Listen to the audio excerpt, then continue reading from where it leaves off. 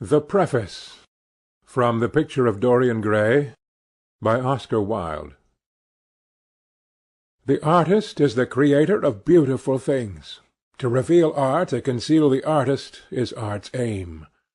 The critic is he who can translate into another manner or a new material his impression of beautiful things. The highest, as the lowest form of criticism, is a mode of autobiography. Those who find ugly meanings in beautiful things are corrupt, without being charming. This is a fault. Those who find beautiful meanings in beautiful things are the cultivated. For these there is hope. They are the elect, to whom beautiful things mean only beauty. There is no such thing as a moral or an immoral book. Books are well written or badly written. That is all. The 19th-century dislike of realism is the rage of Caliban seeing his own face in a glass. The 19th-century dislike of romanticism is the rage of Caliban not seeing his own face in a glass. The moral life of a man forms part of the subject matter of the artist, but the morality of art consists in the perfect use of an imperfect medium. No artist desires to prove anything. Even things that are true can be proved. No artist has ethical sympathies. An ethical sympathy in an artist is an unpardonable mannerism of style. No artist is ever morbid. The artist can express everything. Thought and language are to the artist instruments of an art. Vice and virtue are to the artist materials for an art. From the point of view of form, the type of all arts is the art of the musician. From the point of view of feeling, the actor's craft is the type. All art is at once surface and symbol. Those who go beneath the surface do so at their peril. Those who read the symbol do so at their peril. It is the spectator and not life that art really mirrors. Diversity of opinion about a work of art shows that the work is new, complex, and vital. When critics disagree, the artist is in accord with himself. We can forgive a man for making a useful thing as long as he does not admire it. The only excuse for making a useless thing is that one admires it intensely. All art is quite useless. Oscar Wilde. End of the preface.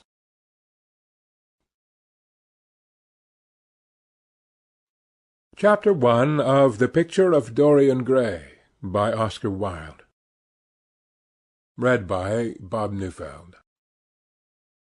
The studio was filled with the rich odour of roses, and when the light summer wind stirred amidst the trees of the garden, there came through the open door the heavy scent of the lilac, or the more delicate perfume of the pink-flowering thorn. From the corner of the divan of Persian saddle-bags on which he was lying, smoking, as was his custom, innumerable cigarettes, Lord Henry Wotton could just catch the gleam of the honey-sweet and honey-coloured blossoms of a laburnum, whose tremulous branches seemed hardly able to bear the burden of a beauty so flame-like as theirs, and now and then the fantastic shadows of birds in flight flitted across the long tussar silk curtains that were stretched in front of the huge window, producing a kind of momentary Japanese effect, and making him think of those pallid, jade-faced painters of Tokyo, who, through the medium of an art that is necessarily immobile, seek to convey the sense of swiftness and motion. The sullen murmur of the bees, shouldering their way through the long unmown grass, or circling with monotonous insistence round the dusty gilt horns of the struggling woodbine, seemed to make the stillness more oppressive. The dim roar of London was like the burdened notes of a distant organ.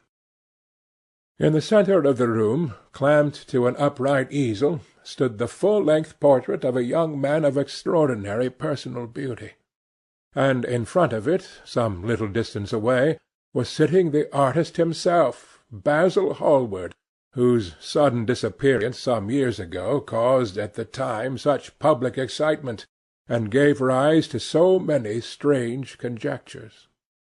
As the painter looked at the gracious and comely form he had so skilfully mirrored in his art, a smile of pleasure passed across his face, and seemed about to linger there, but he suddenly started up, and closing his eyes, placed his fingers upon the lids, as though he sought to imprison within his brain some curious dream from which he feared he might awake.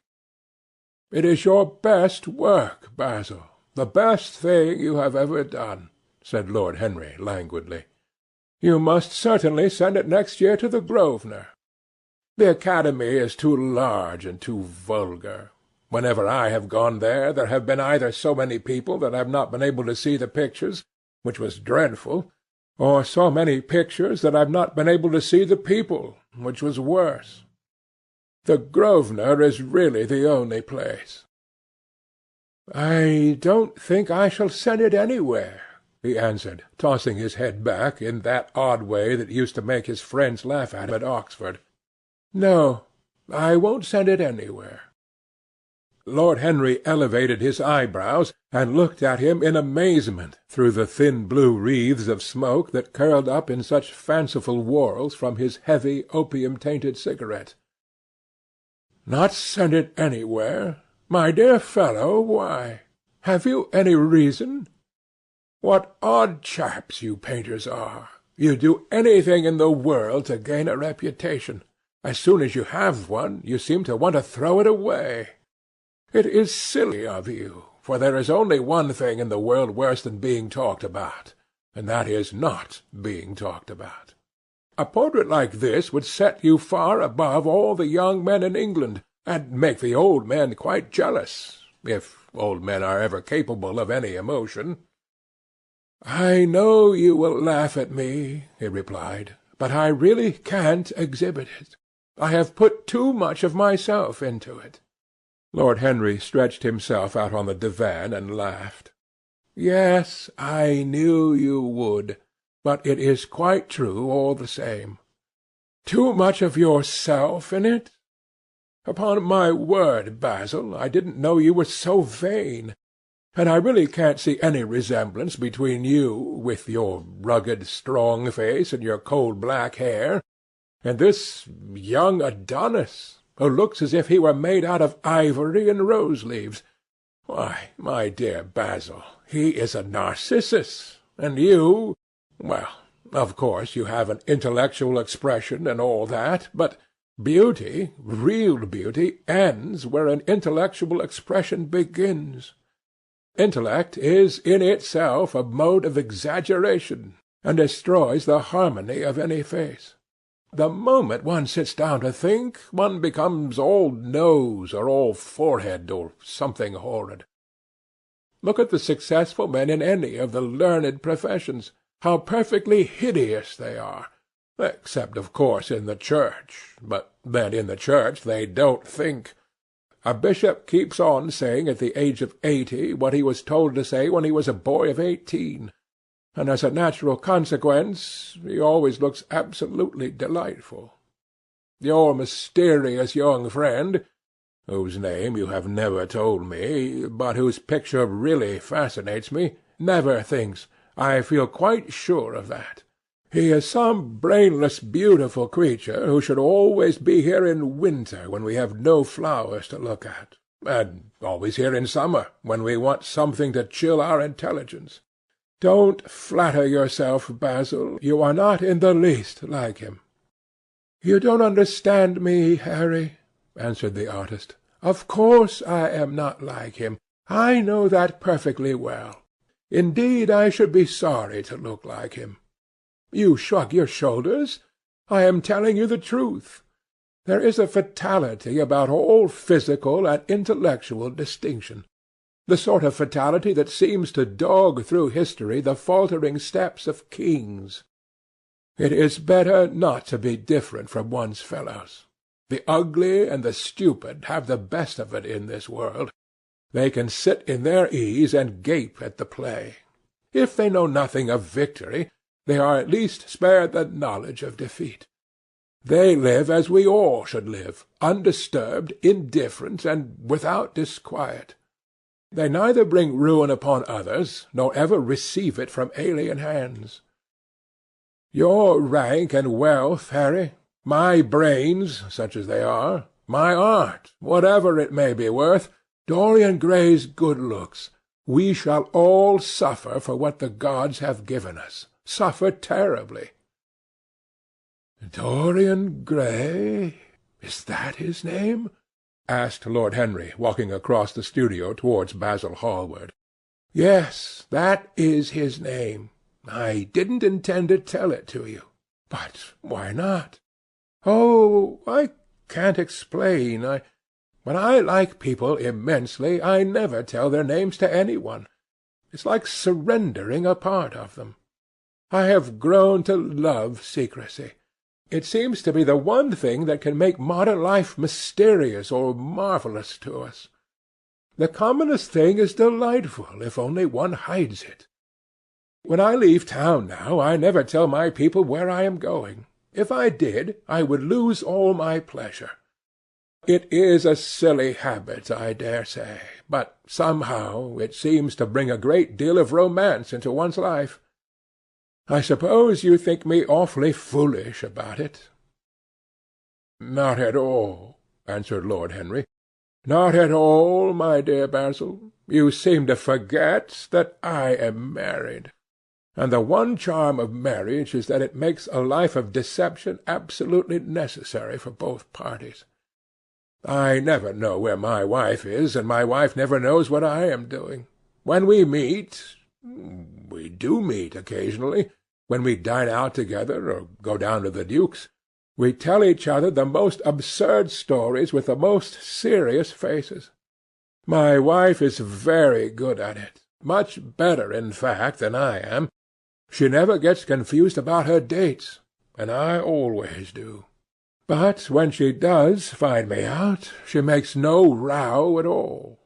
I sometimes wish she would, but she merely laughs at me.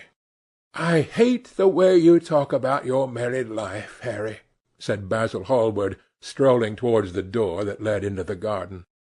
"I believe that you are really a very good husband, but that you are thoroughly ashamed of your own virtues. You are an extraordinary fellow. You never say a moral thing, and you never do a wrong one. Your cynicism is simply a pose. Being natural is simply a pose, and the most irritating pose I know," cried Lord Henry, laughing. And the two young men went out into the garden together, and ensconced themselves on a long bamboo seat that stood in the shade of a tall laurel bush. The sunlight slipped over the polished leaves. In the grass, white daisies were tremulous. After a pause, Lord Henry pulled out his watch. "I am afraid I must be going, Basil," he murmured. "And before I go, I insist on your answering a question I put to you some time ago." "What is that?" said the painter, keeping his eyes fixed on the ground. "You know quite well. I do not, Harry. Well, I will tell you what it is. I want you to explain to me why you won't exhibit Dorian Gray's picture. I want the real reason." "I told you the real reason." "No, you did not. You said it was because there was too much of yourself in it. Now, that is childish." "Harry," said Basil Hallward, looking him straight in the face, "every portrait that is painted with feeling is a portrait of the artist, not of the sitter. The sitter is merely the accident, the occasion. It is not he who is revealed by the painter. It is rather the painter who, on the coloured canvas, reveals himself. The reason I will not exhibit this picture is that I am afraid that I have shown in it the secret of my own soul." Lord Henry laughed. "And what is that?" he asked. "I will tell you," said Hallward, but an expression of perplexity came over his face.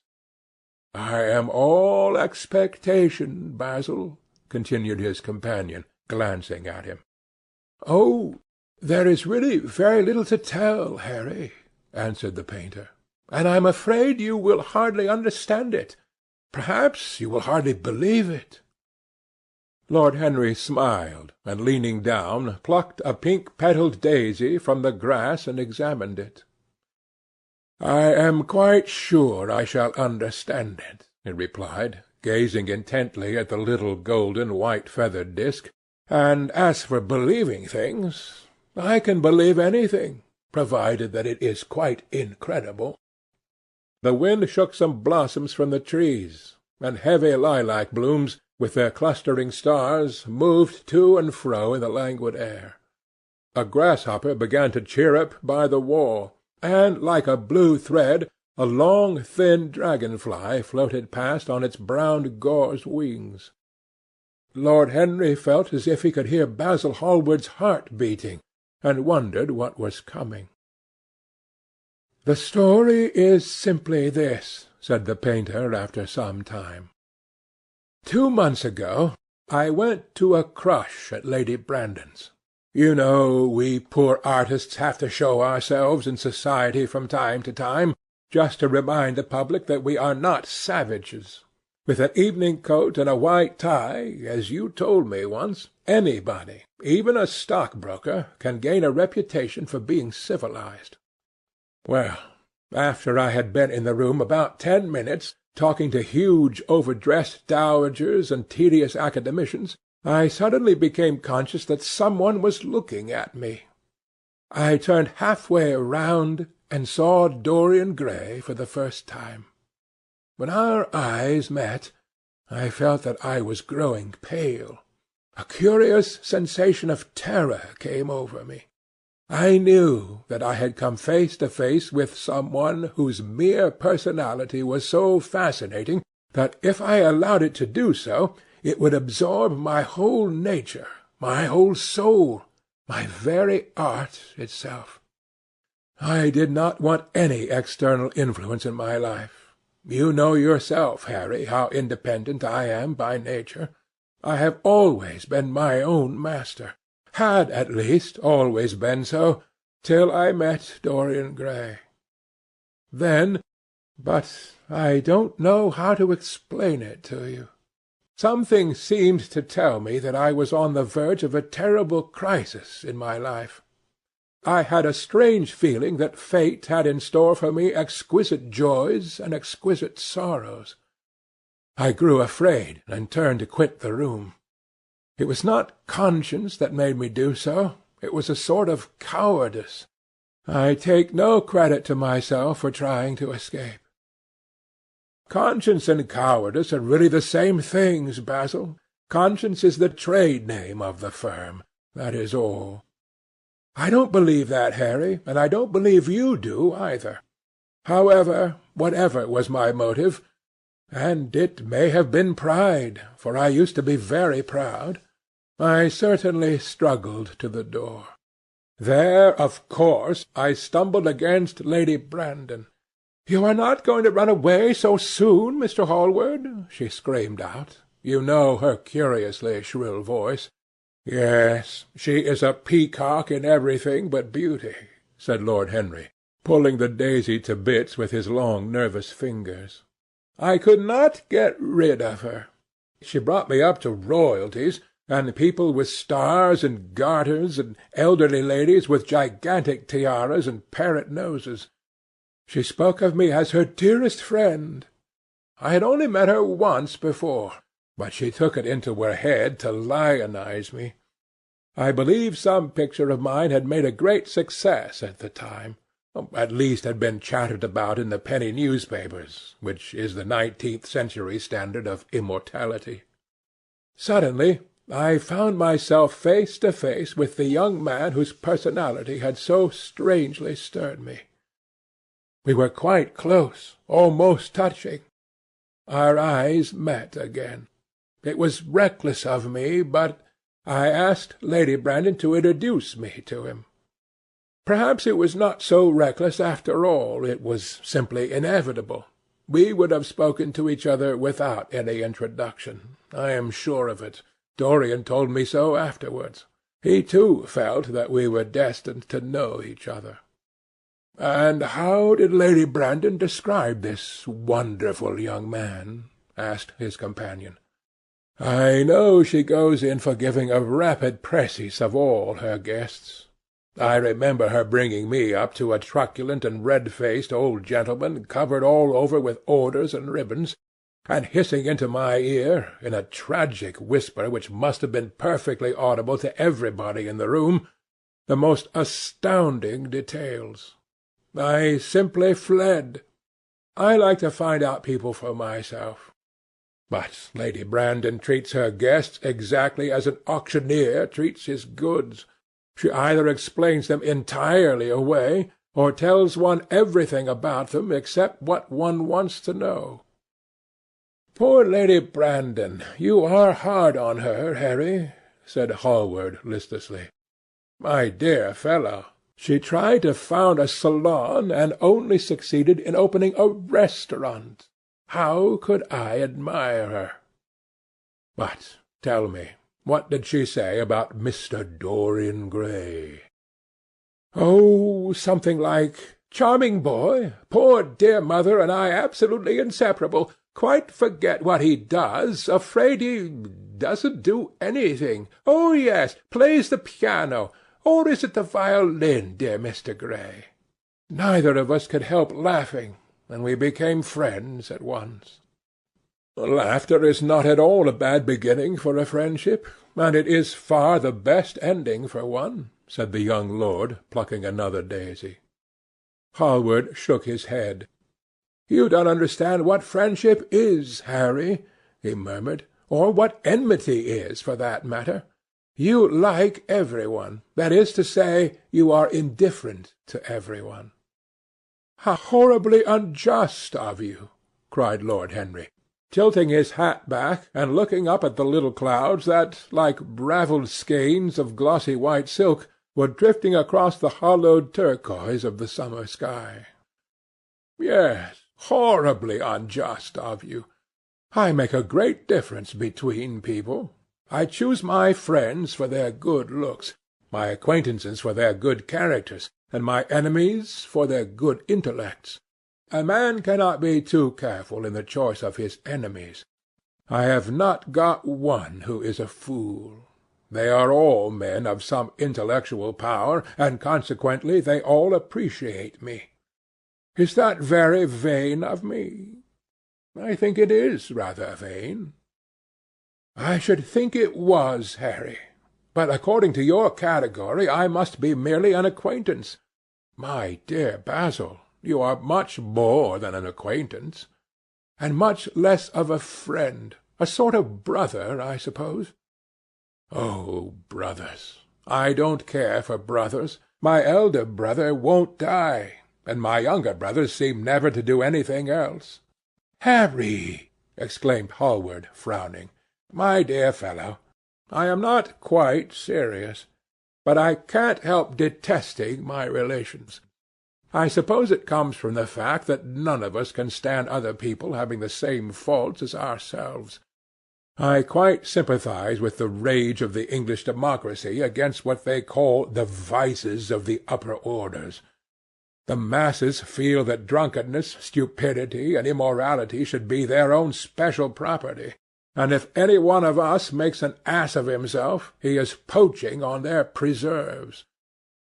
When poor Southwark got into the divorce court, their indignation was quite magnificent, and yet I don't suppose that 10% of the proletariat live correctly. I don't agree with a single word that you have said, and what is more, Harry, I feel sure you don't either." Lord Henry stroked his pointed brown beard and tapped the toe of his patent-leather boot with a tasselled ebony cane.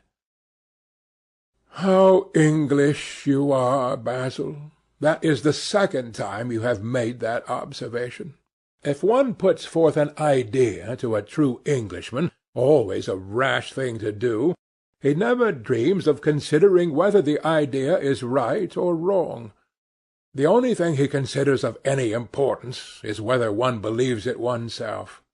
Now, the value of an idea has nothing whatsoever to do with the sincerity of the man who expresses it. Indeed, the probabilities are that the more insincere the man is, the more purely intellectual will the idea be, as in that case it will not be coloured by either his wants, his desires, or his prejudices. However, I don't propose to discuss politics, sociology, or metaphysics with you. I like persons better than principles, and I like persons with no principles better than anything else in the world. Tell me more about Mr. Dorian Gray. How often do you see him? Every day. I couldn't be happy if I didn't see him every day. He is absolutely necessary to me. How extraordinary! I thought you would never care for anything but your art. He is all my art to me now, said the painter gravely. I sometimes think, Harry, that there are only two eras of any importance in the world's history. The first is the appearance of a new medium for art, and the second is the appearance of a new personality for art also. What the invention of oil painting was to the Venetians, the face of Antinous was to late Greek sculpture, and the face of Dorian Gray will some day be to me. It is not merely that I paint from him, draw from him, sketch from him. Of course I have done all that. But he is much more to me than a model or a sitter. I won't tell you that I am dissatisfied with what I have done of him, or that his beauty is such that art cannot express it. There is nothing that art cannot express, and I know that the work I have done since I met Dorian Gray is good work, is the best work of my life. But in some curious way, I wonder will you understand me, his personality has suggested to me an entirely new manner in art, an entirely new mode of style. I see things differently. I think of them differently. I can now recreate life in a way that was hidden from me before. A dream of form in days of thought. Who is it that says that? I forget, but it is what Dorian Gray has been to me. The merely visible presence of this lad, for he seems to me little more than a lad, though he is really over 20, his merely visible presence. I wonder, can you realize all that means? Unconsciously, he defines for me the lines of a fresh school, a school that is to have in it all the passion of the romantic spirit, all the perfection of the spirit that is Greek. The harmony of soul and body. How much that is! We, in our madness, have separated the two, and have invented a realism that is vulgar, an ideality that is void. Harry, if you only knew what Dorian Gray is to me! You remember that landscape of mine, for which Agnew offered me such a huge price, but which I would not part with? It is one of the best things I've ever done. And why is it so? Because, while I was painting it, Dorian Gray sat beside me. Some subtle influence passed from him to me, and for the first time in my life I saw in the plain woodland the wonder I had always looked for and always missed. Basil, this is extraordinary. I must see Dorian Gray. Hallward got up from the seat and walked up and down the garden. After some time he came back. "Harry," he said, "Dorian Gray is to me simply a motive in art.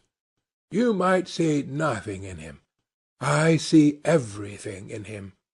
He is never more present in my work than when no image of him is there. He is a suggestion, as I have said, of a new manner. I find him in the curves of certain lines, in the loveliness and subtleties of certain colours. That is all." "Then why won't you exhibit his portrait?" asked Lord Henry.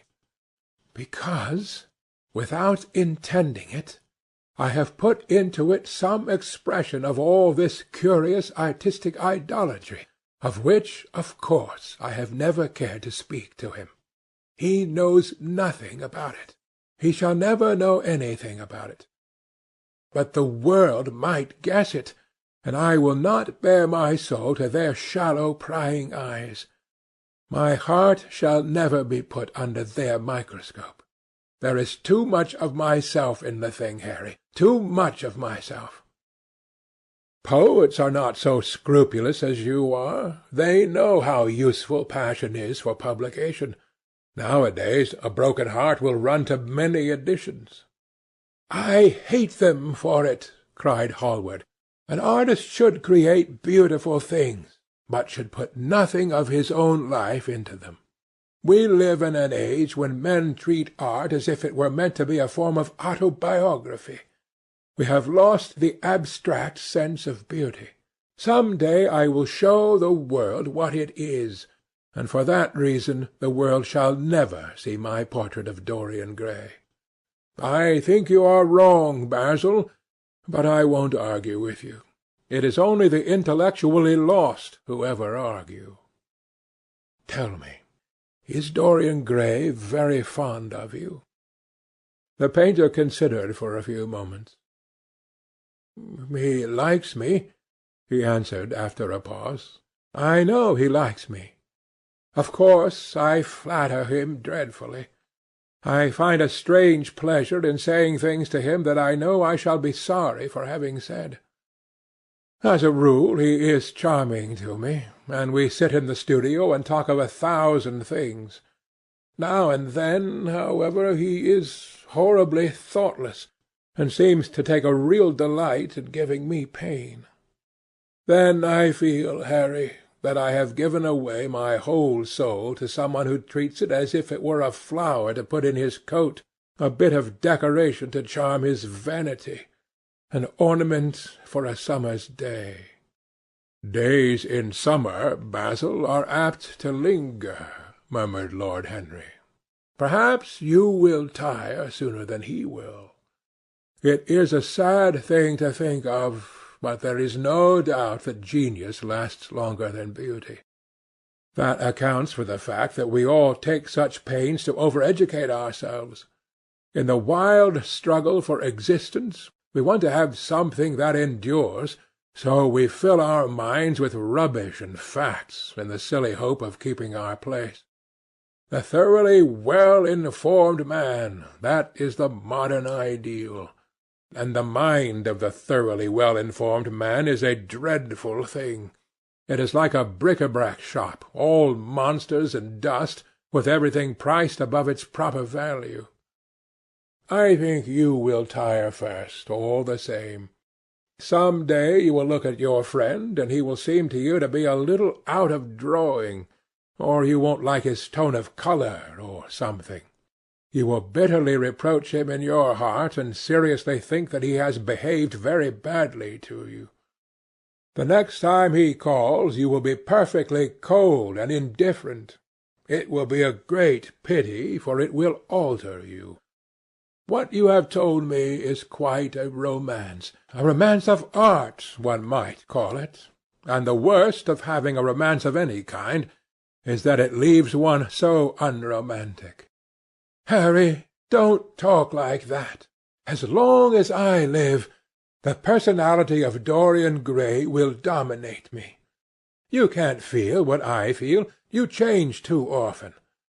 Oh, my dear Basil, that is exactly why I can feel it. Those who are faithful only know the trivial side of love. It is the faithless who know love's tragedies. And Lord Henry struck a light on the dainty silver case and began to smoke a cigarette with a self-conscious and satisfied air, as if he had summed up the world in a phrase. There was a rustle of chirruping sparrows in the green lacquer leaves of the ivy, and the blue cloud-shadows chased themselves across the grass like swallows. How pleasant it was in the garden, and how delightful other people's emotions were! Much more delightful than their ideas, it seemed to him. One's own soul and the passions of one's friends, Those were the fascinating things in life. He pictured to himself, with silent amusement, the tedious luncheon that he had missed by staying so long with Basil Hallward. Had he gone to his aunt's, he would have been sure to have met Lord Goodbody there, and the whole conversation would have been about the feeding of the poor and the necessity of model lodging-houses. Each class would have preached the importance of those virtues for whose exercise there was no necessity in their own lives. The rich would have spoken on the value of thrift, and the idle grown eloquent over the dignity of labour. It was charming to have escaped all that. As he thought of his aunt, an idea seemed to strike him. He turned to Hallward and said, "My dear fellow, I have just remembered." "Remembered what, Harry?" "Where I heard the name of Dorian Gray." "Where was it?" asked Hallward with a slight frown. "Don't look so angry, Basil. It was at my aunt Lady Agatha's. She told me she had discovered a wonderful young man who was going to help her in the East End, and that his name was Dorian Gray. I am bound to state that she never told me he was good-looking. Women have no appreciation of good looks, at least good women have not. She said that he was very earnest and had a beautiful nature. I at once pictured to myself a creature with spectacles and lank hair, horribly freckled, and tramping about on huge feet. I wish I had known it was your friend." "I am very glad you didn't, Harry." "Why?" "I don't want you to meet him." "You don't want me to meet him?" "No." "Mr. Dorian Gray is in the studio, sir," said the butler, coming into the garden.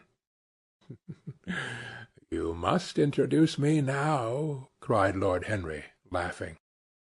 The painter turned to his servant, who stood blinking in the sunlight. "Ask Mr. Gray to wait, Parker. I shall be in a few moments." The man bowed and went up the walk. Then he looked at Lord Henry. "Dorian Gray is my dearest friend," he said. "He has a simple and a beautiful nature. Your aunt was quite right in what she said of him. Don't spoil him. Don't try to influence him. Your influence would be bad. The world is wide and has many marvellous people in it. Don't take away from me the one person who gives to my art whatever charm it possesses. My life as an artist depends on him. Mind, Harry, I trust you." He spoke very slowly, and the words seemed wrung out of him, almost against his will. "What nonsense you talk," said Lord Henry, smiling. And taking Hallward by the arm, he almost led him into the house.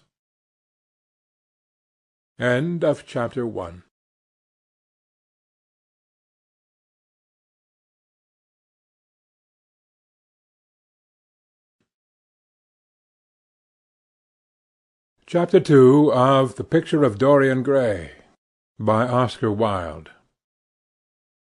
As they entered, they saw Dorian Gray. He was seated at the piano, with his back to them, turning over the pages of a volume of Schumann's Forest Scenes. "You must lend me these, Basil," he cried. "I want to learn them. They are perfectly charming." "That entirely depends on how you sit to-day, Dorian." "Oh, I am tired of sitting, and I don't want a life-size portrait of myself," answered the lad, swinging round on a music-stool in a wilful, petulant manner. When he caught sight of Lord Henry, a faint blush coloured his cheeks for a moment, and he started up. "I beg your pardon, Basil, but I didn't know you had any one with you." "This is Lord Henry Wotton, Dorian, an old Oxford friend of mine. I have just been telling him what a capital sitter you were, and now you have spoiled everything." "You have not spoiled my pleasure in meeting you, Mr. Gray," said Lord Henry, stepping forward and extending his hand. "My aunt has often spoken to me about you. You are one of her favourites, and I am afraid one of her victims also." "I am in Lady Agatha's black books at present," answered Dorian with a funny look of penitence. "I promised to go to a club in Whitechapel with her last Tuesday, and I really forgot all about it. We were to have played a duet together. 3 duets, I believe. I don't know what she will say to me. I am far too frightened to call." "Oh, I will make your peace with my aunt. She is quite devoted to you, and I don't think it really matters about your not being there. The audience probably thought it was a duet. When Aunt Agatha sits down to the piano, she makes quite enough noise for 2 people." "That is very horrid to her, and not very nice to me," answered Dorian, laughing. Lord Henry looked at him. Yes, he was certainly wonderfully handsome, with his finely curved scarlet lips, his frank blue eyes, his crisp gold hair. There was something in his face that made one trust him at once. All the candour of youth was there, as well as all youth's passionate purity. One felt that he had kept himself unspotted from the world. No wonder Basil Hallward worshipped him. "You are too charming to go in for philanthropy, Mr. Gray, far too charming." And Lord Henry flung himself down on the divan and opened his cigarette-case. The painter had been busy mixing his colours and getting his brushes ready. He was looking worried, and when he heard Lord Henry's last remark, he glanced at him, hesitated for a moment, and then said, "Harry, I want to finish this picture to-day. Would you think it awfully rude of me if I asked you to go away?" Lord Henry smiled and looked at Dorian Gray. "Am I to go, Mr. Gray?" he asked. "Oh, please don't, Lord Henry. I see that Basil is in one of his sulky moods, and I can't bear him when he sulks. Besides, I want you to tell me why I should not go in for philanthropy." "I don't know that I shall tell you that, Mr. Gray. It is so tedious a subject that one would have to talk seriously about it. But I certainly shall not run away, now that you have asked me to stop. You don't really mind, Basil, do you? You have often told me that you liked your sitters to have some one to chat to." Hallward bit his lip. "If Dorian wishes it, of course you must stay. Dorian's whims are laws to everybody, except himself." Lord Henry took up his hat and gloves. "You are very pressing, Basil, but I'm afraid I must go. I have promised to meet a man at the Orleans. Good-bye, Mr. Gray. Come and see me some afternoon in Curzon Street. I am nearly always at home at 5 o'clock. Write to me when you are coming. I should be sorry to miss you."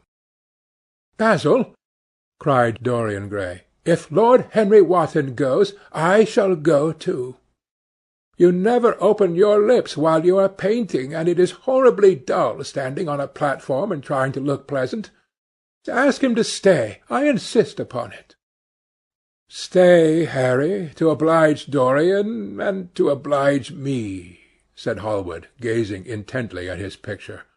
"It is quite true. I never talk when I am working, and never listen either, and it must be dreadfully tedious for my unfortunate sitters. I beg you to stay." "But what about my man at the Orleans?" The painter laughed. "I don't think there will be any difficulty about that. Sit down again, Harry. And now, Dorian, get up on the platform, and don't move about too much, or pay attention to what Lord Henry says. He has a very bad influence over all his friends, with the single exception of myself." Dorian Gray stepped on the dais with the air of a young Greek martyr, and made a little moue of discontent to Lord Henry, to whom he had rather taken a fancy. He was so unlike Basil. They had made a delightful contrast, and he had such a beautiful voice. After a few moments he said to him, "Have you really a very bad influence, Lord Henry? As bad as Basil says?" "There is no such thing as a good influence, Mr. Gray. All influence is immoral. Immoral from the scientific point of view." "Why?" "Because to influence a person is to give him one's own soul. He does not think his natural thoughts or burn with his natural passions. His virtues are not real to him. His sins, if there are such things as sins, are borrowed. He becomes an echo of someone else's music, an actor of a part that has not been written for him. The aim of life is self-development, to realize one's nature perfectly. That is what each of us is here for. People are afraid of themselves nowadays. They have forgotten the highest of all duties, the duty that one owes to oneself. Of course they are charitable, they feed the hungry and clothe the beggar, but their own souls starve and are naked. Courage has gone out of our race. Perhaps we never really had it. The terror of society, which is the basis of morals, the terror of God, which is the secret of religion, these are the two things that govern us. And yet— "Just turn your head a little more to the right, Dorian, like a good boy," said the painter, deep in his work, and conscious only that a look had come into the lad's face that he had never seen there before.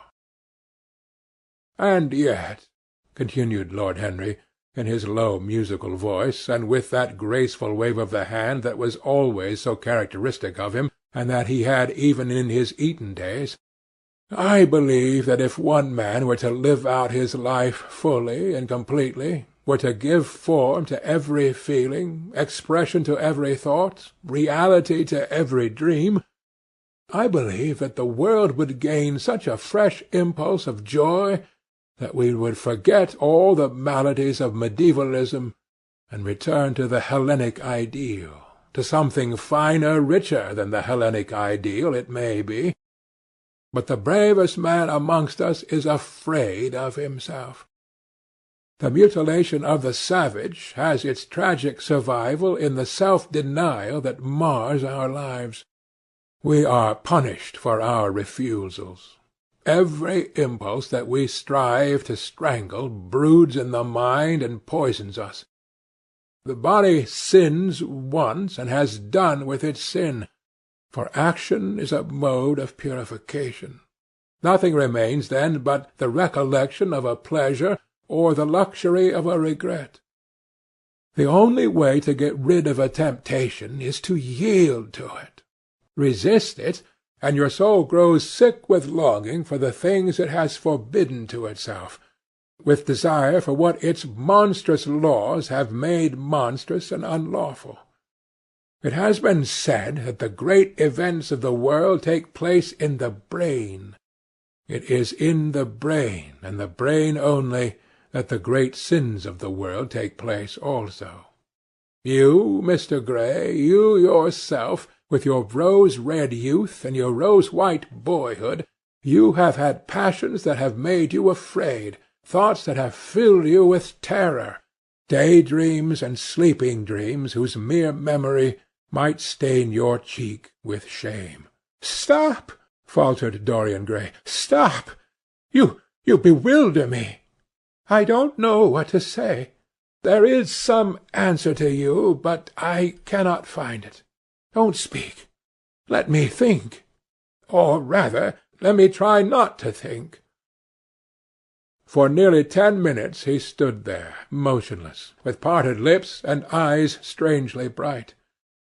He was dimly conscious that entirely fresh influences were at work within him. Yet they seemed to him to have come really from himself. The few words that Basil's friend had said to him, words spoken by chance, no doubt, and with wilful paradox in them, had touched some secret chord that had never been touched before, but that he felt was now vibrating and throbbing to curious pulses. Music had stirred him like that. Music had troubled him many times, but music was not articulate. It was not a new world, but rather another chaos that it created in us. Words, mere words, how terrible they were, how clear and vivid and cruel! One could not escape from them, and yet what a subtle magic there was in them!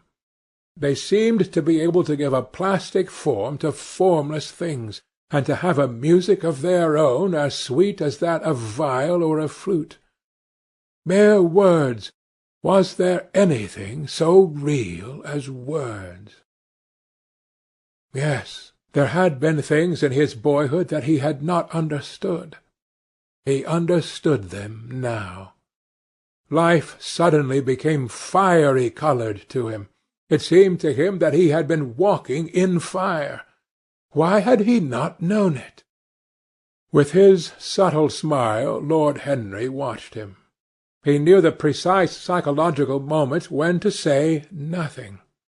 He felt intensely interested. He was amazed at the sudden impression that his words had produced, and remembering a book that he had read when he was 16, a book which had revealed to him much that he had not known before, he wondered whether Dorian Gray was passing through a similar experience. He had merely shot an arrow into the air. Had it hit the mark? How fascinating the lad was! Hallward painted away with that marvellous bold touch of his, that had the true refinement and perfect delicacy that in art, at any rate, comes only from strength. He was unconscious of the silence. "Basil, I am tired of standing," cried Dorian Gray suddenly. "I must go out and sit in the garden. The air is stifling here." "My dear fellow, I am so sorry. When I am painting, I can't think of anything else.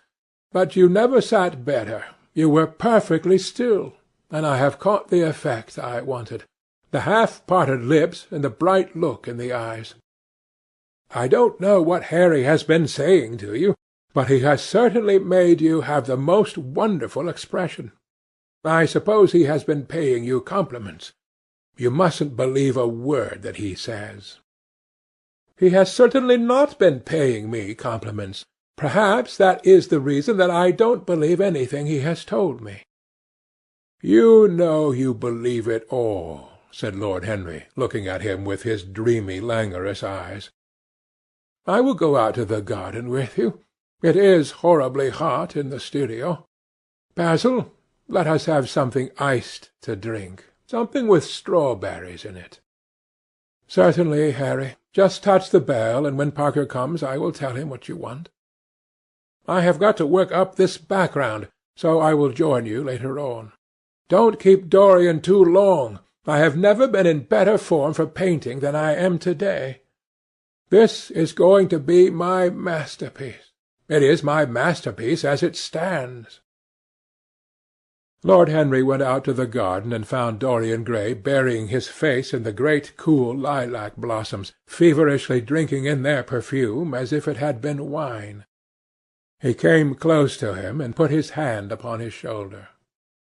"You are quite right to do that," he murmured. "Nothing can cure the soul but the senses, just as nothing can cure the senses but the soul." The lad started and drew back. He was bareheaded, and the leaves had tossed his rebellious curls and tangled all their gilded threads. There was a look of fear in his eyes, such as people have when they are suddenly awakened. His finely chiselled nostrils quivered, and some hidden nerve shook the scarlet of his lips and left them trembling. "Yes," continued Lord Henry, "that is one of the great secrets of life, to cure the soul by means of the senses, and the senses by means of the soul. You are a wonderful creation. You know more than you think you know, just as you know less than you want to know." Dorian Gray frowned and turned his head away. He could not help liking the tall, graceful young man who was standing by him. His romantic, olive-coloured face and worn expression interested him. There was something in his low, languid voice that was absolutely fascinating. His cool, white, flower-like hands, even, had a curious charm. They moved, as he spoke, like music, and seemed to have a language of their own. But he felt afraid of him, and ashamed of being afraid. Why had it been left for a stranger to reveal him to himself? He had known Basil Hallward for months, but friendship between them had never altered him. Suddenly there had come some one across his life who seemed to have disclosed to him life's mystery. And yet what was there to be afraid of? He was not a schoolboy or a girl. It was absurd to be frightened. "Let us go and sit in the shade," said Lord Henry. "Parker has brought out the drinks, and if you stay any longer in this glare you will be quite spoiled, and Basil will never paint you again. You really must not allow yourself to become sunburnt. It would be unbecoming." "What can it matter?" cried Dorian Gray, laughing, as he sat down on the seat at the end of the garden. "It should matter everything to you, Mr. Gray." "Why?" "Because you have the most marvellous youth, and youth is the one thing worth having." "I don't feel that, Lord Henry." "No, you don't feel it now. Some day, when you are old and wrinkled and ugly, when thought has seared your forehead with its lines, and passion branded your lips with its hideous fires, you will feel it. You will feel it terribly. Now, wherever you go, you charm the world. Will it always be so?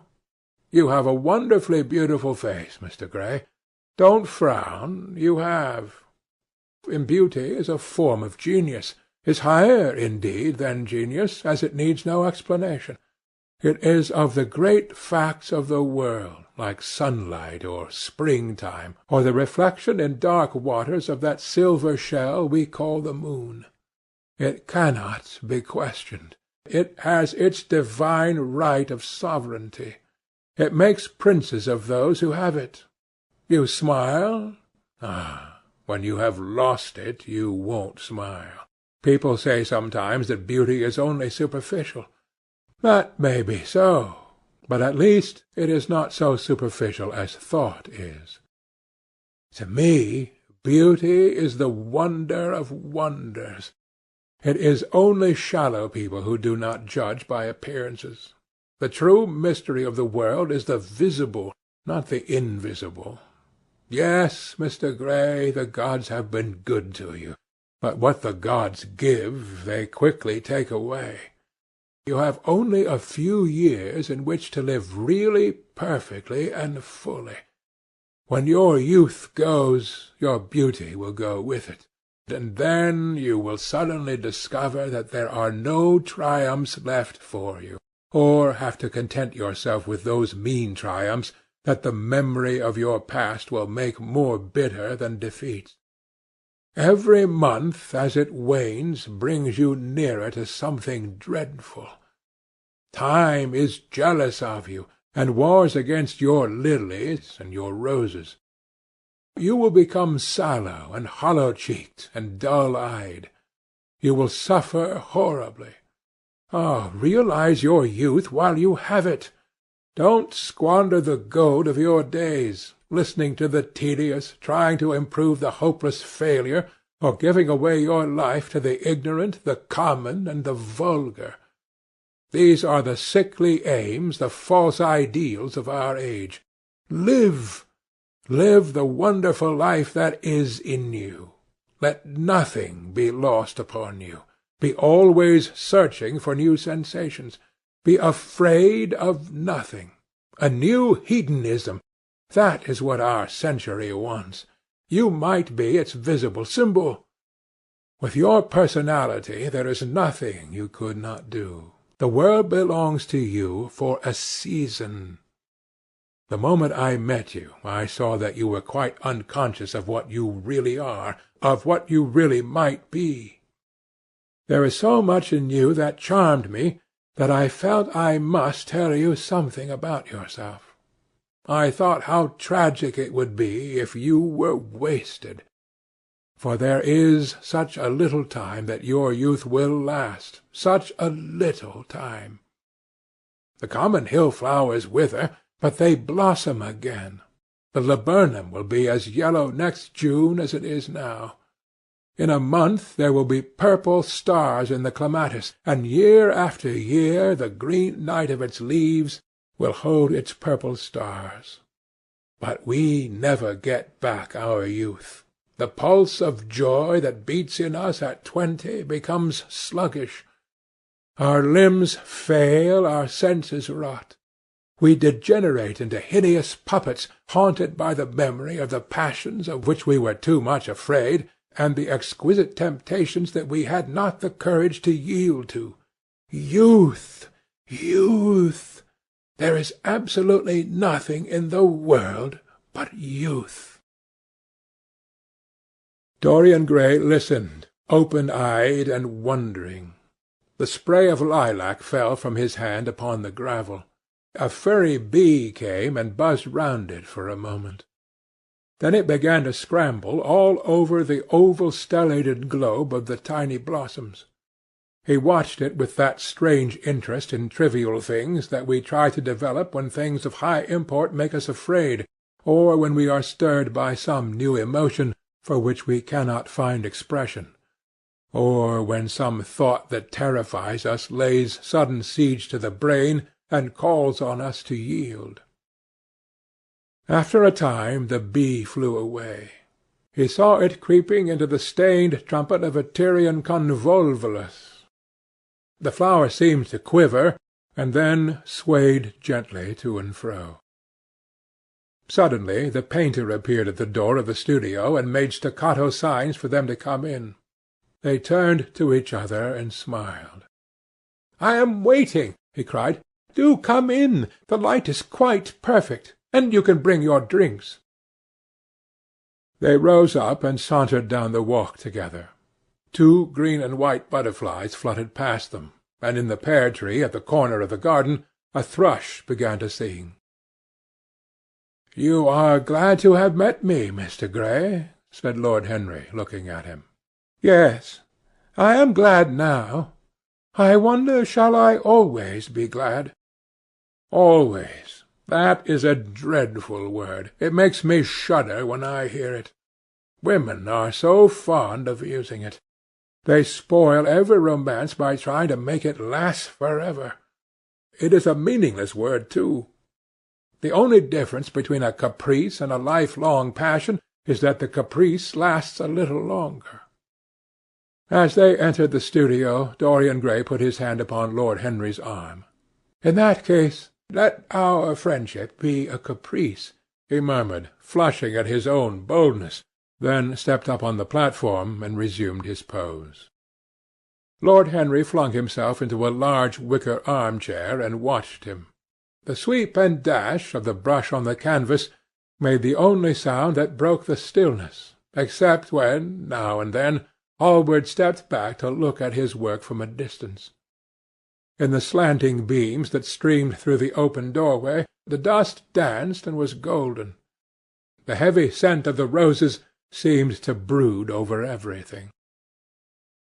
After about a quarter of an hour, Hallward stopped painting, looked for a long time at Dorian Gray, and then for a long time at the picture, biting the end of one of his huge brushes, and frowning.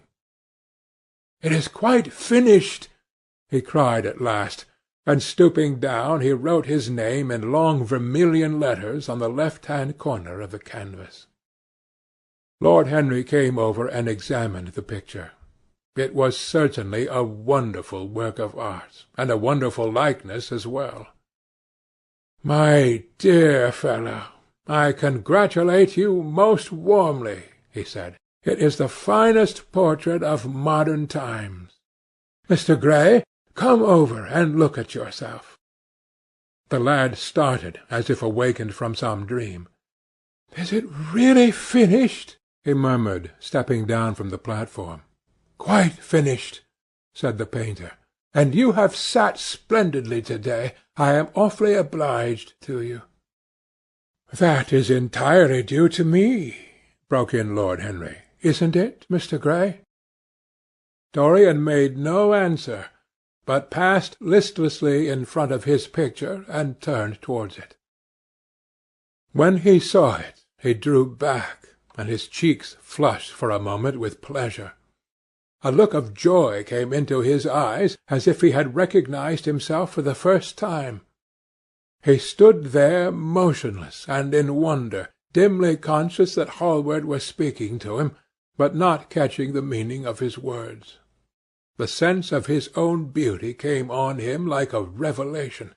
He had never felt it before. Basil Hallward's compliments had seemed to him to be merely the charming exaggeration of friendship. He had listened to them, laughed at them, forgotten them. They had not influenced his nature. Then had come Lord Henry Wotton with his strange panegyric on youth, his terrible warning of its brevity. That had stirred him at the time, and now, as he stood gazing at the shadow of his own loveliness, the full reality of the description flashed across him. Yes, there would be a day when his face would be wrinkled and wizen, his eyes dim and colourless, the grace of his figure broken and deformed. The scarlet would pass away from his lips, and the gold steal from his hair. The life that was to make his soul would mar his body. He would become dreadful, hideous, and uncouth. As he thought of it, a sharp pang of pain struck through him like a knife, and made each delicate fibre of his nature quiver. His eyes deepened into amethyst, and across them came a mist of tears. He felt as if a hand of ice had been laid upon his heart. "Don't you like it?" cried Hallward at last, stung a little by the lad's silence, not understanding what it meant. "Of course he likes it," said Lord Henry. "Who wouldn't like it? It is one of the greatest things in modern art. I will give you anything you ask for it. I must have it." "It is not my property, Harry." "Whose property is it?" "Dorian's, of course," answered the painter. "He is a very lucky fellow." "How sad it is!" murmured Dorian Gray, with his eyes still fixed upon his own portrait. "How sad it is! I shall grow old and horrible and dreadful, but this picture will remain always young. It will never be older than this particular day of June. If it were only the other way! If it were I who was to be always young, and the picture that was to grow old! For that I would give everything. Yes, there is nothing in the whole world I would not give. I would give my soul for that." "You would hardly care for such an arrangement, Basil," cried Lord Henry, laughing. "It would be rather hard lines on your work." "I should object very strongly, Harry," said Hallward. Dorian Gray turned and looked at him. "I believe you would, Basil. You like your art better than your friends. I am no more to you than a green bronze figure. Hardly as much, I dare say." The painter stared in amazement. It was so unlike Dorian to speak like that. What had happened? He seemed quite angry. His face was flushed, his cheeks burning. "Yes," he continued, "I am less to you than your ivory Hermes or your silver fawn. You will like them always. How long will you like me? Till I have my first wrinkle, I suppose.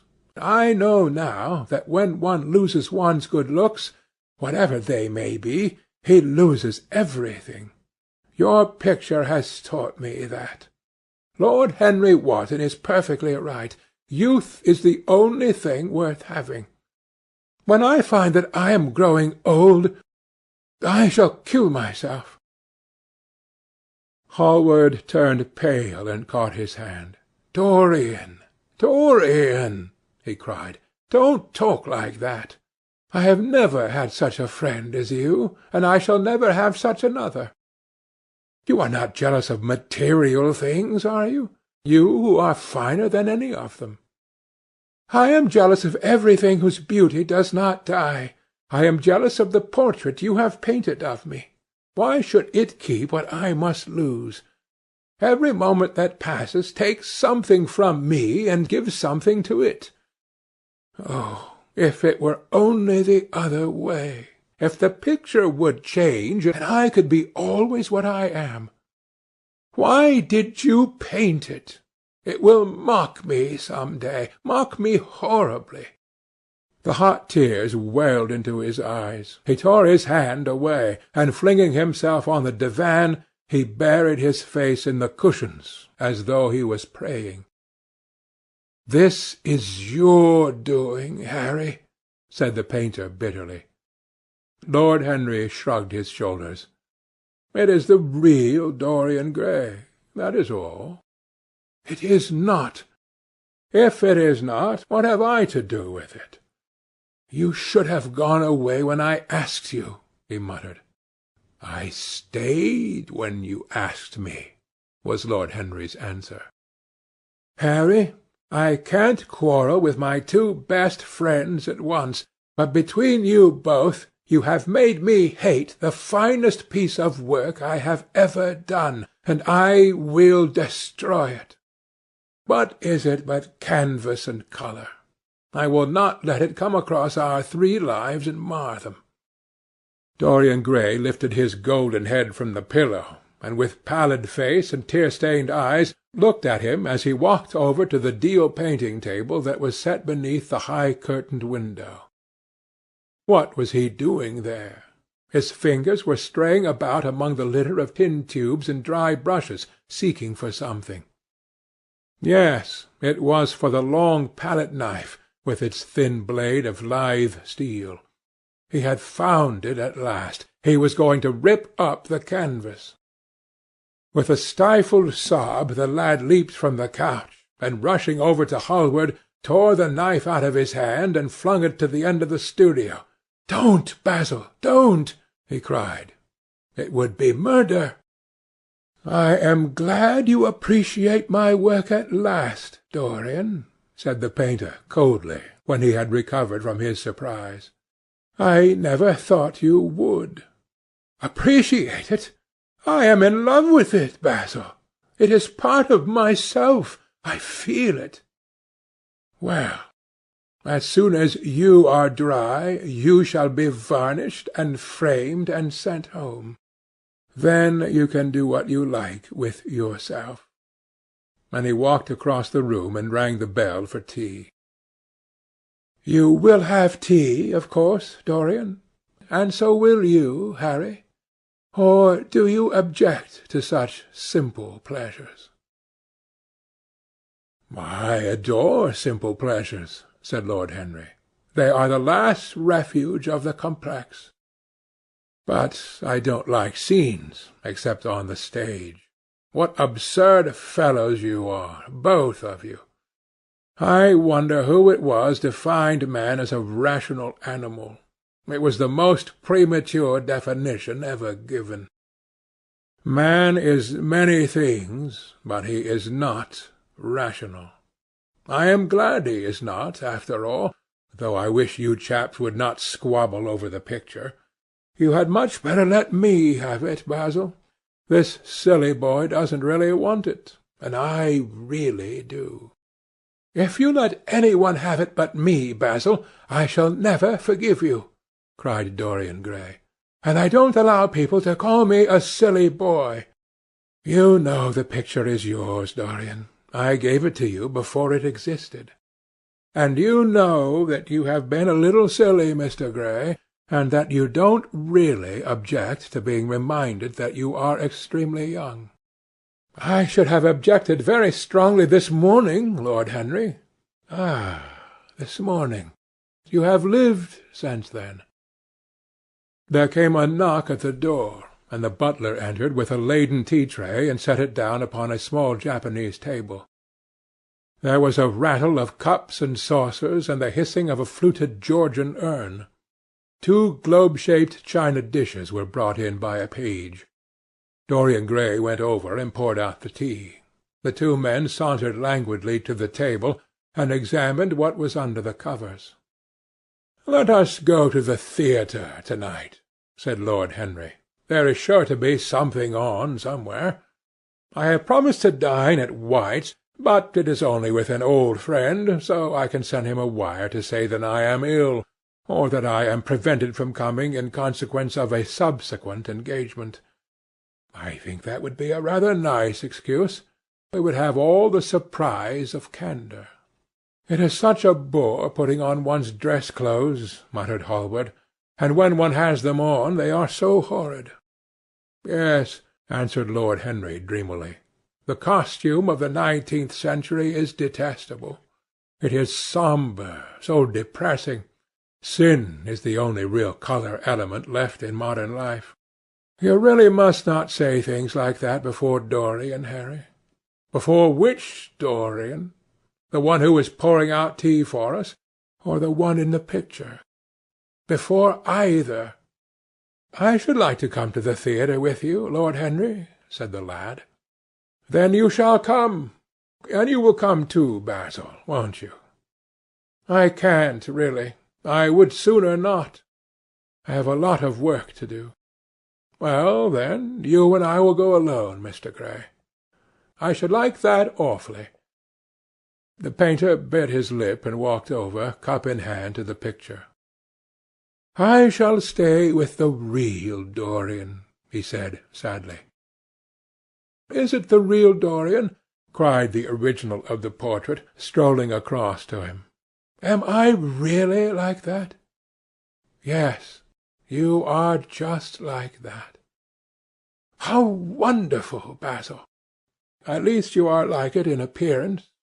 But it will never alter," sighed Hallward. "That is something." "What a fuss people make about fidelity!" exclaimed Lord Henry. "Why, even in love it is purely a question of physiology. It has nothing to do with our own will. Young men want to be faithful and are not. Old men want to be faithless and cannot. That is all one can say." "Don't go to the theatre to-night, Dorian," said Hallward. "Stop and dine with me." "I can't, Basil." "Why?" "Because I have promised Lord Henry Wotton to go with him." "He won't like you better for keeping your promises. He always breaks his own. I beg you not to go." Dorian Gray laughed and shook his head. "I entreat you."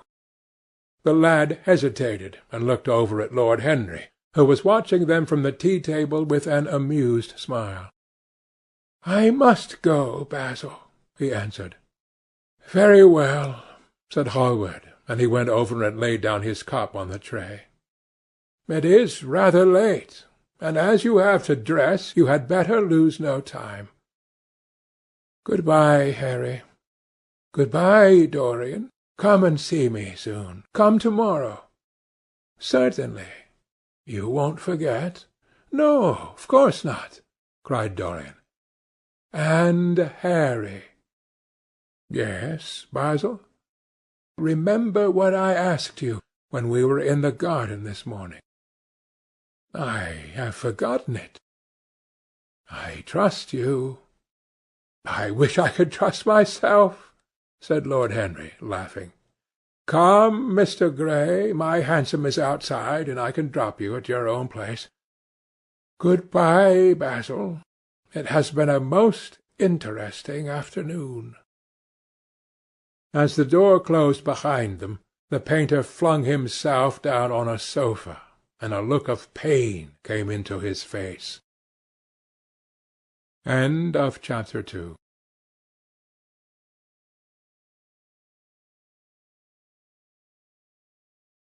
Chapter 3 of The Picture of Dorian Gray, by Oscar Wilde. At 12:30 the next day, Lord Henry Wotton strolled from Curzon Street over to the Albany to call on his uncle, Lord Fermor, a genial, if somewhat rough-mannered old bachelor, whom the outside world called selfish because it derived no particular benefit from him, but who was considered generous by society, as he fed the people who amused him. His father had been our ambassador at Madrid when Isabella was young and prim, unthought of, but had retired from the diplomatic service in a capricious moment of annoyance on not being offered the embassy at Paris, a post to which he considered that he was fairly entitled, by reason of his birth, his indolence, the good English of his despatches, and his inordinate passion for pleasure. The son, who had been his father's secretary, had resigned along with his chief, somewhat foolishly as was thought at the time, and on succeeding some months later to the title, had set himself to the serious study of the great aristocratic art of doing absolutely nothing.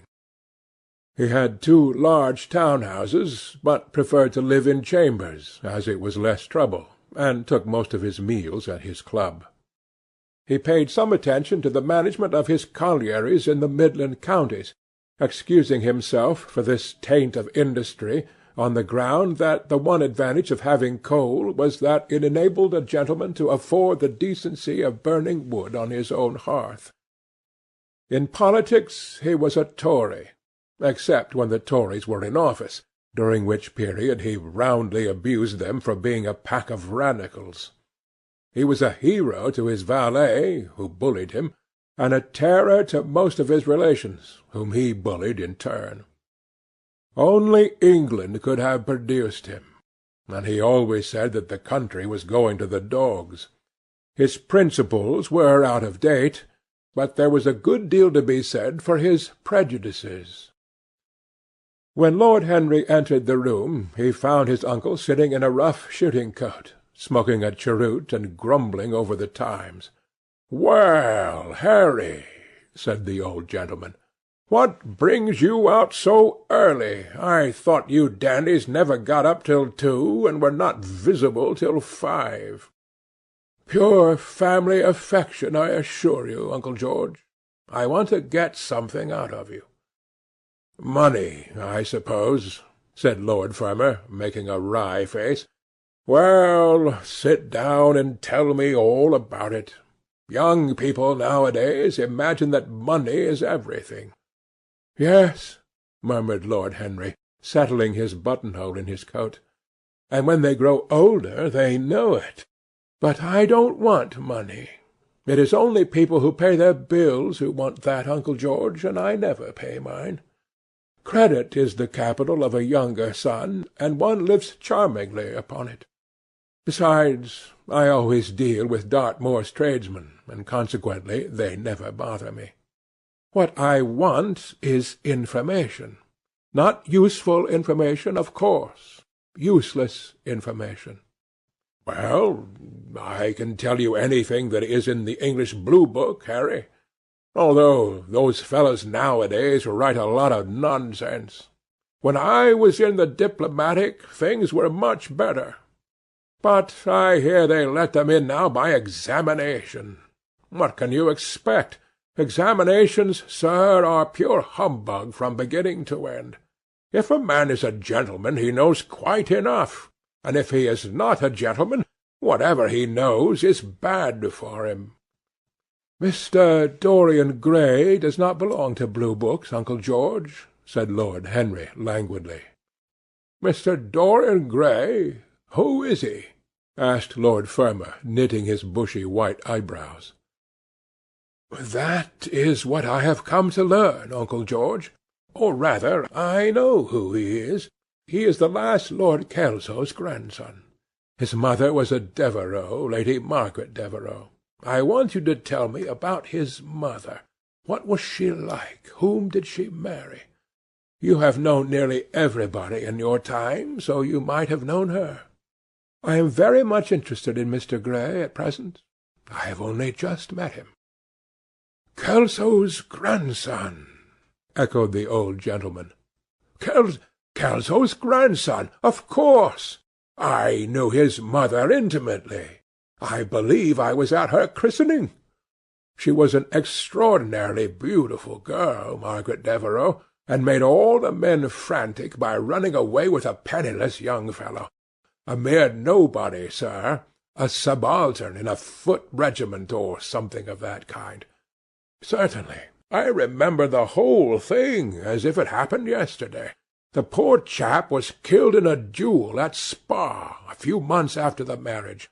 There was an ugly story about it. They said Kelso got some rascally adventurer, some Belgian brute, to insult his son-in-law in public. Paid him, sir, to do it. Paid him. And that the fellow spitted his man as if he had been a pigeon. The thing was hushed up, but, egad, Kelso ate his chop alone at the club for some time afterwards. He brought his daughter back with him, I was told, and she never spoke to him again. Oh, yes, it was a bad business. The girl died, too, died within a year. So she left a son, did she? I had forgotten that. What sort of a boy is he? If he's like his mother, he must be a good-looking chap. He is very good-looking, assented Lord Henry. I hope he will fall into proper hands, continued the old man. He should have a pot of money waiting for him if Kelso did the right thing by him. His mother had money, too. All the Selby property came to her through her grandfather. Her grandfather hated Kelso, thought him a mean dog. He was, too. Came to Madrid once when I was there. Egad, I was ashamed of him. The Queen used to ask me about the English noble who was always quarrelling with the cabmen about their fares. They made quite a story of it. I didn't dare show my face at court for a month. I hope he treated his grandson better than he did the Jarveys. I don't know, answered Lord Henry. I fancy that the boy will be well off. He is not of age yet. He has Selby, I know. He told me so. And his mother was very beautiful. Margaret Devereux was one of the loveliest creatures I ever saw, Harry. What on earth induced her to behave as she did, I never could understand. She could have married anybody she chose. Carlington was mad after her. She was romantic, though. All the women of that family were. The men were a poor lot, but, egad, the women were wonderful. Carlington went on his knees to her. Told me so himself. She laughed at him, and there wasn't a girl in London at the time who wasn't after him. And, by the way, Harry, talking about silly marriages, what is this humbug your father tells me about Dartmoor wanting to marry an American? Ain't English girls good enough for him? It is rather fashionable to marry Americans just now, Uncle George. I'll back English women against the world, Harry, said Lord Fermor, striking the table with his fist. The betting is on the Americans. They don't last, I am told, muttered his uncle. A long engagement exhausts them, but they are capital at a steeplechase. They take things flying. I don't think Dartmoor has a chance. Who are her people? Grumbled the old gentleman. Has she got any? Lord Henry shook his head. American girls are as clever at concealing their parents as English women are at concealing their past, he said, rising to go. They are pork-packers, I suppose. I hope so, Uncle George, for Dartmoor's sake. I am told that pork-packing is the most lucrative profession in America, after politics. Was she pretty? She behaves as if she was beautiful. Most American women do. It is the secret of their charm. Why can't these American women stay in their own country? They are always telling us that it is the paradise for women. It is. That is the reason why, like Eve, they are so excessively anxious to get out of it, said Lord Henry. Good-bye, Uncle George. I shall be late for lunch if I stop any longer. Thanks for giving me the information I wanted. I always look to know everything about my new friends, and nothing about my old ones. Where are you lunching, Harry? At Aunt Agatha's. I have asked myself and Mr. Gray. He is her latest protégé. Ugh! Tell your Aunt Agatha, Harry, not to bother me any more with her charity appeals. I am sick of them. Why, the good woman thinks that I have nothing to do but write cheques for her silly fads. All right, Uncle George, I'll tell her, but it won't have any effect. Philanthropic people lose all sense of humanity. It is their distinguishing characteristic. The old gentleman growled approvingly and rang the bell for his servant. Lord Henry passed up the low arcade into Burlington Street, and turned his steps in the direction of Berkeley Square. So that was the story of Dorian Gray's parentage. Crudely as it had been told to him, it had yet stirred him by its suggestion of a strange, almost modern romance. A beautiful woman risking everything for a mad passion, a few wild weeks of happiness cut short by a hideous, treacherous crime, months of voiceless agony, and then a child born in pain. The mother snatched away by death, the boy left to solitude and the tyranny of an old and loveless man. Yes, it was an interesting background. It posed the lad, made him more perfect, as it were. Behind every exquisite thing that existed there was something tragic. Worlds had to be in travail that the meanest flower might blow. And how charming he had been at dinner the night before, as with startled eyes and lips parted in frightened pleasure he had sat opposite to him at the club, the red candle-shades staining to a richer rose the wakening wonder of his face. Talking to him was like playing an exquisite violin. He answered to every touch and thrill of the bow. There was something terribly enthralling in the exercise of influence. No other activity was like it.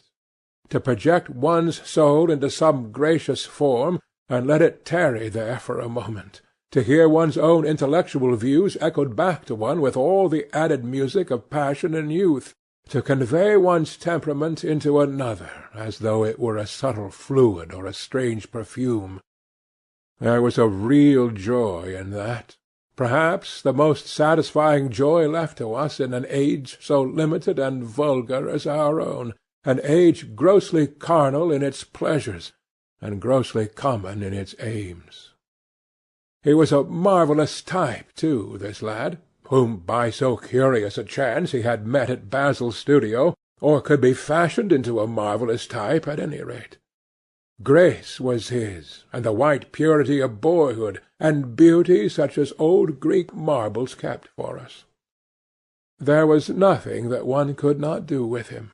He could be made a Titan or a toy. What a pity it was that such beauty was destined to fade. And Basil? From a psychological point of view, how interesting he was! The new manner in art, the fresh mode of looking at life, suggested so strangely by the merely visible presence of one who was unconscious of it all.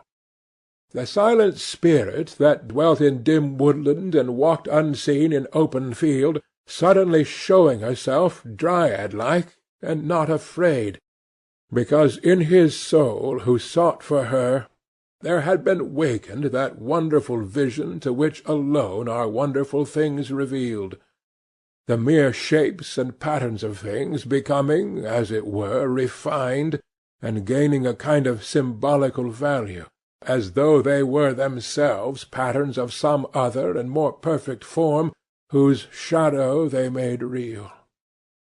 How strange it all was! He remembered something like it in history. Was it not Plato, that artist in thought, who had first analyzed it? Was it not Buonarroti, who had carved it in the coloured marbles of a sonnet sequence? But in our own century it was strange. Yes, he would try to be to Dorian Gray what, without knowing it, the lad was to the painter who had fashioned the wonderful portrait. He would seek to dominate him, had already, indeed, half done so. He would make that wonderful spirit his own. There was something fascinating in this son of love and death. Suddenly he stopped and glanced up at the houses. He found that he had passed his aunts some distance, and smiling to himself, turned back. When he entered the somewhat sombre hall, the butler told him that they had gone in to lunch. He gave one of the footmen his hat and stick, and passed into the dining-room. "Late as usual, Harry," cried his aunt, shaking her head at him. He invented a facile excuse, and, having taken the vacant seat next to her, looked round to see who was there. Dorian bowed to him shyly from the end of the table, a flush of pleasure stealing into his cheek.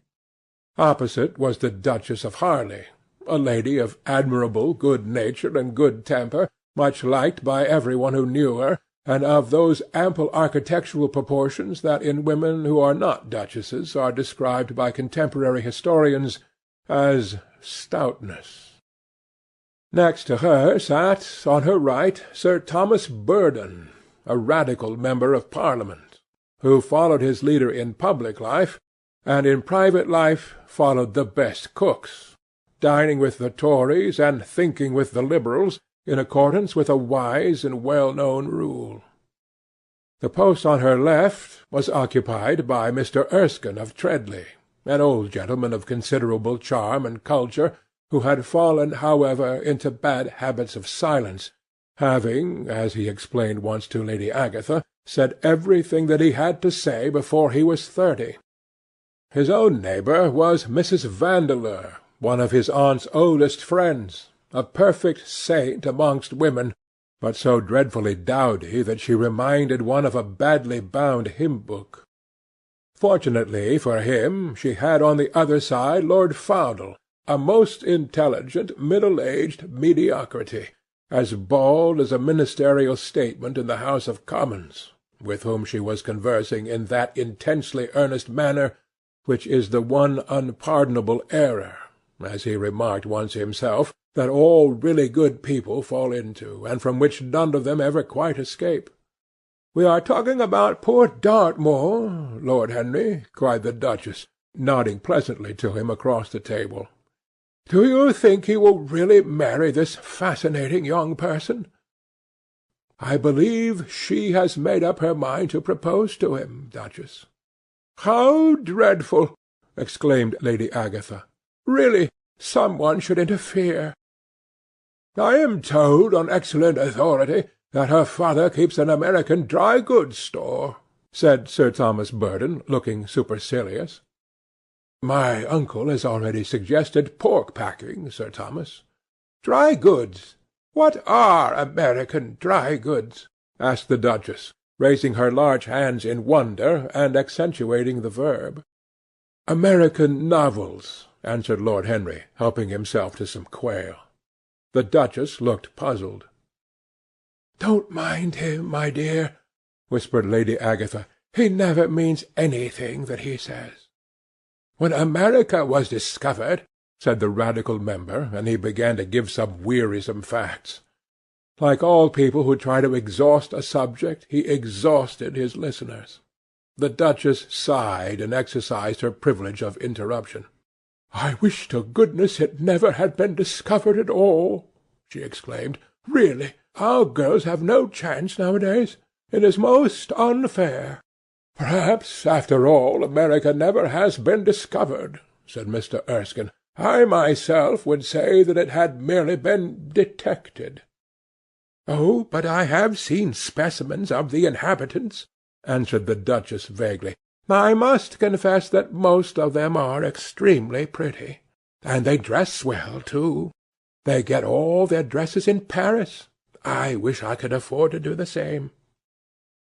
"They say that when good Americans die they go to Paris," chuckled Sir Thomas, who had a large wardrobe of Humour's cast-off clothes. "Really? And where do bad Americans go to when they die?" inquired the Duchess. "They go to America," murmured Lord Henry. Sir Thomas frowned. "I am afraid that your nephew is prejudiced against that great country," he said to Lady Agatha. "I have travelled all over it in cars provided by the directors, who in such matters are extremely civil. I assure you that it is an education to visit it." "But must we really see Chicago in order to be educated?" asked Mr. Erskine plaintively. "I don't feel up to the journey." Sir Thomas waved his hand. "Mr. Erskine of Treadley has the world on his shelves. We practical men like to see things, not to read about them. The Americans are an extremely interesting people. They are absolutely reasonable. I think that is their distinguishing characteristic. Yes, Mr. Erskine, an absolutely reasonable people. I assure you there is no nonsense about the Americans." "How dreadful!" cried Lord Henry. "I can stand brute force, but brute reason is quite unbearable. There is something unfair about its use. It is hitting below the intellect." "I do not understand you," said Sir Thomas, growing rather red. "I do, Lord Henry," murmured Mr. Erskine with a smile. "Paradoxes are all very well in their way," rejoined the baronet.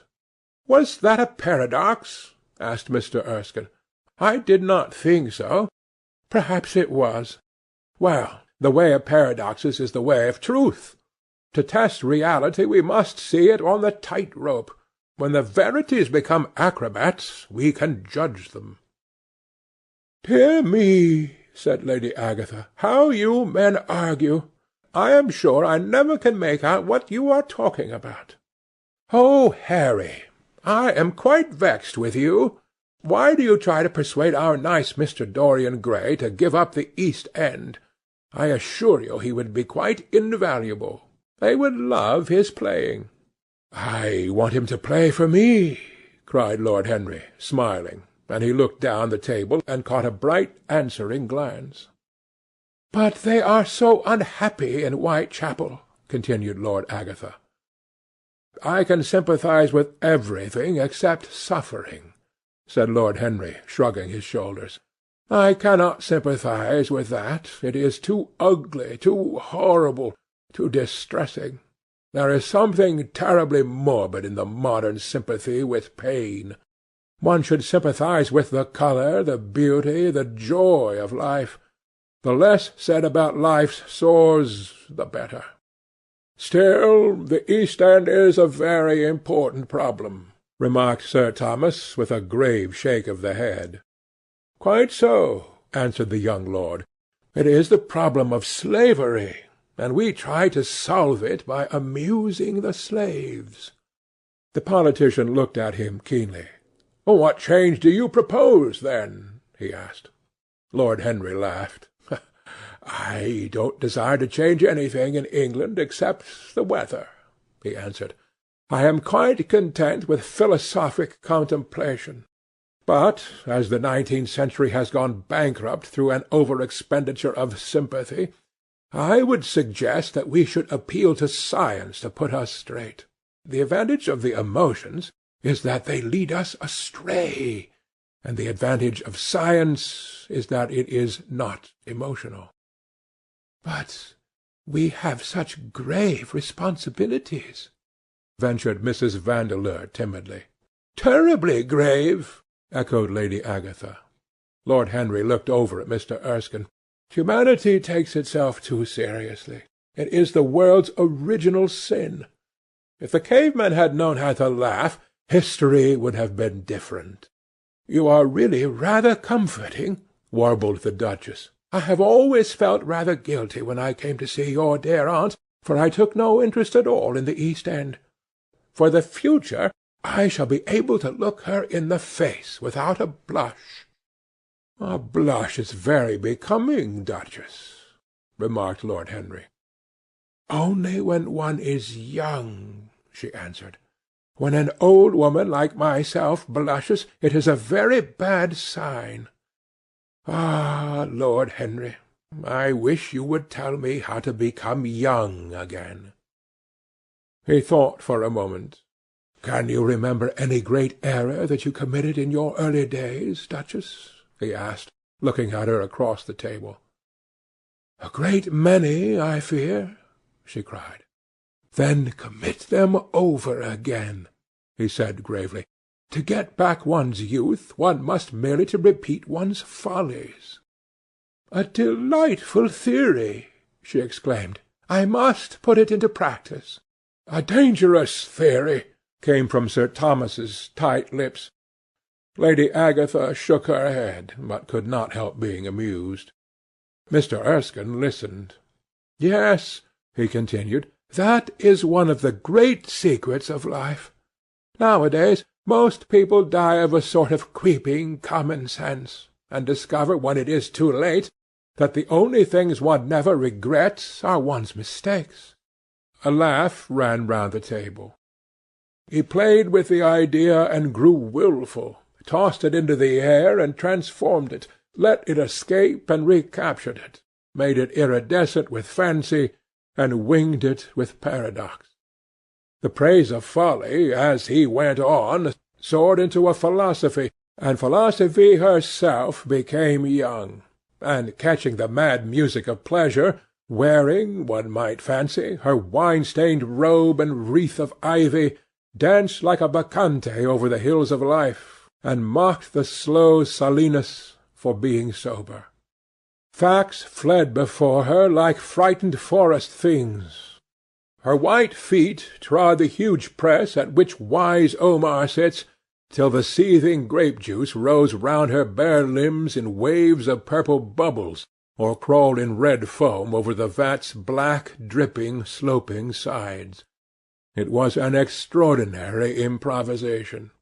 He felt that the eyes of Dorian Gray were fixed on him, and the consciousness that amongst his audience there was one whose temperament he wished to fascinate seemed to give his wit keenness and to lend colour to his imagination. He was brilliant, fantastic, irresponsible. He charmed his listeners out of themselves, and they followed his pipe laughing. Dorian Gray never took his gaze off him, but sat like one under a spell, smiles chasing each other over his lips, and wonder growing grave in his darkening eyes. At last, liveried in the costume of the age, reality entered the room in the shape of a servant, to tell the Duchess that her carriage was waiting. She wrung her hands in mock despair. "How annoying!" she cried. "I must go. I have to call for my husband at the club, to take him to some absurd meeting at Willis's Rooms, where he is going to be in the chair. If I am late, he is sure to be furious, and I couldn't have a scene in this bonnet. It is far too fragile. A harsh word would ruin it. No, I must go, dear Agatha. Good-bye, Lord Henry. You are quite delightful and dreadfully demoralizing. I am sure I don't know what to say about your views. You must come and dine with us some night. Tuesday. Are you disengaged Tuesday?" "For you I would throw over anybody, Duchess," said Lord Henry with a bow. "Ah, that is very nice and very wrong of you," she cried. "So mind you come." And she swept out of the room, followed by Lady Agatha and the other ladies. When Lord Henry had sat down again, Mr. Erskine moved round, and taking a chair close to him, placed his hand upon his arm. "You talk books away," he said. "Why don't you write one?" "I am too fond of reading books to care to write them, Mr. Erskine. I should like to write a novel, certainly. A novel that would be as lovely as a Persian carpet, and as unreal. But there is no literary public in England for anything except newspapers, primers, and encyclopedias. Of all the people in the world, the English have the least sense of the beauty of literature." "I fear you are right," answered Mr. Erskine. "I myself used to have literary ambitions, but I gave them up long ago. And now, my dear young friend, if you will allow me to call you so, may I ask if you really meant all that you said to us at lunch?" "I quite forget what I said," smiled Lord Henry. "Was it all very bad?" "Very bad indeed. In fact, I consider you extremely dangerous, and if anything happens to our good Duchess, we shall all look on you as being primarily responsible. But I should like to talk to you about life. The generation into which I was born was tedious. Some day, when you are tired of London, come down to Treadley and expound to me your philosophy of pleasure over some admirable Burgundy I am fortunate enough to possess. I shall be charmed. A visit to Treadley would be a great privilege. It has a perfect host and a perfect library. You will complete it, answered the old gentleman with a courteous bow. And now I must bid good-bye to your excellent aunt. I am due at the Athenaeum. It is the hour when we sleep there. All of you, Mr. Erskine. 40 of us, in 40 armchairs. We are practising for an English Academy of Letters. Lord Henry laughed and rose. I am going to the park, he cried. As he was passing out of the door, Dorian Gray touched him on the arm. Let me come with you, he murmured. But I thought you had promised Basil Hallward to go and see him, answered Lord Henry. I would sooner come with you. Yes, I feel I must come with you. Do let me, and you will promise to talk to me all the time. No one talks so wonderfully as you do. Ah, I have talked quite enough for to-day, said Lord Henry, smiling. All I want now is to look at life. You may come and look at it with me if you care to. End of Chapter 3.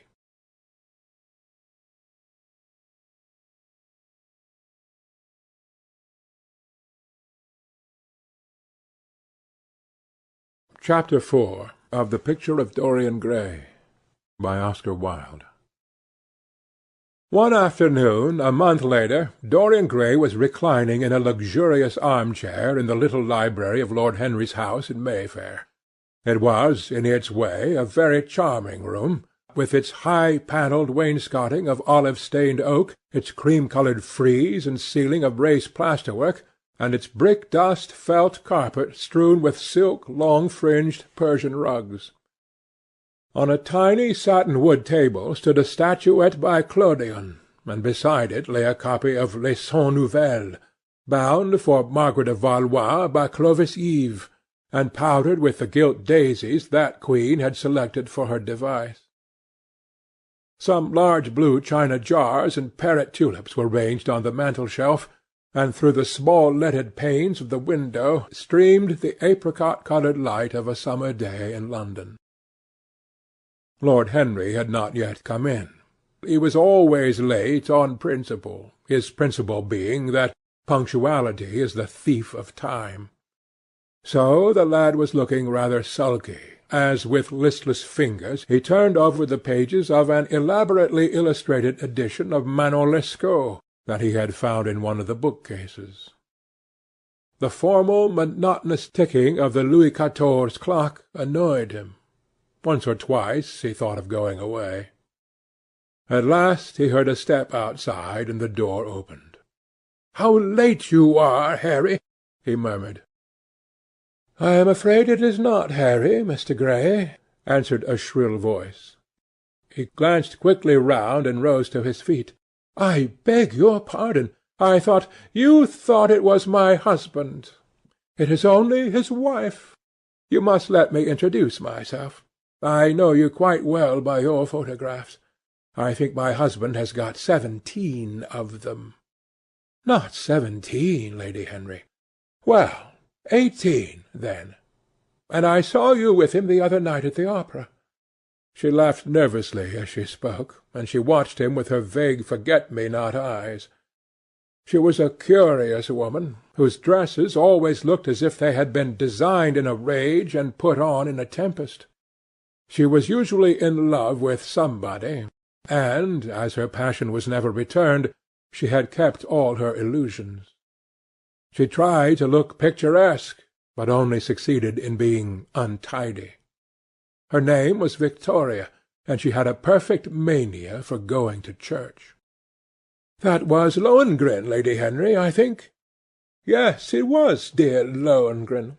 I like Wagner's music better than anybody's. It is so loud that one can talk the whole time without other people hearing what one says. That is a great advantage, don't you think so, Mr. Gray?" The same nervous staccato laugh broke from her thin lips, and her fingers began to play with a long tortoise-shell paper-knife. Dorian smiled and shook his head. "I'm afraid I don't think so, Lady Henry. I never talk during music, at least during good music. If one hears bad music, it is one's duty to drown it in conversation." "Ah, that is one of Harry's views, isn't it, Mr. Gray? I always hear Harry's views from his friends. It is the only way I get to know of them. But you must not think I don't like good music. I adore it, but I am afraid of it. It makes me too romantic. I have simply worshipped pianists, 2 at a time sometimes, Harry tells me. I don't know what it is about them. Perhaps it is that they are foreigners. They all are, aren't they? Even those that are born in England become foreigners after a time, don't they? It is so clever of them, and such a compliment to art. Makes it quite cosmopolitan, doesn't it? You have never been to any of my parties, have you, Mr. Gray?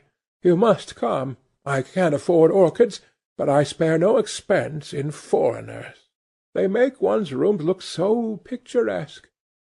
Ah, but here is Harry. Harry, I came in to look for you, to ask you something. I forget what it was, and I found Mr. Gray here. We have had such a pleasant chat about music. We have quite the same ideas. No, I think our ideas are quite different, but he has been most pleasant. I am so glad I've seen him." "I am charmed, my love, quite charmed," said Lord Henry, elevating his dark crescent-shaped eyebrows and looking at them both with an amused smile. "So sorry I am late, Dorian. I went to look after a piece of old brocade in Wardour Street, and had to bargain for hours for it. Nowadays people know the price of everything and the value of nothing." "I'm afraid I must be going," exclaimed Lady Henry, breaking an awkward silence with her silly sudden laugh. "I have promised to drive with the Duchess. Good-bye, Mr. Gray. Good-bye, Harry. You are dining out, I suppose? So am I. Perhaps I shall see you at Lady Thornbury's." "I dare say, my dear," said Lord Henry, shutting the door behind her as, looking like a bird of paradise that had been out all night in the rain, she flitted out of the room, leaving a faint odour of frangipani. Then he lit a cigarette and flung himself down on the sofa.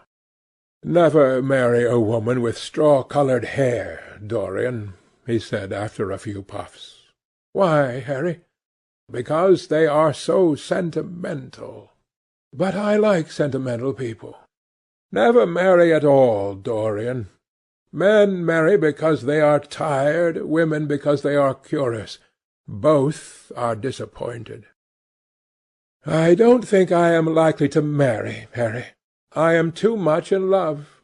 That is one of your aphorisms. I am putting it into practice, as I do everything that you say." "Who are you in love with?" asked Lord Henry after a pause. "With an actress," said Dorian Gray, blushing. Lord Henry shrugged his shoulders. "That is a rather commonplace debut." "You would not say so if you saw her, Harry." "Who is she?" "Her name is Sibyl Vane." "Never heard of her." "No one has. People will some day, however. She is a genius." "My dear boy, no woman is a genius. Women are a decorative sex. They never have anything to say, but they say it charmingly. Women represent the triumph of matter over mind, just as men represent the triumph of mind over morals." "Harry, how can you?" "My dear Dorian, it is quite true. I am analysing women at present, so I ought to know. The subject is not so abstruse as I thought it was. I find that ultimately there are only two kinds of women, the plain and the coloured. The plain women are very useful. If you want to gain a reputation for respectability, you have merely to take them down to supper. The other women are very charming. They commit one mistake, however. They paint in order to try and look young. Our grandmothers painted in order to try and talk brilliantly. Rouge and esprit used to go together. That is all over now. As long as a woman can look 10 years younger than her own daughter, she is perfectly satisfied. As for conversation, there are only 5 women in London worth talking to, and 2 of these can't be admitted into decent society. However, tell me about your genius. How long have you known her? Oh, Harry, your views terrify me. Never mind that. How long have you known her?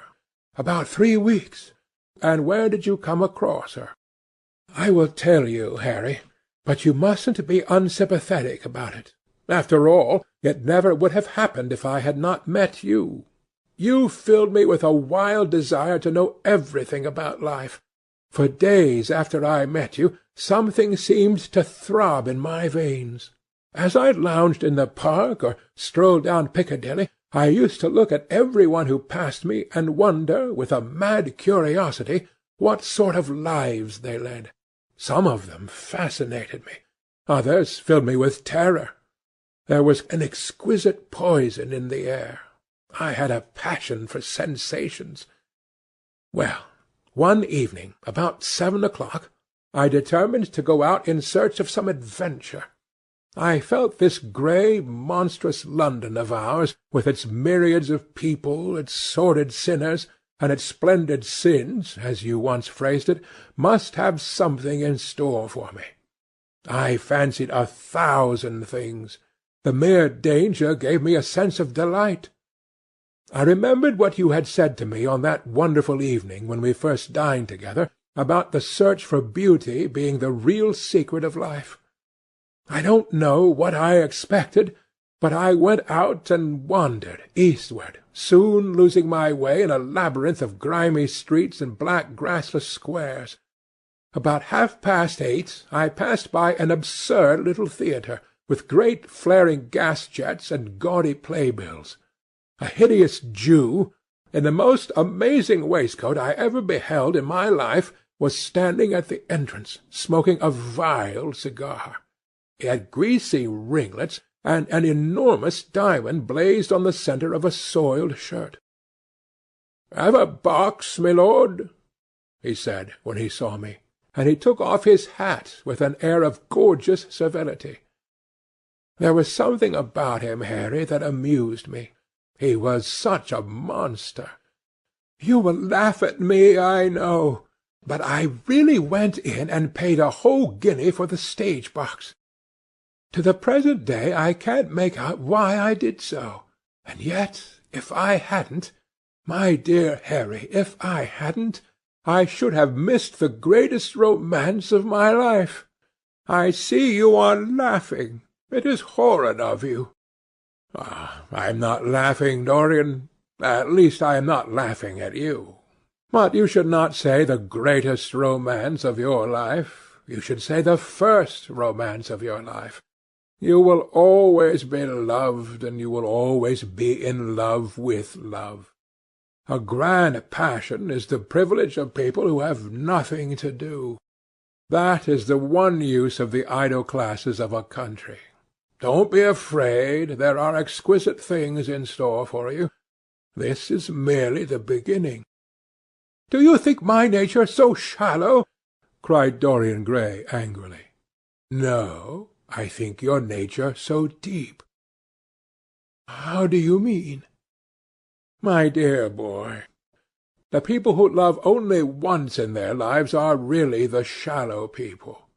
What you call their loyalty and their fidelity, I call either the lethargy of custom or their lack of imagination.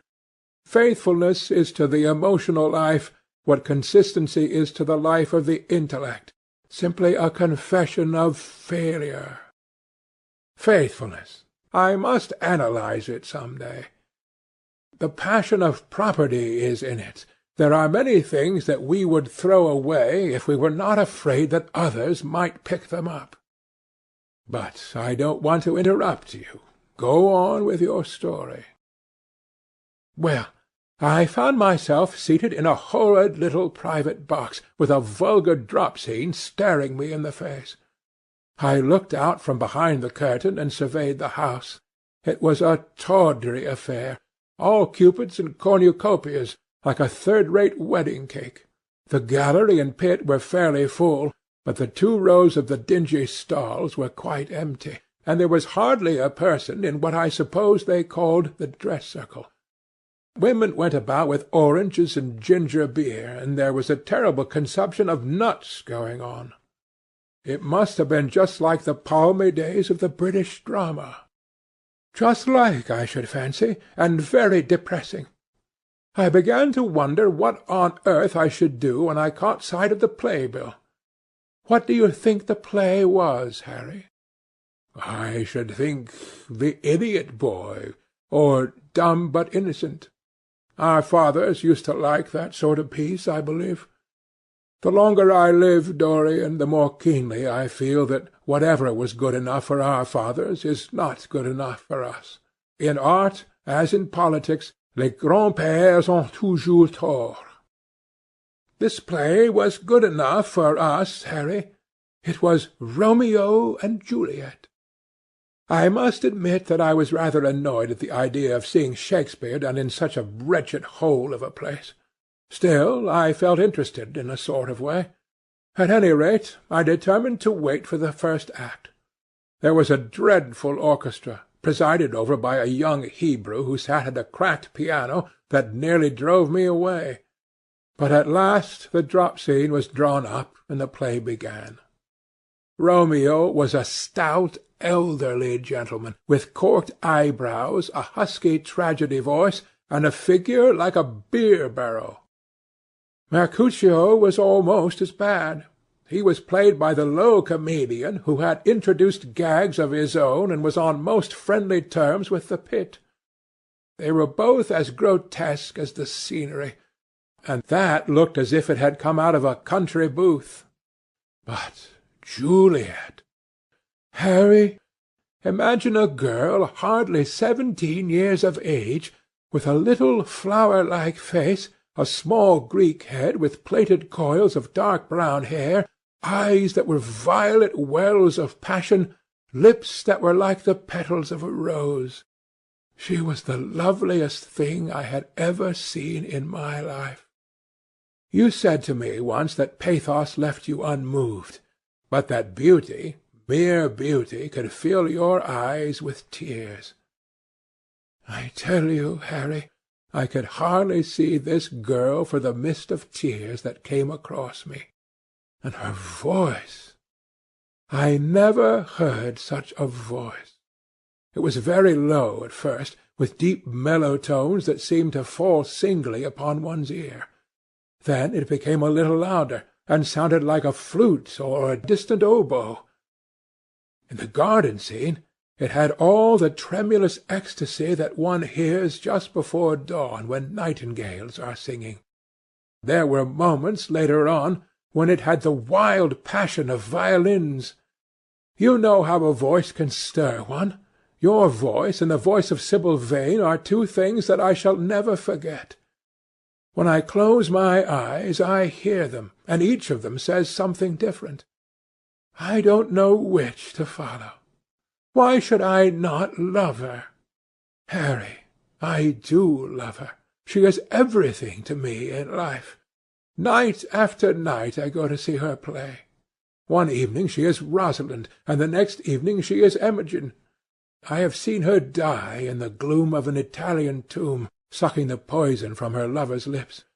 I have watched her wandering through the forest of Arden, disguised as the pretty boy in hose and doublet and dainty cap. She has been mad, and has come into the presence of a guilty king, and given him rue to wear and bitter herbs to taste of. She has been innocent, and the black hands of jealousy have crushed her reed-like throat. I have seen her in every age and in every costume. Ordinary women never appeal to one's imagination. They are limited to their century. No glamour ever transfigures them. One knows their minds as easily as one knows their bonnets. One can always find them. There is no mystery in any of them. They ride in the park in the morning, and chatter at tea-parties in the afternoon. They have their stereotyped smile and their fashionable manner. They are quite obvious. But an actress! How different an actress is! Harry, why didn't you tell me that the only thing worth loving is an actress? Because I have loved so many of them, Dorian. Oh, yes, horrid people with dyed hair and painted faces. Don't run down dyed hair and painted faces. There is an extraordinary charm in them, sometimes, said Lord Henry. I wish now I had not told you about Sibyl Vane. You could not have helped telling me, Dorian. All through your life you will tell me everything you do. Yes, Harry, I believe that is true. I can't help telling you things. You have a curious influence over me. If I ever did a crime, I would come and confess it to you. You would understand me. People like you, the wilful sunbeams of life, don't commit crimes, Dorian. But I am much obliged for the compliment all the same. And now tell me.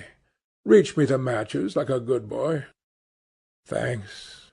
What are your actual relations with Sibyl Vane? Dorian Gray leaped to his feet, with flushed cheeks and burning eyes. Harry, Sibyl Vane is sacred. It is only the sacred things that are worth touching, Dorian, said Lord Henry, with a strange touch of pathos in his voice. But why should you be annoyed? I suppose she will belong to you some day. When one is in love, one always begins by deceiving oneself, and one always ends by deceiving others.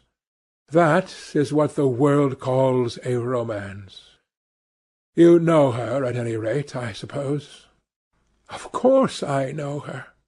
On the first night I was at the theatre, the horrid old Jew came round to the box after the performance was over, and offered to take me behind the scenes and introduce me to her.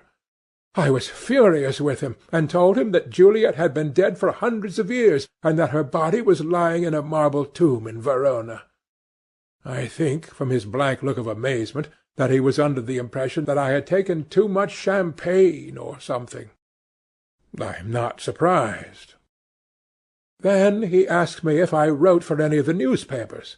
I told him I never even read them.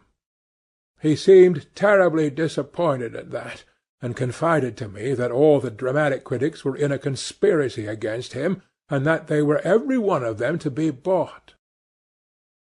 I should not wonder if he was quite right there. But, on the other hand, judging from their appearance, most of them cannot be at all expensive. Well, he seemed to think they were beyond his means, laughed Dorian. By this time, however, the lights were being put out in the theatre, and I had to go. He wanted me to try some cigars that he strongly recommended. I declined. The next night, of course, I arrived at the place again. When he saw me, he made me a low bow, and assured me that I was a munificent patron of art.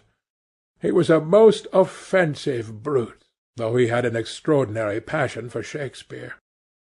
He told me once, with an air of pride, that his 5 bankruptcies were entirely due to the Bard, as he insisted on calling him. He seemed to think it a distinction. It was a distinction, my dear Dorian, a great distinction.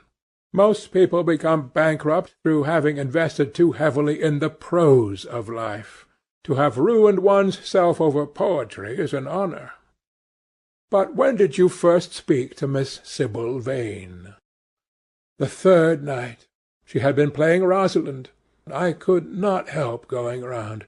I had thrown her some flowers, and she had looked at me. At least I fancied that she had. The old Jew was persistent. He seemed determined to take me behind, so I consented. It was curious my not wanting to know her, wasn't it? No, I don't think so. My dear Harry, why? I will tell you some other time. Now I want to know about the girl. Sibyl? Oh, she was so shy and so gentle. There is something of a child about her. Her eyes opened wide in exquisite wonder when I told her what I thought of her performance, and she seemed quite unconscious of her power. I think we were both rather nervous. The old Jew stood grinning at the doorway of the dusty green-room, making elaborate speeches about us both, while we stood looking at each other like children. He would insist on calling me my lord, so I had to assure Sibyl that I was not anything of the kind. She said quite simply to me, "You look more like a prince. I must call you Prince Charming." Upon my word, Dorian, Miss Sibyl knows how to pay compliments. You don't understand her, Harry. She regarded me merely as a person in a play. She knows nothing of life. She lives with her mother, a faded, tired woman who played Lady Capulet in a sort of magenta dressing-wrapper on the first night, and who looks as if she had seen better days. I know that look. It depresses me, murmured Lord Henry, examining his rings. The Jew wanted to tell me her history, but I said it did not interest me. You were quite right. There is always something infinitely mean about other people's tragedies. Sibyl is the only thing I care about. What is it to me where she came from? From her little head to her little feet, she is absolutely and entirely divine. Every night of my life I go to see her act, and every night she is more marvellous. That is the reason, I suppose, that you never dine with me now. I thought you must have some curious romance on hand. You have, but it is not quite what I expected. My dear Harry, we either lunch or sup together every day, and I have been to the opera with you several times, said Dorian, opening his blue eyes in wonder. You always come dreadfully late. Well, I can't help going to see Sibyl play, he cried, even if it is only for a single act. I get hungry for her presence, and when I think of the wonderful soul that is hidden away in that little ivory body, I am filled with awe. You can dine with me to-night, Dorian, can't you? He shook his head. To-night she is Imogen, he answered, and to-morrow night she will be Juliet.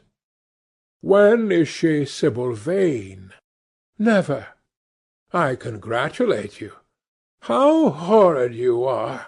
She is all the great heroines of the world in one. She is more than an individual. You laugh, but I tell you she has genius. I love her, and I must make her love me. You, who know all the secrets of life, tell me how to charm Sibyl Vane to love me. I want to make Romeo jealous. I want the dead lovers of the world to hear our laughter and grow sad. I want a breath of our passion to stir their dust into consciousness, to wake their ashes into pain. My God, Harry, how I worship her!" He was walking up and down the room as he spoke. Hectic spots of red burned on his cheeks. He was terribly excited. Lord Henry watched him with a subtle sense of pleasure. How different he was now from the shy, frightened boy he had met in Basil Hallward's studio. His nature had developed like a flower, had borne blossoms of scarlet flame. Out of its secret hiding-place had crept his soul, and desire had come to meet it on the way. "And what do you propose to do?" said Lord Henry at last. "I want you and Basil to come with me some night and see her act. I have not the slightest fear of the result. You are certain to acknowledge her genius. Then we must get her out of the Jew's hands. She is bound to him for 3 years, or at least for 2 years and 8 months, from the present time. I shall have to pay him something, of course. When all that is settled, I shall take a West End theatre, and bring her out properly. She will make the world as mad as she has made me." "That will be impossible, my dear boy." "Yes, she will. She has not merely consummate art instinct, in her, but she has personality also. And you have often told me that it is personalities, not principles, that move the age. Well, what night shall we go?" "Let me see. Day is Tuesday. Let us fix to-morrow. She plays Juliet to-morrow." "All right. The Bristol at 8 o'clock. And I will get Basil." "Not 8, Harry, please. 6:30. We must be there before the curtain rises. You must see her in the first act, where she meets Romeo." 6:30? What an hour! It will be like having a meat tea, or reading an English novel. It must be 7. No gentleman dines before 7. Shall you see Basil between this and then, or shall I write to him?" "Dear Basil! I have not laid eyes on him for a week. It is rather horrid of me, as he sent me my portrait in the most wonderful frame, specially designed by himself, and though I am a little jealous of the picture for being a whole month younger than I am, I must admit that I delight in it. Perhaps you had better write to him. I don't want to see him alone. He says things that annoy me. He gives me good advice." Lord Henry smiled. "People are very fond of giving away what they need most themselves. It is what I call the depth of generosity." "Oh, Basil is the best of fellows, but he seems to me to be just a bit of a Philistine. Since I have known you, Harry, I have discovered that. Basil, my dear boy, puts everything that is charming in him into his work. The consequence is that he has nothing left for life but his prejudices, his principles, and his common sense. The only artists I have ever known who are personally delightful are bad artists. Good artists exist simply in what they make, and consequently are perfectly uninteresting in what they are. A great poet, a really great poet, is the most unpoetical of all creatures. But inferior poets are absolutely fascinating. The worse their rhymes are, the more picturesque they look. The mere fact of having published a book of second-rate sonnets makes a man quite irresistible. He lives the poetry that he cannot write. The others write the poetry that they dare not realize." "I wonder is that really so, Harry?" said Dorian Gray, putting some perfume on his handkerchief out of a large gold-topped bottle that stood on the table. "It must be, if you say it. And now I am off. Imogen is waiting for me. Don't forget about to-morrow. Good-bye." As he left the room, Lord Henry's heavy lids drooped, and he began to think. Certainly, few people had ever interested him so much as Dorian Gray, and yet the lad's mad adoration of some one else caused him not the slightest pang of annoyance or jealousy. He was pleased by it. It made him a more interesting study. He had been always enthralled by the methods of natural science, but the ordinary subject matter of that science had seemed to him trivial and of no import. And so he had begun by vivisecting himself, as he had ended by vivisecting others. Human life, that appeared to him the one thing worth investigating. Compared to it, there was nothing else of any value. It was true that as one watched life in its curious crucible of pain and pleasure, one could not wear over one's face a mask of glass, nor keep the sulphurous fumes from troubling the brain and making the imagination turbid with monstrous fancies and misshapen dreams. There were poisons so subtle that to know their properties one had to sicken of them. There were maladies so strange that one had to pass through them if one sought to understand their nature. And yet what a great reward one received! How wonderful the whole world became to one! To note the curious hard logic of passion and the emotional coloured life of the intellect, to observe where they met and where they separated, at what point they were in unison and at what point they were at discord, there was a delight in that. What matter what the cost was? One could never pay too high a price for any sensation. He was conscious, and the thought brought a gleam of pleasure into his brown agate eyes, that it was through certain words of his, musical words said with musical utterance, that Dorian Gray's soul had turned to this white girl and bowed in worship before her. To a large extent the lad was his own creation. He had made him premature. That was something.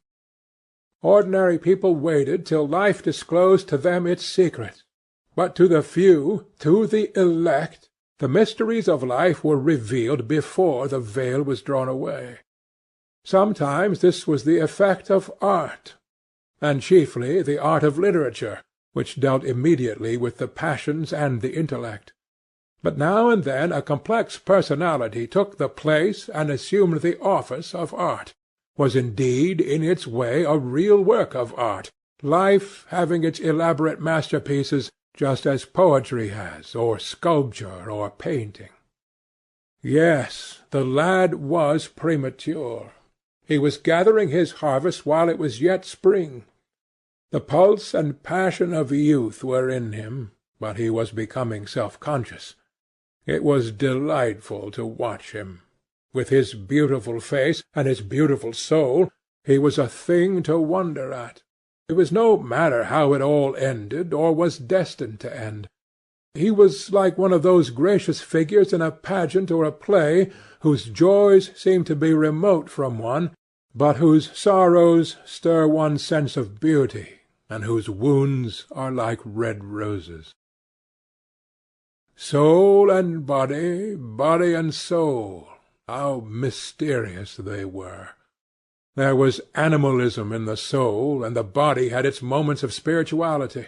The senses could refine, and the intellect could degrade. Who could say where the fleshly impulse ceased, or the psychical impulse began? How shallow were the arbitrary definitions of ordinary psychologists, and yet how difficult to decide between the claims of the various schools! Was the soul a shadow seated in the house of sin, or was the body really in the soul, as Giordano Bruno thought?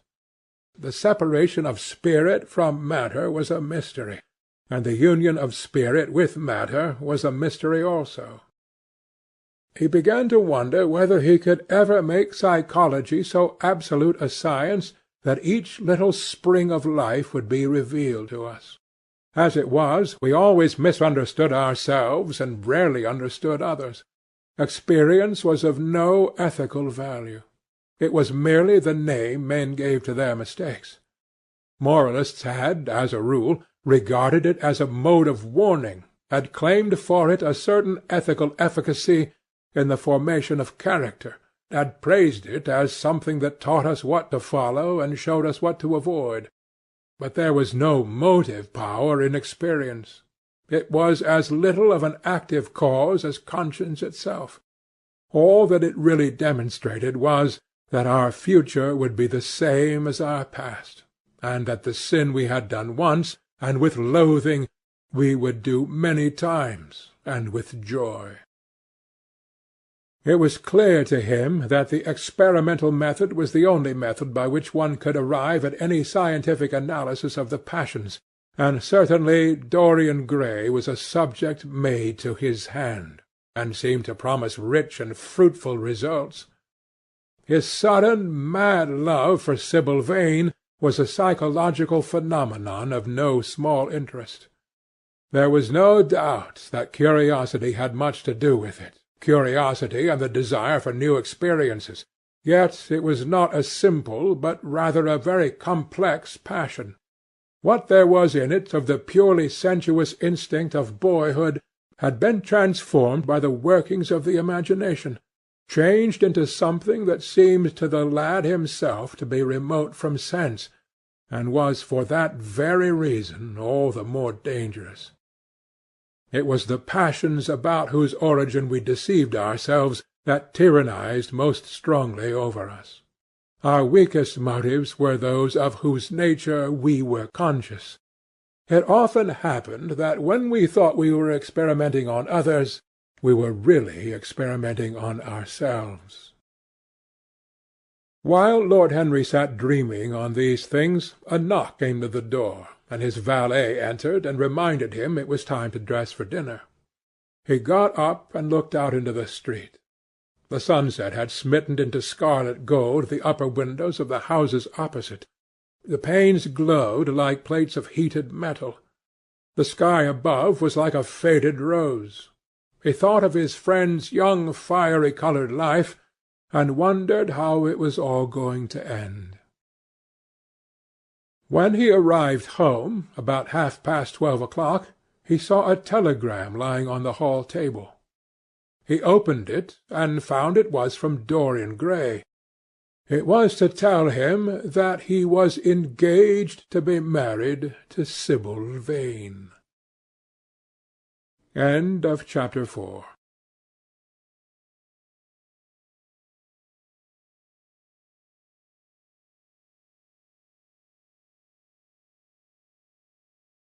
Chapter 5 of The Picture of Dorian Gray, by Oscar Wilde. "Mother, mother, I am so happy," whispered the girl, burying her face in the lap of the faded, tired-looking woman who, with back turned to the shrill, intrusive light, was sitting in the one arm-chair that their dingy sitting-room contained. "I am so happy," she repeated. "And you must be happy too." Mrs. Vane winced, and put her thin, bismuth-whitened hands on her daughter's head. "Happy?" she echoed. "I am only happy, Sibyl, when I see you act. You must not think of anything but your acting. Mr. Isaacs has been very good to us, and we owe him money." The girl looked up and pouted. "Money, mother!" she cried. "What does money matter? Love is more than money. Mr. Isaacs has advanced us £50 to pay off our debts and to get a proper outfit for James. You must not forget that, Sibyl. £50 is a very large sum. Mr. Isaacs has been most considerate." "He is not a gentleman, mother, and I hate the way he talks to me," said the girl, rising to her feet and going over to the window. "I don't know how we could manage without him," answered the elder woman querulously. Sibyl Vane tossed her head and laughed. "We don't want him any more, mother. Prince Charming rules life for us now." Then she paused. A rose shook in her blood and shadowed her cheeks. Quick breath parted the petals of her lips. They trembled. Some southern wind of passion swept over her and stirred the dainty folds of her dress. "I love him," she said simply. "Foolish child, was the parrot phrase flung in answer. The waving of crooked, false-jewelled fingers gave grotesqueness to the words. The girl laughed again. The joy of a caged bird was in her voice. Her eyes caught the melody and echoed it in radiance, then closed for a moment, as though to hide their secret. When they opened, the mist of a dream had passed across them. Thin-lipped wisdom spoke at her from the worn chair, hinted at prudence, quoted from that book of cowardice whose author apes the name of common sense. She did not listen. She was free in her prison of passion. Her Prince Charming, was with her. She had called on memory to remake him. She had set her soul to search for him, and it had brought him back. His kiss burned again upon her mouth. Her eyelids were warm with his breath. Then wisdom altered its method, and spoke of espial and discovery. This young man might be rich. If so, marriage should be thought of. Against the shell of her ear broke the waves of worldly cunning. The arrows of craft shot by her. She saw the thin lips moving, and smiled. Suddenly she felt the need to speak. The wordy silence troubled her. "Mother, mother," she cried, "why does he love me so much? I know why I love him. I love him because he is like what love himself should be. But what does he see in me? I am not worthy of him. And yet, why I cannot tell, though I feel so much beneath him, I don't feel humble. I feel proud, terribly proud. Mother, did you love my father as I love Prince Charming?"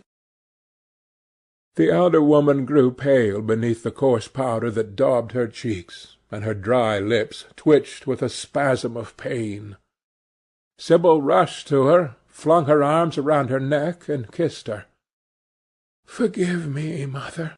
I know it pains you to talk about our father, but it only pains you because you loved him so much. Don't look so sad. I am as happy to-day as you were 20 years ago. Oh, let me be happy forever." "My child, you are far too young to think of falling in love. Besides, what do you know of this young man? You don't even know his name. The whole thing is most inconvenient, and really, when James is going away to Australia, and I have so much to think of, I must say that you should have shown more consideration. However, as I said before, if he is rich— Ah, mother, mother, let me be happy." Mrs. Vane glanced at her, and with one of those false theatrical gestures that so often become a mode of second nature to a stage player, clasped her in her arms. At this moment the door opened, and a young lad with rough brown hair came into the room. He was thick-set of figure, and his hands and feet were large and somewhat clumsy in movement. He was not so finely bred as his sister. One would hardly have guessed the close relationship that existed between them. Mrs. Vane fixed her eyes on him and intensified her smile. She mentally elevated her son to the dignity of an audience. She felt sure that the tableau was interesting. "You might keep some of your kisses from me, Sibyl, I think," said the lad, with a good-natured grumble. "Ah, but you don't like being kissed, Jim," she cried. "You are a dreadful old bear." And she ran across the room and hugged him. James Vane looked into his sister's face with tenderness. "I want you to come out with me for a walk, Sibyl. I don't suppose I shall ever see this horrid London again. I am sure I don't want to." "My son, don't say such dreadful things," murmured Mrs. Vane, taking up a tawdry theatrical dress with a sigh and beginning to patch it. She felt a little disappointed that he had not joined the group. It would have increased the theatrical picturesqueness of the situation. "Why not, mother? I mean it." "You pain me, my son. I trust you will return from Australia in a position of affluence. I believe there is no society of any kind in the colonies, nothing that I would call society. So when you have made your fortune, you must come back and assert yourself in London." "Society!" muttered the lad. "I don't want to know anything about that. I should like to make some money to take you and Sibyl off the stage. I hate it." "Oh, Jim," said Sibyl, laughing, "how unkind of you! But are you really going for a walk with me? That will be nice. I was afraid you were going to say good-bye to some of your friends, to Tom Hardy, who gave you that hideous pipe, or Ned Langton, who makes fun of you for smoking it. "It is very sweet of you to let me have your last afternoon. Where shall we go? Let us go to the park." "I am too shabby," he said, frowning. "Only swell people go to the park." "Nonsense, Jim," she whispered, stroking the sleeve of his coat. He hesitated for a moment. "Very well," he said at last, "but don't be too long dressing." She danced out of the door. One could hear her singing as she ran upstairs. Her little feet pattered overhead. He walked up and down the room 2 or 3 times. Then he turned to the still figure in the chair. "Mother, are my things ready?" he asked. "Quite ready, James," she said, keeping her eyes on her work. For some months past she had felt ill at ease when she was alone with this rough, stern son of hers. Her shallow, secret nature was troubled when their eyes met. She used to wonder if he suspected anything. The silence, for he made no other observation, became intolerable to her. She began to complain. Women defend themselves by attacking, just as they attack by sudden and strange surrenders. "I hope you will be contented, James, with your seafaring life," she said. "You must remember that it is your own choice. You might have entered a solicitor's office. Solicitors are a very respectable class. In the country often dine with the best families." "I hate offices, and I hate clerks," he replied. "But you are quite right. I have chosen my own life. All I say is, watch over Sibyl. Don't let her come to any harm. Mother, you must watch over her." "James, you really talk very strangely. Of course I watch over Sibyl." "I hear a gentleman comes every night to the theatre and goes behind to talk to her. Is that right? What about that?" "You are speaking of things you don't understand, James. In the profession we are accustomed to receive a great deal of most gratifying attention. I myself used to receive many bouquets at one time. That was when acting was really understood. As for Sibyl, I do not know at present whether her attachment is serious or not, but there is no doubt that the young man in question is a perfect gentleman. He is always most polite to me. Besides, he has the appearance of being rich, and the flowers he sends are lovely." "You don't know his name, though," said the lad harshly. "No," answered his mother, with a placid expression in her face. "He has not yet revealed his real name. I think it is quite romantic of him. He is probably a member of the aristocracy." James Vane bit his lip. "Watch over Sibyl, mother," he cried. "Watch over her." "My son, you distress me very much. Sibyl is always under my special care. Of course, if this gentleman is wealthy, there is no reason why she should not contract an alliance with him. I trust he is one of the aristocracy. He has all the appearance of it, I must say. It might be a most brilliant marriage for Sibyl. They would make a charming couple. His good looks are really quite remarkable. Everybody notices them." The lad muttered something to himself, and drummed on the window-pane with his coarse fingers. He had just turned round to say something, when the door opened and Sibyl ran in. "How serious you both are!" she cried.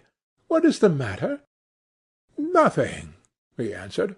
"I suppose one must be serious sometimes. Good-bye, mother. I will have my dinner at 5 o'clock. Everything is packed except my shirts, so you need not trouble." "Good-bye, my son," she answered, with a bow of strained stateliness. She was extremely annoyed at the tone he had adopted with her, and there was something in his look that made her feel afraid. "Kiss me, mother," said the girl. Her flower-like lips touched the withered cheek and warmed its frost. "My child, my child!" cried Mrs. Vane, looking up to the ceiling in search of an imaginary gallery. "Come, Sibyl. said her brother impatiently. He hated his mother's affectations. They went out into the flickering, wind-blown sunlight, and strolled down the dreary Euston Road. The passer-by glanced in wonder at the sullen, heavy youth who, in coarse, ill-fitting clothes, was in the company of such a graceful, refined-looking girl. He was like a common gardener walking with a rose. Jim frowned from time to time when he caught the inquisitive glance of some stranger. He had that dislike of being stared at which comes on geniuses late in life, and never leaves the commonplace. Sibyl, however, was quite unconscious of the effect she was producing. Her love was trembling in laughter on her lips. She was thinking of Prince Charming, and that she might think of him all the more, she did not talk of him, but prattled on about the ship in which Jim was going to sail, about the gold he was certain to find, about the wonderful heiress whose life he was to save from the wicked red-shirted bushrangers. For he was not to remain a sailor or a supercargo or whatever he was going to be. Oh, no. A sailor's existence was dreadful. Fancy being cooped up in a horrid ship, with the hoarse hump-backed waves trying to get in, and a black wind blowing the masts down and tearing the sails into long screaming ribbons. He was to leave the vessel at Melbourne, bid a polite good-bye to the captain, and go off at once to the gold-fields. Before a week was over he was to come across a large nugget of pure gold, the largest nugget that had ever been discovered, and bring it down to the coast in a wagon guarded by 6 mounted policemen. The bushrangers were to attack them 3 times and be defeated with immense slaughter. Or no, he was not to go to the gold-fields at all. They were horrid places, where men got intoxicated and shot each other in bar-rooms, and used bad language. He was to be a nice sheep-farmer, and one evening, as he was riding home, he was to see the beautiful heiress being carried off by a robber on a black horse, and give chase and rescue her. Of course she would fall in love with him, and he with her, and they would get married and come home and live in an immense house in London. Yes, there were delightful things in store for him. But he must be very good, and not lose his temper or spend his money foolishly. She was only a year older than he was, but she knew so much more of life. He must be sure also to write to her by every mail, and to say his prayers each night before he went to sleep. God was very good, and would watch over him. She would pray for him too, and in a few years he would come back quite rich and happy. The lad listened sulkily to her, and made no answer. He was heartsick at leaving home. Yet it was not this alone that made him gloomy and morose. Inexperienced though he was, he had still a strong sense of the danger of Sibyl's position. This young dandy who was making love to her could mean her no good. He was a gentleman, and he hated him for that, hated him through some curious race instinct for which he could not account, and which, for that reason, was all the more dominant within him. He was conscious also of the shallowness and vanity of his mother's nature, and in that saw infinite peril for Sibyl and Sibyl's happiness. Children begin by loving their parents. As they grow older, they judge them. Sometimes they forgive them. His mother. He had something on his mind to ask of her, something he had brooded on for many months of silence. A chance phrase that he had heard at the theatre, a whispered sneer that had reached his ears one night as he waited at the stage door, had set loose a train of horrible thoughts. He remembered it as if it had been the lash of a hunting-crop across his face. His brows knit together like a wedge-like furrow, and with a twitch of pain he bit his under lip. "You are not listening to a word I am saying, Jim," cried Sibyl, "and I am making the most delightful plans for your future. Do say something." "What do you want me to say?" "Oh, that you will be a good boy and not forget us," she answered, smiling at him. He shrugged his shoulders. "You are more likely to forget me than I am to forget you, Sibyl." She flushed. "What do you mean, Jim?" she asked. "You have a new friend, I hear. Who is he? Why have you not told me about him?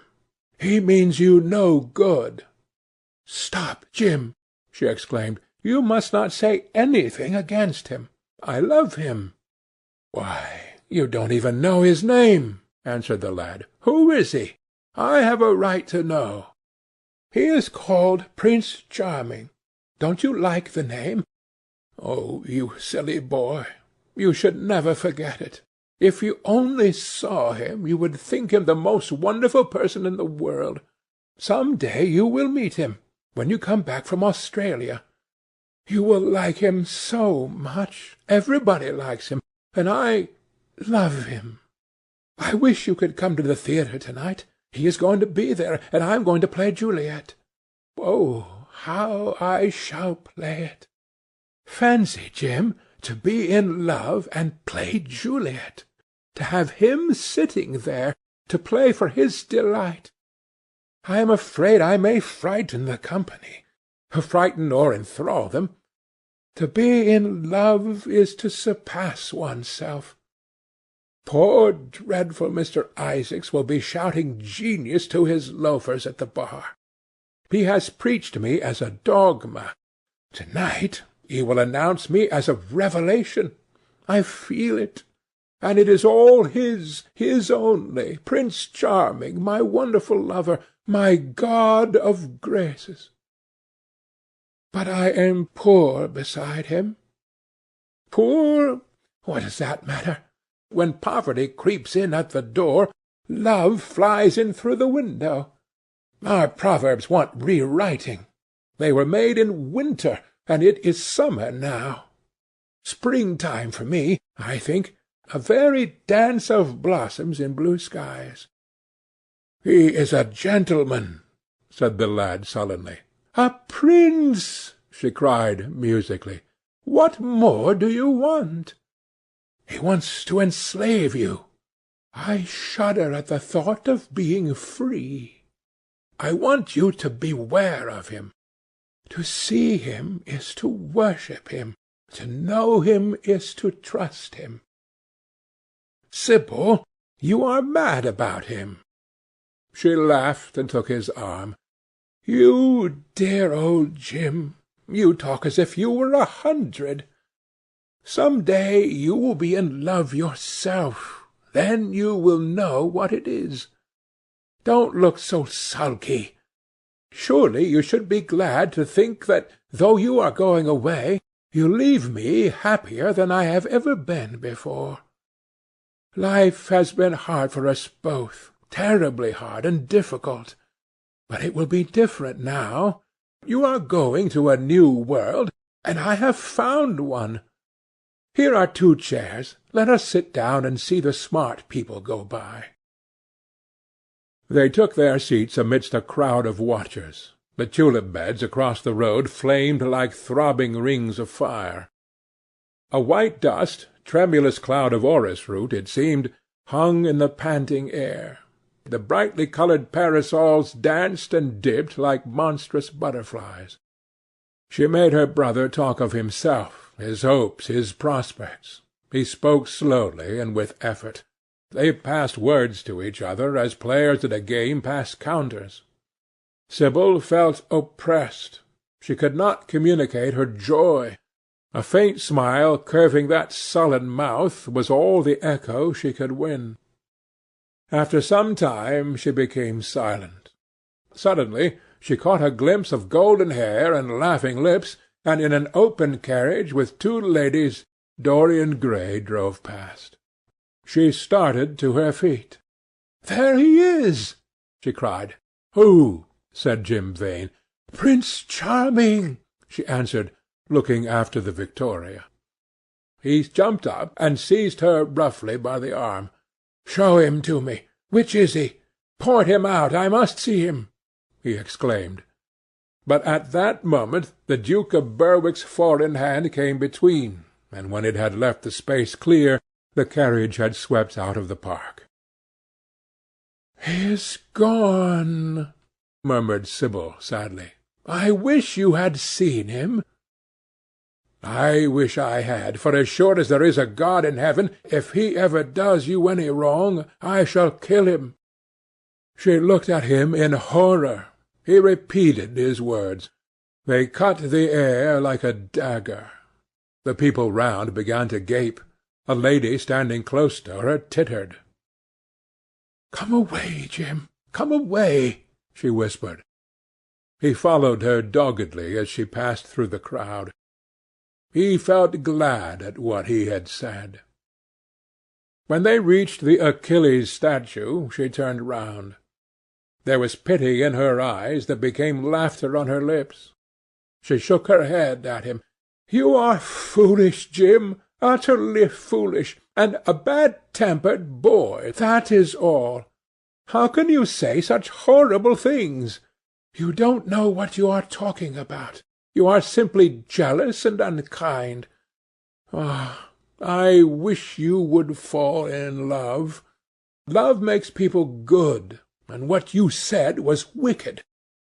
"I am 16, he answered, "and I know what I am about. Mother is no help to you. She doesn't understand how to look after you. I wish now that I was not going to Australia at all. I have a great mind to chuck the whole thing up. I would, if my articles hadn't been signed." "Oh, don't be so serious, Jim. You are like one of the heroes of those silly melodramas mother used to be so fond of acting in. I am not going to quarrel with you. I have seen him, and oh, to see him is perfect happiness. We won't quarrel. I know you would never harm any one I love, would you?" "Not as long as you love him, I suppose," was the sullen answer. "I shall love him forever," she cried. "And he?" "Forever, too." "He had better." She shrank from him. Then she laughed and put her hand on his arm. He was merely a boy. At the Marble Arch they hailed an omnibus, which left them close to their shabby home in the Euston Road. It was after 5 o'clock, and Sibyl had to lie down for a couple of hours before acting. Jim insisted that she should do so. He said that he would sooner part with her when their mother was not present. She would be sure to make a scene, and he detested scenes of every kind. In Sibyl's own room they parted. There was jealousy in the lad's heart, and a fierce murderous hatred of the stranger who, as it seemed to him, had come between them. Yet when her arms were flung around his neck, and her fingers strayed through his hair, he softened and kissed her with real affection. There were tears in his eyes as he went downstairs. His mother was waiting for him below. She grumbled at his unpunctuality as he entered. He made no answer, but sat down to his meagre meal. The flies buzzed round the table and crawled over the stained cloth. Through the rumble of omnibuses and the clatter of street-cabs he could hear the droning voice devouring each minute that was left to him. After some time he thrust away his plate and put his head in his hands.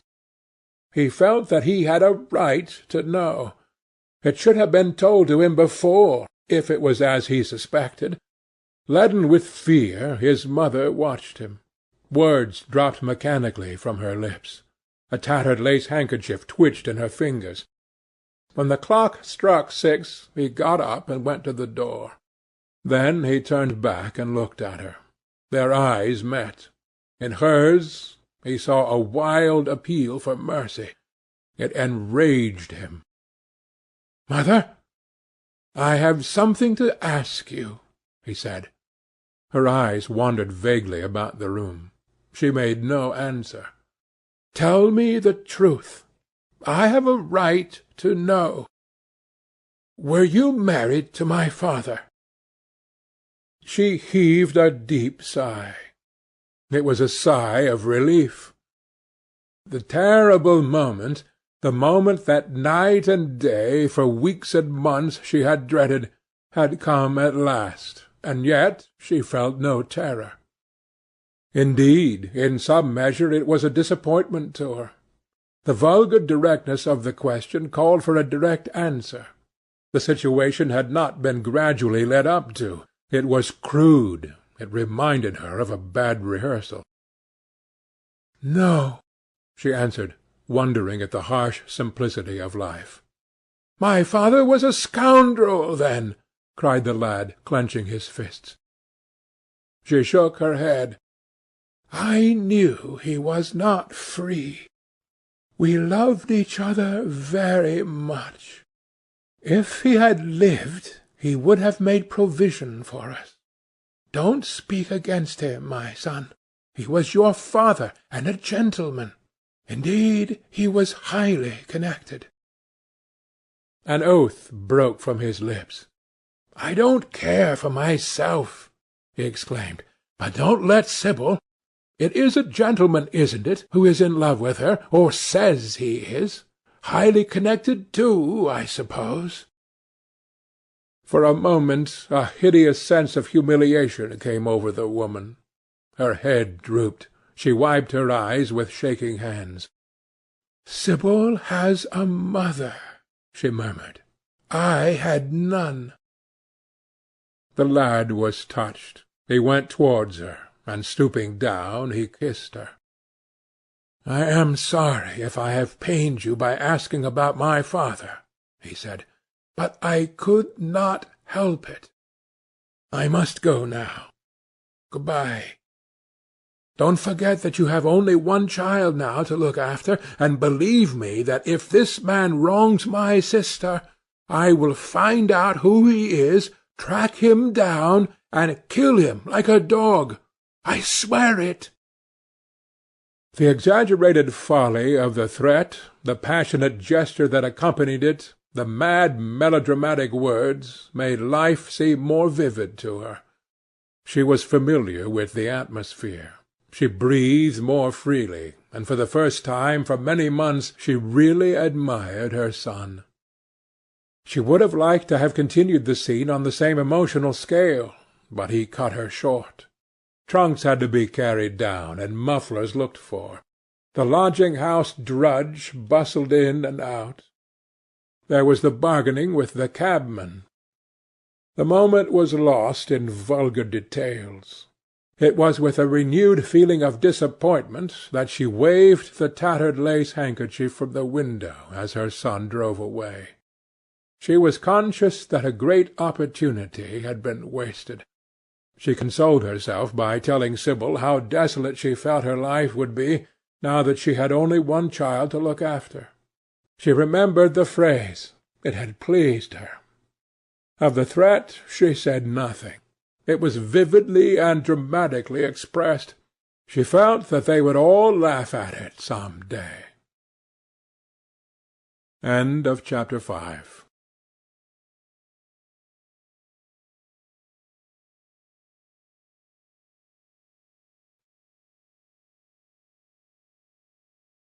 Chapter 6 of The Picture of Dorian Gray, by Oscar Wilde. "I suppose you have heard the news, Basil?" said Lord Henry that evening, as Hallward was shown into a little private room at the Bristol, where dinner had been laid for 3. "No, Harry," answered the artist, giving his hat and coat to the bowing waiter. "What is it? Nothing about politics, I hope. They don't interest me. There is hardly a single person in the House of Commons worth painting, though many of them would be the better for a little whitewashing. Dorian Gray is engaged to be married," said Lord Henry, watching him as he spoke. Hallward started, and then frowned. "Dorian engaged to be married?" he cried. "Impossible!" "It is perfectly true." "To whom?" "To some little actress or other." "I can't believe it. Dorian is far too sensible. Dorian is far too wise not to do foolish things now and then, my dear Basil. Marriage is hardly a thing that one can do now and then, Harry." "Except in America," rejoined Lord Henry languidly. "But I didn't say he was married. I said he was engaged to be married. There is a great difference. I have a distinct remembrance of being married, but I have no recollection at all of being engaged. I am inclined to think that I never was engaged."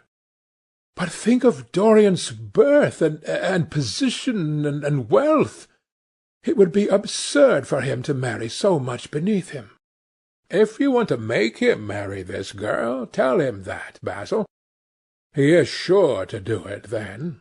Whenever a man does a thoroughly stupid thing, it is always from the noblest motives."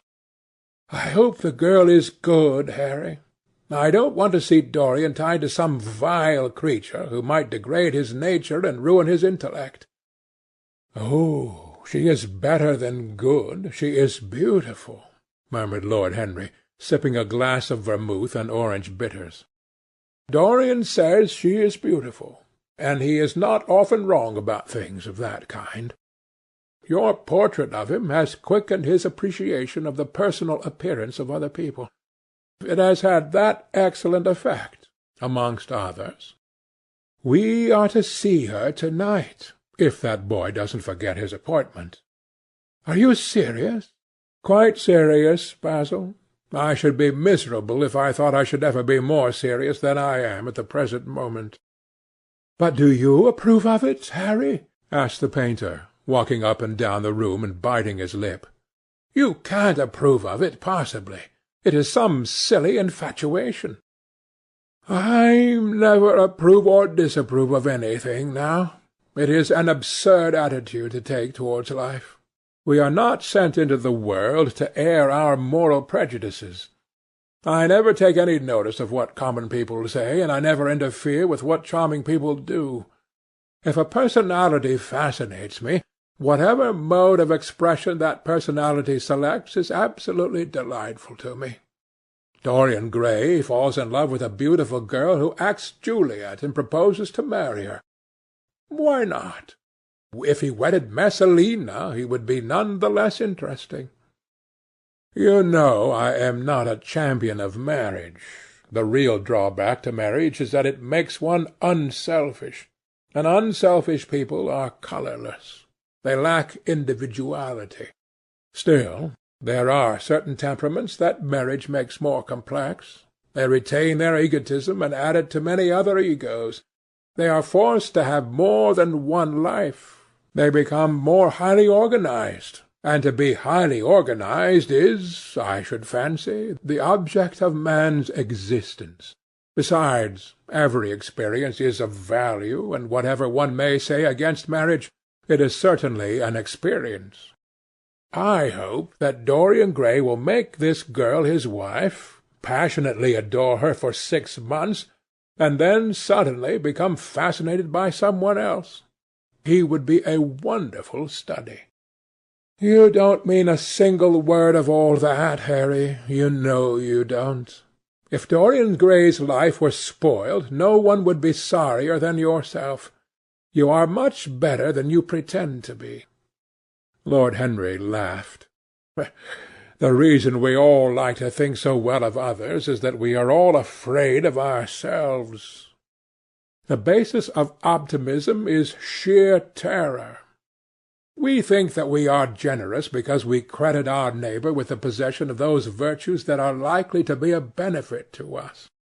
We praise the banker that we may overdraw our accounts, and we find good qualities in the highwayman in the hope that he may spare our pockets. I mean everything that I have said. I have the greatest contempt for optimism. As for a spoiled life, no life is spoiled but one whose growth is arrested. If you want to mar a nature, you have merely to reform it. As for marriage, of course that would be silly, but there are other and more interesting bonds between men and women. I will certainly encourage them.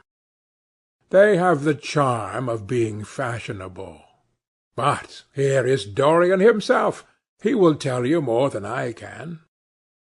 "My dear Harry, my dear Basil, you must both congratulate me," said the lad, throwing off his evening cape with its satin-lined wings, and shaking each of his friends by the hand in turn. "I have never been so happy. Of course it is sudden. All really delightful things are. And yet it seems to me to be the one thing I have been looking for all my life." He was flushed with excitement and pleasure, and looked extraordinarily handsome.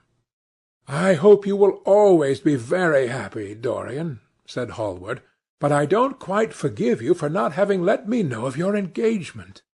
You let Harry know, and I don't forgive you for being late to dinner," broke in Lord Henry, putting his hand on the lad's shoulder and smiling as he spoke. "Come, let us sit down and try what the new chef here is like, and then you will tell us how it all came about." "There is really not much to tell," cried Dorian as they took their seats at the small round table. "What happened was simply this.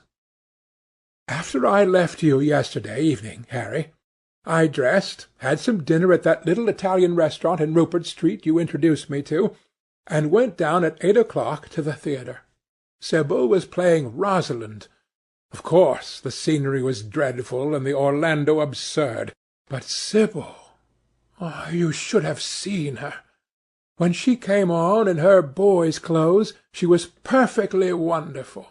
She wore a moss-coloured velvet jerkin with cinnamon sleeves, slim brown cross-gartered hose, a dainty little green cap with a hawk's feather caught in a jewel, and a hooded cloak lined with dull red.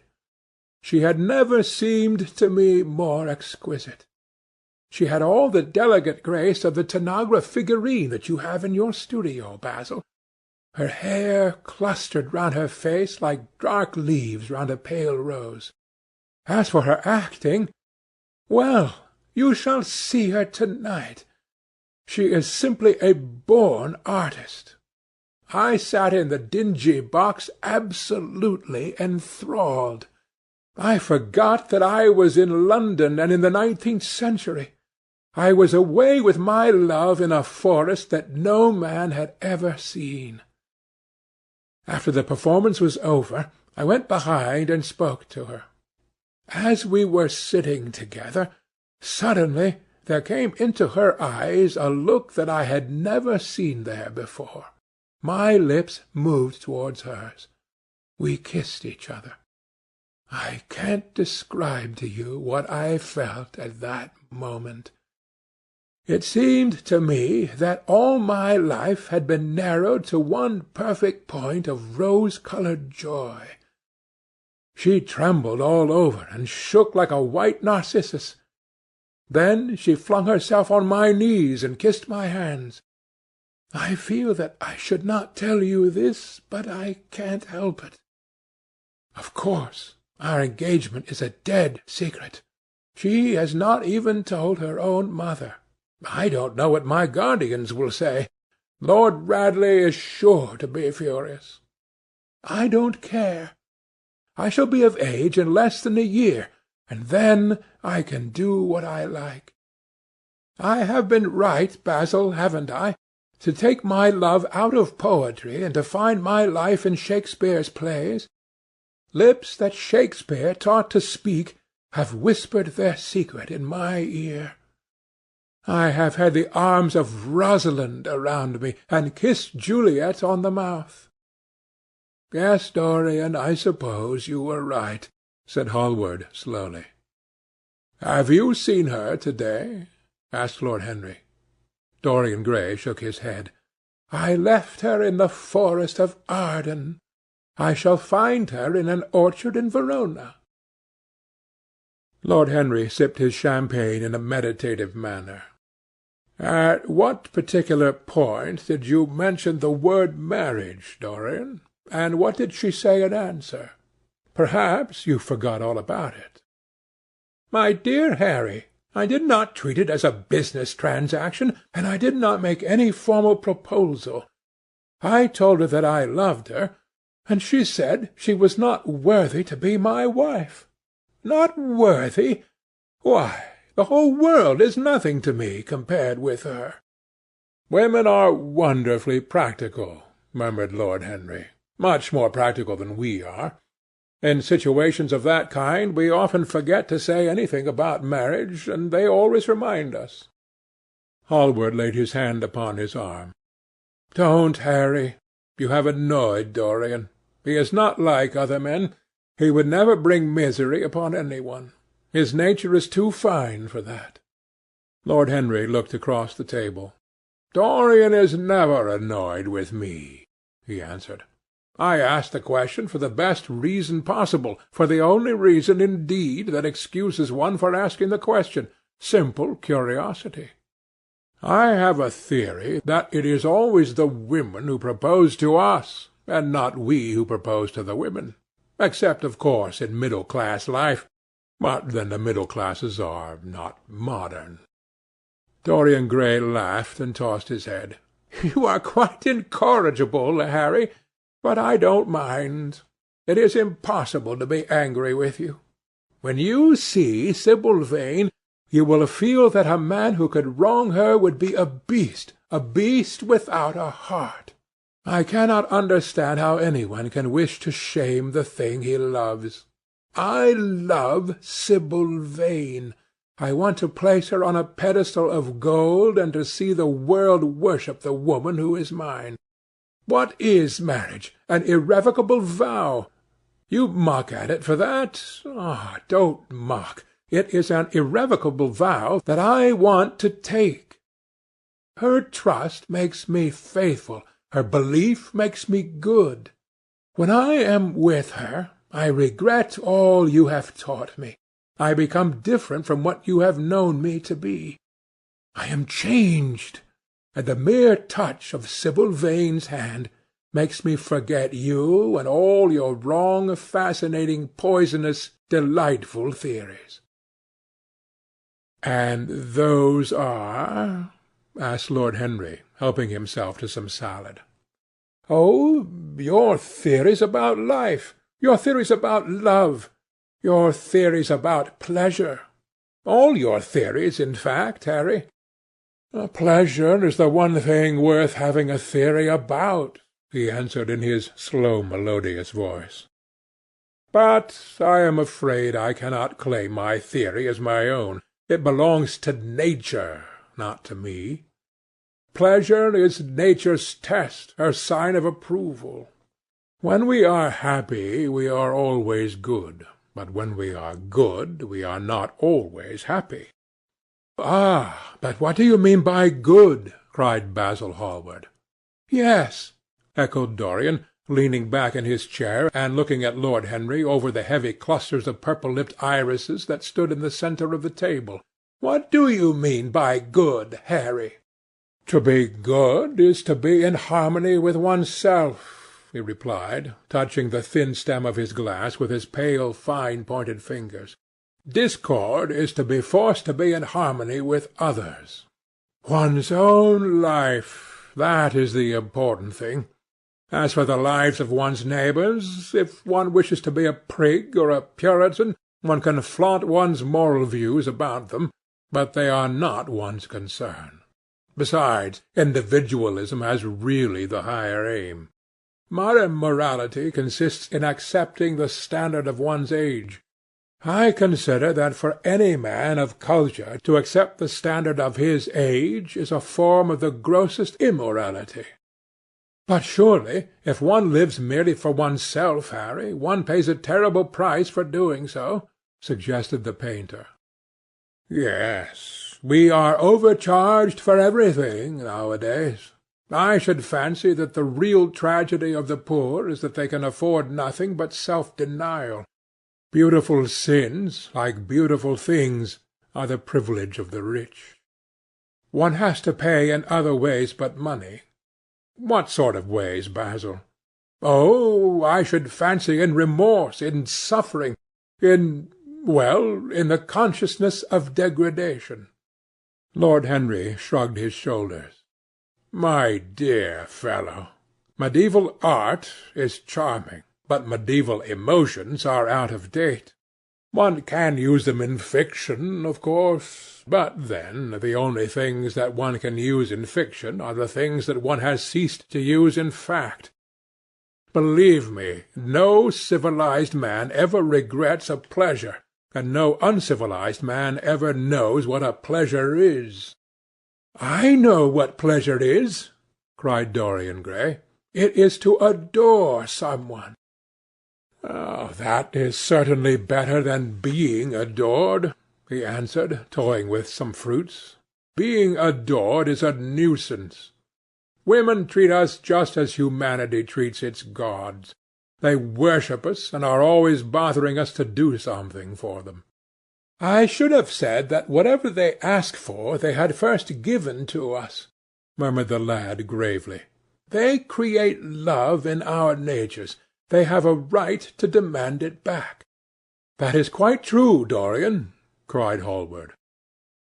"Nothing is ever quite true," said Lord Henry. "This is," interrupted Dorian. "You must admit, Harry, that women give to men the very gold of their lives." "Possibly," he sighed, "but they invariably want it back in such very small change. That is the worry. Women, as some witty Frenchman once put it, inspire us with the desire to do masterpieces, and always prevent us from carrying them out." "Harry, you are dreadful. I don't know why I like you so much." "You have always liked me, Dorian," he replied. "Will you have some coffee, you fellows? Waiter, bring coffee, and fine champagne, and some cigarettes. No, don't mind the cigarettes. I have some. Basil, I can't allow you to smoke cigars. You must have a cigarette. A cigarette is the perfect type of a perfect pleasure. It is exquisite, and it leaves one unsatisfied. What more can one want? Yes, Dorian, you will always be fond of me. I represent to you all the sins that you have never had the courage to commit." "What nonsense you talk, Harry!" cried the lad, taking a light from a fire-breathing silver dragon that the waiter had placed on the table. "Let us go down to the theatre. When Sibyl comes on the stage, you will have a new ideal of life. She will represent something to you that you have never known." "I have known everything," said Lord Henry, with a tired look in his eyes. "But I am always ready for a new emotion. I am afraid, however, that, for me at any rate, there is no such thing. Still, your wonderful girl may thrill me. I love acting. It is so much more real than life. Let us go. Dorian, you will come with me. I am so sorry, Basil, but there is only room for two in the brougham. You must follow us in a hansom." They got up and put on their coats, sipping their coffee standing. The painter was silent and preoccupied. There was a gloom over him. He could not bear this marriage, and yet it seemed to him to be better than many other things that might have happened. After a few minutes they all passed downstairs. He drove off by himself, as had been arranged, and watched the flashing lights of the little brougham in front of him. A strange sense of loss came over him. He felt that Dorian Gray would never again be to him all that he had been in the past. Life had come between them. His eyes darkened, and the crowded, flaring streets became blurred to his eyes. When the cab drew up at the theatre, it seemed to him that he had grown years older. Chapter 6. Chapter 7 of The Picture of Dorian Gray, by Oscar Wilde. For some reason or other, the house was crowded that night, and the fat Jew manager who met them at the door was beaming from ear to ear with an oily, tremulous smile. He escorted them to their box with a sort of pompous humility. waving his fat jewelled hands and talking at the top of his voice. Dorian Gray loathed him more than ever. He felt as if he had come to look for Miranda and had been met by Caliban. Lord Henry, on the other hand, rather liked him. At least he declared he did, and insisted on shaking him by the hand and assuring him that he was proud to meet a man who had discovered a real genius and gone bankrupt over a poet. Hallward amused himself with watching the faces in the pit. The heat was terribly oppressive, and the huge sunlight flamed like a monstrous dahlia with petals of yellow fire. The youths in the gallery had taken off their coats and waistcoats and hung them over the side. They talked to each other across the theatre, and shared their oranges with the tawdry girls who sat beside them. Some women were laughing in the pit. Their voices were horribly shrill and discordant. The sound of the popping of corks came from the bar. "What a place to find one's divinity in!" said Lord Henry. "Yes," answered Dorian Gray. "It was here I found her, and she is divine beyond all living things. When she acts, you will forget everything. These common rough people, with their coarse faces and brutal gestures, become quite different when she is on the stage. They sit silently and watch her. They weep and laugh as she wills them to do. She makes them as responsive as a violin. She spiritualizes them, and one feels that they are of the same flesh and blood as oneself." "The same flesh and blood as oneself? Oh, I hope not," exclaimed Lord Henry, who was scanning the occupants of the gallery through his opera-glass. "Don't pay any attention to him, Dorian," said the painter. "I understand what you mean, and I believe in this girl.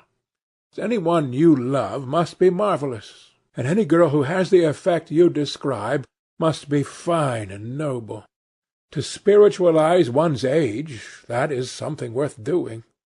If this girl can give a soul to those who lived without one, if she can create the sense of beauty in people whose lives have been sordid and ugly, if she can strip them of their selfishness and lend them tears of sorrows that are not their own, she is worthy of all your adoration, worthy of the adoration of the world.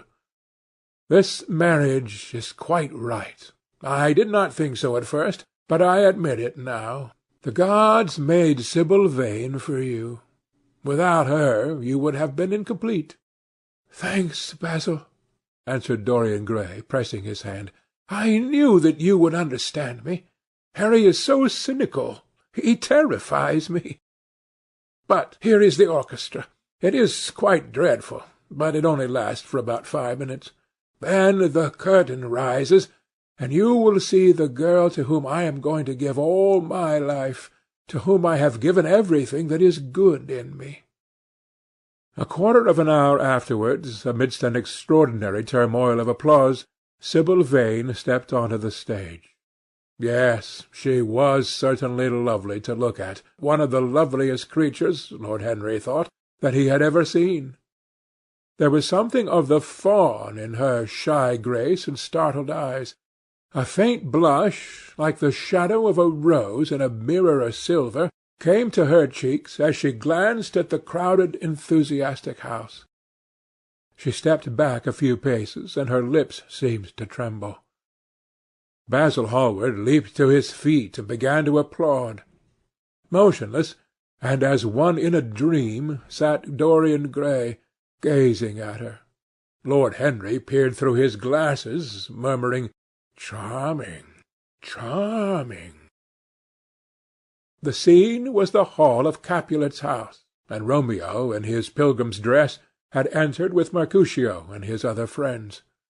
The band, such as it was, struck up a few bars of music, and the dance began. Through the crowd of ungainly, shabbily dressed actors, Sibyl Vane moved like a creature from a finer world. Her body swayed, while she danced, as a plant sways in the water. The curves of her throat were the curves of a white lily. Her hands seemed to be made of cool ivory. Yet she was curiously listless. She showed no sign of joy when her eyes rested on Romeo. The few words she had to speak, "Good pilgrim, you do wrong your hand too much, which mannerly devotion shows in this. For saints have hands that pilgrims' hands do touch, and palm to palm is holy palmer's kiss," with the brief dialogue that follows, were spoken in a thoroughly artificial manner. The voice was exquisite. From the point of view of tone, it was absolutely false. It was wrong in colour. It took away all the life from the verse. It made the passion unreal. Dorian Gray grew pale as he watched her. He was puzzled and anxious. Neither of his friends dared to say anything to him. She seemed to them to be absolutely incompetent. They were horribly disappointed. Yet they felt that the true test of any Juliet is the balcony scene of the second act. They waited for that. If she failed there was nothing in her. She looked charming as she came out in the moonlight. That could not be denied. But the staginess of her acting was unbearable, and grew worse as she went on. Her gestures became absurdly artificial. She overemphasized everything she had to say. The beautiful passage, "Thou knowest the mask of night is on my face, else would a maiden blush bepaint my cheek for that which thou hast heard me speak to-night," was declaimed with the painful precision of a schoolgirl who has been taught to recite by some second-rate professor of elocution. When she leaned over the balcony and came to those wonderful lines, "Although I joy in thee, I have no joy of this contract to-night. It is too rash, too unadvised, too sudden, too like the lightning which doth cease to be, ere one can say, it lightens. Sweet good night. This bud of love by summer's ripening breath may prove a beauteous flower when next we meet." She spoke the words as though they conveyed no meaning to her. It was not nervousness. Indeed, so far from being nervous, she was absolutely self-contained. It was simply bad art. She was a complete failure. Even the common uneducated audience of the pit and the gallery lost their interest in the play. They got restless, and began to talk loudly and to whistle. The Jew manager, who was standing at the back of the dress-circle, stamped and swore with rage. The only person unmoved was the girl herself. When the second act was over, there came a storm of hisses, and Lord Henry got up from his chair and put on his coat. "She is quite beautiful, Dorian," he said, "but she can't act. Let us go." "I am going to see the play through," answered the lad in a hard, bitter voice. "I am awfully sorry that I have made you waste an evening, Harry. I apologize to you both." "My dear Dorian, I should think Miss Vane was ill," interrupted Hallward. "We will come some other night." "I wish she were ill," he rejoined, "but she seems to me to be simply callous and cold. She was entirely altered. Last night she was a great artist. This evening she is merely a commonplace, mediocre actress." "Don't talk like that about any one you love, Dorian. Love is a more wonderful thing than art." "They are both simply forms of imitation," remarked Lord Henry. "But do let us go, Dorian. You must not stay here any longer. It is not good for one's morals to see bad acting. Besides, I don't suppose you'll want your wife to act, so what does it matter if she plays Juliet like a wooden doll? She is very lovely, and if she knows as little about life as she does about acting, she will be a delightful experience. There are only two kinds of people who are really fascinating: people who know absolutely everything, and people who know absolutely nothing. Good heavens, my dear boy, don't look so tragic. The secret of remaining young is never to have an emotion that is unbecoming. Come to the club with Basil and myself. We will smoke cigarettes and drink to the beauty of Sibyl Vane. She is beautiful, What more can you want?" "Go away, Harry," cried the lad. "I want to be alone. Basil, you must go. Can't you see that my heart is breaking?" The hot tears came to his eyes. His lips trembled, and, rushing to the back of the box, he leaned up against the wall, hiding his face in his hands. "Let us go, Basil," said Lord Henry, with a strange tenderness in his voice, and the two young men passed out together. A few moments afterward the footlights flared up, and the curtain rose on the third act. Dorian Gray went back to his seat. He looked pale and proud and indifferent. The play dragged on and seemed interminable. Half of the audience went out, tramping in heavy boots and laughing. The whole thing was a fiasco. The last act was played to almost empty benches. The curtain went down on a titter and some groans. As soon as it was over, Dorian Gray rushed behind the scenes into the green-room. The girl was standing there alone, with a look of triumph on her face. Her eyes were lit with an exquisite fire. There was a radiance about her.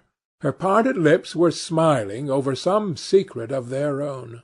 When he entered, she looked at him, and an expression of infinite joy came over her. "How badly I acted to-night, Dorian!" she cried. "Horribly," he answered, gazing at her in amazement. "Horribly! It was dreadful!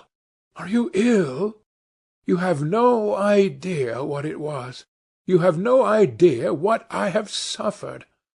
The girl smiled. "Dorian," she answered, lingering over his name with long-drawn music in her voice, as though it were sweeter than honey to the red petals of her mouth.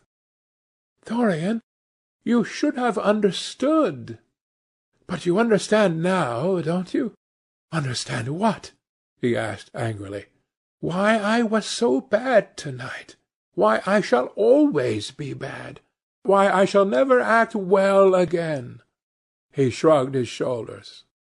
"You are ill, I suppose.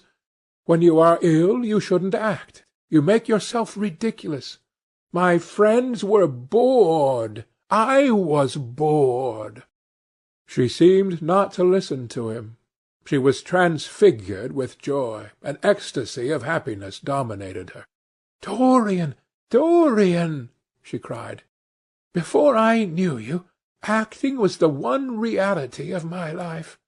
It was only in the theatre that I lived. I thought that it was all true. I was Rosalind one night and Portia the other. The joy of Beatrice was my joy. The sorrows of Cordelia were mine also. I believed in everything. The common people who acted with me seemed to me to be godlike. The painted scenes were my world. I knew nothing but shadows, and I thought them real. You came, oh, my beautiful love, and you freed my soul from prison. You taught me what reality really is.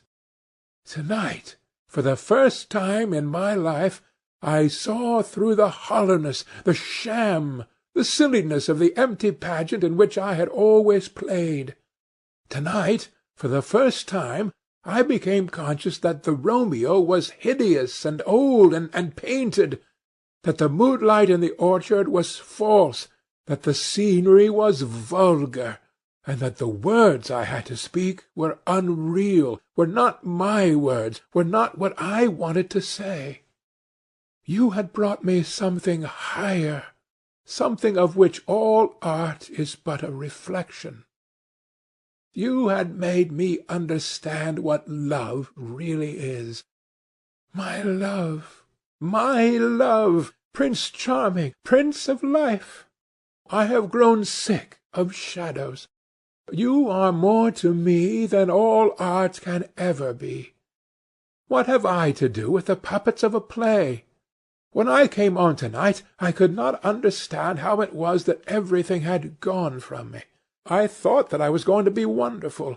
I found that I could do nothing. Suddenly it dawned on my soul what it all meant. The knowledge was exquisite to me. I heard them hissing, and I smiled. What could they know of love such as ours? Take me away, Dorian. Take me away with you, where we can be quite alone. I hate the stage. I might mimic a passion that I do not feel, but I cannot mimic one that burns me like fire. Oh, Dorian, Dorian, you understand now what it signifies? Even if I could do it, it would be profanation for me to play at being in love. You have made me see that.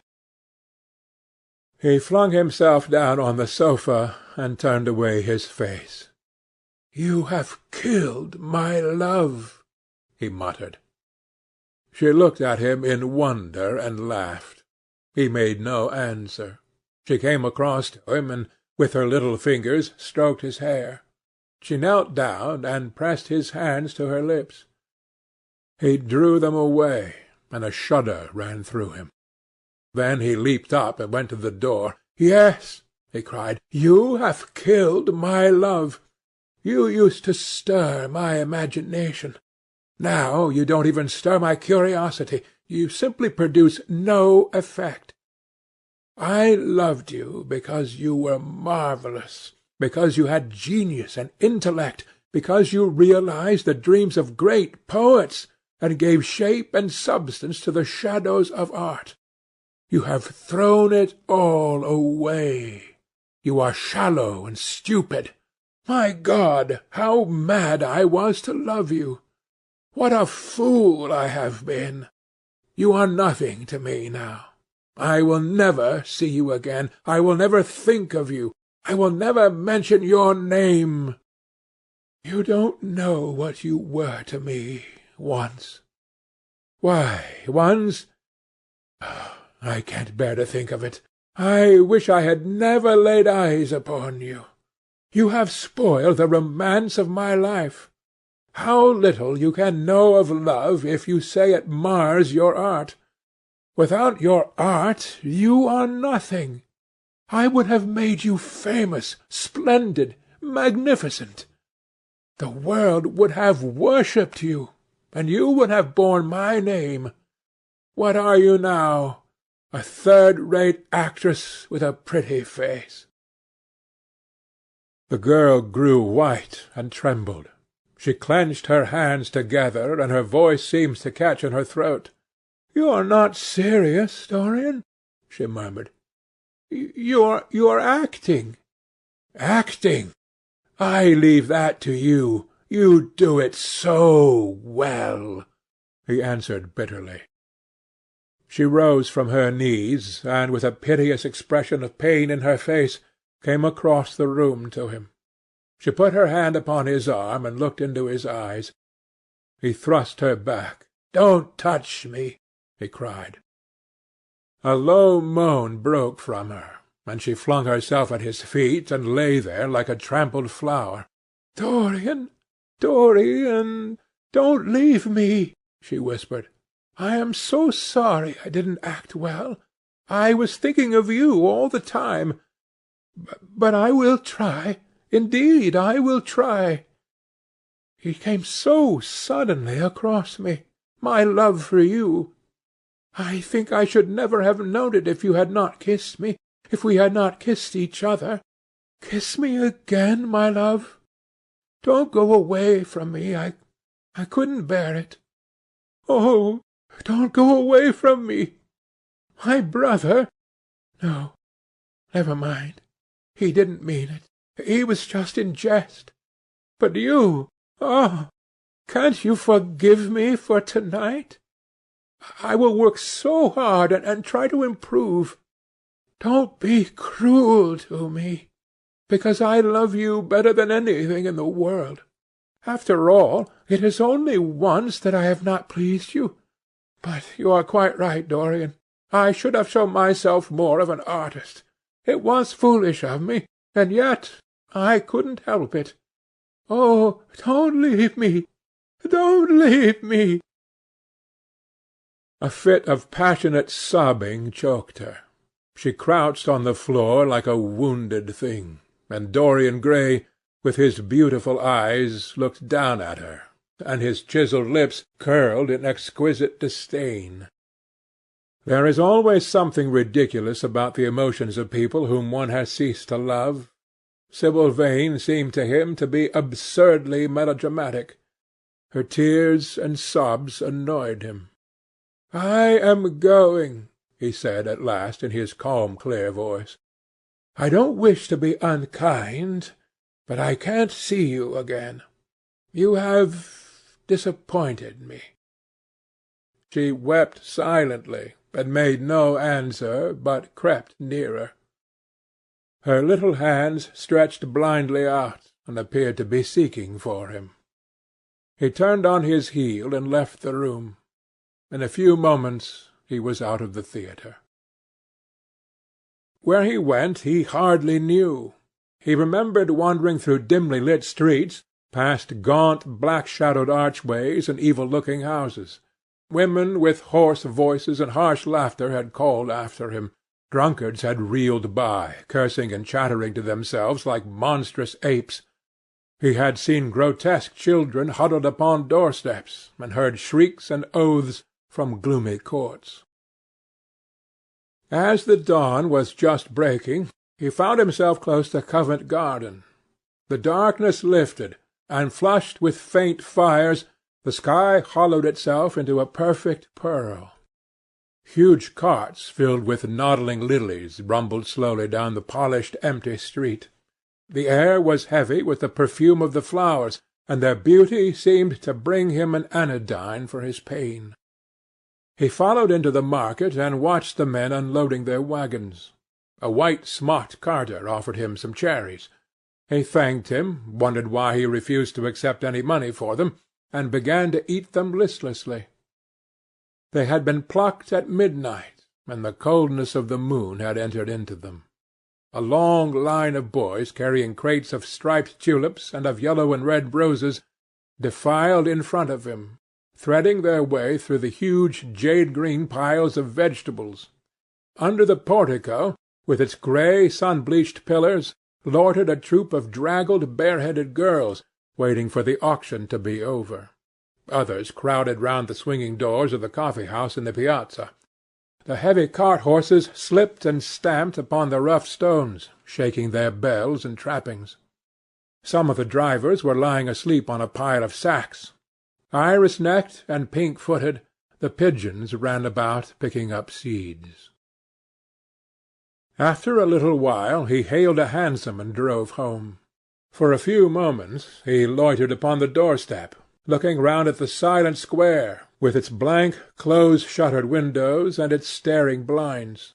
The sky was pure opal now, and the roofs of the houses glistened like silver against it.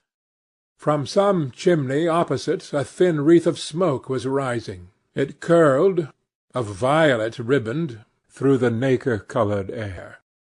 In the huge gilt Venetian lantern, spoil of some doge's barge, that hung from the ceiling of the great oak-panelled hall of entrance, lights were still burning from 3 flickering jets. Thin blue petals of flame they seemed, rimmed with white fire. He turned them out, and, having thrown his hat and cape on the table, passed through the library towards the door of his bedroom, a large octagonal chamber on the ground floor that, in his new-born feeling for luxury, he had just had decorated for himself, and hung with some curious Renaissance tapestries that had been discovered stored in a disused attic at Selby Royal. As he was turning the handle of the door, his eye fell upon the portrait Basil Hallward had painted of him. He stared back as if in surprise. Then he went on into his own room, looking somewhat puzzled. After he had taken a buttonhole out of his coat, he seemed to hesitate. Finally he came back, went over to the picture and examined it. In the dim arrested light that struggled through the cream-coloured silk blinds, the face appeared to him to be a little changed. The expression looked different. One would have said that there was a touch of cruelty in the mouth. It was certainly strange. He turned round, and walking to the window drew up the blind. The bright dawn flooded the room, and swept the fantastic shadows into dusky corners, where they lay shuddering. But the strange expression that he had noticed in the face of the portrait seemed to linger there, to be more intensified even. The quivering, ardent sunlight showed him the lines of cruelty round the mouth as clearly as if he had been looking into a mirror after he had done some dreadful thing. He winced, and taking up from the table an oval glass framed in ivory cupids, one of Lord Henry's many presents to him, glanced hurriedly into its polished depths. No line like that warped his red lips. What did it mean? He rubbed his eyes, and came close to the picture and examined it again. There were no signs of any change when he looked into the actual painting, and yet there was no doubt that the whole expression had altered. It was not a mere fancy of his own. The thing was horribly apparent. He threw himself into a chair and began to think. Suddenly there flashed across his mind what he had said in Basil Hallward's studio the day the picture had been finished. Yes, he remembered it perfectly. He had uttered a mad wish that he himself might remain young and the portrait grow old, that his own beauty might be untarnished, and the face on the canvas bear the burden of his passions and his sins, that the painted image might be seared with the lines of suffering and thought, and that he might keep all the delicate bloom and loveliness of his then just conscious boyhood. Surely his wish had not been fulfilled. Such things were impossible. It seemed monstrous even to think of them. And yet there was the picture before him, with the touch of cruelty in the mouth. Cruelty! Had he been cruel? It was the girl's fault, not his. He had dreamed of her as a great artist, had given his love to her because he had thought her great. Then she had disappointed him. She had been shallow and unworthy. And yet a feeling of infinite regret came over him as he thought of her lying at his feet, sobbing like a little child. He remembered with what callousness he had watched her. Why had he been made like that? Why had such a soul been given to him? But he had suffered also. During the 3 terrible hours that the play had lasted, he had lived centuries of pain, aeon upon aeon of torture. His life was well worth hers. She had marred him for a moment, if he had wounded her for an age. Besides, women are better suited to bear sorrow than men. They lived on their emotions. They only thought of their emotions. When they took lovers, it was merely to have someone with whom they could have scenes. Lord Henry had told him that, and Lord Henry knew what women were. Why should he trouble about Sibyl Vane? She was nothing to him now. But the picture! What was he to say of that? It held the secret of his life and told his story. It had taught him to love his own beauty. Would it teach him to loathe his own soul? Would he ever look at it again? No, it was merely an illusion wrought on the troubled senses. The horrible night that he had passed had left phantoms behind it. Suddenly there had fallen upon his brain that tiny scarlet speck that makes men mad. The picture had not changed. It was folly to think so. Yet it was watching him, with its beautiful marred face and its cruel smile. Its bright hair gleamed in the early sunlight. Its blue eyes met his own. A sense of infinite pity, not for himself, but for the painted image of himself, came over him. It had altered already, and would alter more. Its gold would wither into grey. Its red and white roses would die. For every sin that he committed, a stain would fleck and wreck its fairness. But he would not sin. The picture, changed or unchanged, would be to him the visible emblem of conscience.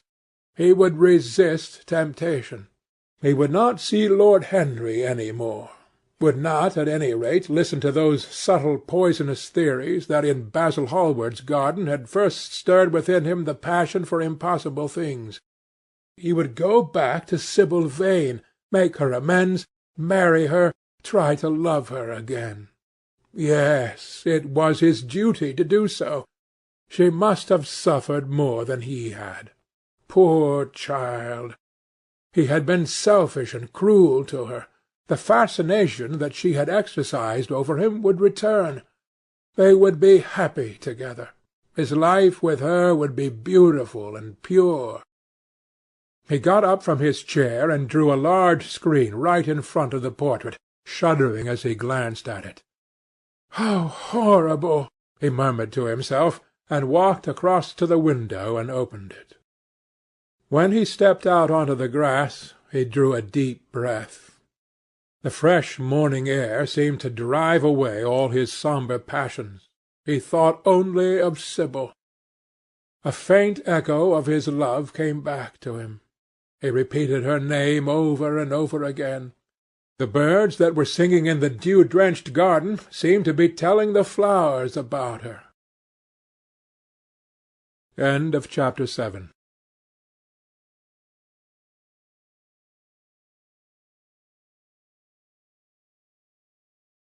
Chapter 8 of The Picture of Dorian Gray, by Oscar Wilde.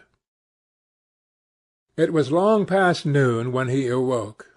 His valet had crept several times on tiptoe into the room to see if he was stirring, and had wondered what made his young master sleep so late. Finally his bell sounded, and Victor came in softly with a cup of tea and a pile of letters on a small tray of old Sèvres china, and drew back the olive satin curtains, with their shimmering blue lining, that hung in front of the 3 tall windows. "Monsieur has well slept this morning?" he said, smiling. "What o'clock is it, Victor?" asked Dorian Gray drowsily. 1 hour and a quarter, monsieur." How late it was! He sat up, and having sipped some tea, turned over his letters. One of them was from Lord Henry, and had been brought by hand that morning. He hesitated for a moment, and then put it aside. The others he opened listlessly. They contained the usual collection of cards, invitations to dinner, tickets for private views, programmes of charity concerts, and the like that are showered on fashionable young men every morning during the season. There was a rather heavy bill for a chaste silver Louis XV toilet set that he had not yet had the courage to send on to his guardians, who were extremely old-fashioned people, and did not realize that we live in an age when unnecessary things are our only necessities. And there were several very courteously worded communications from Jermyn Street money-lenders, offering to advance any sum of money at a moment's notice, and at the most reasonable rates of interest. After about 10 minutes he got up, and throwing on an elaborate dressing-gown of silk-embroidered cashmere wool, passed into the onyx-paved bathroom. The cool water refreshed him after his long sleep. He seemed to have forgotten all that he had gone through. A dim sense of having taken part in some strange tragedy came to him once or twice, but there was the unreality of a dream about it. As soon as he was dressed, he went into the library and sat down to a light French breakfast that had been laid out for him on a small round table close to the open window. It was an exquisite day. The warm air seemed laden with spices. A bee flew in and buzzed round the blue dragon bowl that, filled with sulphur-yellow roses, stood before him. He felt perfectly happy. Suddenly his eye fell on the screen that he had placed in front of the portrait, and he started. "Too cold for monsieur?" asked his valet, putting an omelette on the table. "I shut the window?" Dorian shook his head. "I am not cold," he murmured. Was it all true? Had the portrait really changed, or had it simply been his own imagination that had made him see a look of evil where there had been a look of joy? Surely a painted canvas cannot alter. The thing was absurd. It would serve as a tale to tell Basil some day. It would make him smile. And yet how vivid was his recollection of the whole thing! First in the dim twilight, and then in the bright dawn, he had seen the touch of cruelty round the warped lips. He almost dreaded his valet leaving the room. He knew that when he was alone he would have to examine the portrait. He was afraid of certainty. When the coffee and cigarettes had been brought and the man turned to go, he felt a wild desire to tell him to remain. As the door was closing behind him, he called him back. The man stood waiting for his orders. Dorian looked at him for a moment. "I am not at home to any one, Victor," he said with a sigh. The man bowed and retired. Then he rose from the table, lit a cigarette, and flung himself down on a luxuriously cushioned couch that stood facing the screen. The screen was an old one, of gilt Spanish leather, stamped and wrought with a rather florid Louis XIV pattern. He scanned it curiously, wondering if ever before it had concealed the secret of a man's life.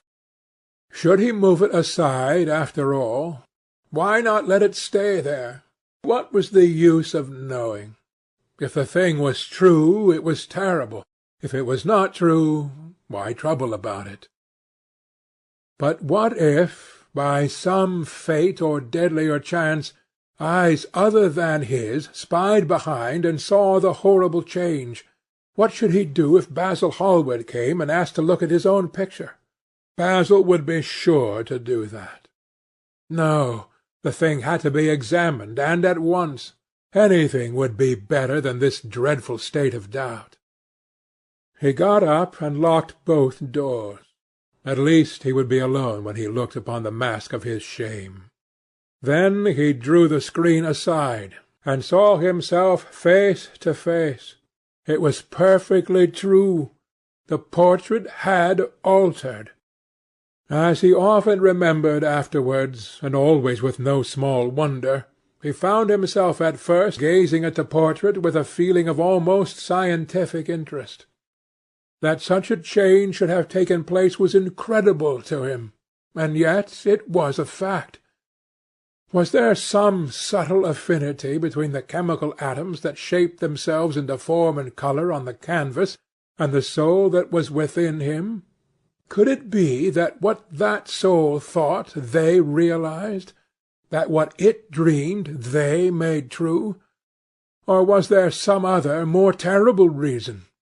He shuddered and felt afraid, and going back to the couch, lay there, gazing at the picture in sickened horror.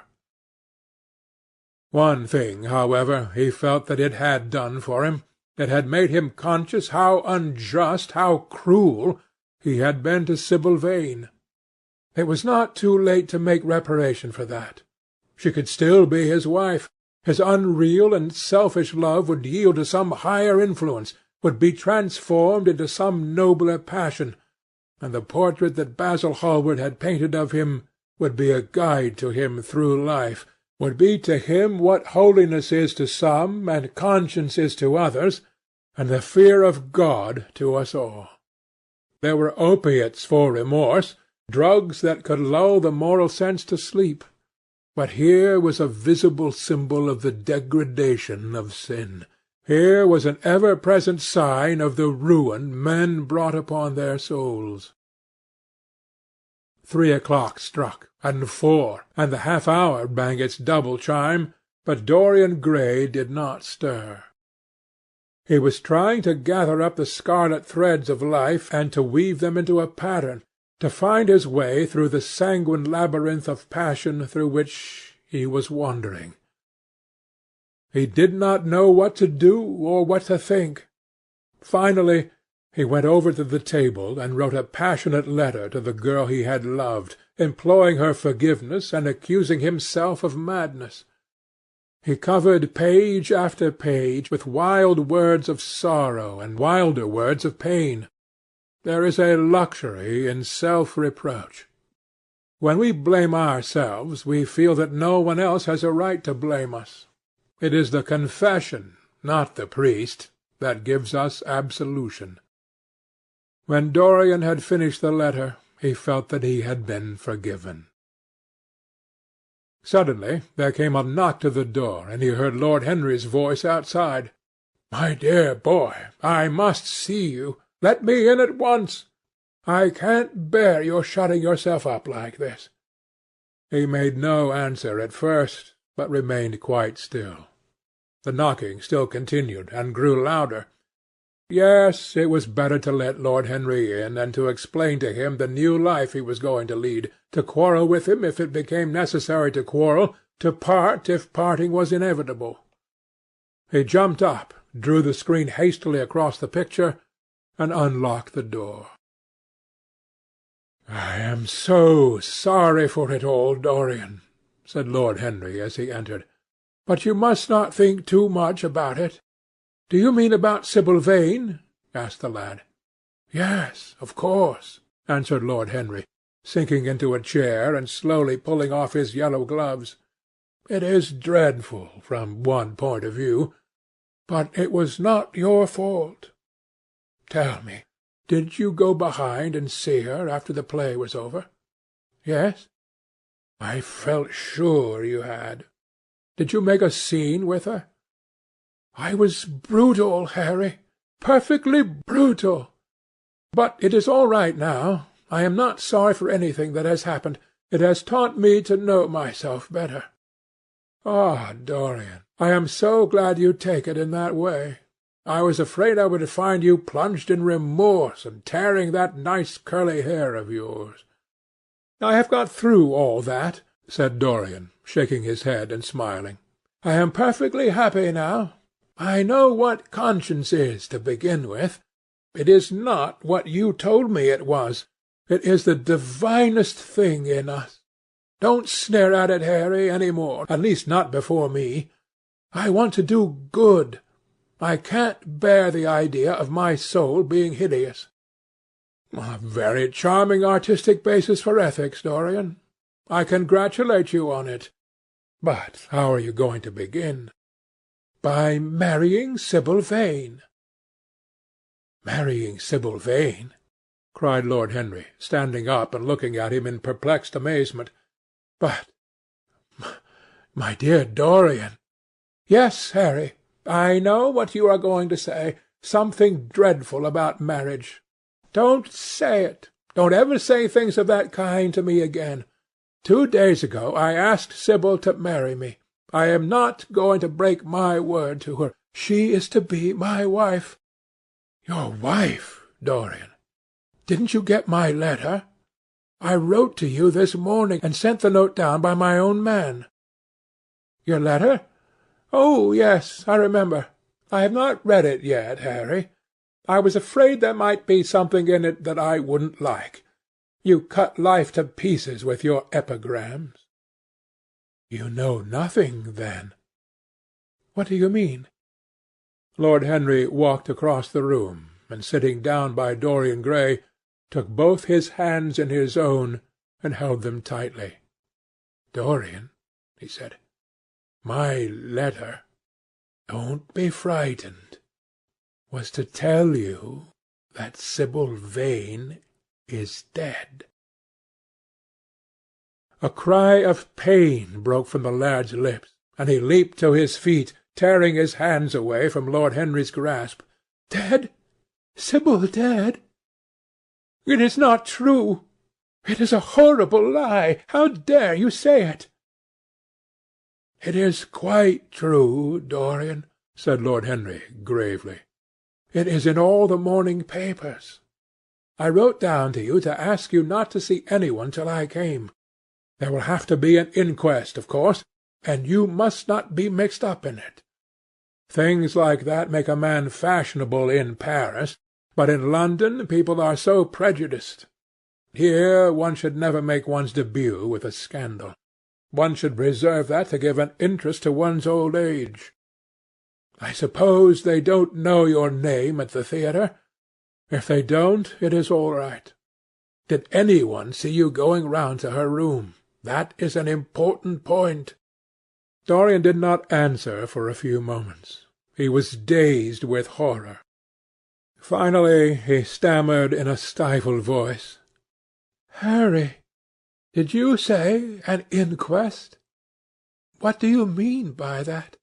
Did Sibyl— Oh, Harry, I can't bear it. But be quick. Tell me everything at once." "I have no doubt it was not an accident, Dorian, though it must be put in that way to the public. It seems that she was leaving the theatre with her mother about 12:30 or so. She said she had forgotten something upstairs.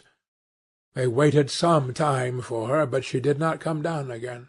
They ultimately found her lying dead on the floor of her dressing-room. She had swallowed something by mistake, some dreadful thing they use at theatres. I don't know what it was, but it had either prussic acid or white lead in it.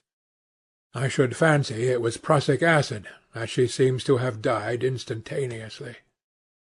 "Harry, Harry, it's terrible," cried the lad.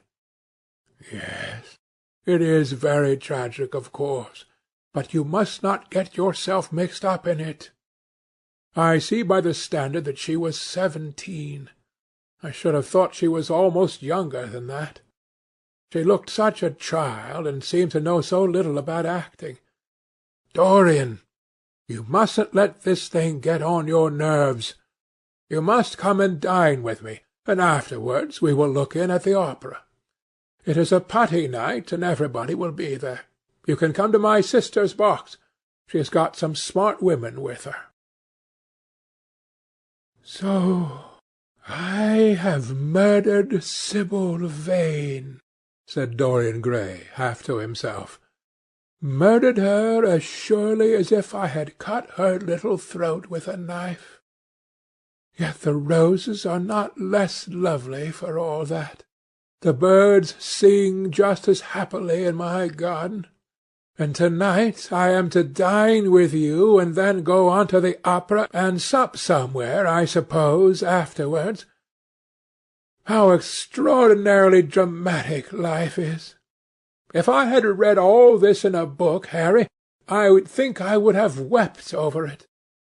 Somehow, now that it has actually happened, and to me, it seems far too wonderful for tears.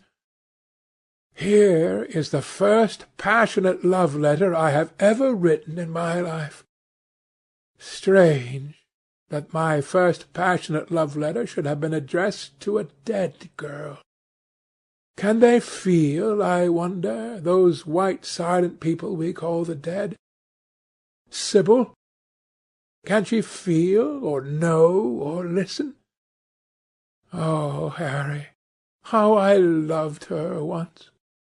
It seems years ago to me now. She was everything to me. Then came that dreadful night— was it really only last night? When she played so badly, and my heart almost broke. She explained it all to me. It was terribly pathetic. But I was not moved a bit. I thought her shallow. Suddenly something happened that made me afraid. I can't tell you what it was, but it was terrible. I said I would go back to her. I felt I had done wrong. And now she is dead. My God, Harry, what shall I do? You don't know the danger I am in, and there is nothing to keep me straight. She would have done that for me. She had no right to kill herself. It was selfish of her." "My dear Dorian," answered Lord Henry, taking a cigarette from his case and producing a gold Latin matchbox, "the only way a woman can ever reform a man is by boring him so completely that he loses all possible interest in life. If you had married this girl, you would have been wretched. Of course you would have treated her kindly. One can always be kind to people about whom one cares nothing, but she would have soon found out that you were absolutely indifferent to her, and when a woman finds that out about her husband, she either becomes dreadfully dowdy, or wears very smart bonnets that some other woman's husband has to pay for. I say nothing about the social mistake, which would have been abject, which of course I would not have allowed, but I assure you that in any case the whole thing would have been an absolute failure." "I suppose it would," muttered the lad, walking up and down the room and looking horribly pale. "But I thought it was my duty. It is not my fault that this terrible tragedy has prevented my doing what was right. I remember your saying once that there is a fatality about good resolutions, that they are always made too late. Mine certainly were. Good resolutions are useless attempts to interfere with scientific laws. Their origin is pure vanity. Their result is absolutely nil. They give us, now and then, some of those luxurious sterile emotions that have a certain charm for the weak. That is all that can be said for them. They are simply cheques that men draw on a bank where they have no account." "Harry," cried Dorian Gray, coming over and sitting down beside him, "why is it that I cannot feel this tragedy as much as I want to? I don't think I am heartless. Do you?" "You have done too many foolish things during the last fortnight to be entitled to give yourself that name, Dorian," answered Lord Henry, with his sweet melancholy smile. The lad frowned. "I don't like that explanation, Harry," he rejoined, "but I am glad you don't think I am heartless. I am nothing of the kind. I know I am not. And yet I must admit that this thing that has happened does not affect me as it should. It seems to me to be simply like a wonderful ending to a wonderful play. It has all the terrible beauty of a Greek tragedy, a tragedy in which I took a great part, but by which I have not been wounded." "It is an interesting question," said Lord Henry, who found an exquisite pleasure in playing on the lad's unconscious egotism. "An extremely interesting question. I fancy that the true explanation is this. It often happens that the real tragedies of life occur in such an inartistic manner that they hurt us by their crude violence, their absolute incoherence, their absurd want of meaning, their entire lack of style. They affect us just as vulgarity affects us. They give us an impression of sheer brute force, and we revolt against that.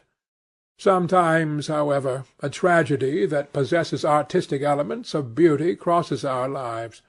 If these elements of beauty are real, the whole thing simply appeals to our sense of dramatic effect. Suddenly we find that we are no longer the actors, but the spectators of the play. Or rather, we are both. We watch ourselves, and the mere wonder of the spectacle enthralls us. In the present case, what is it that has really happened? Some one has killed herself for love of you. I wish that I had ever had such an experience. It would have made me in love with love for the rest of my life. The people who have adored me, there have not been very many, but there have been some, have always insisted on living on, long after I had ceased to care for them, or they to care for me. They have become stout and tedious, and when I meet them they go in at once for reminiscences. That awful memory of a woman, what a fearful thing it is, and what an utter intellectual stagnation it reveals! One should absorb the colour of life, but one should never remember its details. Details are always vulgar. "I must sow poppies in my garden," sighed Dorian. "There is no necessity," rejoined his companion. "Life has always poppies in her hands. Of course, now and then things linger. I once wore nothing but violets all through one season, as a form of artistic mourning for a romance that would not die. Ultimately, however, it did die. I forget what killed it. I think it was her proposing to sacrifice the whole world for me. That is always a dreadful moment. It fills one with the terror of eternity. Well, would you believe it? A week ago, at Lady Hampshire's, I found myself seated at dinner next to the lady in question, and she insisted on going over the whole thing again, and digging up the past and raking up the future. I had buried my romance in a bed of asphodel. She dragged it out again, and assured me that I had spoiled her life. I am bound to state that she ate an enormous dinner, so I did not feel any anxiety. But what a lack of taste she showed! The one charm of the past is that it is the past. But women never know when the curtain has fallen. They always want a sixth act, and as soon as the interest of the play is entirely over, they propose to continue it. If they were allowed their own way, every comedy would have a tragic ending, and every tragedy would culminate in a farce. They are charmingly artificial, but they have no sense of art.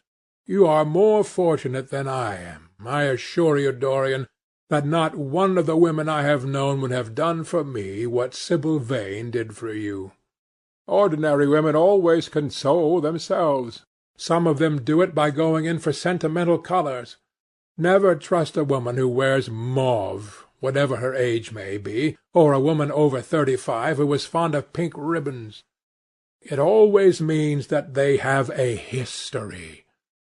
Others find it a great consolation in suddenly discovering the good qualities of their husbands. They flaunt their conjugal felicity in one's face, as if it were the most fascinating of sins. Religion consoles some. Its mysteries have all the charm of a flirtation, a woman once told me, and I can quite understand it. Besides, nothing makes one so vain as being told that one is a sinner. Conscience makes egotists of us all. Yes, there is really no end to the consolations that women find in modern life. Indeed, I have not mentioned the most important one. "What is that, Harry?" said the lad listlessly. "Oh, the obvious consolation. Taking someone else's admirer when one loses one's own. In good society that always whitewashes a woman. But really, Dorian, how different Sibyl Vane must have been from all the women one meets! There is something to me quite beautiful about her death. I am glad I am living in a century when such wonders happen. They make one believe in the reality of the things we all play with, such as romance, passion, and love. I was terribly cruel to her. You forget that. I am afraid that women appreciate cruelty, downright cruelty, more than anything else. They have wonderfully primitive instincts. We have emancipated them, but they remain slaves looking for their masters all the same. They love being dominated. I am sure you were splendid. I have never seen you really and absolutely angry, but I can fancy how delightful you looked. And, after all, you said something to me the day before yesterday that seemed to me at the time to be merely fanciful, but that I see now was absolutely true, and it holds the key to everything." "What was that, Harry?" "You said to me that Sibyl Vane represented to you all the heroines of romance, that she was Desdemona one night and Ophelia the other, that if she died as Juliet, she came to life as Imogen." "She will never come to life again now," muttered the lad, burying his face in his hands. "No, she will never come to life. She has played her last part. But you must think of that lonely death in the tawdry dressing-room simply as a strange, lurid fragment from some Jacobean tragedy, as a wonderful scene from Webster or Ford or Cyril Tourneur. The girl never really lived, and so she has never really died. To you, at least, she was always a dream, a phantom that flitted through Shakespeare's plays and left them lovelier for its presence, a reed through which Shakespeare's music sounded richer and more full of joy. The moment she touched actual life, she marred it, and it marred her, and so she passed away. Mourn for Ophelia, if you like. Put ashes on your head because Cordelia was strangled. Cry out against heaven because the daughter of Brabantio died. But don't waste your tears over Sibyl Vane. She was less real than they are. There was a silence. The evening darkened in the room. Noiselessly, and with silver feet, the shadows crept in from the garden. The colours faded wearily out of things. After some time Dorian Gray looked up. "You have explained me to myself, Harry," he murmured, with something of a sigh of relief. "I felt all that you have said, but somehow I was afraid of it, and I could not express it to myself. How well you know me! But we will not talk again of what has happened. It has been a marvellous experience, that is all. I wonder if life has still in store for me anything as marvellous." "Life has everything in store for you, Dorian. There is nothing that you, with your extraordinary good looks, will not be able to do." "But suppose, Harry, I become haggard and old and wrinkled. What then?" "Ah, then," said Lord Henry, rising to go, "then, my dear Dorian, you would have to fight for your victories. As it is, they are brought to you. No, you must keep your good looks. We live in an age that reads too much to be wise, and that thinks too much to be beautiful. We cannot spare you. And now you had better dress and drive down to the club. We are rather late as it is." "I think I shall join you at the opera, Harry. I feel too tired to eat anything. What is the number of your sister's box?" 27, I believe. It is on the grand tier. You will see her name on the door. But I am sorry you won't come and dine." "I don't feel up to it," said Dorian listlessly. "But I am awfully obliged to you for all that you have said to me. You are certainly my best friend. No one has ever understood me as you have." "We are only at the beginning of our friendship, Dorian," answered Lord Henry, shaking him by the hand. "Good-bye. I shall see you before 9:30, I hope. Remember, Patti is singing." As he closed the door behind him, Dorian Gray touched the bell, and in a few minutes Victor appeared with the lamps and drew the blinds down. He waited impatiently for him to go. The man seemed to take an interminable time over everything. As soon as he had left, he rushed to the screen and drew it back. No, there was no further change in the picture. It had received the news of Sibyl Vane's death before he had known of it himself. It was conscious of the events of life as they occurred. The vicious cruelty that marred the fine lines of the mouth had, no doubt, appeared at the very moment that the girl had drunk the poison, whatever it was. Or was it indifferent to results? Did it merely take cognizance of what passed within the soul? He wondered, and hoped that some day he would see the change taking place before his very eyes, shuddering as he hoped it. Poor Sibyl! What a romance it had all been! She had often mimicked death on the stage. Then death himself had touched her and taken her with him. How had she played that dreadful last scene? Had she cursed him as she died? No, she had died of love of him, and love would always be a sacrament to him now. She had atoned for everything by the sacrifice she had made of her life.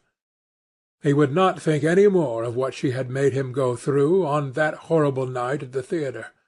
When he thought of her, it would be as a wonderful tragic figure sent on to the world's stage to show the supreme reality of love. A wonderful tragic figure? Tears came to his eyes as he remembered her childlike look, and winsome fanciful ways, and shy tremulous grace. He brushed them away hastily, and looked again at the picture. He felt that the time had really come for making his choice. Or had his choice already been made? Yes, life had decided that for him. Life, and his own infinite curiosity about life. Eternal youth, infinite passion, pleasures subtle and secret, wild joys and wilder sins. He was to have all these things. The portrait was to bear the burden of his shame. That was all. A feeling of pain crept over him as he thought of the desecration that was in store for the fair face on the canvas. Once, in boyish mockery of Narcissus, he had kissed, or feigned to kiss, those painted lips that now smiled so cruelly at him. Morning after morning he had sat before the portrait, wondering at its beauty, almost enamoured of it, as it seemed to him at times. Was it to alter now with every mood to which he yielded? Was it to become a monstrous and loathsome thing, to be hidden away in a locked room, to be shut out from the sunlight that had so often touched to brighter gold the waving wonder of its hair? The pity of it! The pity of it! For a moment he thought of praying that the horrible sympathy that existed between him and the picture might cease. It had changed in answer to a prayer. Perhaps in answer to a prayer it might remain unchanged. And yet, who that knew anything about life would surrender the chance of remaining always young, however fantastic that chance might be, or with what fateful consequences it might be fraught? Besides, was it really under his control? Had it indeed been prayer that had produced the substitution? Might there not be some curious scientific reason for it all? If thought could exercise its influence upon a living organism, might not thought exercise an influence upon dead and inorganic things? Nay, without thought or conscious desire, might not things external to ourselves vibrate in unison with our moods and passions, atom calling to atom in secret love or strange affinity? But the reason was of no importance. He would never again tempt by a prayer any terrible power. If the picture was to alter, it was to alter. That was all. Why inquire too closely into it? For there would be a real pleasure in watching it. He would be able to follow his mind into its secret places. This portrait would be to him the most magical of mirrors. As it had revealed to him his own body, so it would reveal to him his own soul. And when winter came upon it, he would still be standing where spring trembles on the verge of summer. When the blood crept from its face and left behind a pallid mask of chalk with leaden eyes, he would keep the glamour of boyhood. Not one blossom of his loveliness would ever fade. Not one pulse of his life would ever weaken. Like the gods of the Greeks, he would be strong and fleet and joyous. What did it matter what happened to the coloured image on the canvas? He would be safe. That was everything. He drew the screen back into its former place in front of the picture, smiling as he did so, and passed into his bedroom, where his valet was already waiting for him. An hour later he was at the opera, and Lord Henry was leaning over his chair. Chapter 8.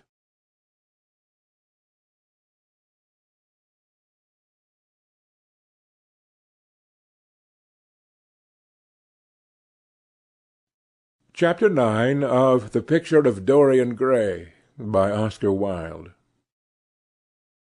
As he was sitting at breakfast next morning, Basil Hallward was shown into the room. "I am so glad I have found you, Dorian," he said gravely.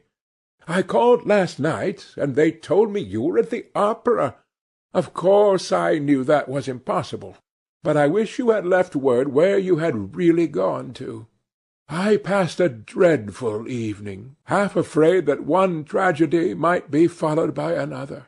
I think you might have telegraphed for me when you heard of it first. I read of it quite by chance in a late edition of the Globe that I picked up at the club. I came here at once and was miserable at not finding you. I can't tell you how heartbroken I am about the whole thing. I know what you must suffer. But where were you? Did you go down and see the girl's mother? For a moment I thought of following you there. They gave the address in the paper. Somewhere in the Euston Road, isn't it? But I was afraid of intruding upon a sorrow that I could not lighten. Poor woman! What a state she must be in! And her only child, too! What did she say about it all?" "My dear Basil, how do I know?" murmured Dorian Gray, sipping some pale yellow wine from a delicate gold-beaded bubble of Venetian glass, and looking dreadfully bored. "I was at the opera. You should have come on there. I met Lady Gwendolen, Harry's sister, for the first time. We were in her box. She is perfectly charming, and Patty sang divinely. Don't talk about horrid subjects. If one doesn't talk about a thing, it has never happened. It is simply expression, as Harry says, that gives reality to things. I may mention that she was not the woman's only child.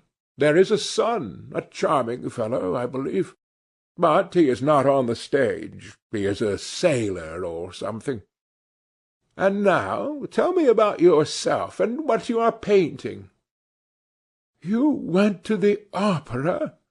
said Hallward, speaking very slowly, and with a strained touch of pain in his voice. "You went to the opera while Sibyl Vane was lying dead in some sordid lodging? You can talk to me of other women being charming, and of Patty singing divinely, before the girl you loved has even the quiet of a grave to sleep in? Why, man, there are horrors in store for that little white body of hers." "Stop, Basil! I won't hear it!" cried Dorian, leaping to his feet. "You must not tell me about things. What is done is done. What is past is past." "You call yesterday the past? What has the actual lapse of time got to do with it? It is only shallow people who require years to get rid of an emotion. A man who is master of himself can end a sorrow as easily as he can invent a pleasure. I don't want to be at the mercy of my emotions. I want to use them, to enjoy them, and to dominate them." "Dorian, this is horrible. Something has changed you completely. You look exactly the same wonderful boy who day after day used to come down to my studio to sit for his picture. But you were simple, natural, and affectionate then. You were the most unspoiled creature in the whole world. Now I don't know what has come over you. You talk as if you had no heart, no pity in you. It is all Harry's influence, I see that." The lad flushed up, and going to the window, looked out for a few moments on the green, flickering, sun-lashed garden. "I owe a great deal to Harry, Basil," he said at last, "more than I owe to you. You only taught me to be vain. Well, I am punished for that, Dorian, or shall be some day." "I don't know what you mean, Basil," he exclaimed, turning round. "I don't know what you want. What do you want?" "I want the Dorian Gray I used to paint," said the artist sadly. "Basil," said the lad, going over to him and putting his hand on his shoulder, You have come too late. Yesterday, when I heard that Sibyl Vane had killed herself—" "Killed herself? Good heavens! Is there no doubt about that?" cried Hallward, looking up at him with an expression of horror. "My dear Basil, surely you don't think it was a vulgar accident? Of course she killed herself." The elder man buried his face in his hands. "How fearful!" he muttered, and a shudder ran through him. "No," said Dorian Gray, "there is nothing fearful about it. It is one of the great romantic tragedies of the age. As a rule, people who act lead the most commonplace lives. They are good husbands, or faithful wives, or something tedious. You know what I mean, middle-class virtue, and all that kind of thing. How different Sibyl was! She lived her finest tragedy. She was always a heroine. The last night she played, the night you saw her, she acted badly because she had known the reality of love. When she knew its unreality, she died, as Juliet might have died. She passed again into the sphere of art. There is something of the martyr about her. Her death has all the pathetic uselessness of martyrdom, all its wasted beauty. But, as I was saying, you must not think that I have not suffered. If you had come in yesterday at a particular moment, about 5:30, perhaps, or 5:45, you would have found me in tears. Even Harry, who was here, who brought me the news, in fact, had no idea what I was going through. I suffered immensely. Then it passed away. I cannot repeat an emotion. No one can, except sentimentalists. And you are awfully unjust, Basil. You come down here to console me. That is charming of you. You find me consoled, and you are furious. How like a sympathetic person! You remind me of a story Harry told me about a certain philanthropist who spent 20 years of his life in trying to get some grievance redressed, or some unjust law altered. I forget exactly what it was. Finally he succeeded, and nothing could exceed his disappointment. He had absolutely nothing to do, almost died of ennui, and became a confirmed misanthrope. And besides, my dear old Basil, if you really want to console me, teach me rather to forget what has happened, or to see it from a proper artistic point of view. Was it not Gautier who used to write about la consolation des arts? I remember picking up a little vellum-covered book in your studio one day, and chancing on that delightful phrase. Well, I am not like that young man you told me of when we were down at Marlow together, the young man who used to say that yellow satin could console one for all the miseries of life. I love beautiful things that one can touch and handle. Old brocades, green bronzes, lacquer work, carved ivories, exquisite surroundings, luxury, pomp. There is much to be got from all these. But the artistic temperament that you create, or at any rate reveal, is still more to me. To become the spectator of one's own life, as Harry says, is to escape the suffering of life. I know you are surprised at my talking to you like this. You have not realized how I have developed. I was a schoolboy when you knew me. I am a man now. I have new passions, new thoughts, new ideas. I am different, but you must not like me less. I am changed, but you must always be my friend. Of course I am very fond of Harry, but I know that you are better than he is. You are not stronger. You are too much afraid of life, but you are better. And how happy we used to be together! Don't leave me, Basil, and don't quarrel with me. I am what I am. There is nothing more to be said." The painter felt strangely moved. The lad was infinitely dear to him, and his personality had been the great turning-point in his art. He could not bear the idea of reproaching him any more. After all, his indifference was probably merely a mood that would pass away. There was so much in him that was good, so much in him that was noble. "Well, Dorian," he said at length, with a sad smile, "I won't speak to you again about this horrible thing after to-day. I only trust your name won't be mentioned in connection with it. The inquest is to take place this afternoon. Have they summoned you?" Dorian shook his head, and a look of annoyance passed over his face at the mention of the word inquest. There was something so crude and vulgar about everything of the kind. "They don't know my name," he answered. "But surely she did?" "Only my Christian name, and I am quite sure she never mentioned it to any one. She told me once that they were all rather curious to learn who I was, and that she invariably told my name as Prince Charming. It was pretty of her. You must do me a drawing of Sibyl, Basil. I should like to have something more of her than the memory of a few kisses and some broken pathetic words." "I will try and do something, Dorian, if it would please you.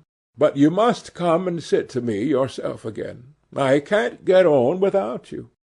"I can never sit to you again, Basil. It is impossible," he exclaimed, starting back. The painter stared at him. "My dear boy, what nonsense!" he cried. "Do you mean to say that you don't like what I did of you? Where is it? Why have you pulled the screen in front of it? Let me look at it. It is the best thing I have ever done. Do take the screen away, Dorian. It is simply disgraceful of your servant hiding my work like that. I felt the room looked different as I came in. My servant has nothing to do with it, Basil. You don't imagine I let him arrange my room for me. He settles my flowers for me sometimes. That is all.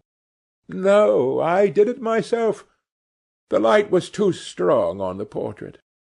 "Too strong? Surely not, my dear fellow. It is an admirable place for it. Let me see it." And Hallward walked towards the corner of the room. A cry of terror broke from Dorian Gray's lips, and he rushed between the painter and the screen. "Basil," he said, looking very pale, "you must not look at it. I don't wish you to." "Not look at my own work? You are not serious. Why shouldn't I look at it?" exclaimed Hallward, laughing.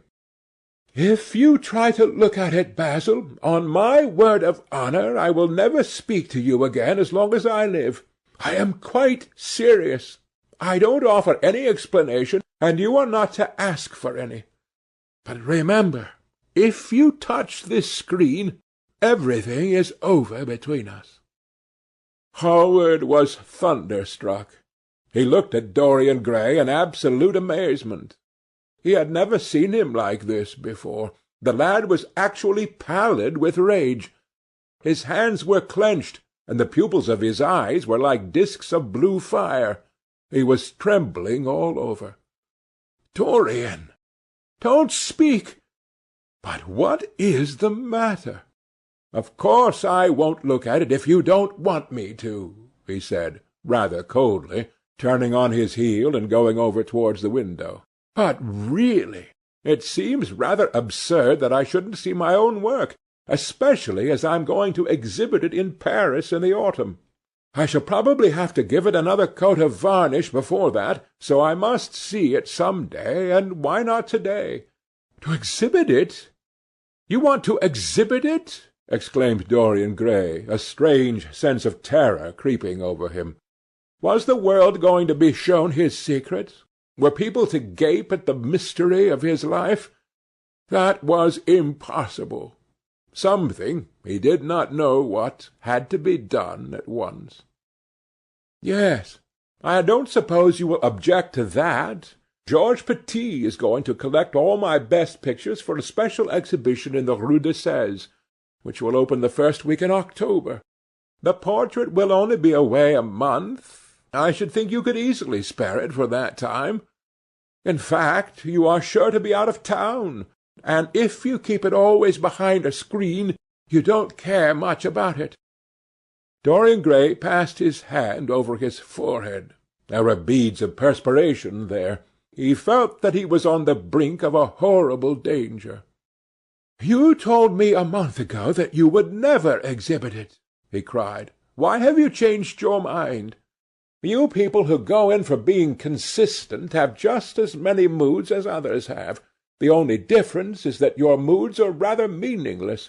You can't have forgotten that you assured me most solemnly that nothing in the world would induce you to send it to any exhibition.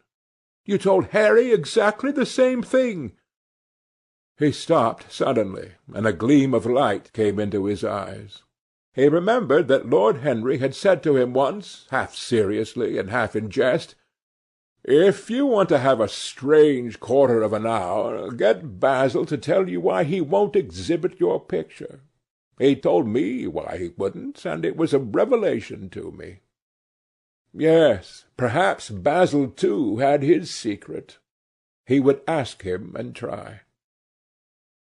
"Basil," he said, coming over quite close and looking him straight in the face, "we have each of us a secret. Let me know yours, and I shall tell you mine. What was your reason for refusing to exhibit my picture?" The painter shuddered in spite of himself. "Dorian, if I told you, you might like me less than you do, and you would certainly laugh at me. I cannot bear your doing either of those two things. If you wish me never to look at your picture again, I am content. I have always you to look at. If you wish the best work I have ever done to be hidden from the world, I am satisfied. Your friendship is dearer to me than any fame or reputation." "No, Basil, you must tell me," insisted Dorian Gray. "I think I have a right to know." His feeling of terror had passed away, and curiosity had taken its place. He was determined to find out Basil Hallward's mystery. "Let us sit down, Dorian," said the painter, looking troubled. "Let us sit down, and just answer me one question. Have you noticed in the picture something curious? Something that probably at first did not strike you, but that revealed itself to you suddenly?" "Basil!" cried the lad, clutching the arms of his chair with trembling hands, and gazing at him with wild, startled eyes. "I see you did. Don't speak. Wait till you hear what I have to say. Dorian, from the moment I met you, your personality had the most extraordinary influence over me. I was dominated, soul, brain, and power, by you. You became to me the visible incarnation of that unseen ideal whose memory haunts us artists like an exquisite dream. I worshipped you. I grew jealous of every one to whom you spoke. I wanted to have you all to myself. I was only happy when I was with you. When you were away from me, you were still present in my art. Of course, I never let you know anything about this. It would have been impossible. You would not have understood it. I hardly understood it myself. I only knew that I had seen perfection face to face, and that the world had become wonderful to my eyes, too wonderful, perhaps, for in such mad worships there is peril, the peril of losing them, no less than the peril of keeping them. Weeks and weeks went on, and I grew more and more absorbed in you. Then came a new development. I had drawn you as Paris in dainty armour, and as Adonis with huntsman's cloak and polished boar spear. Crowned with heavy lotus blossoms, you had sat on the prow of Adrian's barge, gazing across the green turbid Nile. You had leaned over the still pool of some Greek woodland, and seen in the water's silent silver the marvel of your own face. and it had all been what art should be, unconscious, ideal, and remote. One day, a fatal day, I sometimes think, I determined to paint a wonderful portrait of you as you actually are, not in the costume of dead ages, but in your own dress and in your own time. Whether it was the realism of the method, or the mere wonder of your own personality, thus directly presented to me without mist or veil, I cannot tell. But I know that as I worked at it, every flake and film of colour seemed to me to reveal my secret. I grew afraid that others would know of my idolatry. I felt, Dorian, that I had told too much, that I had put too much of myself into it. Then it was that I resolved never to allow the picture to be exhibited. You were a little annoyed, but then you did not realize all that it meant to me. Harry, to whom I talked about it, laughed at me, but I did not mind that. When the picture was finished, and I sat alone with it, I felt that I was right. Well, after a few days the thing left my studio, and as soon as I had got rid of the intolerable fascination of its presence, it seemed to me that I had been foolish in imagining that I had seen anything in it more than that you were extremely good-looking, and that I could paint. Even now I cannot help feeling that it is a mistake to think that the passion one feels in creation is ever really shown in the work one creates. Art is always more abstract than we fancy. Form and colour tell us of form and colour, that is all. It often seems to me that art conceals the artist far more completely than it ever reveals him. And so, when I got this offer from Paris, I determined to make your portrait the principal thing in my exhibition. It never occurred to me that you would refuse. I see now that you were right. The picture cannot be shown. You must not be angry with me, Dorian, for what I have told you. As I said to Harry once, you are made to be worshipped. Dorian Gray drew a deep breath. The colour came back to his cheeks, and a smile played about his lips. The peril was over. He was safe for the time.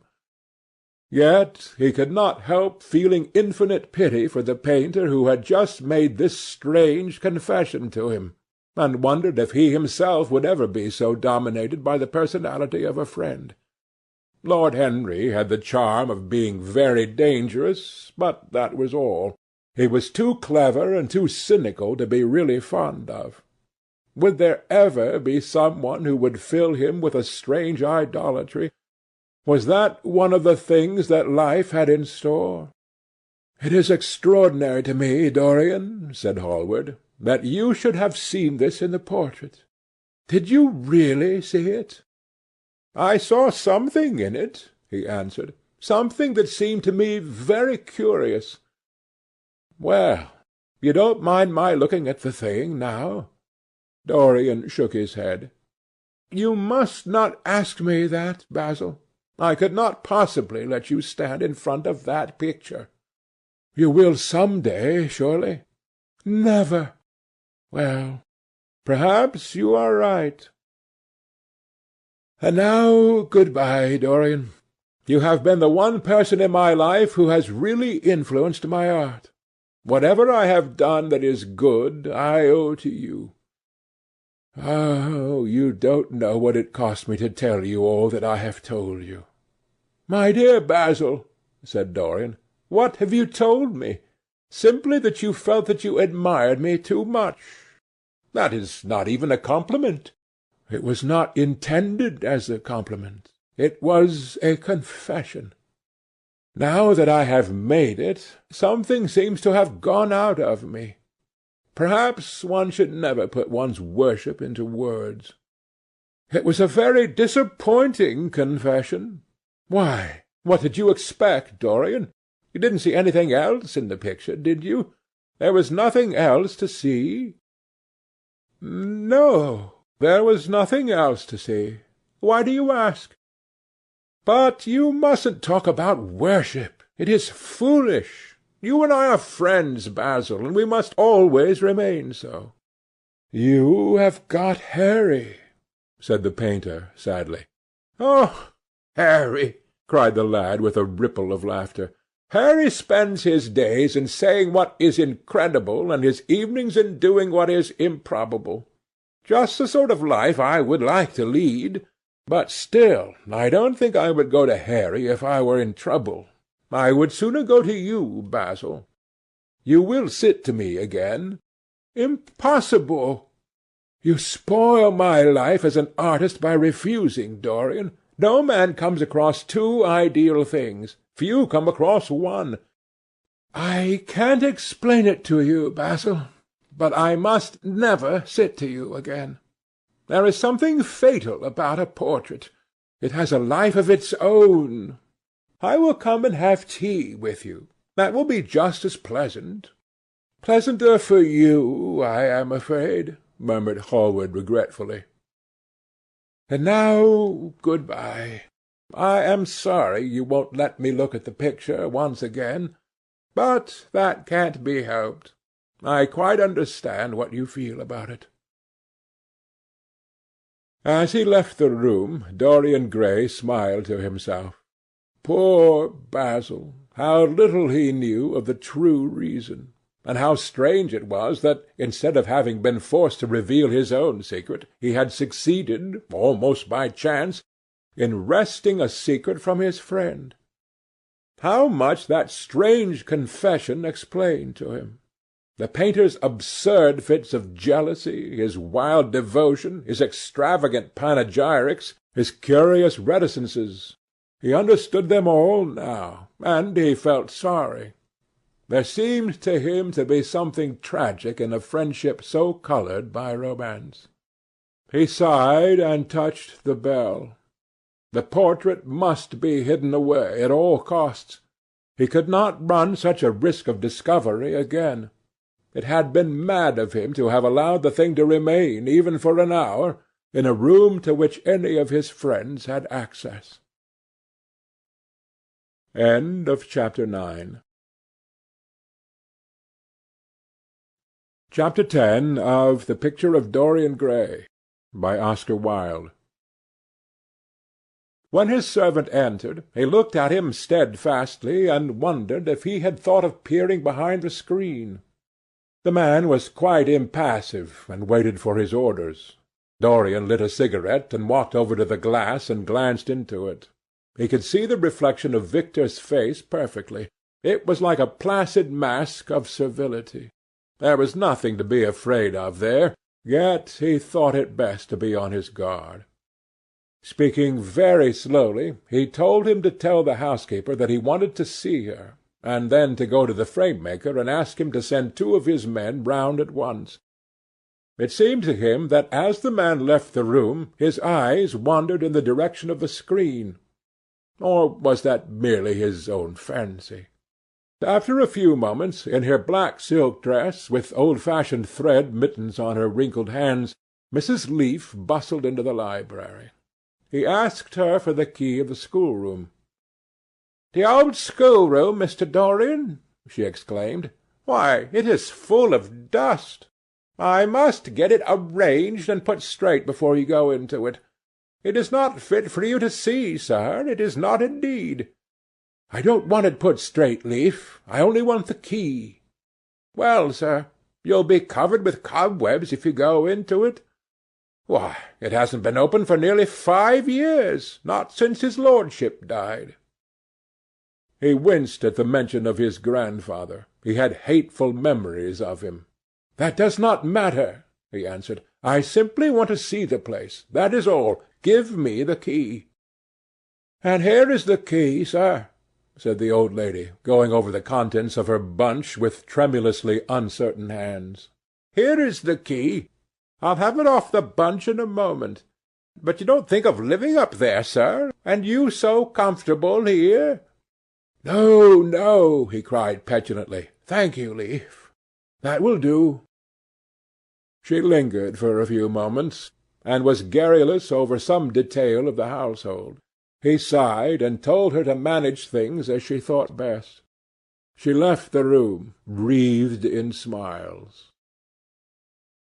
As the door closed, Dorian put the key in his pocket and looked round the room. His eye fell on a large purple satin coverlet heavily embroidered with gold, a splendid piece of the late 17th-century Venetian work that his grandfather had found in a convent near Bologna. Yes, that would serve to wrap the dreadful thing in. It had perhaps served often as a pall for the dead. Now it was to hide something that had a corruption of its own, worse than corruption of death itself, something that would breed horrors, and yet would never die. What the worm was to the corpse, his sins would be to the painted image on the canvas. They would mar its beauty and eat away its grace. They would defile it and make it shameful. And yet the thing would still live on. It would be always alive. He shuddered, and for a moment he regretted that he had not told Basil the true reason why he had wished to hide the picture away. Basil would have helped him to resist Lord Henry's influence, and the still more poisonous influences that came from his own temperament. The love that he bore him, for it was really love, had nothing in it that was not noble and intellectual. It was not that mere physical admiration of beauty that is born of the senses and that dies when the senses tire. It was such love as Michelangelo had known, and Montaigne, and Winckelmann, and Shakespeare himself. Yes, Basil could have saved him, but it was too late now.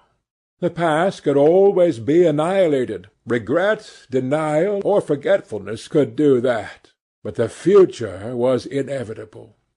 There were passions in him that would find their terrible outlet, dreams that would make the shadow of their evil real.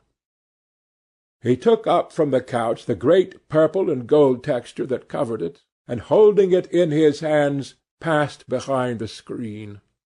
Was the face on the canvas viler than before? It seemed to him that it was unchanged, and yet his loathing of it was intensified. Gold hair, blue eyes, and rose-red lips, they all were there. It was simply the expression that had altered. That was horrible in its cruelty. Compared to what he saw in it of censure or rebuke, how shallow Basil's reproaches about Sibyl Vane had been! How shallow, and of what little account! His own soul was looking out at him from the canvas, and calling him to judgment. A look of pain came across him, and he flung the rich pall over the picture. As he did so, a knock came to the door. He passed out as his servant entered. "The persons are here, monsieur." He felt that the man must be got rid of at once. He must not be allowed to know where the picture was being taken to. There was something sly about him, and he had thoughtful, treacherous eyes. Sitting down at the writing-table, he scribbled a note to Lord Henry, asking him to send him round something to read, and reminding him that they were to meet at 8:15 that evening. "Wait for an answer," he said, handing it to him, "and show the men in here." In 2 or 3 minutes there was another knock, and Mr. Hubbard himself, the celebrated frame-maker of South Audley Street, came in with a somewhat rough-looking young assistant. Mr. Hubbard was a florid, red-whiskered little man, whose admiration for art was considerably tempered by the inveterate impecuniosity of most of the artists who dealt with him. As a rule, he never left his shop. He waited for people to come to him. But he always made an exception in favour of Dorian Gray. There was something about Dorian that charmed everybody. It was a pleasure even to see him. "What can I do for you, Mr. Gray?" he said, rubbing his fat, freckled hands. "I thought I would do myself the honour of coming round in person. I have just got a beauty of a frame, sir. Picked it up at a sale, old Florentine. Came here from Fonthill, I believe. admirably suited for a religious subject, Mr. Gray." "I am so sorry you have given yourself the trouble of coming round, Mr. Hubbard. I shall certainly drop in and look at the frame, though I don't go in much at present for religious art. But to-day I only want a picture carried to the top of the house for me. It is rather heavy, so I thought I would ask you to lend me a couple of your men." "No trouble at all, Mr. Gray. I am delighted to be of any service to you. Which is the work of art, sir?" "This," replied Dorian, moving the screen back. "Can you move it, covering and all, just as it is? I don't want it to get scratched going upstairs." "There'll be no difficulty, sir," said the genial frame-maker, beginning, with the aid of his assistant, to unhook the picture from the long brass chains by which it was suspended. "And now, where shall we carry it to, Mr. Gray?" "I will show you the way, Mr. Hubbard, if you will kindly follow me. Or perhaps you had better go in front. I am afraid it is right at the top of the house. We will go up by the front staircase, as it is wider." He held the door open for them, and they passed out into the hall and began the ascent. The elaborate character of the frame had made the picture extremely bulky, and now and then, in spite of the obsequious protests of Mr. Hubbard, who had the true tradesman's spirited dislike of seeing a gentleman do anything useful, Dorian put his hand to it so as to help them. "Something of a load to carry, sir," gasped the little man when they reached the top landing, and he wiped his shiny forehead. "I am afraid it is rather heavy," murmured Dorian, as he unlocked the door that opened into the room that was to keep for him the curious secret of his life and hide his soul from the eyes of men. He had not entered the place for more than 4 years, not indeed since he had used it first as a playroom when he was a child, and then as a study when he grew somewhat older.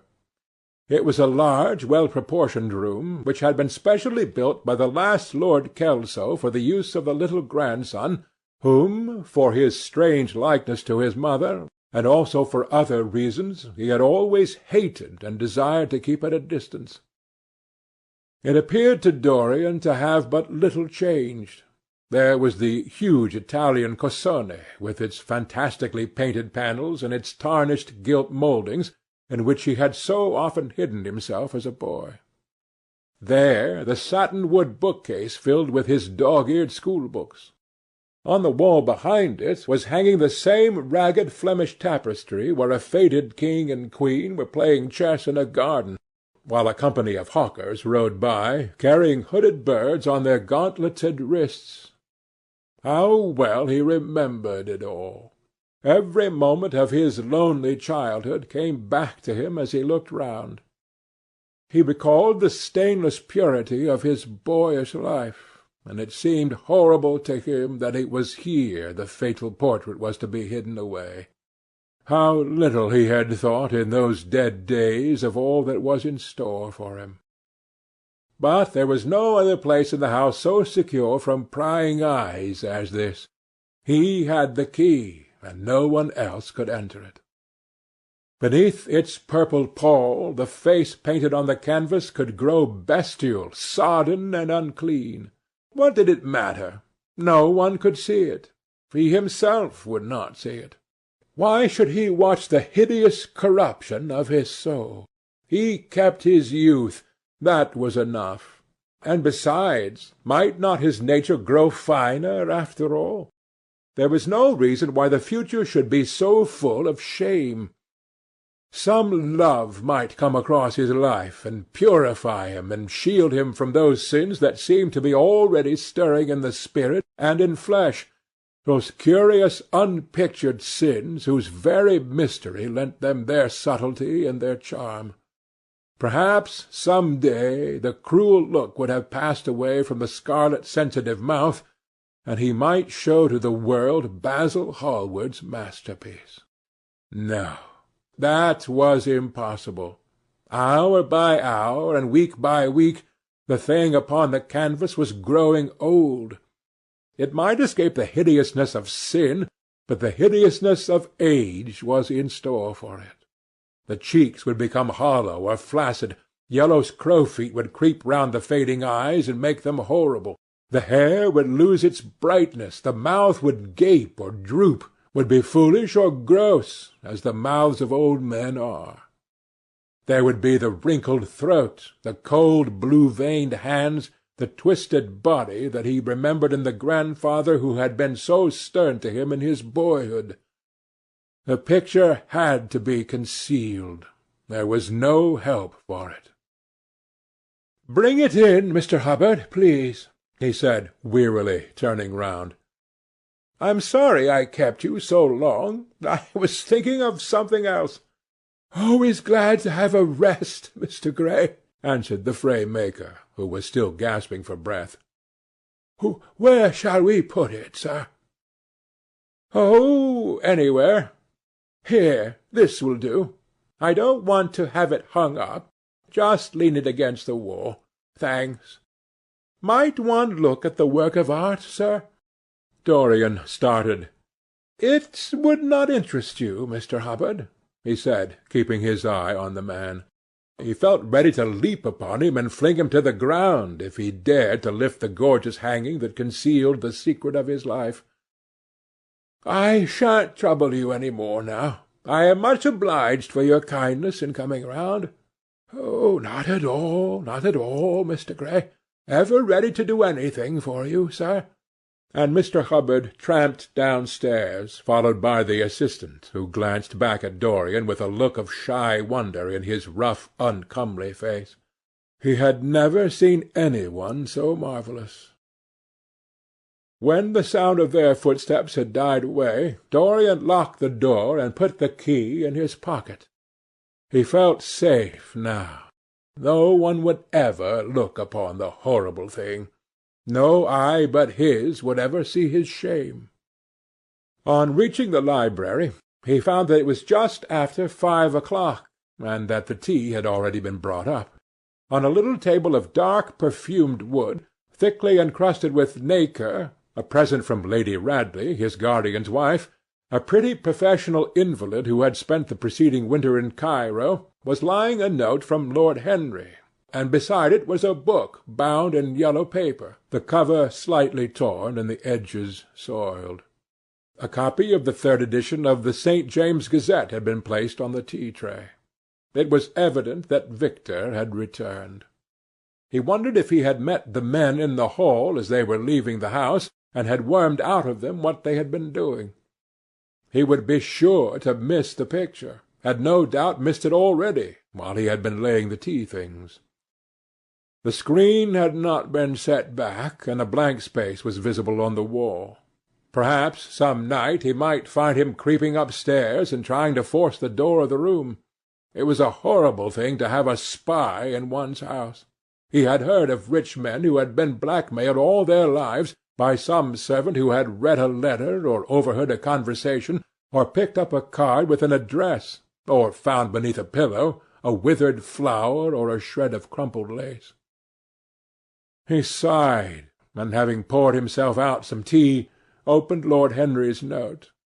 It was simply to say that he had sent him round the evening paper and a book that might interest him, and that he would be at the club at 8:15.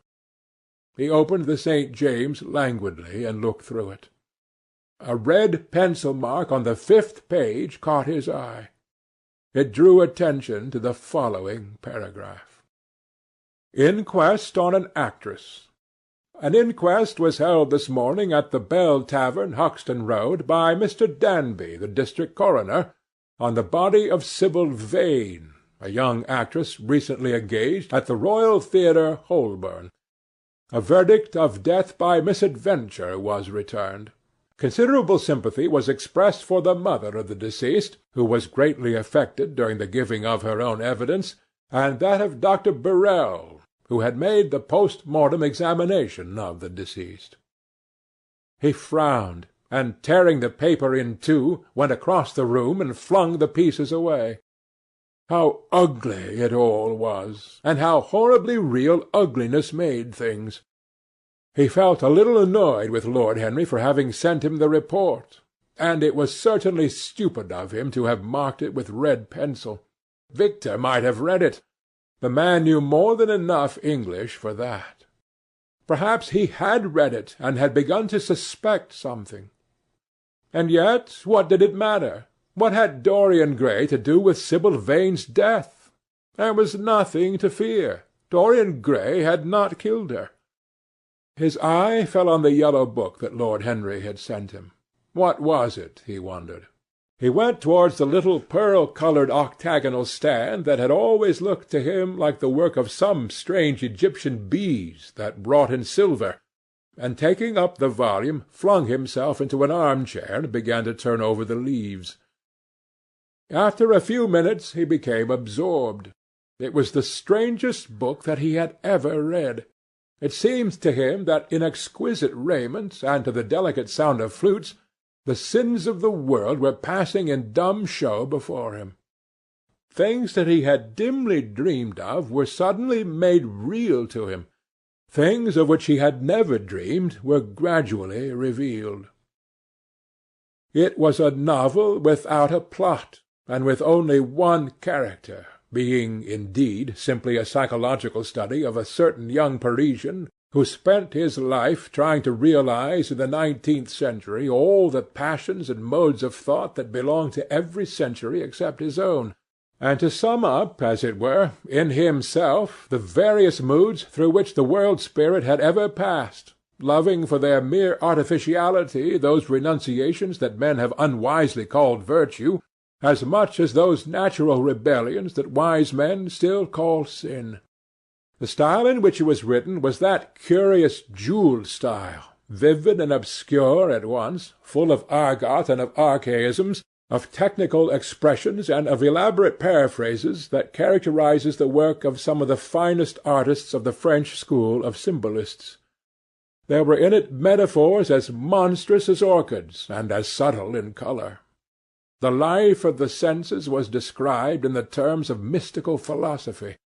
One hardly knew at times whether one was reading the spiritual ecstasies of some medieval saint or the morbid confessions of a modern sinner. It was a poisonous book. The heavy odour of incense seemed to cling about its pages and to trouble the brain. The mere cadence of the sentences, the subtle monotony of their music, so full as it was of complex refrains and movements elaborately repeated, produced in the mind of the lad, as he passed from chapter to chapter, a form of reverie, a malady of dreaming, that made him unconscious of the falling day and creeping shadows. Cloudless, and pierced by one solitary star, a copper-green sky gleamed through the windows. He read on by its wan light till he could read no more. Then, after his valet had reminded him several times of the lateness of the hour, he got up, and going into the next room, placed the book on the little Florentine table that always stood at his bedside, and began to dress for dinner. It was almost 9 o'clock before he reached the club, where he found Lord Henry sitting alone in the morning-room, looking very much bored. "I am so sorry, Harry," he cried, "but really it is entirely your fault. That book you sent me so fascinated me that I forgot how the time was going." "Yes, I thought you would like it," replied his host, rising from his chair. "I didn't say I liked it, Harry. I said it fascinated me. There is a great difference." "Ah, you have discovered that," murmured Lord Henry, and they passed into the dining-room.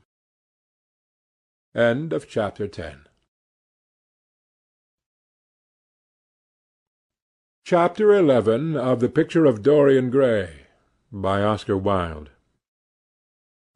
For years Dorian Gray could not free himself from the influence of this book. Or perhaps it would be more accurate to say that he never sought to free himself from it.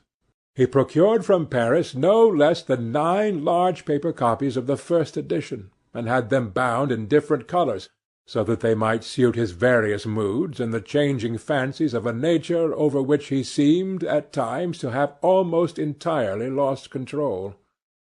The hero, the wonderful young Parisian in whom the romantic and the scientific temperaments were so strangely blended, became to him a kind of prefiguring type of himself, and indeed the whole book seemed to him to contain the story of his own life, written before he had lived it. In one point he was more fortunate than the novel's fantastic hero.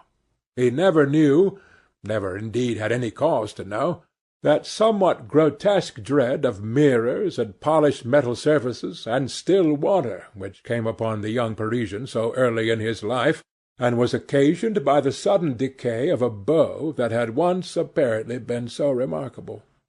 It was with an almost cruel joy, and perhaps in nearly every joy, as certainly in every pleasure, cruelty has its place, that he used to read the latter part of the book, with its really tragic, if somewhat over-emphasized, account of the sorrow and despair of one who had himself lost what in others and the world he had most dearly valued. For the wonderful beauty that had so fascinated Basil Hallward, and many others besides him, seemed never to leave him. Even those who had heard the most evil things against him, and from time to time strange rumours about his mode of life crept through London and became the chatter of the clubs, could not believe anything to his dishonour when they saw him. He had always the look of one who had kept himself unspotted from the world. Men who talked grossly became silent when Dorian Gray entered the room. There was something in the purity of his face that rebuked them. His mere presence seemed to recall to them the memory of the innocence that they had tarnished. They wondered how one so charming and graceful as he was could have escaped the stain of an age that was at once sordid and sensual. Often, on returning home from one of those mysterious and prolonged absences that gave rise to such strange conjecture among those who were his friends, or thought they were so, he himself would creep upstairs to the locked room, open the door with the key that never left him now, and stand with a mirror in front of the portrait that Basil Hallward had painted of him, looking now at the evil and aging face in the canvas, and now at the fair young face that laughed back at him from the polished glass. The very sharpness of the contrast used to quicken his sense of pleasure. He grew more and more enamoured of his own beauty, more and more interested in the corruption of his own soul. He would examine with minute care, and sometimes with a monstrous and terrible delight, the hideous lines that seared the wrinkling forehead and crawled around the heavy sensual mouth, wondering sometimes which were the more horrible, the signs of sin or the signs of age. He would place his white hands beside the coarse bloated hands of the picture and smile. He mocked the misshapen body and the failing limbs. There were moments indeed at night when, lying sleepless in his own delicately scented chamber, or in the sordid room of the little ill-famed tavern near the docks, which, under an assumed name and in disguise, it was his habit to frequent, he would think of the ruin he had brought upon his soul with a pity that was all the more poignant because it was purely selfish. But moments such as these were rare. That curiosity about life which Lord Henry had first stirred in him, as they sat together in the garden of their friend, seemed to increase with gratification. The more he knew, the more he desired to know. He had mad hungers that grew more ravenous as he fed them. Yet he was not really reckless, at any rate in his relations to society. Once or twice every month during the winter, and on each Wednesday evening while the season lasted, he would throw open to the world his beautiful house, and have the most celebrated musicians of the day to charm his guests with the wonders of their art. His little dinners, in the settling of which Lord Henry always assisted him, were noted as much for the careful selection and placing of those invited as for the exquisite taste shown in the decoration of the table, with its subtle symphonic arrangements of exotic flowers and embroidered cloths and antique plate of gold and silver. Indeed, there were many, especially among the young men, who saw, and fancied what they saw, in Dorian Gray, the true realization of a type of which they had often dreamed in Eton or Oxford days, a type that was to combine something of the real culture of the scholar with all the grace and distinction and perfect manner of a citizen of the world. To them he seemed to be of the company of those whom Dante describes as having sought to make themselves perfect by the worship of beauty. Like Gautier, he was one for whom the visible world existed. And certainly to him life itself was the first, the greatest of the arts, and for it all the other arts seemed to be but a preparation. Fashion, by which what is really fantastic becomes for a moment universal, and dandyism, which in its own way is an attempt to assert the absolute modernity of beauty, had, of course, their fascination for him. His mode of dressing, and the particular styles that from time to time he affected, had their marked influence on the young exquisites of the Mayfair balls and the Pall Mall Club windows, who copied him in everything that he did, and tried to reproduce the accidental charm of his graceful, though to him only half-serious, fopperies. For while he was but too ready to accept the position that was almost immediately offered to him on his coming of age, and found indeed a subtle pleasure in the thought that he might really become to the London of his own day what to imperial Neronian Rome the author of the Satyricon once had been, yet in his inmost heart he desired to be something more than a mere arbiter elegantiarum, to be consulted on the wearing of a jewel, or the knotting of a necktie, or the conduct of a cane. He sought to elaborate some new scheme of life that would have its reasoned philosophy and its ordered principles, and find in the spiritualizing of the senses its highest realization. The worship of the senses has often, and with much justice, been decried, men feeling a natural instinct of terror about passions and sensations that seem stronger than themselves, and that they are conscious of sharing with the less organized forms of existence. But it appeared to Dorian Gray that the true nature of the senses had never been understood, and that they had remained savage and animal merely because the world had sought to starve them into submission, or to kill them by pain, instead of aiming at making them elements of a new spirituality, of which a fine instinct for beauty was to be the dominant characteristic. As he looked back upon man moving through history, he was haunted by a feeling of loss. So much had been surrendered, and to such little purpose. There had been mad, wilful rejections, monstrous forms of self-torture and self-denial, whose origin was fear, and whose result was a degradation infinitely more terrible than that fancied degradation from which, in their ignorance, they had sought to escape. Nature, in her wonderful irony, driving out the anchorite to feed with the wild animals of the desert, and giving to the hermit the beasts of the field as his companions. Yes, there was to be, as Lord Henry had prophesied, a new hedonism that was to recreate life and save it from that harsh, uncomely Puritanism that is having in our own day its curious revival. It was to have its service of the intellect certainly, yet it was never to accept any theory or system that would involve the sacrifice of any mode of passionate experience.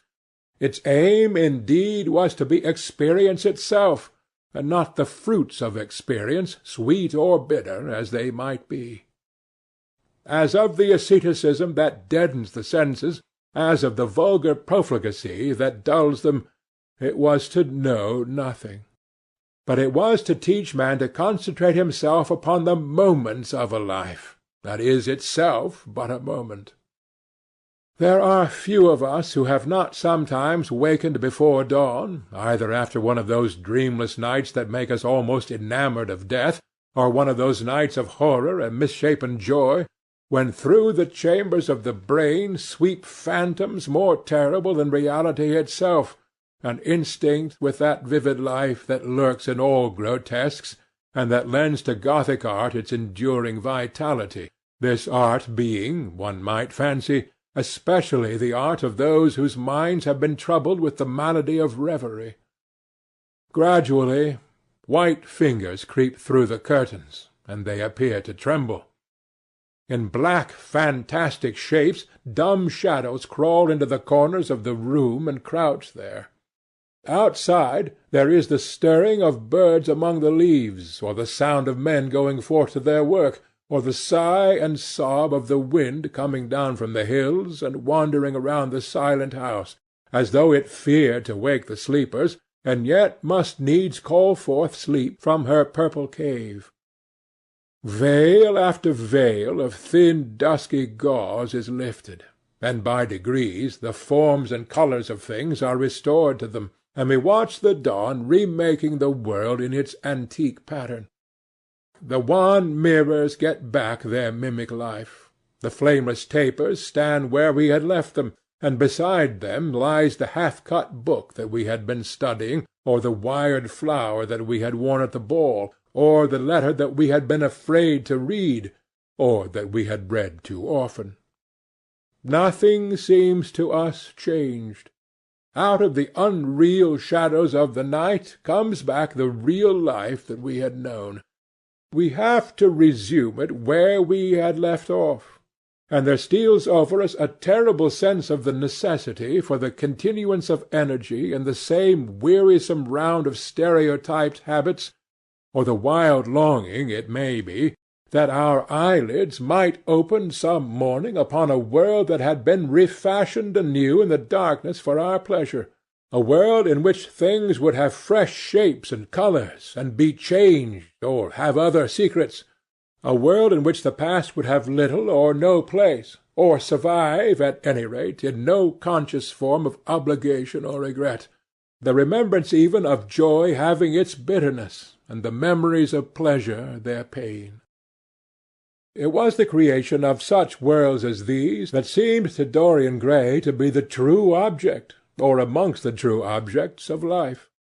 And in his search of sensations that would be at once new and delightful, and possess that element of strangeness that is so essential to romance, he would often adopt certain modes of thought that he knew to be really alien to his nature, abandon himself to their subtle influences, and then, having, as it were, caught their colour and satisfied his intellectual curiosity, leave them with that curious indifference that is not incompatible with a real ardour of temperament, and that, indeed, according to certain modern psychologists, is often a condition of it. It was rumoured of him once that he was about to join the Roman Catholic communion, and certainly the Roman ritual had always a great attraction for him. The daily sacrifice, more awful really than all the sacrifices of the antique world, stirred him as much by its superb rejection of the evidence of the senses as by the primitive simplicity of its elements and the eternal pathos of the human tragedy that it sought to symbolize. He loved to kneel down on the cold marble pavement and watch the priest, in his stiff-flowered dalmatic, slowly and with white hands moving aside the veil of the tabernacle, or raising aloft the jewelled lantern-shaped monstrance with that pallid wafer that at times one would fain think is indeed the panis celestis, the bread of angels, or, robed in the garments of the Passion of Christ, breaking the host into the chalice and smiting his breast for his sins. The fuming censers that the grave boys, in their lace and scarlet, tossed into the air like great gilt flowers, had their subtle fascination for him. As he passed out, he used to look with wonder at the black confessionals, and long to sit in the dim shadow of one of them, and listen to men and women whispering through the worn grating the true story of their lives. But he never fell into the error of arresting his intellectual development by any formal acceptance of creed or system, or by mistaking, for a house in which to live, an inn that is but suitable for the sojourn of a night, or for a few hours of a night in which there are no stars and the moon is in travail. Mysticism, with its marvellous power of making common things strange to us, and the subtle antinomianism that always seems to accompany it, moved him for a season. and, for a season, he inclined to the materialistic doctrines of the Darwinismus movement in Germany, and found a curious pleasure in tracing the thoughts and passions of men to some pearly cell in the brain, or some white nerve in the body, delighting in the conception of the absolute dependence of the spirit on certain physical conditions, morbid or healthy, normal or diseased. Yet, as has been said of him before, no theory of life seemed to him to be of any importance compared with life itself. He felt keenly conscious of how barren all intellectual speculation is when separated from action and experiment. He knew that the senses, no less than the soul, have their spiritual mysteries to reveal. And so he would now study perfumes and the secrets of their manufacture, distilling heavily scented oils and burning odorous gums from the East. He saw that there was no mood of the mind that had not its counterpart in the sensuous life, and set himself to discover their true relations, wondering what there was in frankincense that made one mystical, and in ambergris that stirred one's passions, and in violets that woke the memory of dead romances, and in musk that troubled the brain, and in champak that stained the imagination, and seeking often to elaborate a real psychology of perfumes, and to estimate the several influences of sweet-smelling roots and scented pollen-laden flowers, of aromatic balms and of dark fragrant woods, of spikenard that sickens, of hovenia that makes men mad, and of aloes that are said to be able to expel melancholy from the soul. At another time he devoted himself entirely to music, and in a long latticed room, with a vermilion and gold ceiling and walls of olive-green lacquer, he used to give curious concerts in which mad gipsies tore wild music from little zithers, or grave yellow-shawled Tunisians plucked at the strained strings of monstrous lutes, while grinning negroes beat monotonously upon copper drums, and crouching upon scarlet mats, slim turbaned Indians blew through long pipes of reed or brass, and charmed, or feigned to charm, great hooded snakes and horrible horned adders. The harsh intervals and shrill discords of barbaric music stirred him at times when Schubert's grace and Chopin's beautiful sorrows and the mighty harmonies of Beethoven himself fell unheeded on his ear. He collected together from all parts of the world the strangest instruments that could be found, either in the tombs of dead nations, or among the few savage tribes that have survived contact with Western civilizations, and loved to touch and try them. He had the mysterious Juruparis of the Rio Negro Indians, that women are not allowed to look at, and that even youths may not see till they have been subjected to fasting and scourging, and the earthen jars of the Peruvians that have the shrill cries of birds, and flutes of human bones such as Alfonso de Ovalle heard in Chile, and the sonorous green jaspers that are found near Cuzco, and give forth a note of singular sweetness. He had painted gourds filled with pebbles that rattled when they were shaken. The long clarin of the Mexicans, into which the performer does not blow, but through which he inhales the air. The harsh tourée of the Amazon tribes, that is sounded by the sentinels who sit all day long in high trees, and can be heard, it is said, at a distance of 3 leagues.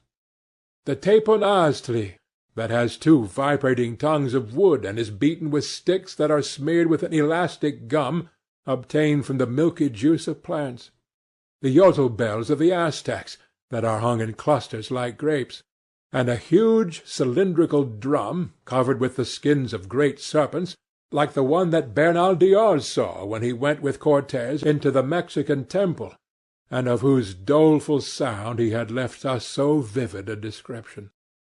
The fantastic character of these instruments fascinated him, and he felt a curious delight in the thought that art, like nature, has her monsters, things of bestial shape and with hideous voices. Yet after some time he wearied of them, and would sit in his box at the opera, either alone or with Lord Henry, listening in rapt pleasure to Tannhäuser, and seeing in the prelude to that great work of art a presentation of the tragedy of his own soul. On one occasion he took up the study of jewels, and appeared at a costume ball as Anne de Joyeuse, Admiral of France, in a dress covered with 560 pearls. This taste enthralled him for years, and indeed may be said never to have left him. He would often spend a whole day settling and resettling in their cases the various stones that he had collected, such as the olive-green chrysoberyl that turns red by lamplight, the cymophane with its wire-like line of silver, the pistachio-coloured peridot, rose-pink and wine-yellow topazes, carbuncles of fiery scarlet with tremulous full-rayed stars, flame-red cinnamon stones, orange and violet spinels, and amethysts with their alternate layers of ruby and sapphire. He loved the red gold of the sunstone, and the moonstone's pearly whiteness, and the broken rainbow of the milky opal. He procured from Amsterdam 3 emeralds of extraordinary size and richness of colour, and had a turquoise de la vieille roche that was the envy of all the connoisseurs. He discovered wonderful stories also about jewels. In Alfonso's Clericalis Disciplina, a serpent was mentioned with eyes of real jacinth, and in the romantic history of Alexander, the conqueror of Emathia was said to have found in the Vale of Jordan snakes with collars of real emeralds growing on their backs. There was a gem in the brain of the dragon, Philostratus told us, and by the exhibition of golden letters in a scarlet robe, the monster could be thrown into a magical sleep and slain. According to the great alchemist, Pierre de Boniface, the diamond rendered a man invisible, and the agate of India made him eloquent. The cornelian appeased anger, and the hyacinth provoked sleep, and the amethyst drove away the fumes of wine. The garnet cast out demons, and the hydropicus deprived the moon of her colour. The selenite waxed and waned with the moon, and the meloceus that discovers thieves could be affected only by the blood of kids. Leonardus Camillus had seen a white stone taken from the brain of a newly killed toad that was a certain antidote against poison. The bezoar that was found in the heart of the Arabian deer was a charm that could cure the plague. In the nests of Arabian birds was the aspilates, that, according to Democritus, kept the wearer from any danger by fire. The king of Ceylon rode through his city with a large ruby in his hand, as the ceremony of his coronation. The gates of the palace of John the priest were made of sardius, with the horn of the horned snake inwrought, so that no man might bring poison within. Over the gable were 2 golden apples, in which were 2 carbuncles, so that the gold might shine by day and the carbuncles by night. In Lodge's strange romance, A Marguerite of America, it was stated that in the chamber of the queen one could behold all the chaste ladies of the world enchased out of silver, looking through fair mirrors of chrysolites, carbuncles, sapphires, and green emeralds. Marco Polo had seen the inhabitants of a Zimpangu place rose-coloured pearls in the mouths of the dead.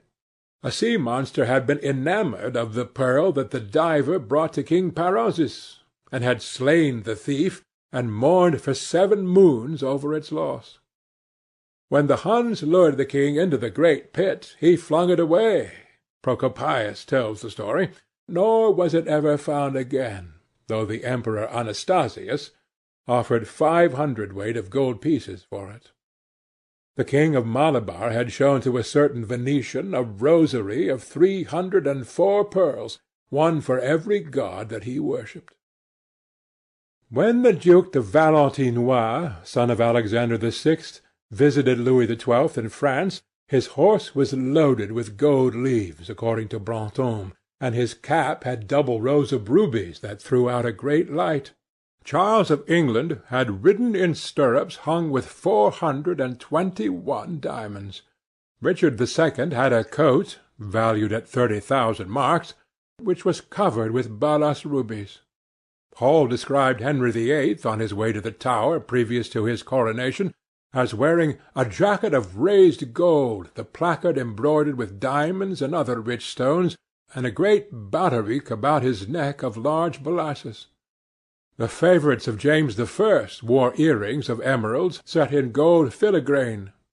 Edward the Second gave to Piers Gaveston a suit of red gold armour studded with jacinths, a collar of gold roses set with turquoise stones, and a skull-cap parseam with pearls. Henry the Second wore jewelled gloves reaching to the elbow, and had a hawk glove sewn with 12 rubies and 52 great orients. The ducal hat of Charles the Rash, the last Duke of Burgundy of his race, was hung with pear-shaped pearls and studded with sapphires.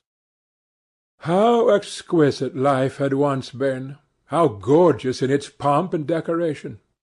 Even to read the luxury of the dead was wonderful. Then he turned his attention to embroideries and to the tapestries that performed the office of frescoes in the chill rooms of the northern nations of Europe. As he investigated the subject, and he had always had an extraordinary faculty of becoming absolutely absorbed for the moment in whatever he took up, he was almost saddened by the reflection of the ruin that time brought on beautiful and wonderful things. He, at any rate, had escaped that. Summer followed summer, and the yellow jonquils bloomed and died many times, and nights of horror repeated the story of their shame, but he was unchanged. No winter marred his face or stained his flower-like bloom. How different it was with material things! Where had they passed to? Where was the great crocus-coloured robe, on which the gods fought against the giants, that had been worked by brown girls for the pleasure of Athena? Where the huge velarium that Nero had stretched across the Colosseum at Rome, that Titan sail of purple on which was represented the starry sky, an Apollo driving a chariot drawn by white, gilt-reined steeds? He longed to see the curious table-napkins wrought for the priest of the sun, at which was displayed all the dainties and viands that could be wanted for a feast.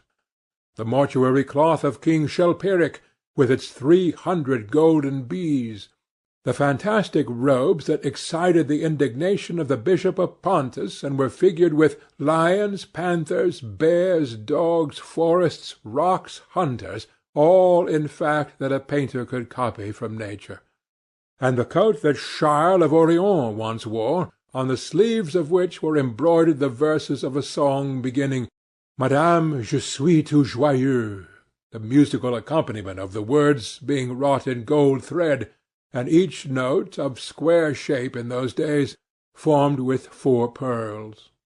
He read of the room that was prepared at the palace of Rheims for the use of Queen Joan of Burgundy, and was decorated with 1,321 parrots made embroidery and blazoned with the king's arms, and 561 butterflies, whose wings were similarly ornamented with the arms of the queen, the whole worked in gold. Catherine de Medici had a mourning bed made for her of black velvet powdered with crescents and suns. Its curtains were of damask, with leafy wreaths and garlands, figured upon a gold and silver ground, and fringed along the edges with broideries of pearls, and it stood in a room hung with rows of the queen's devices in cut black velvet upon cloth of silver. Louis XIV had gold-embroidered caryatides 15 feet high in his apartment. The state bed of Sobieski, King of Poland, was made of Smyrna gold brocade embroidered in turquoises with verses from the Koran. Its supports were of silver gilt, beautifully chased, and profusely set with enamelled and jewelled medallions. It had been taken from the Turkish camp before Vienna, and the standard of Mohammed had stood beneath the tremulous gilt of its canopy. And so, for a whole year, he sought to accumulate the most exquisite specimens that he could find of textile and embroidered work, getting the dainty Delhi muslins, finely wrought with gold-threaded palmates, and stitched over with iridescent beetles' wings, the Dhaka gauzes that from their transparency are known in the East as woven air and running water and evening dew, strange feathered cloths from Java, elaborate yellow Chinese hangings, books found in tawny satins or fair blue silks and wrought with fleur-de-lis, birds, and images, veils of laces worked in Hungary point, Sicilian brocades and stiff Spanish velvets, Georgian work with its gilt coins, and Japanese fukusas with their green-toned golds and their marvellously plumaged birds. He had a special passion also for ecclesiastical vestments, as indeed he had for everything connected with the service of the church. In the long cedar chests that lined the west gallery of his house he had stored away many rare and beautiful specimens of what is really the raiment of the bride of Christ, who must wear purple and jewels and fine linen, that she may hide the pallid, macerated body that is worn by the suffering that she seeks for and wounded by self-inflicted pain. He possessed a gorgeous cape of crimson silk and gold thread damask, figured with a repeating pattern of golden pomegranates set in 6-petalled formal blossoms, beyond which on either side was the pineapple device wrought in seed curls. The orphreys were divided into panels representing scenes from the life of the Virgin, and the coronation of the Virgin was figured in coloured silks upon the hood. This was Italian work of the 15th century. Another cape was of green velvet, embroidered with heart-shaped groups of acanthus leaves, from which spread long-stemmed white blossoms, the details of which were picked out with silver thread and coloured crystals. The morse bore a seraph's head in gold thread raised work. The orphreys were woven in a diaper of red and gold silk, and were starred with medallions of many saints and martyrs, among whom was Saint Sebastian. He had chasubles also of amber-coloured silk, and blue silk, and gold brocade, and yellow silk damask, and cloth of gold, figured with representations of the Passion and the Crucifixion of Christ, and embroidered with lions and peacocks and other emblems.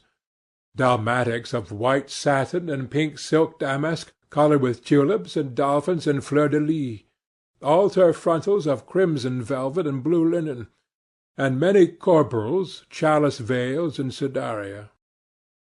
In the mystic offices to which such things were put, there was something that quickened his imagination. For these treasures, and everything that he collected in his lovely house, were to be to him means of forgetfulness, modes by which he could escape, for a season, from the fear that seemed in him at times to be almost too great to be borne. Upon the walls of the lonely locked room where he had spent so much of his boyhood, he had hung with his own hands the terrible portrait whose changing features showed him the real degradation of his life, and in front of it had draped the purple and gold pall as a curtain. For weeks he would not go there, would forget the hideous painted thing, and get back his light heart, his wonderful joyousness, his passionate absorption in mere existence. Then, suddenly, some night he would creep out of the house, go down to dreadful places near Bluegate Fields, and stay there day after day until he was driven away. On his return he would sit in front of the picture, sometimes loathing it and himself, but filled at other times with that pride of individualism that is half the fascination of sin, and smiling with secret pleasure at the misshapen shadow that had to bear the burden that should have been his own. After a few years he could not endure to be long out of England, and gave up the villa that he had shared at Trouville with Lord Henry, as well as the little white walled-in house at Algiers, where they had more than once spent the winter. He hated to be separated from the picture that was such a part of his life, and was also afraid that during his absence some one might gain access to the room, in spite of the elaborate bars that he had caused to be placed upon the door. He was quite conscious that this would tell them nothing. It was true that the portrait still preserved, under all the foulness and ugliness of the face, its marked likeness to himself, but what could they learn from that? He would laugh at any one who tried to taunt him. He had not painted it. What was it to him how vile and full of shame it looked? Even if he told them, would they believe it? Yet he was afraid. Sometimes, when he was down at his great house in Nottinghamshire, entertaining the fashionable young men of his own rank who were his chief companions, and astounding the county by the wanton luxury and gorgeous splendour of his mode of life, he would suddenly leave his guests and rush back to town to see that the door had not been tampered with, and that the picture was still there. What if it should be stolen? The mere thought made him cold with horror. Surely the world would know his secret then. Perhaps the world already suspected it. For, while he fascinated many, there were not a few who distrusted him. He was very nearly blackballed at the West End club of which his birth and social position fully entitled him to become a member, and it was said that on one occasion, when he was brought by a friend into the smoking-room of the Churchill, the Duke of Berwick and another gentleman got up in a marked manner and went out. Curious stories became current about him after he had passed his 25th year. It was rumoured that he had been seen brawling with foreign sailors in a low den at the distant parts of Whitechapel, and that he consorted with thieves and coiners, and knew the mysteries of their trade.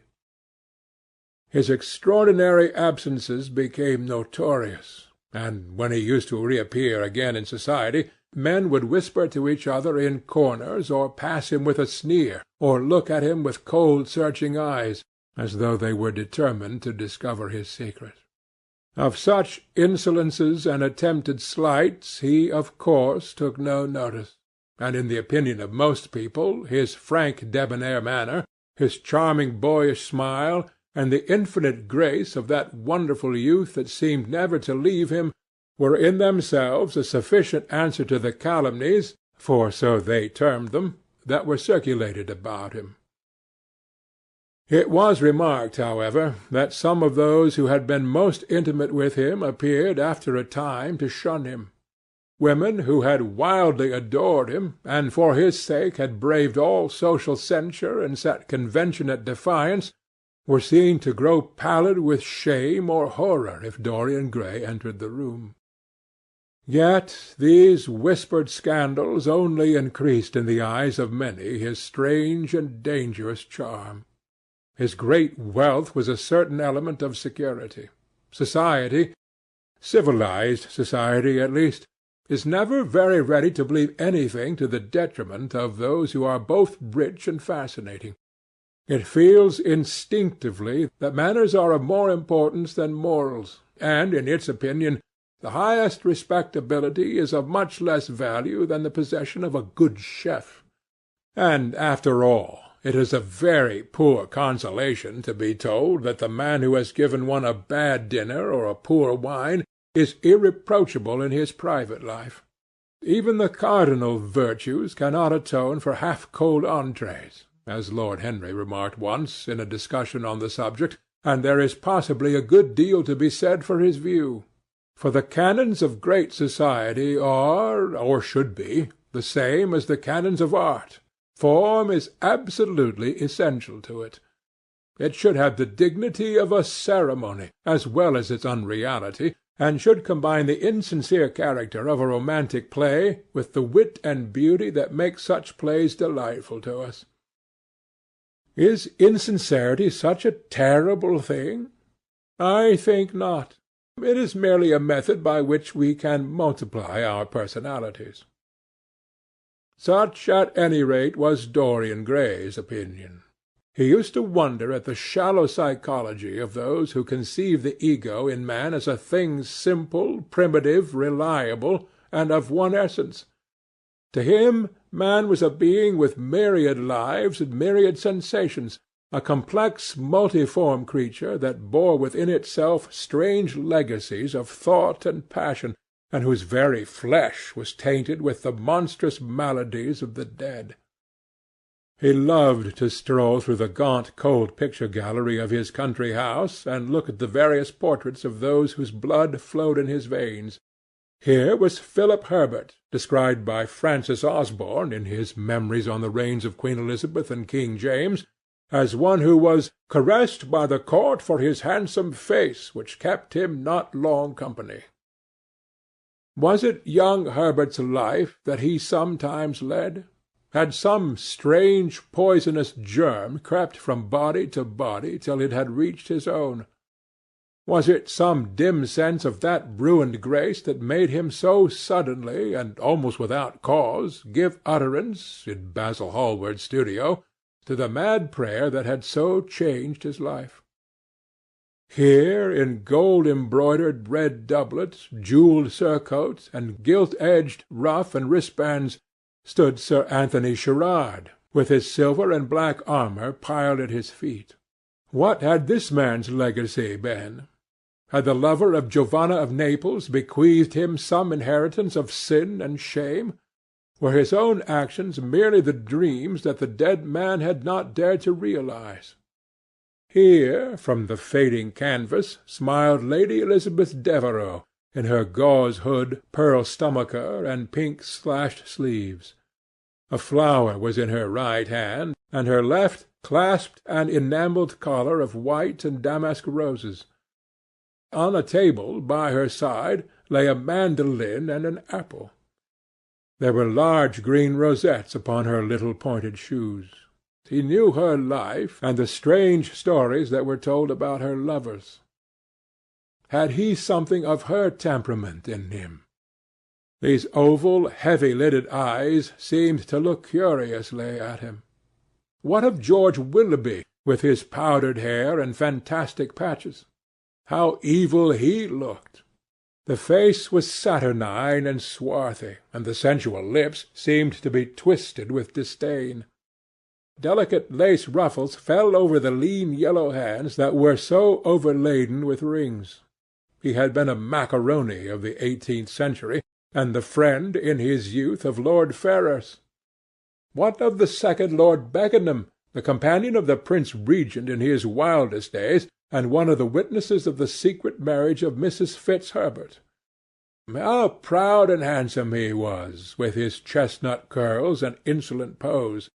What passions had he bequeathed? The world had looked upon him as infamous. He had led the orgies at Carlton House. The Star of the Garter glittered upon his breast. Beside him hung the portrait of his wife, a pallid, thin-lipped woman in black. Her blood also stirred within him. How curious it all seemed!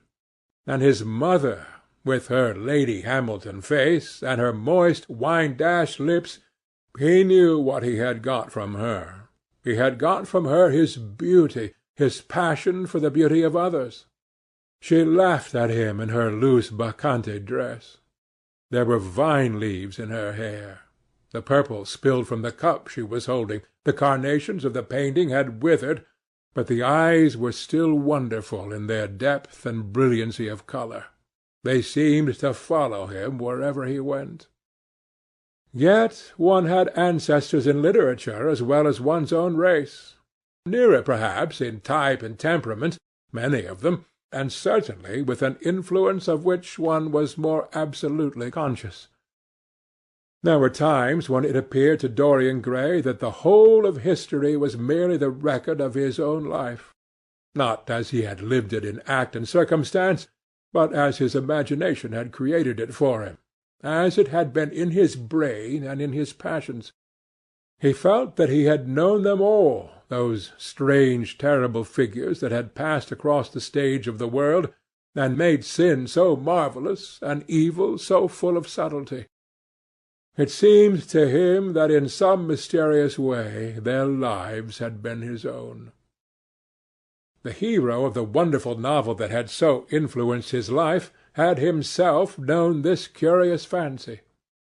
In the 7th chapter he tells how, crowned with laurel lest lightning might strike him, he had sat as Tiberius in a garden at Capri, reading the shameful books of Elephantis, while dwarfs and peacocks strutted round him, and the flute-player mocked the swinger of the censer, and as Caligula had caroused with the green-shirted jockeys in their stables, and supped in an ivory manger with a jewel-frontleted horse, and as Domitian had wandered through a corridor lined with marble mirrors, looking around for the reflection of the dagger that was to end his days, and sick with that ennui, had terrible tedium vitae that comes on those to whom life denies nothing, and had peered through a clear emerald at the red shambles of the circus, and then, in a litter of pearl and purple drawn by silver-shod mules, had been carried through the streets of pomegranates to a house of gold, and heard men cry on Nero Caesar as he passed by; and as Elagabalus had painted his face with colours, and plied the distaff among the women, and brought the moon from Carthage, and given her in mystic marriage to the sun. Over and over again Dorian used to read this fantastic chapter, and the 2 chapters immediately following, in which, as in some curious tapestries or cunningly wrought enamels, were pictured the awful and beautiful forms of those whom vice and blood and weariness had made monstrous or mad. Filippo, Duke of Milan, who slew his wife and painted her lips with a scarlet poison, that her lover might suck death from the dead thing he fondled. Pietro Barbi, the Venetian, known as Paul II, who sought in his vanity to assume the title of Formosus, and whose tiara, valued at 200,000 florins, was bought at the price of a terrible sin.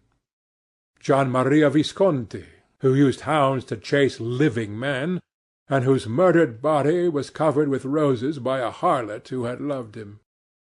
The Borgia on his white horse, with fratricide riding beside him, and his mantle stained with the blood of Perotto. Pietro Riario, the young cardinal archbishop of Florence, child and minion of Sixtus IV., whose beauty was equalled only by his debauchery, and who received Leonora of Aragon in a pavilion of white and crimson silk, filled with nymphs and centaurs, and gilded a boy that he might serve at the feast of Ganymede or Hylas. Ezelin, whose melancholy could be cured only by the spectacle of death, and who had a passion for red blood as other men have for red wine. The son of the fiend, as was reported, and one who had cheated his father at dice when gambling with him for his own soul. Giambattista Cibo, who in mockery took the name of Innocent, and into whose torpid veins the blood of 3 lads was infused by a Jewish doctor. Sigismondo Malatesta, the lover of Isotta and the lord of Rimini, whose effigy was burned at Rome as the enemy of God and man, who strangled Polissena with a napkin and gave poison to Ginevra d'Este in a cup of emerald, and in honour of a shameful passion built a pagan church for Christian worship. Charles VI, who had so wildly adored his brother's wife that a leper had warned him of the insanity that was coming on him, and who, when his brain had sickened and grown strange, could only be soothed by Saracen cards painted with the images of love and death and madness, and, in his trimmed jerkin and jewelled cap, and acanthus-like curls, Griffinotto Baglioni, who slew Astore with his bride, and Simonetto with his page, and whose comeliness was such that, as he lay dying in the yellow piazza of Perugia, those who had hated him could not choose but weep, and Atalanta, who had cursed him, blessed him. There was a horrible fascination in them all. He saw them at night, and they troubled his imagination in the day. The Renaissance knew of strange manners of poisoning by a helmet and a lighted torch, by an embroidered glove and a jewelled fan, by a gilded pomander, and by an amber chain. Dorian Gray had been poisoned by a book. There were moments when he looked on evil simply as a mode through which he could realize his conception of the beautiful.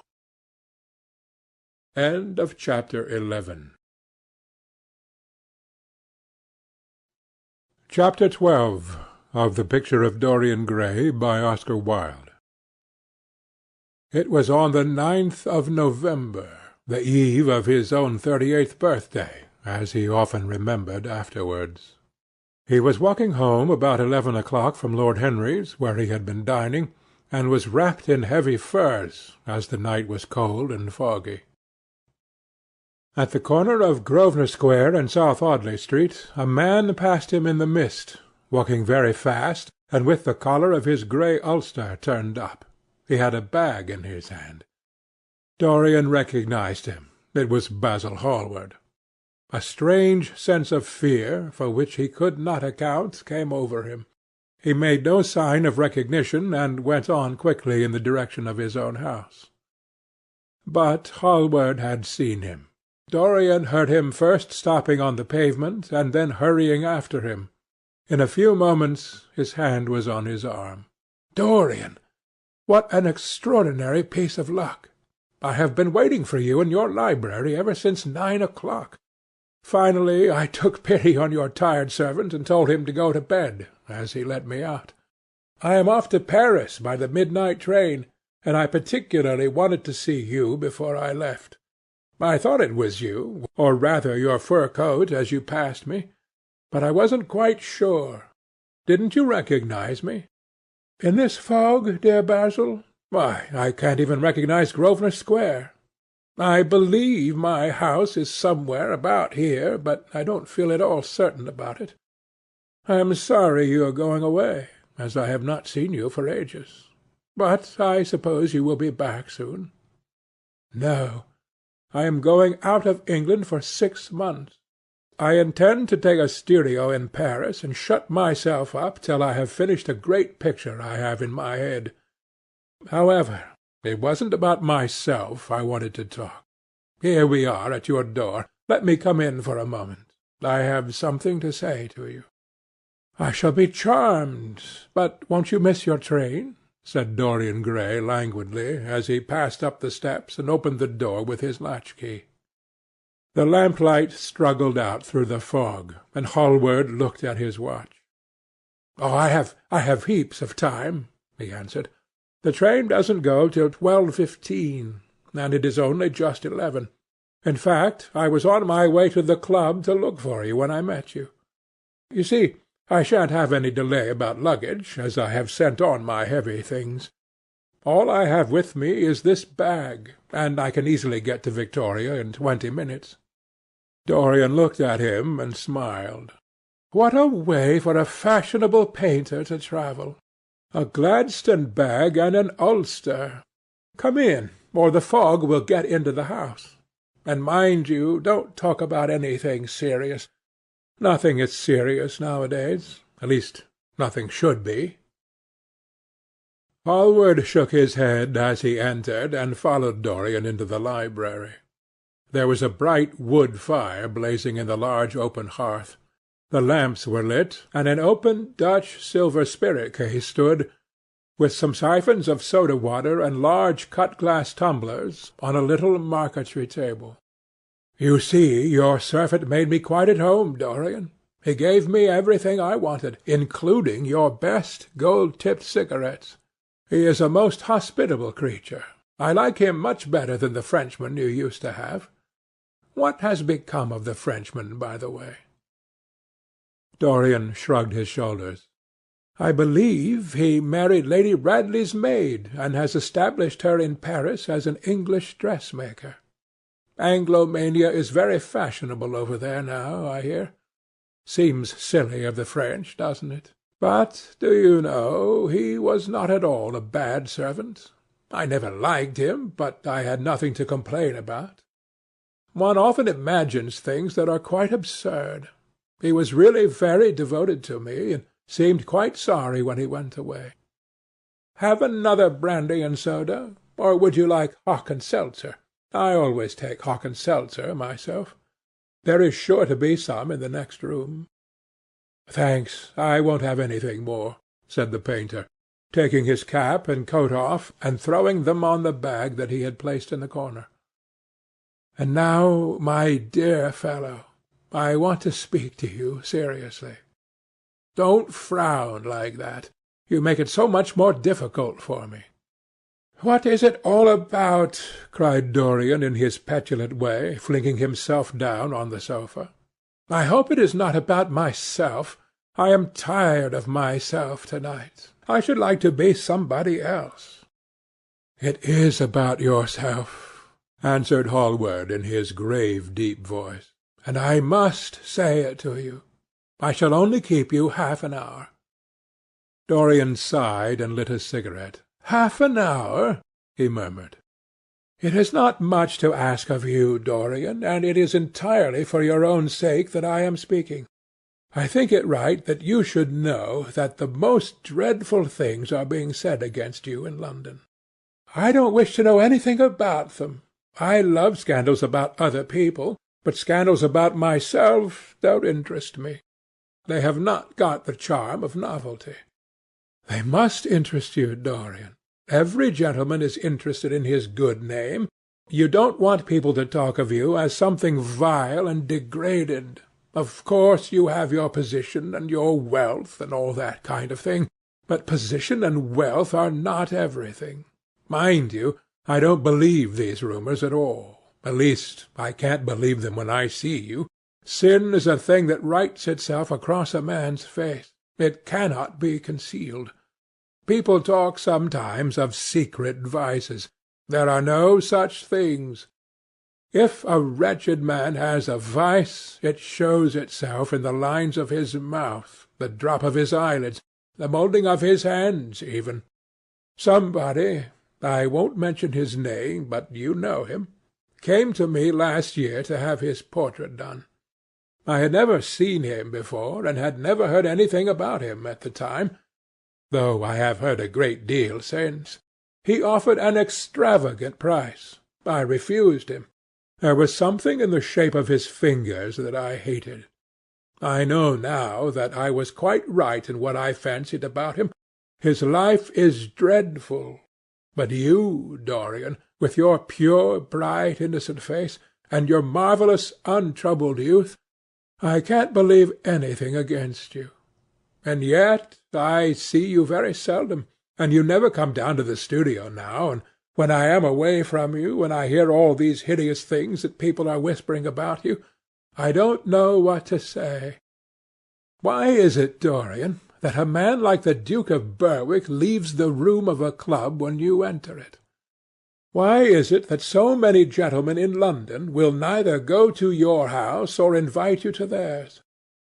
You used to be a friend of Lord Staveley. I met him at dinner last week. Your name happened to come up in conversation, in connection with the miniatures you have lent to the exhibition at the Dudley. Staveley curled his lip, and said that you might have the most artistic tastes, but that you were a man whom no pure-minded girl should be allowed to know, and whom no chaste woman should sit in the same room with. I reminded him that I was a friend of yours, and asked him what he meant. He told me.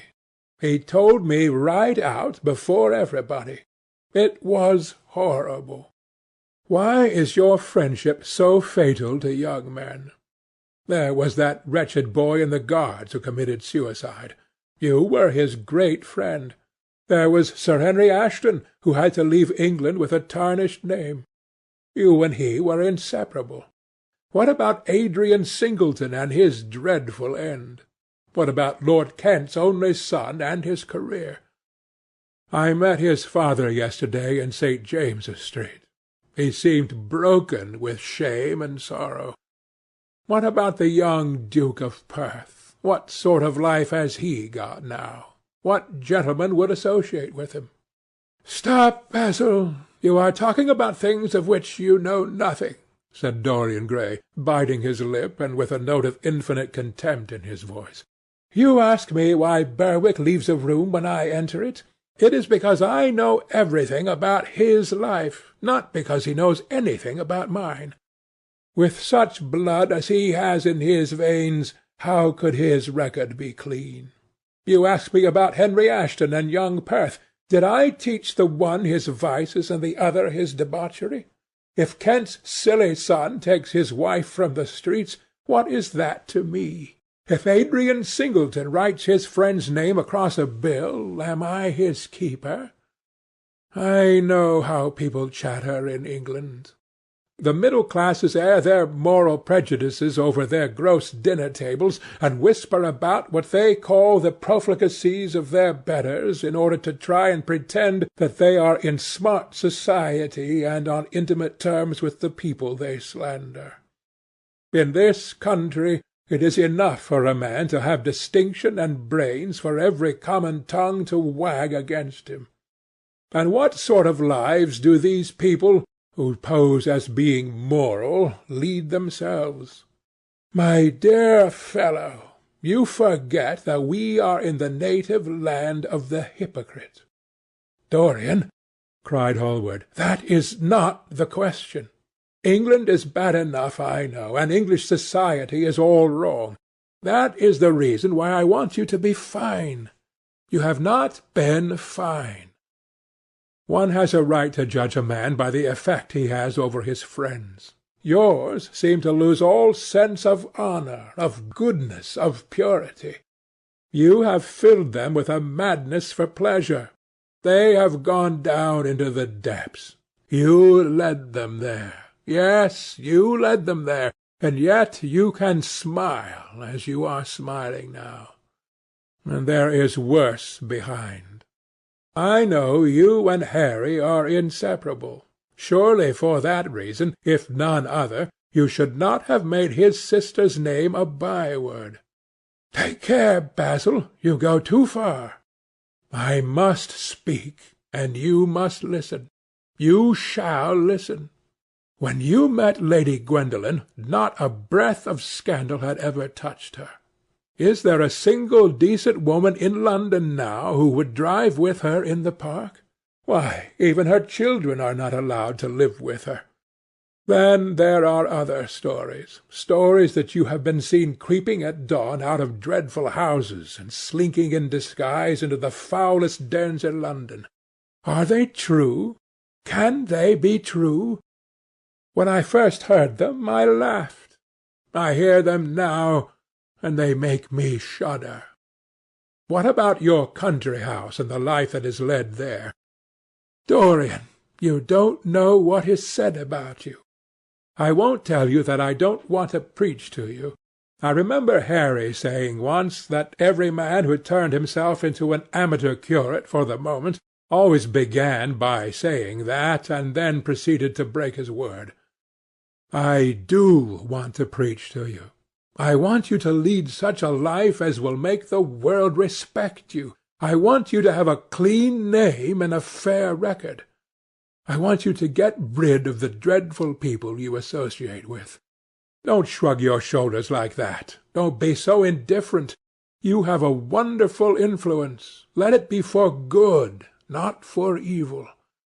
They say that you corrupt every one with whom you become intimate, and that it is quite sufficient for you to enter a house for shame of some kind to follow after. I don't know whether it is so or not. How should I know? But it is said of you. I am told things that it seems impossible to doubt. Lord Gloucester was one of my greatest friends at Oxford. He showed me a letter that his wife had written to him when she was dying, alone in her villa at Mentone. Your name was implicated in the most terrible confession I ever read. I told him that it was absurd, that I knew you thoroughly, and that you were incapable of anything of the kind. Know you? I wonder, do I know you? Before I could answer that, I should have to see your soul. To see my soul? Muttered Dorian Gray, starting up from the sofa and turning almost white with fear.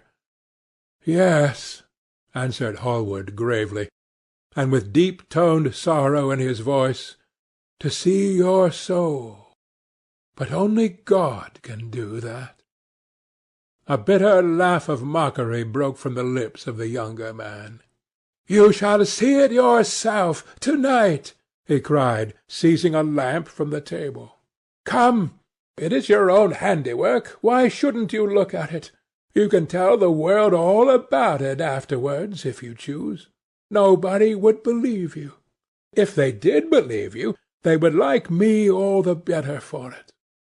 I know the age better than you do, though you will prate about it so tediously. Come, I tell you, you have chattered enough about corruption. Now you shall look on it, face to face." There was a madness of pride in every word he uttered. He stamped his foot upon the ground in his boyish, insolent manner. He felt a terrible joy at the thought that some one else was to share his secret, and that the man who had painted the portrait that was the origin of all his shame was to be burdened for the rest of his life with the hideous memory of what he had done. "Yes," he continued, coming closer to him and looking steadfastly into his stern eyes, "I shall show you my soul. You shall see the thing that you fancy only God can see." Hallward started back. "That is blasphemy, Dorian," he cried. "You must not say things like that. They are horrible, and they don't mean anything." "You think so?" He laughed again. "I know so. As for what I said to you tonight, I said it for your good. You know I have been always a staunch friend to you. Don't touch me.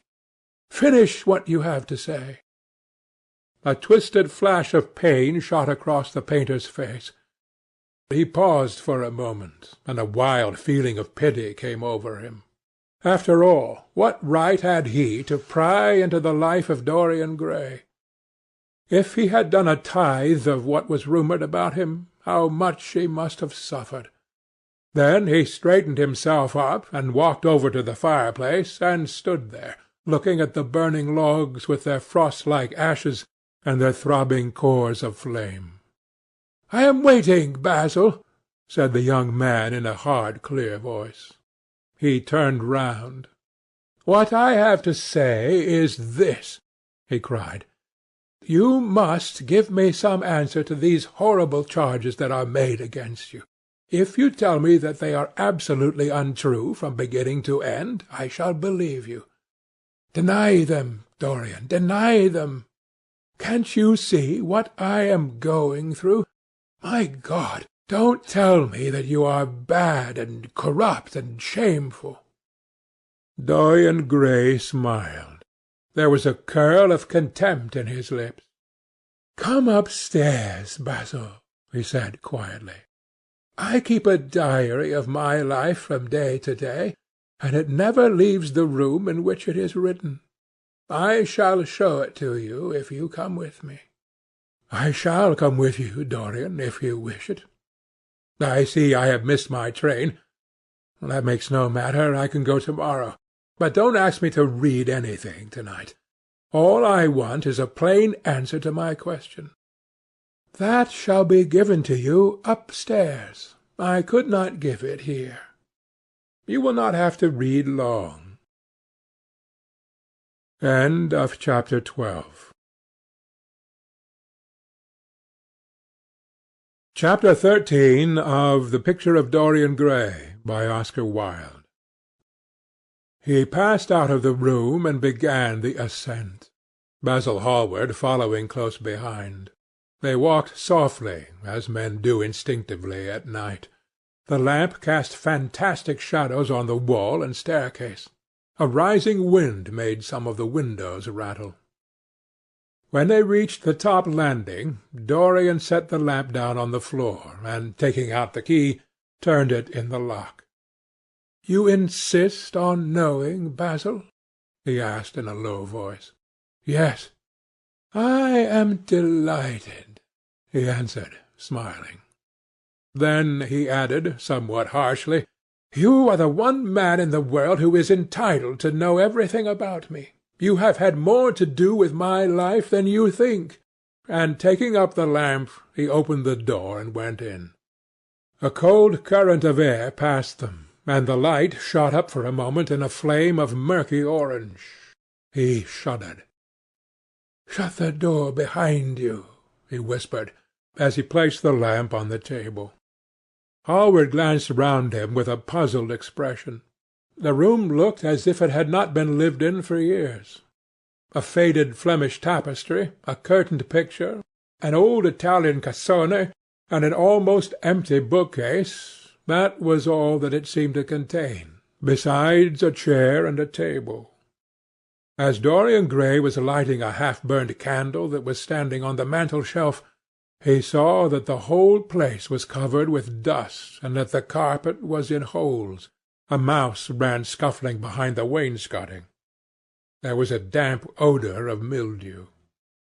"So you think that it is only God who sees the soul, Basil? Draw that curtain back, and you will see mine." The voice that spoke was cold and cruel. "You are mad, Dorian, or playing a part," muttered Hallward, frowning. "You won't? Then I must do it myself," said the young man, and he tore the curtain from its rod and flung it on the ground. An exclamation of horror broke from the painter's lips as he saw in the dim light the hideous face on the canvas grinning at him. There was something in its expression that filled him with disgust and loathing. Good heavens! It was Dorian Gray's own face that he was looking at. The horror, whatever it was, had not yet entirely spoiled that marvellous beauty. There was still some gold in the thinning hair, and some scarlet on the sensual mouth. The sodden eyes had kept something of the loveliness of their blue. The noble curves had not yet completely passed away from chiselled nostrils and from plastic throat. Yes, it was Dorian himself. But who had done it? He seemed to recognize his own brushwork, and the frame was his own design. The idea was monstrous, yet he felt afraid. He seized the lighted candle and held it to the picture. In the left-hand corner was his own name, traced in long letters of bright vermilion. It was some foul parody, some infamous, ignoble satire. He had never done that. Still, it was his own picture. He knew it, and he felt as if his blood had changed in a moment from fire to sluggish ice. His own picture! What did it mean? Why had it altered? He turned and looked at Dorian Gray with the eyes of a sick man. His mouth twitched, and his parched tongue seemed unable to articulate. He passed his hand across his forehead. It was dank with clammy sweat. The young man was leaning against the mantel-shelf, watching him with that strange expression that one sees on the face of those who are absorbed in a play when some great artist is acting. There is neither real sorrow in it, nor real joy. There was simply the passion of the spectator, with perhaps a flicker of triumph in his eyes.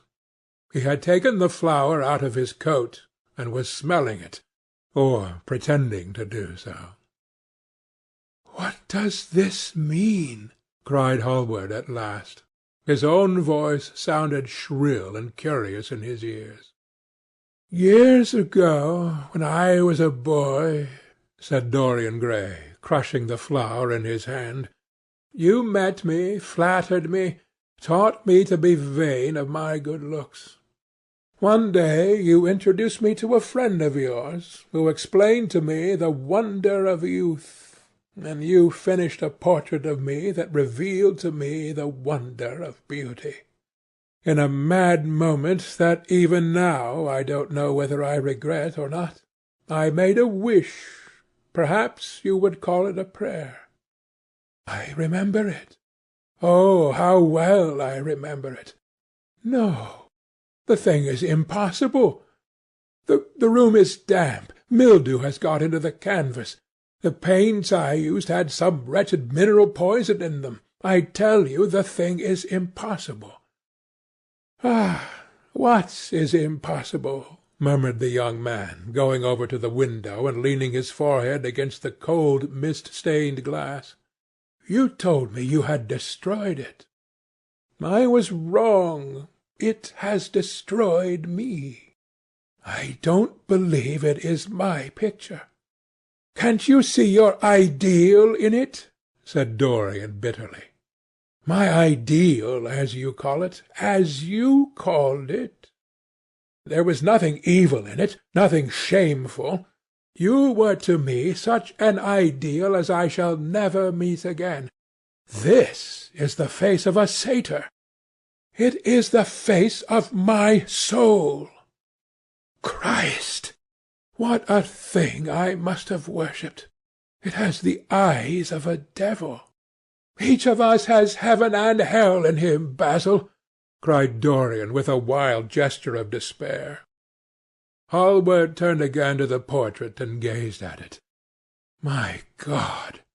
If it is true," he exclaimed, "and this is what you have done with your life, why, you must be worse even than those who talk against you fancy you to be." He held the light up again to the canvas and examined it.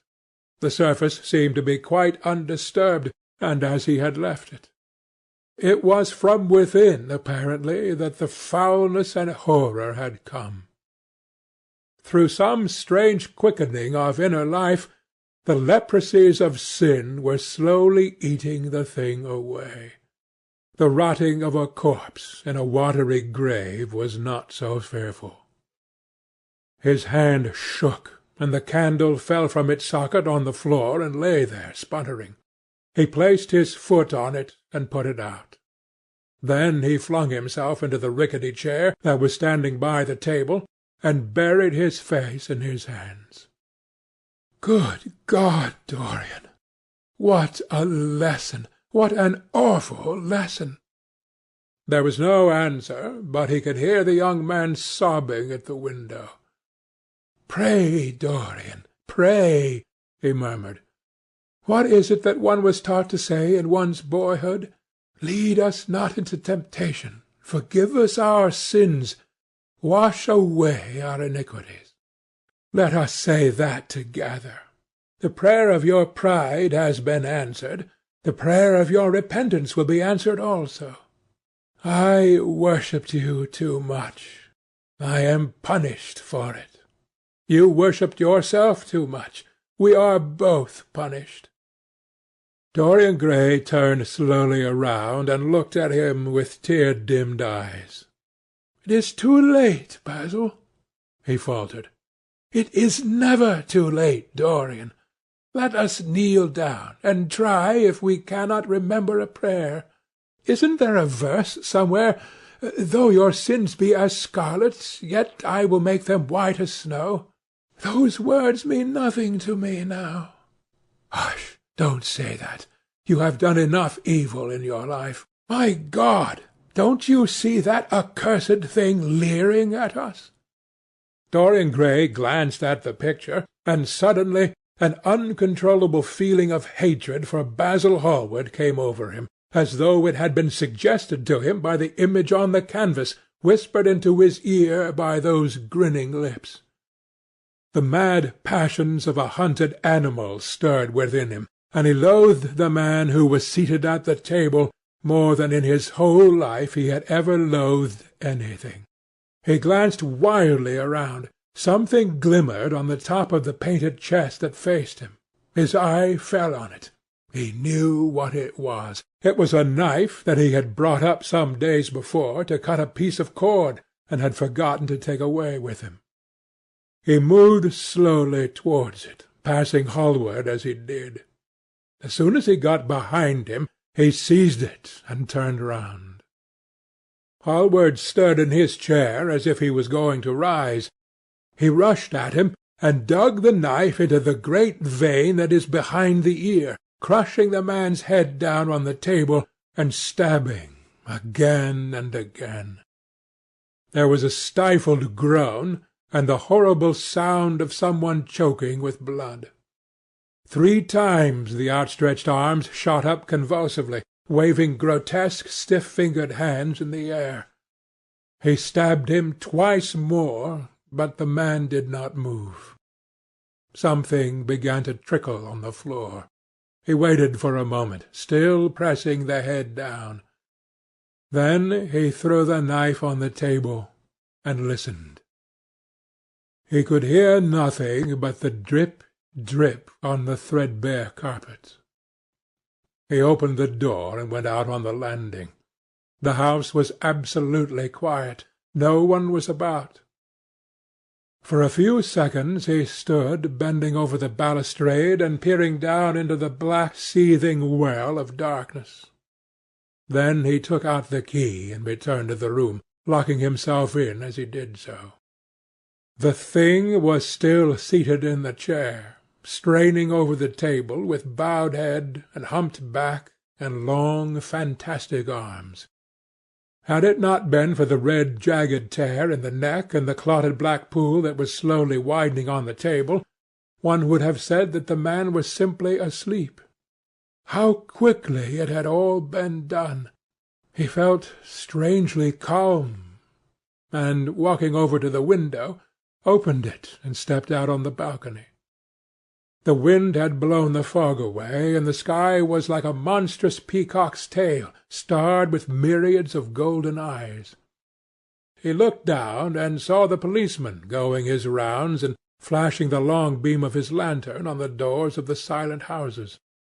The crimson spot of a prowling hansom gleamed at the corner and then vanished. A woman in a fluttering shawl was creeping slowly by the railings, staggering as she went. Now and then she stopped and peered back. Once she began to sing in a hoarse voice. The policeman strolled over and said something to her. She stumbled away, laughing. A bitter blast swept across the square. The gas lamps flickered and became blue, and the leafless trees shook their black iron branches to and fro. He shivered and went back, closing the window behind him. Having reached the door, he turned the key and opened it. He did not even glance at the murdered man. He felt that the secret of the whole thing was not to realize the situation. The friend who had painted the fatal portrait to which all his misery had been due had gone out of his life. That was enough. Then he remembered the lamp. It was a rather curious one of Moorish workmanship, made of dull silver inlaid with arabesques, of burnished steel, and studded with coarse turquoises. Perhaps it might be missed by his servant, and questions would be asked. He hesitated for a moment, then he turned back and took it from the table. He could not help seeing the dead thing. How still it was! How horribly white the long hands looked! It was like a dreadful wax image. Having locked the door behind him, he crept quietly downstairs. The woodwork creaked and seemed to cry out as if in pain. He stopped several times and waited. No, everything was still. It was merely the sound of his own footsteps. When he reached the library, he saw the bag and coat in the corner. They must be hidden away somewhere. He unlocked a secret press that was in the wainscoting, a press in which he kept his own curious disguises, and put them into it. He could easily burn them afterwards. Then he pulled out his watch. It was 20 minutes to 2. He sat down and began to think.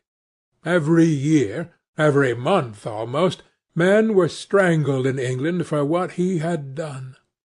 There had been a madness of murder in the air. Some red star had come too close to the earth. And yet, what evidence was there against him? Basil Hallward had left the house at 11. No one had seen him come in again. Most of the servants were at Selby Royal. His valet had gone to bed. Paris! Yes, it was to Paris that Basil had gone, and by the midnight train, as he had intended. With his curious reserved habits, it would be months before any suspicions would be aroused. Months! Everything could be destroyed long before then. A sudden thought struck him. He put on his fur coat and hat and went out into the hall. There he paused, hearing the slow, heavy tread of the policeman on the pavement outside, and seeing the flash of the bull's-eye reflected in the window. He waited and held his breath. After a few moments he drew back the latch and slipped out, shutting the door very gently behind him. Then he began ringing the bell. In about 5 minutes his valet appeared, half-dressed and looking very drowsy. "I am sorry to have had to wake you up, Francis," he said, stepping in, "but I had forgotten my latch-key. What time is it?" 10 minutes past 2, sir," answered the man, looking at the clock and blinking. 10 minutes past 2. How horribly late! You must wake me at 9 to-morrow. I have some work to do. "All right, sir." "Did any one call this evening?" "Mr. Hallward, sir. He stayed here till 11, and then he went away to catch his train." "Oh, I am sorry I didn't see him. Did he leave any message?" "No, sir, except that he would write to you from Paris if he did not find you at the club." "That will do, Francis. Don't forget to call me at 9 to-morrow." "No, sir." The man shambled down the passage in his slippers. Dorian Gray threw his hat and coat upon the table and passed into the library. For a quarter of an hour he walked up and down the room, biting his lip and thinking. Then he took down the blue book from one of the shelves and began to turn over the leaves. "Alan Campbell, 152 Hertford Street, Mayfair." Yes, that was the man he wanted. End of chapter 13.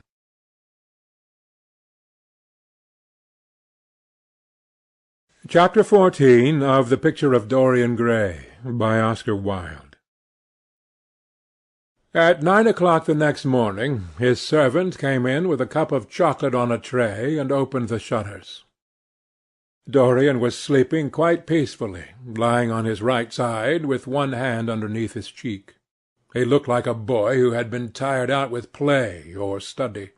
The man had to touch him twice on the shoulder before he woke, and as he opened his eyes a faint smile passed across his lips, as though he had been lost in some delightful dream. Yet he had not dreamed at all. His night had been untroubled by any images of pleasure or of pain. But youth smiles without any reason. It is one of its chiefest charms. He turned round and, leaning upon his elbow, began to sip his chocolate. The mellow November sun came streaming into the room. The sky was bright, and there was a genial warmth in the air. It was almost like a morning in May. Gradually the events of the preceding night crept with silent blood-stained feet into his brain, and reconstructed themselves there with terrible distinctness. He winced at the memory of all that he had suffered, and for a moment the same curious feeling of loathing for Basil Hallward that had made him kill him as he sat in the chair came back to him, and he grew cold with passion. The dead man was still sitting there, too, and in the sunlight now. How horrible that was! Such hideous things were for the darkness, not for the day. He felt that if he brooded on what he had gone through he would sicken or grow mad. There were sins whose fascination was more in the memory than in the doing of them, strange triumphs that gratified the pride more than the passions, and gave to the intellect a quickened sense of joy greater than any joy they brought or could ever bring to the senses. But this was not one of them. It was a thing to be driven out of the mind, to be drugged with poppies, to be strangled lest it might strangle one itself. When the half-hour struck, he passed his hand across his forehead, and then got up hastily and dressed himself with even more than his usual care, giving a good deal of attention to the choice of his necktie and scarf-pin, and changing his rings more than once. He spent a long time also over breakfast, tasting the various dishes, talking to his valet about some new liveries that he was thinking of getting made for the servants at Selby, and going through his correspondence. At some of the letters he smiled. 3 of them bored him. One he read several times over, and then tore up with a slight look of annoyance in his face. That awful thing, a woman's memory, as Lord Henry had once said. After he had drunk his cup of black coffee, he wiped his lips slowly with a napkin, motioned to his servant to wait, and going over to the table sat down and wrote 2 letters. One he put in his pocket, the other he handed to the valet.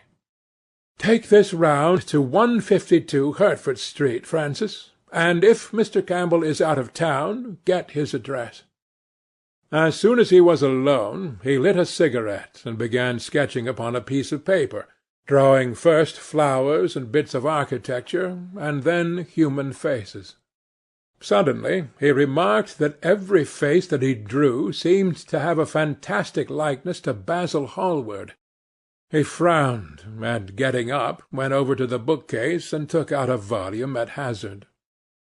He was determined that he would not think about what had happened until it became absolutely necessary that he should do so. When he had stretched himself on the sofa, he looked at the title-page of the book. It was Gautier's Émaux et Camées, Charpentier's Japanese paper edition, with the Jacquemart etching. The binding was of citron green leather, with a design of gilt trellis work and dotted pomegranates. It had been given to him by Adrian Singleton.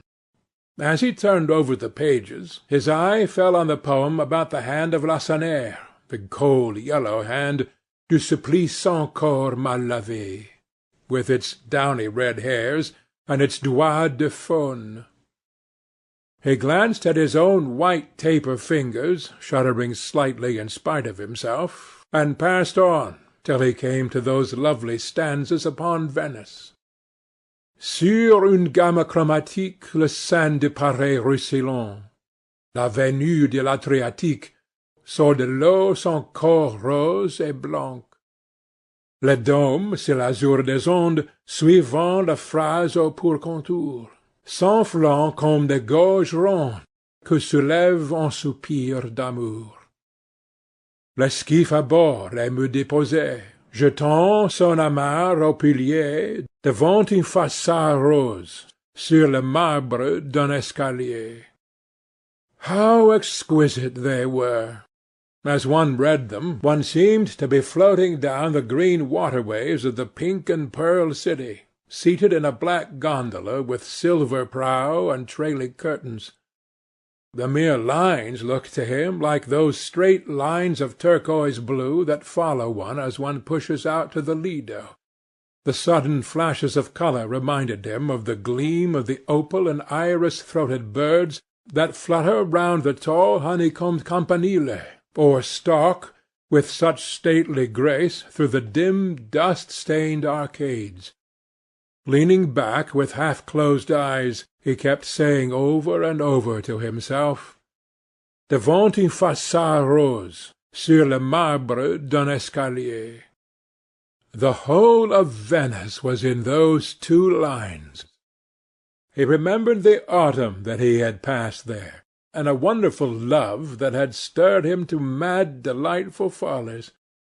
There was romance in every place, but Venice, like Oxford, had kept the background for romance, and to the true romantic background was everything, or almost everything. Basil had been with him part of the time, and had gone wild over Tintoretto. Poor Basil! What a horrible way for a man to die! He sighed, and took up the volume again, and tried to forget. He read of the swallows that fly in and out of the little café at Smyrna, where the Hadjis sit counting their amber beads, and the turbaned merchants smoke their long tasselled pipes and talk gravely to each other. He read of the obelisk in the Place de la Concorde, that weeps tears of granite in its lonely sunless exile, and longs to be back by the hot, lotus-covered Nile, where there are sphinxes and rose-red ibises, and white vultures with gilded claws, and crocodiles with small beryl eyes that crawl over the green steaming mud. He began to brood over those verses which, drawing music from kiss-stained marble, tell of that curious statue that Gautier compares to a contralto voice, the monstre charmant that couches in the porphyry room of the Louvre. But after a time the book fell from his hand. He grew nervous, and a horrible fit of terror came over him. What if Alan Campbell should be out of England? Days would elapse before he could come back.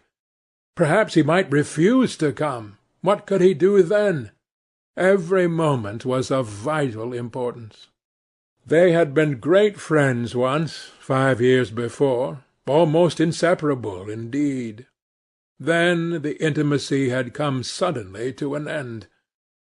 When they met in society now, it was only Dorian Gray who smiled.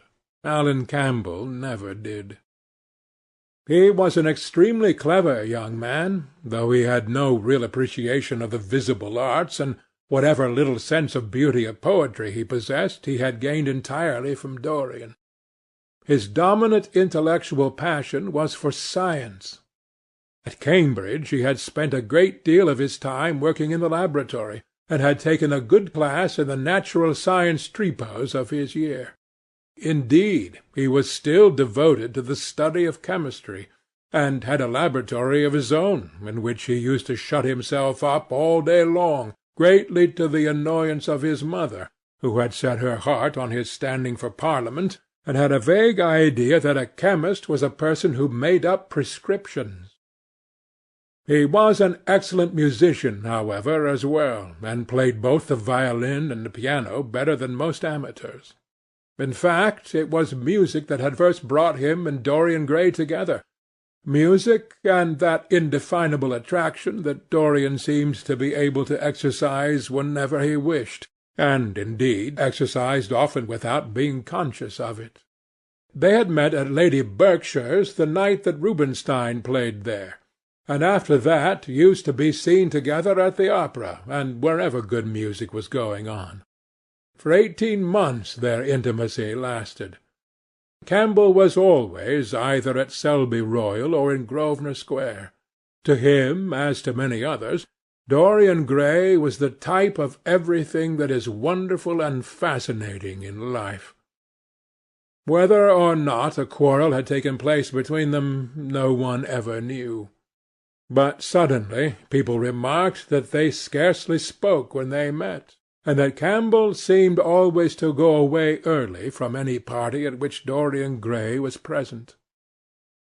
He had changed, too, was strangely melancholy at times, appeared almost to dislike hearing music, and would never himself play, giving as his excuse, when he was called upon, that he was so absorbed in science that he had no time left in which to practise.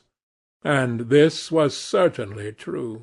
Every day he seemed to become more interested in biology, and his name appeared once or twice in some of the scientific reviews in connection with certain curious experiments. This was the man Dorian Gray was waiting for. Every second he kept glancing at the clock. As the minutes went by he became horribly agitated. At last he got up and began to pace up and down the room, looking like a beautiful caged thing. He took long stealthy strides. His hands were curiously cold. The suspense became unbearable. Time seemed to him to be crawling with feet of lead, while he, by monstrous winds, was being swept towards the jagged edge of some black cleft of precipice. He knew what was waiting for him there, saw it indeed, and shuddering, crushed with dank hands his burning lids, as though he would have robbed the very brain of sight and driven the eyeballs back into their cave. It was useless. The brain had its own food on which it battened, and the imagination, made grotesque by terror, twisted and distorted as a living thing by pain, danced like some foul puppet on a stand, and grinned through moving masks. Then, suddenly, time stopped for him. Yes, that blind, slow-breathing thing crawled no more, and horrible thoughts, time being dead, raced nimbly on in front, and dragged a hideous future from its grave and showed it to him. He stared at it. Its very horror made him stone. At last the door opened, and his servant entered. He turned glazed eyes upon him. "Mr. Campbell, sir," said the man. A sigh of relief broke from his parched lips, and the colour came back to his cheeks. "Ask him to come in at once, Francis." He felt that he was himself again. His mood of cowardice had passed away. The man bowed and retired. In a few moments Alan Campbell walked in, looking very stern and rather pale, his pallor being intensified by his coal-black hair and dark eyebrows. "Alan, this is kind of you. I thank you for coming. I had intended never to enter your house again, Gray, but you said it was a matter of life and death." His voice was hard and cold. He spoke with slow deliberation. There was a look of contempt in the steady, searching gaze that he turned on Dorian. He kept his hands in the pockets of his astrakhan coat, and seemed not to have noticed the gesture with which he had been greeted. "Yes, it is a matter of life and death, Alan, and to more than one person. Sit down." Campbell took a chair by the table, and Dorian sat opposite to him. The two men's eyes met. In Dorian's there was infinite pity. He knew that what he was going to do was dreadful. After a strained moment of silence, he leaned across and said, very quietly, but watching the effect of each word upon the face of him he had sent for, "Alan, in a locked room at the top of this house, a room to which nobody but myself has access, a dead man is seated at a table. He has been dead 10 hours now. Don't stir, and don't look at me like that. Who the man is, why he died, how he died, are matters that do not concern you. What you have to do is this. Stop, Gray. I don't want to know anything further. Whether what you have told me is true or not true doesn't concern me. I entirely decline to be mixed up in your life. Keep your horrible secrets to yourself. They don't interest me any more." "Alan, they will have to interest you. This one will have to interest you. I am awfully sorry for you, Alan, but I can't help myself. You are the one man who is able to save me. I am forced to bring you into the matter. I have no option. Alan, you are scientific. You know about chemistry and things of that kind. You have made experiments. What you have got to do is to destroy the thing that is upstairs, to destroy it so that not a vestige of it will be left. Nobody saw this person come into the house. Indeed, at the present moment he is supposed to be in Paris. He will not be missed for months. When he is missed, there must be no trace of him found here.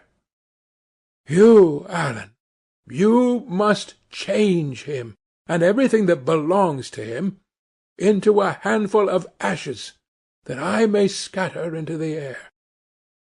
You are mad, Dorian. I was waiting for you to call me Dorian. You are mad, I tell you. Mad to imagine that I would raise a finger to help you.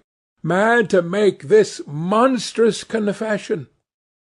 I will have nothing to do with this matter, whatever it is.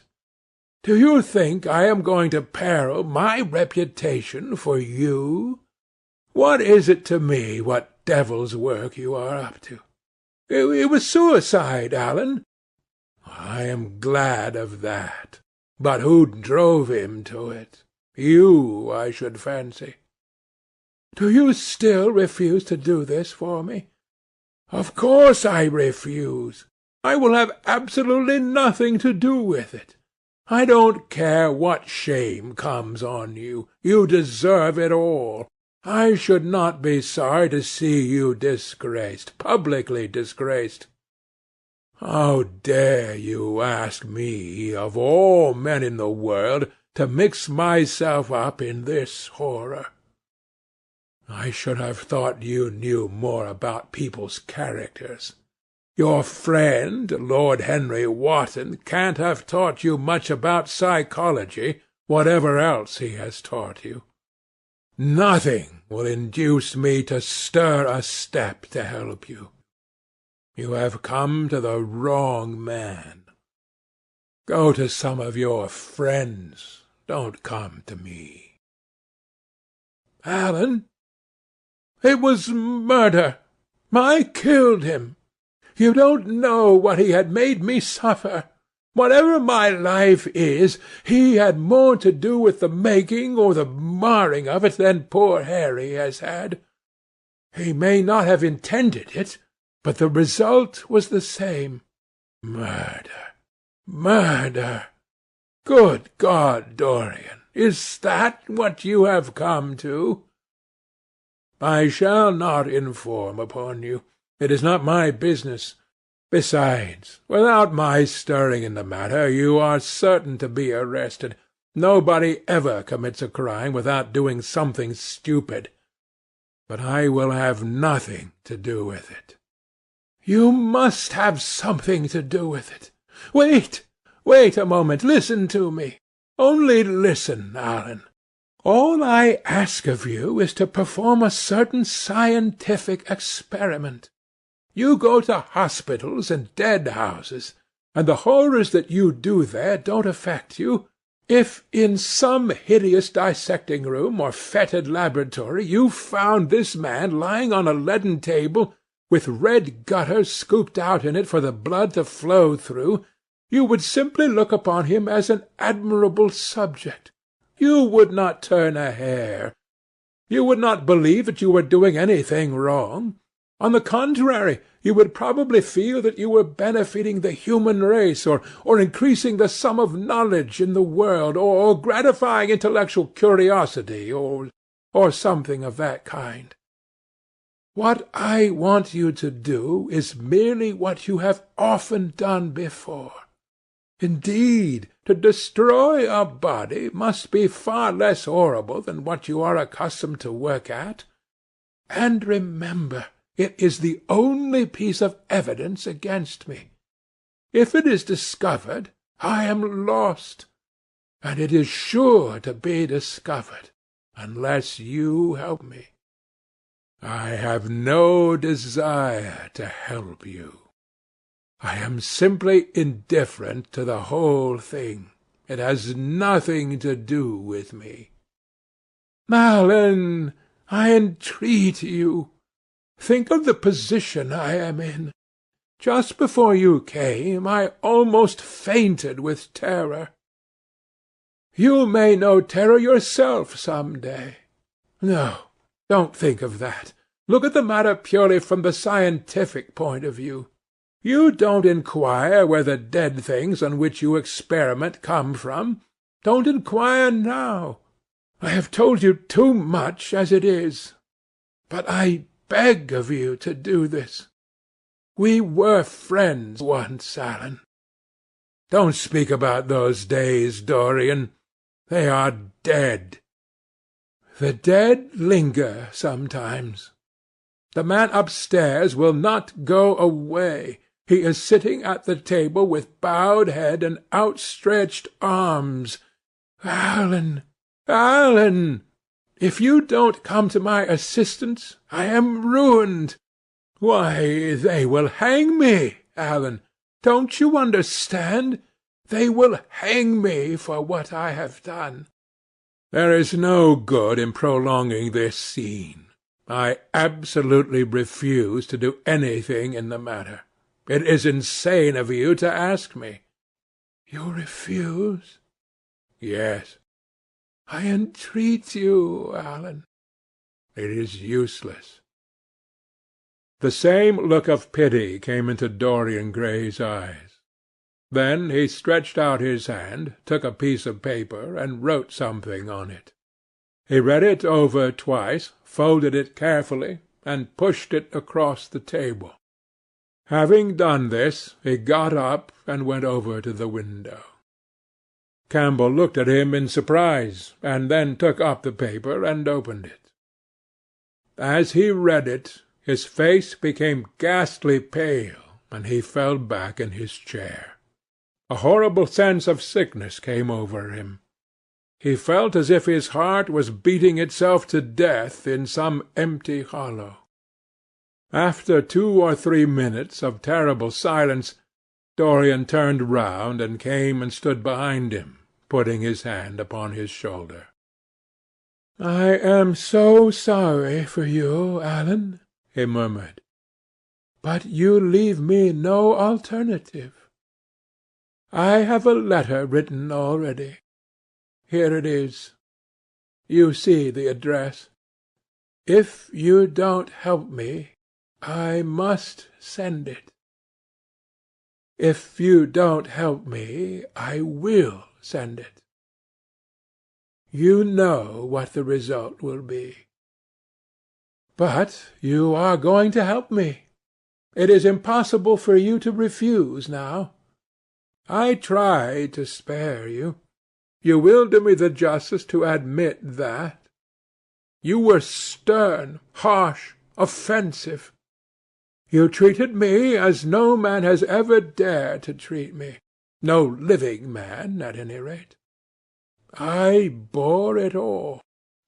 Now it is for me to dictate terms." Campbell buried his face in his hands, and a shudder passed through him. "Yes, it is my turn to dictate terms, Alan. You know what they are. The thing is quite simple. Come, don't work yourself into this fever. The thing has to be done. Face it, and do it." A groan broke from Campbell's lips, and he shivered all over. The ticking of the clock on the mantelpiece seemed to him to be dividing time into separate atoms of agony, each of which was too terrible to be borne. He felt as if an iron ring was being slowly tightened round his forehead, as if the disgrace with which he was threatened had already come upon him. The hand upon his shoulder weighed like a hand of lead. It was intolerable. It seemed to crush him. "Come, Alan, you must decide at once."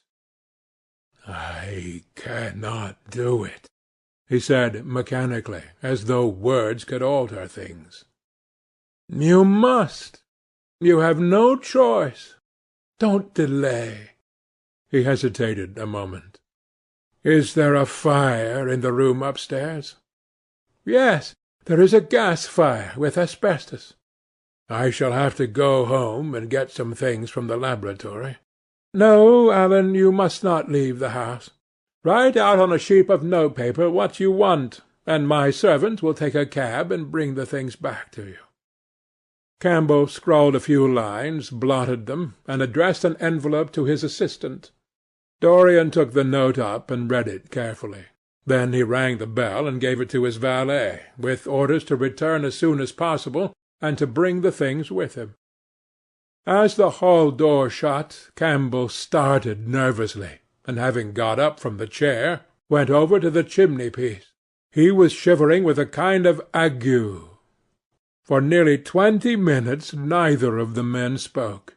A fly buzzed noisily about the room, and the ticking of the clock was like the beats of a hammer.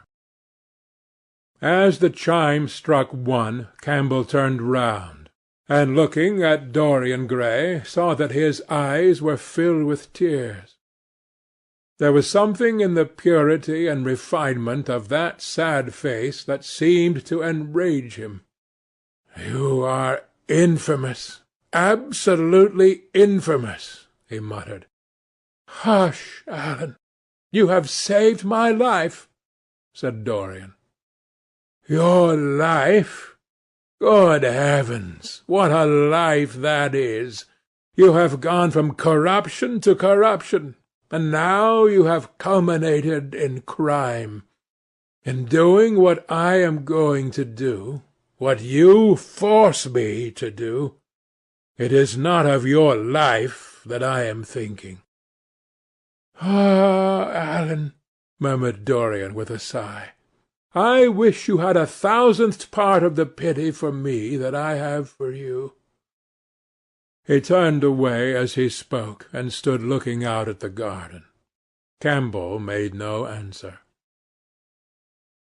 After about 10 minutes a knock came to the door, and the servant entered, carrying a large mahogany chest of chemicals, with a long coil of steel and platinum wire and 2 rather curiously shaped iron clamps. "Shall I leave the things here, sir?" he asked Campbell. "Yes," said Dorian. "And I am afraid, Francis, that I have another errand for you. What is the name of the man at Richmond who supplies Selby with orchids?" "Harden, sir." "Yes, Harden. You must go down to Richmond at once, see Harden personally, and tell him to send twice as many orchids as I ordered, and to have as few white ones as possible. In fact, I don't want any white ones. It is a lovely day, Francis, and Richmond is a very pretty place. Otherwise I wouldn't bother you about it." "No trouble, sir. At what time shall I be back?" Dorian looked at Campbell. "How long will your experiment take, Alan?" he said in a calm, indifferent voice. The presence of a third person in the room seemed to give him extraordinary courage. Campbell frowned and bit his lip. "It will take about 5 hours," he answered. "It will be time enough then if you are back at 7:30, Francis. Or stay, just leave my things out for dressing. You can have the evening to yourself. I am not dining at home, so I shall not want you." "Thank you, sir," said the man, leaving the room. "Now, Alan, there is not a moment to be lost. How heavy this chest is! I'll take it for you. You bring the other things."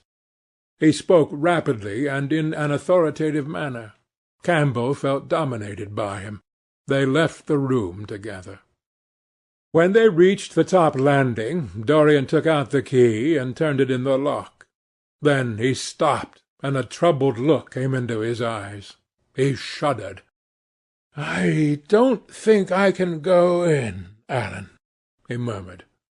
"It is nothing to me. I don't require you," said Campbell coldly. Dorian half opened the door. As he did so, he saw the face of his portrait leering in the sunlight. On the floor in front of it the torn curtain was lying. He remembered that the night before he had forgotten, for the first time in his life, to hide the fatal canvas, and was about to rush forward, when he drew back with a shudder. What was that loathsome red dew that gleamed, wet and glistening, on one of the hands, as though the canvas had sweated blood?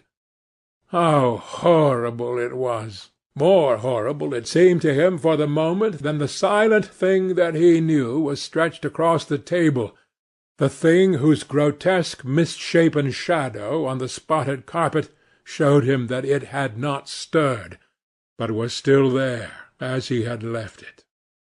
He heaved a deep breath, opened the door a little wider, and with half-closed eyes and averted head walked quickly in, determined that he would not look even once upon the dead man. Then, stooping down and taking up the gold and purple hanging, he flung it right over the picture. There he stopped, feeling afraid to turn round, and his eyes fixed themselves on the intricacies of the pattern before him. He heard Campbell bringing in the heavy chest and the irons and the other things that he had required for his dreadful work. He began to wonder if he and Basil Hallward had ever met, and if so, what they had thought of each other. "Leave me now," said a stern voice behind him. He turned and hurried out, just conscious that the dead man had been thrust back into the chair, and that Campbell was gazing into a glistening yellow face. As he was going downstairs, he heard the key being turned in the lock. It was long after 7 when Campbell came back into the library. He was pale, but absolutely calm. "I have done what you asked me to do," he muttered. "And now, good-bye. Let us never see each other again." "You have saved me from ruin, Alan. I cannot forget that," said Dorian simply. As soon as Campbell had left, he went upstairs. There was a horrible smell of nitric acid in the room, but the thing that had been sitting at the table was gone. End of chapter 14.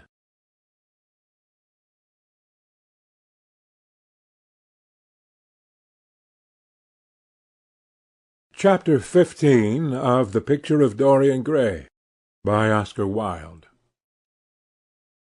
That evening at 8:30, exquisitely dressed and wearing a large buttonhole of Parma violets, Dorian Gray was ushered into Lady Narborough's drawing-room by bowing servants.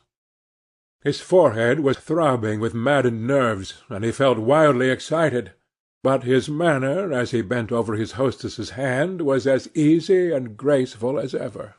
Perhaps one never seems so much at one's ease as when one has to play a part. Certainly no one looking at Dorian Gray that night could have believed that he had passed through a tragedy as horrible as any tragedy of our age. Those finely shaped fingers could never have clutched a knife for sin, nor those smiling lips have cried out on God and goodness. He himself could not help wondering at the calm of his demeanour, and for a moment felt keenly the terrible pleasure of a double life. It was a small party, got up rather in a hurry by Lady Narborough, who was a very clever woman with what Lord Henry used to describe as the remains of really remarkable ugliness.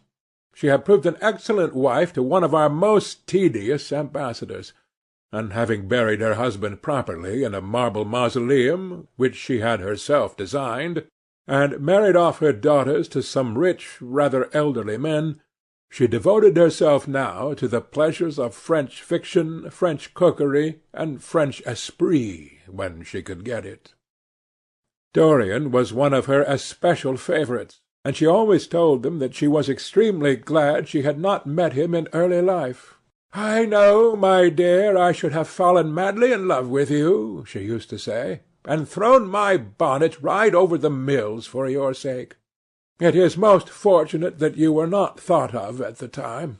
As it was, our bonnets were so unbecoming, and the mills were so occupied in trying to raise the wind, that I never had even a flirtation with anybody.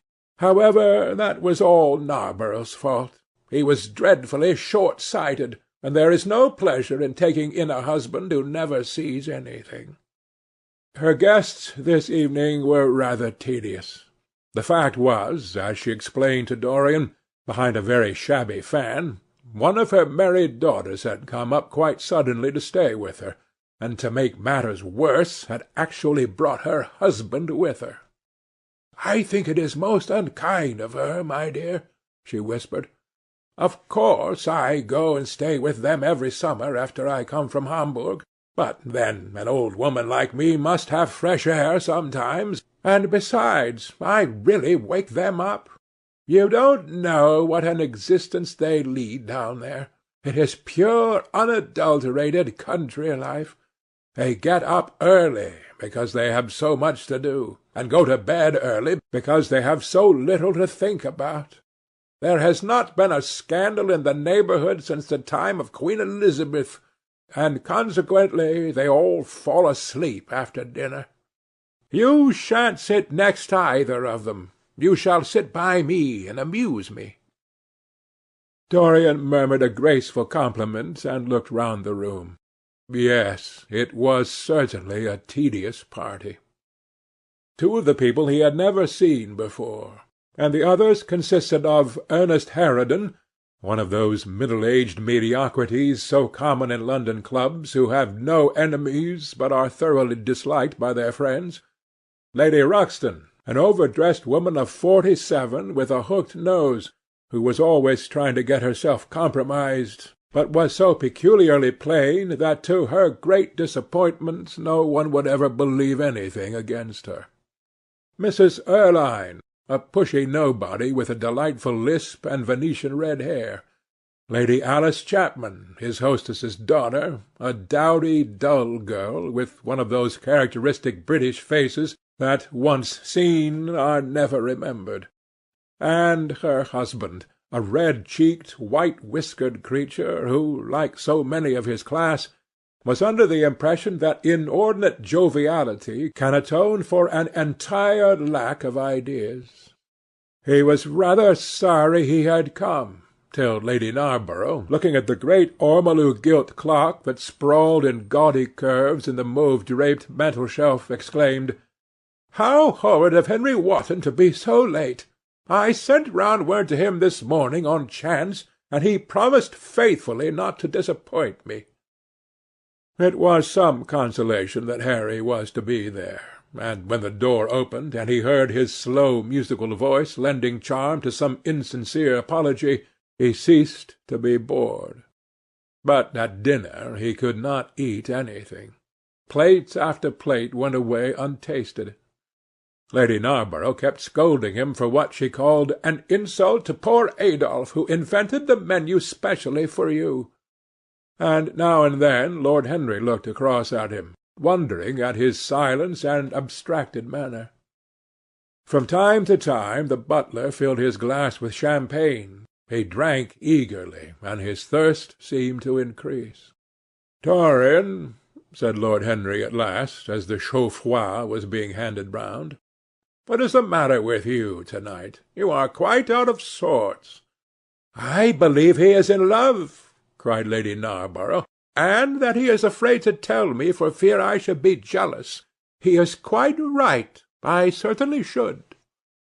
"Dear Lady Narborough," murmured Dorian, smiling, "I have not been in love for a whole week, not, in fact, since Madame de Ferrol left town."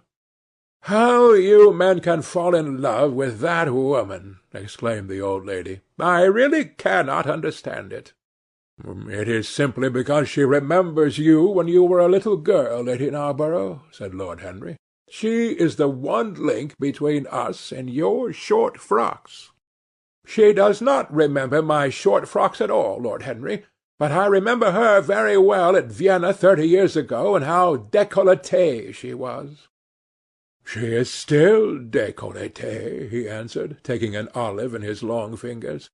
"And when she is in a very smart gown, she looks like an edition de luxe of a bad French novel. She is really wonderful, and full of surprises. Her capacity for family affection is extraordinary. When her third husband died, her hair turned quite gold from grief." "How can you, Harry?" cried Dorian. "It is a most romantic explanation," laughed the hostess. "But her third husband, Lord Henry? You don't mean to say Ferrol is the fourth?" "Certainly, Lady Narborough." "I don't believe a word of it." "Well, ask Mr. Gray. He is one of her most intimate friends." "Is it true, Mr. Gray?" "She assures me so, Lady Narborough," said Dorian. "I asked her whether, like Marguerite de Navarre, she had her hearts embalmed and hung at her girdle. She told me she didn't, because none of them had any hearts at all." 4 husbands! Upon my word, that is true as hell.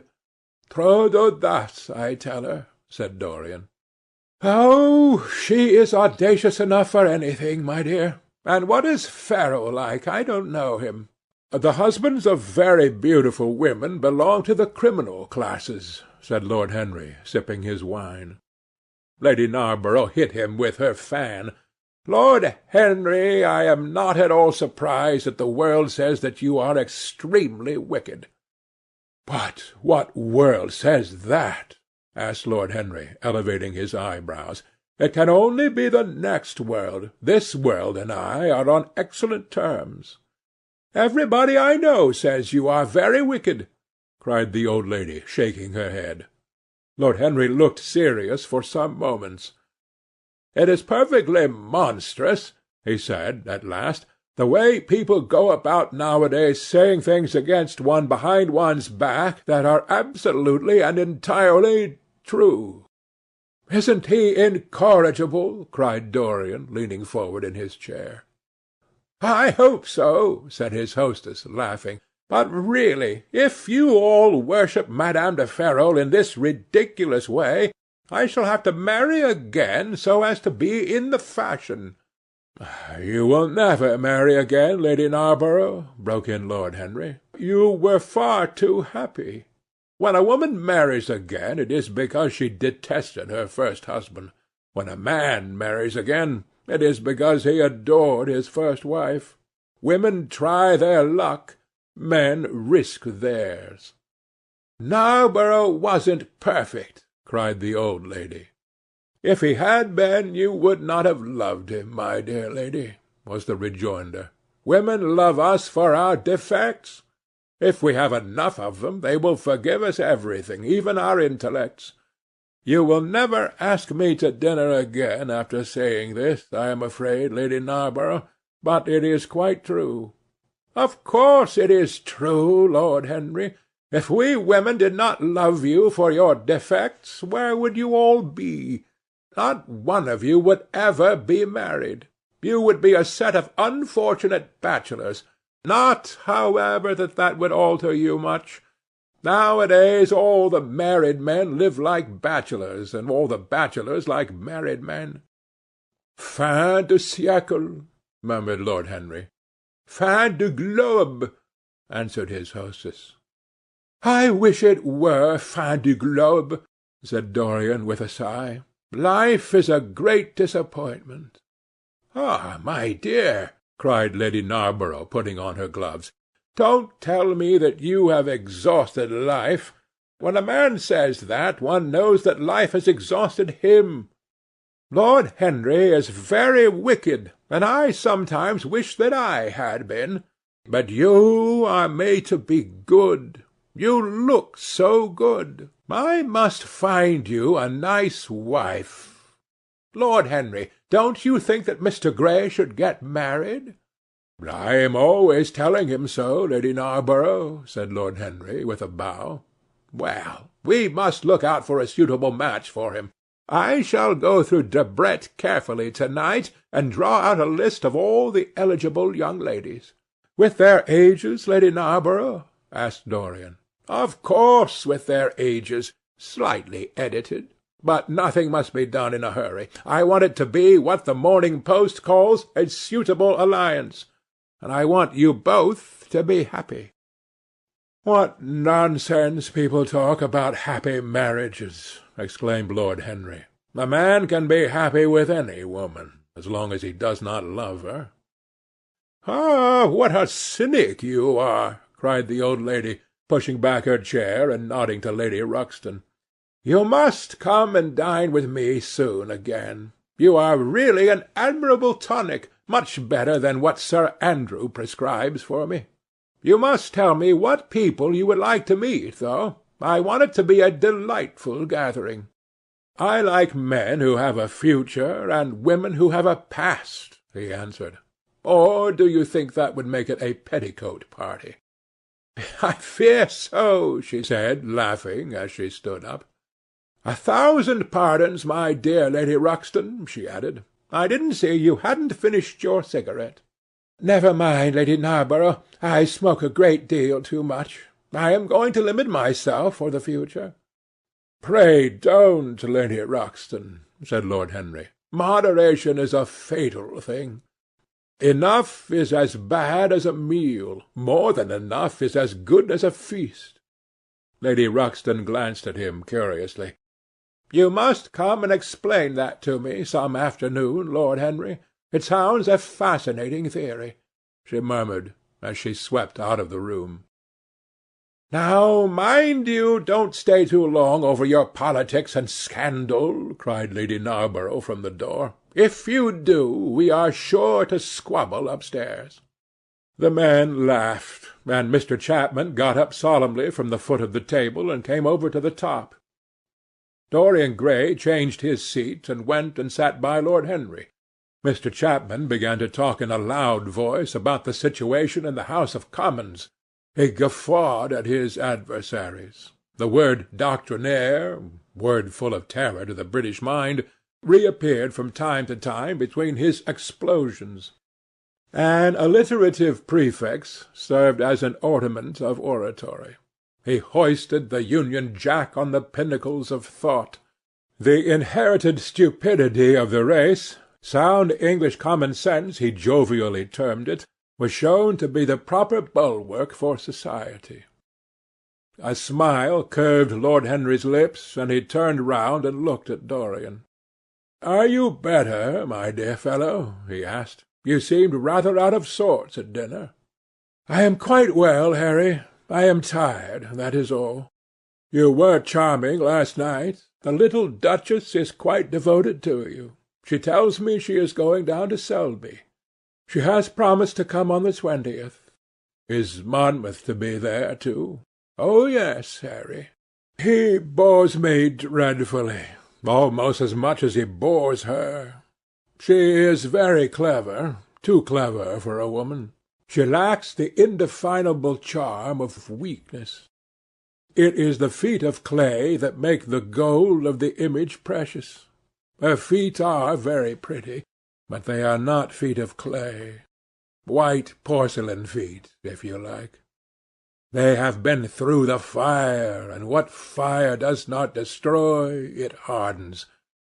She has had experiences." "How long has she been married?" asked Dorian. "An eternity, she tells me. I believe, according to the peerage, it is 10 years, but 10 years with Monmouth must have been like eternity, with time thrown in. Who else is coming?" "Oh, the Willoughbys, Lord Rugby and his wife, our hostess. Geoffrey Clouston, the usual set. I have asked Lord Grotrian." "I like him," said Lord Henry. "A great many people don't, but I find him charming. He atones for being occasionally somewhat overdressed by being always absolutely over-educated. He is a very modern type."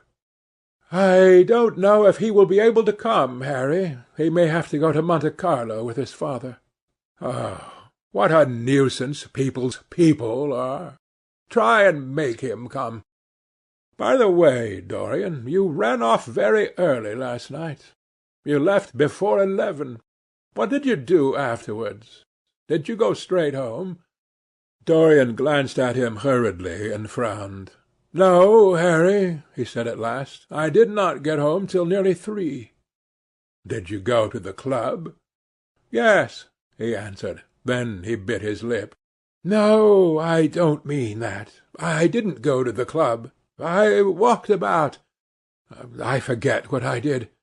How inquisitive you are, Harry! You always want to know what one has been doing. I always want to forget what I have been doing. I came in at 2:30, if you wish to know the exact time. I had left my latch-key at home, and my servant had to let me in. If you want any corroborative evidence on the subject, you can ask him."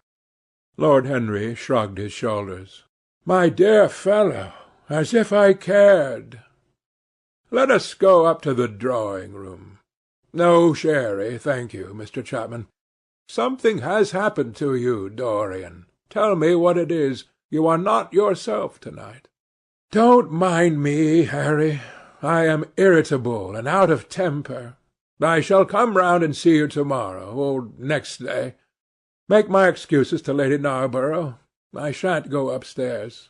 I shall go home. I must go home.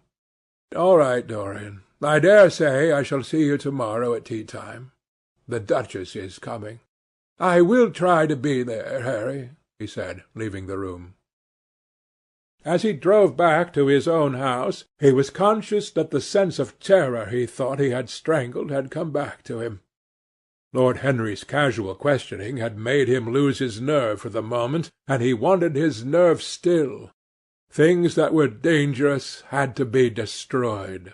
He winced. He hated the idea of even touching them. Yet it had to be done. He realized that, and when he had locked the door of his library, he opened the secret press into which he had thrust Basil Hallward's coat and bag. A huge fire was blazing. He piled another log on it. The smell of the singeing clothes and burning leather was horrible. It took him 3/4 of an hour to consume everything. At the end he felt faint and sick, and having lit some Algerian pastilles in a pierced copper brazier, he bathed his hands and forehead with a cool, musk-scented vinegar. Suddenly he started. His eyes grew strangely bright, and he gnawed nervously at his under lip. Between two of the windows stood a large Florentine cabinet, made out of ebony and inlaid with ivory and blue lapis. He watched it as though it were a thing that could fascinate and make afraid, as though it held something that he longed for and yet almost loathed. His breath quickened. A mad craving came over him. He lit a cigarette and then threw it away. His eyelids drooped till the long fringed lashes almost touched his cheek. But he still watched the cabinet. At last he got up from the sofa on which he had been lying, went over to it, and having unlocked it, touched some hidden spring. A triangular drawer passed slowly out. His fingers moved instinctively towards it, dipped in, and closed on something. It was a small Chinese box of black and gold dust lacquer, elaborately wrought, the sides patterned with curved waves, and the silken cords hung with round crystals and tasselled in plaited metal threads. He opened it. Inside was a green paste, waxy in lustre, the odour curiously heavy and persistent. He hesitated for some moments, with a strangely immobile smile upon his face. Then, shivering, though the atmosphere of the room was terribly hot, he drew himself up and glanced at the clock. It was 20 minutes to 12. He put the box back, shutting the cabinet doors as he did so, and went into his bedroom. As midnight was striking bronze blows upon the dusky air, Dorian Gray, dressed commonly and with a muffler wrapped round his throat, crept quietly out of his house. In Bond Street he found a hansom with a good horse. He hailed it, and in a low voice gave the driver an address. The man shook his head. "It's too far for me," he muttered. "Here is a sovereign for you," said Dorian. "You shall have another if you drive fast." "All right, sir," answered the man. "You will be there in an hour." And after his fare had got in, he turned his horse round and drove rapidly towards the river. Chapter 15.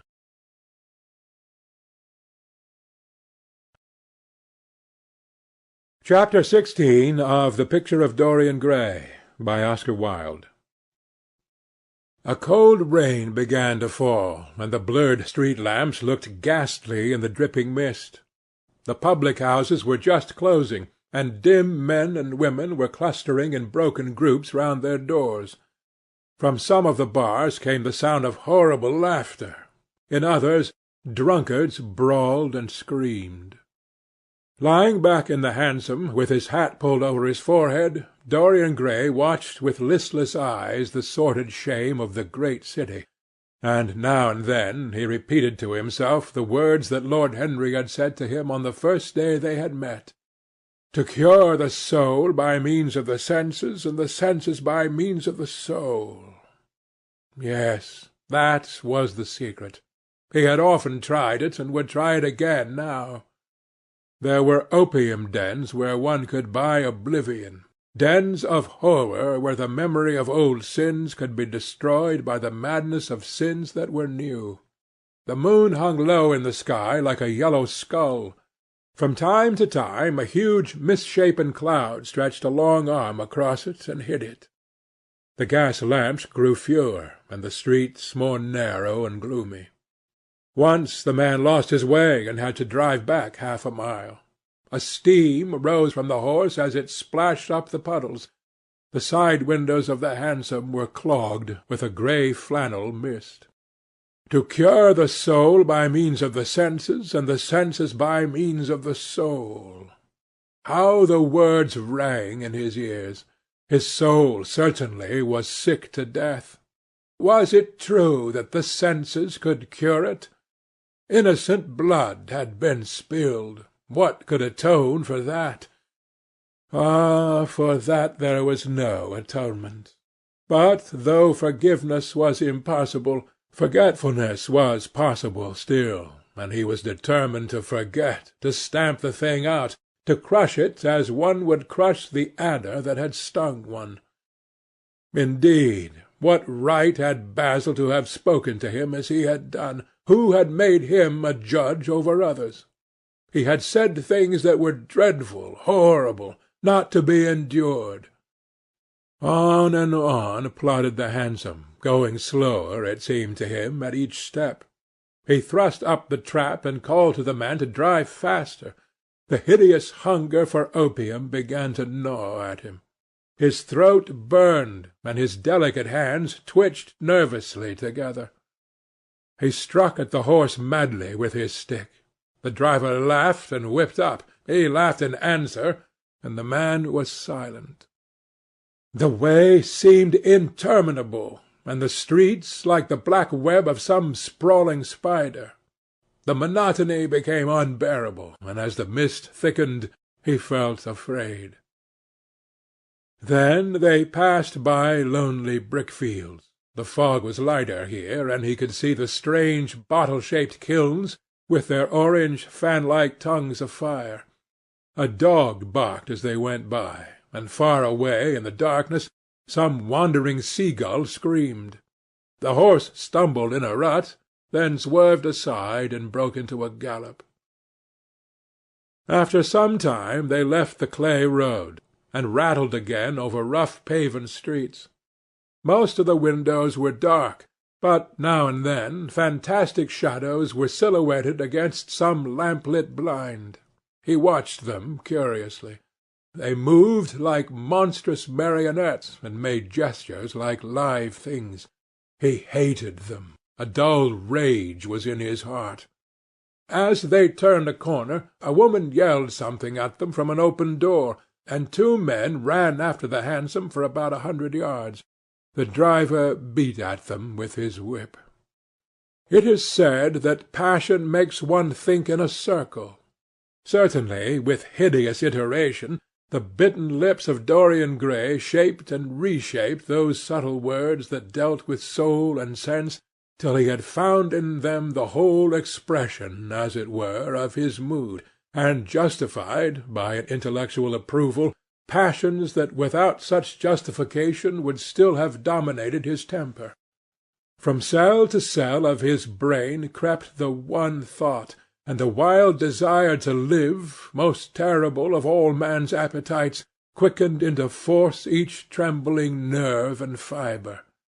Ugliness that had once been hateful to him, because it made things real, became dear to him now for that very reason.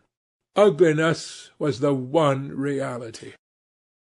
The coarse brawl, the loathsome den, the crude violence of disordered life, the very vileness of thief and outcast were more vivid in their intense actuality of impression than all the gracious shapes of art, the dreamy shadows of song. They were what he needed for forgetfulness. In 3 days he would be free. Suddenly the man drew up with a jerk at the top of a dark lane. Over the low roofs and jagged chimney-stacks of the houses rose the black masts of ships. Wreaths of white mist clung like ghostly sails to the yards. "Somewhere about here, sir, ain't it?" he asked huskily through the trap.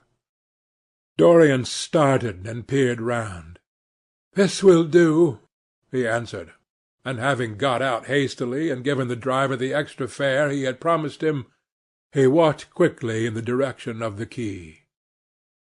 Here and there a lantern gleamed at the stern of some huge merchantman. The light shook and splintered in the puddles. A red glare came from an outward-bound steamer that was coaling. The slimy pavement looked like a wet mackintosh. He hurried on towards the left, glancing back now and then to see if he was being followed. In about 7 or 8 minutes he reached a small shabby house that was wedged in between 2 gaunt factories. In one of the top windows stood a lamp. He stopped and gave a peculiar knock. After a little time he heard steps in the passage and the chain being unhooked. The door opened quietly, and he went in without saying a word to the squat misshapen figure that flattened itself into the shadow as he passed. At the end of the hall hung a tattered green curtain that swayed and shook in the gusty wind which had followed him in from the street. He dragged it aside and entered a long low room which looked as if it had once been a third-rate dancing saloon. Shrill flaring gas-jets, dulled and distorted in the fly-blown mirrors that faced them, were ranged round the walls. Greasy reflectors of ribbed tin backed them, making quivering disks of light. The floor was covered with ochre-coloured sawdust, trampled here and there into mud, and stained with dark rings of spilled liquor. Some Malays were crouching by a little charcoal stove, playing with bone counters and showing their white teeth as they chattered. In one corner, with his head buried in his arms, a sailor sprawled over a table, and by the tawdrily painted bar that ran across one complete side stood 2 haggard women, mocking with an old man who was brushing the sleeves of his coat with an expression of disgust. "He thinks he's got red ants on him," laughed one of them, as Dorian passed by. The man looked at her in terror, and began to whimper. At the end of the room there was a little staircase, leading to a darkened chamber. As Dorian hurried up its 3 rickety steps, the heavy odour of opium met him. He heaved a deep breath, and his nostrils quivered with pleasure. When he entered, a young man with smooth yellow hair, who was bending over a lamp lighting a long thin pipe, looked up at him and nodded in a hesitating manner. "You here, Adrian?" muttered Dorian. "Where else should I be?" he answered listlessly. "None of the chaps will speak to me now. I thought you had left England. Darlington is not going to do anything. My brother paid the bill at last. George doesn't speak to me either. I don't care," he added with a sigh. "As long as one has this stuff, one doesn't want friends. I think I have had too many friends." Dorian winced, and looked round at the grotesque things that lay in such fantastic postures on the ragged mattresses. The twisted limbs, the gaping mouths, the staring lustreless eyes fascinated him. He knew in what strange heavens they were suffering, and what dull hells were teaching them the secret of some new joy. They were better off than he was. He was prisoned in thought. Memory, like a horrible malady, was eating his soul away. From time to time he seemed to see the eyes of Basil Hallward looking at him. Yet he felt he could not stay. The presence of Adrian Singleton troubled him. He wanted to be where no one would know who he was, He wanted to escape from himself. "I am going on to the other place," he said after a pause. "On the wharf?" "Yes. That mad cat is sure to be there. They won't have her in this place now." Dorian shrugged his shoulders. "I am sick of women who love one. Women who hate one are much more interesting. Besides, the stuff is better." "Much the same." "I like it better. Come and have something to drink. I must have something." "I don't want anything," murmured the young man. "Never mind." Adrian Singleton rose up wearily and followed Dorian to the bar. A half-caste, in ragged turban and a shabby ulster, grinned a hideous greeting as he thrust a bottle of brandy and 2 tumblers in front of them. The women sidled up and began to chatter. Dorian turned his back on them and said something in a low voice to Adrian Singleton. A crooked smile, like a Malay crease, writhed across the face of one of the women. "We are very proud to-night," she sneered.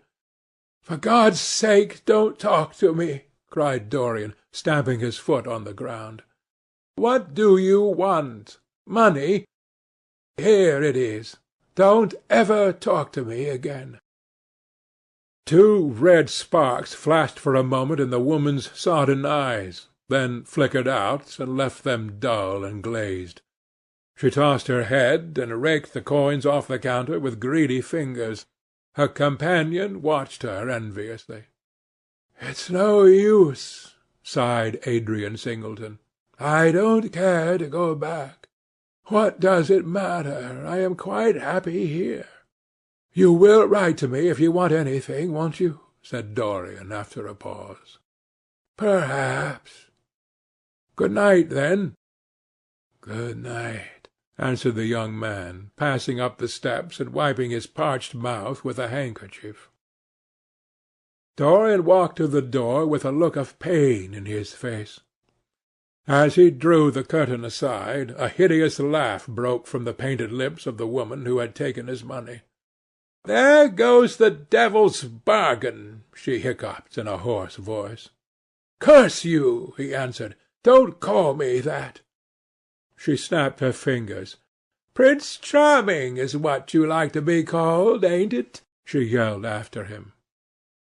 The drowsy sailor leaped to his feet as she spoke, and looked wildly around. The sound of the shutting of the door fell on his ear. He rushed out as if in pursuit. Dorian Gray hurried along the quay through the drizzling rain.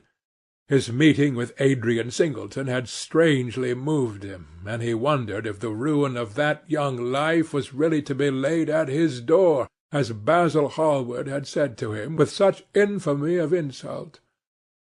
He bit his lip, and for a few seconds his eyes grew sad. Yet, after all, what did it matter to him? One's days were too brief to take the burden of another's errors on one's shoulders. Each man lived his own life and paid his own price for living it. The only pity was one had to pay so often for a single fault. One had to pay over and over again indeed. In her dealings with man, destiny never closed her accounts. There are moments, psychologists tell us, when the passion for sin, or for what the world calls sin, so dominates a nature that every fibre of the body, as every cell of the brain, seems to be instinct with fearful impulses. Men and women at such moments lose the freedom of their will. They move to the terrible end as automatons move. Choice is taken from them, and conscience is either killed, or if it lives at all, lives but to give rebellion its fascination and disobedience its charm. For all sins, as theologians weary not of reminding us, are sins of disobedience. When that high spirit, that morning star of evil, fell from heaven, it was as a rebel that he fell. Callous, concentrated on evil, with stained mind and soul hungry for rebellion, Dorian Gray hastened on, quickening his step as he went. But as he darted aside into a dim archway, that had served him often as a short-cut to the ill-famed place where he was going, he felt himself suddenly seized from behind, and before he had time to defend himself, he was thrust back against the wall, with a brutal hand round his throat. He struggled madly for life, and by a terrible effort wrenched the tightening fingers away. In a second he heard the click of a revolver, and saw the gleam of a polished barrel pointing straight at his head, and the dusky form of a short, thick-set man facing him. "What do you want?" he gasped. "Keep quiet," said the man. "If you stir, I shoot you." "You're mad. What have I done to you?" "You wrecked the life of Sibyl Vane," was the answer. "And Sibyl Vane was my sister. She killed herself. I know it. Her death is at your door. I swore I would kill you in return. For years I have sought you. I had no clue, no trace. The two people who could have described you were dead. I knew nothing of you but the pet name she used to call you. I heard it tonight by chance. Make your peace with God, for tonight you are going to die." Dorian Gray grew sick with fear. "I never knew her," he stammered. "I never heard of her. You are mad." "You had better confess your sin. For as sure as I am James Vane, you are going to die." There was a horrible moment. Dorian did not know what to say or do. "Down on your knees," growled the man. "I give you 1 minute to make your peace. No more. I go on board tonight for India, and I must do my job first. 1 minute, that's all." Dorian's arms fell to his side. Paralyzed with terror, he did not know what to do. Suddenly a wild hope flushed across his brain. "Stop!" he cried. "How long ago is it since your sister died? Quick, tell me." 18 years, said the man. "Why do you ask me? What do years matter?" 18 years? laughed Dorian Gray, with a touch of triumph in his voice. 18 years! Set me under the lamp, and look at my face." James Vane hesitated for a moment, not understanding what was meant. Then he seized Dorian Gray and dragged him from the archway. Dim and wavering as was the wind-blown light, yet it served to show him the hideous error, as it seemed, into which he had fallen, for the face of the man he had sought to kill had all the bloom of boyhood, all the unstained purity of youth. He seemed little more than a lad of 20 summers, hardly older, if older indeed at all, than his sister had been when they had parted so many years ago. It was obvious that this was not the man who had destroyed her life. He loosened his hold and reeled back. "My God!" he cried. "And I would have murdered you!" Dorian Gray drew a long breath. "You have been on the brink of committing a terrible crime, my man," he said, looking at him sternly. "Let this be a warning to you not to take vengeance into your own hands." "Forgive me, sir," muttered James Vane. "I was deceived. A chance word I heard in that damned den set me on the wrong track.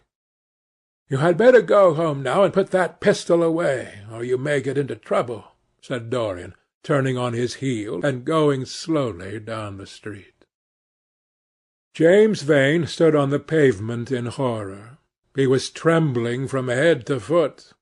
After a little while, a black shadow that had been creeping along the dripping wall moved out into the light, and came closer to him with stealthy footsteps. He felt a hand laid on his arm, and looked round with a start. It was one of the women who had been drinking at the bar. "Why didn't you kill him?" she hissed out, putting haggard face quite close to his.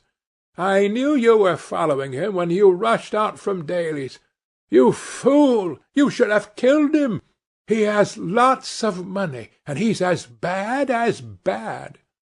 "He is not the man I am looking for," he answered. "And I want no man's money. I want a man's life. The man whose life I want must be nearly 40 now. This one is little more than a boy. Thank God I have not got his blood upon my hands." The woman gave a bitter laugh. "Little more than a boy!" she sneered. "Why, man, it's nigh on 18 years since Prince Charming made me what I am." "You lie!" cried James Vane. She raised her hand up to heaven. "Before God I am telling the truth," she cried. "Before God? Strike me dumb if it ain't so. He is the worst one that comes here. They say he has sold himself to the devil for a pretty face. It's nigh on 18 years since I met him. He hasn't changed much since then. I have, though," she added, with a sickly leer. "You swear this?" "I swear it," came in hoarse echo from her flat mouth. "But don't give me away to him," she whined. "I am afraid of him. Let me have some money for my night's lodging." He broke from her with an oath and rushed to the corner of the street, but Dorian Gray had disappeared. When he looked back, the woman had vanished also. Chapter 16. Chapter 17 of The Picture of Dorian Gray, by Oscar Wilde. A week later, Dorian Gray was sitting in the conservatory at Selby Royal, talking to the pretty Duchess of Monmouth, who, with her husband, a jaded-looking man of 60, was amongst his guests. It was tea-time, and the mellow light of the huge lace-covered lamp that stood on the table lit up the delicate china and hammered silver of the service at which the Duchess was presiding. Her white hands were moving daintily among the cups, and her full red lips were smiling at something that Dorian had whispered to her. Lord Henry was lying back in a silk-draped wicker chair, looking at them. On a peach-coloured divan sat Lady Narborough, pretending to listen to the Duke's description of the last Brazilian beetle that he had added to his collection. 3 young men in elaborate smoking suits were handing tea-cakes to some of the women. The house-party consisted of 12 people, and there were more expected to arrive on the next day. "What are you two talking about?" said Lord Henry, strolling over to the table and putting his cup down. "I hope Dorian has told you about my plan for rechristening everything, Gladys. It is a delightful idea." "But I don't want to be rechristened, Harry," rejoined the Duchess, looking up at him with her wonderful eyes. "I am quite satisfied with my own name, and I am sure Mr. Gray should be satisfied with his." "My dear Gladys, I would not alter either name for the world. They are both perfect. I was thinking chiefly of flowers. Yesterday I cut an orchid for my buttonhole. It is a marvellous spotted thing, as effective as the 7 deadly sins. In a thoughtless moment I asked one of the gardeners what it was called. He told me it was a fine specimen of Robinsoniana, or something dreadful of that kind. It is a sad truth, but we have lost the faculty of giving lovely names to things. Names are everything. I never quarrel with actions. My one quarrel is with words. That is the reason I hate vulgar realism in literature. The man who would call a spade should be compelled to use one. It is the only thing he is fit for. "Then what should we call you, Harry?" she asked. "His name is Prince Paradox," said Dorian. "I recognize him in a flash," exclaimed the Duchess. "I won't hear of it," laughed Lord Henry, sinking into a chair. From a label there is no escape. I refuse the title." "Royalties may not abdicate," fell as a warning from pretty lips. "You wish me to defend my throne, then?" "Yes." "I give the truths of tomorrow." "I prefer the mistakes of today," she answered. "You disarm me, Gladys," he cried, catching the wilfulness of her mood. "Of your shield, Harry, not of your spear." "I never tilt against beauty," he said, with a wave of his hand.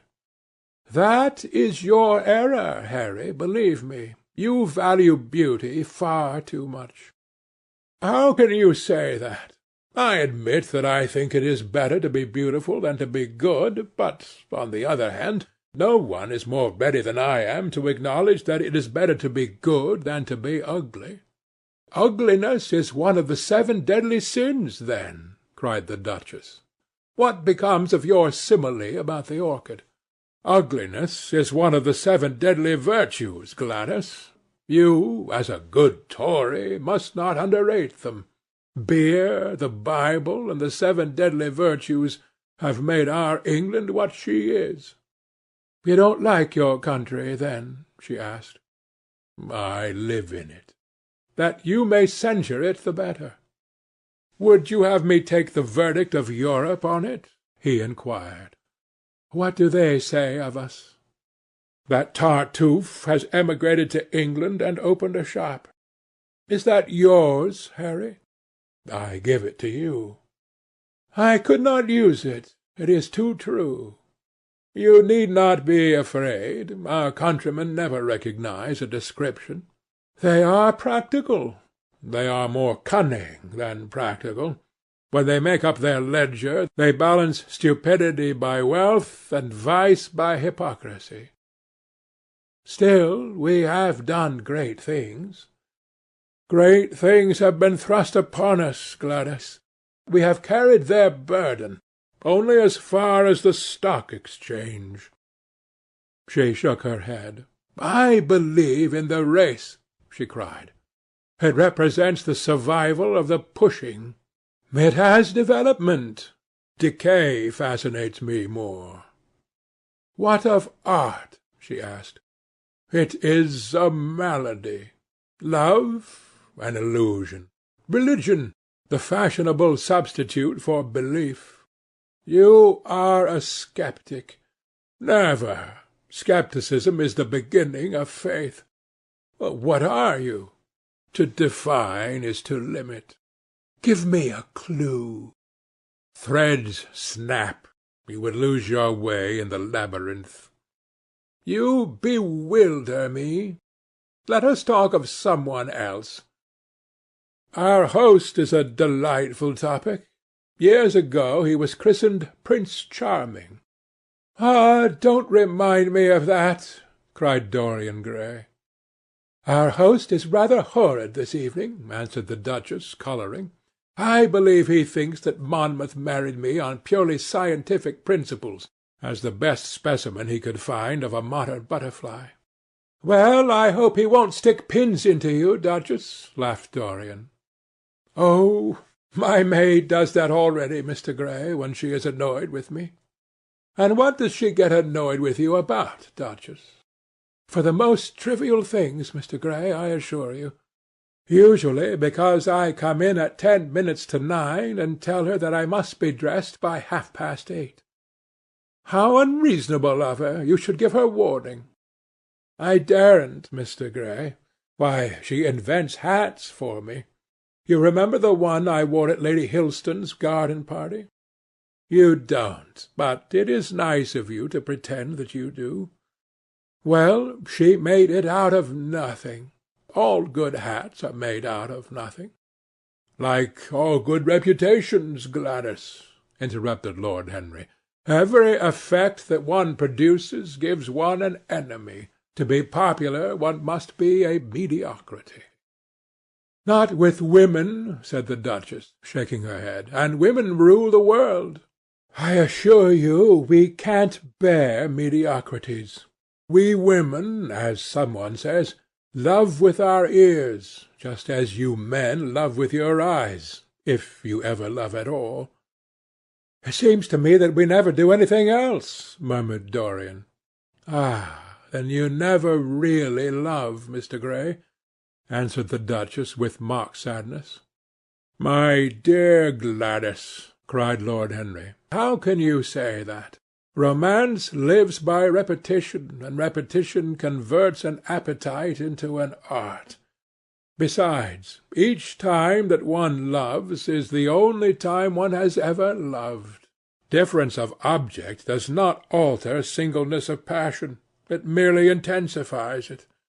We can have in life but one great experience at best, and the secret of life is to reproduce that experience as often as possible."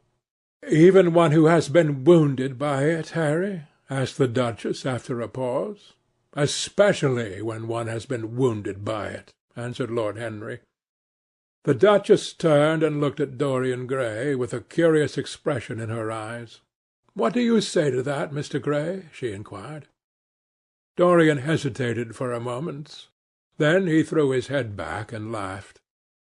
"I always agree with Harry, Duchess." "Even when he is wrong?" "Harry is never wrong, Duchess." "And does his philosophy make you happy?" "I have never searched for happiness. Who wants happiness? I have searched for pleasure."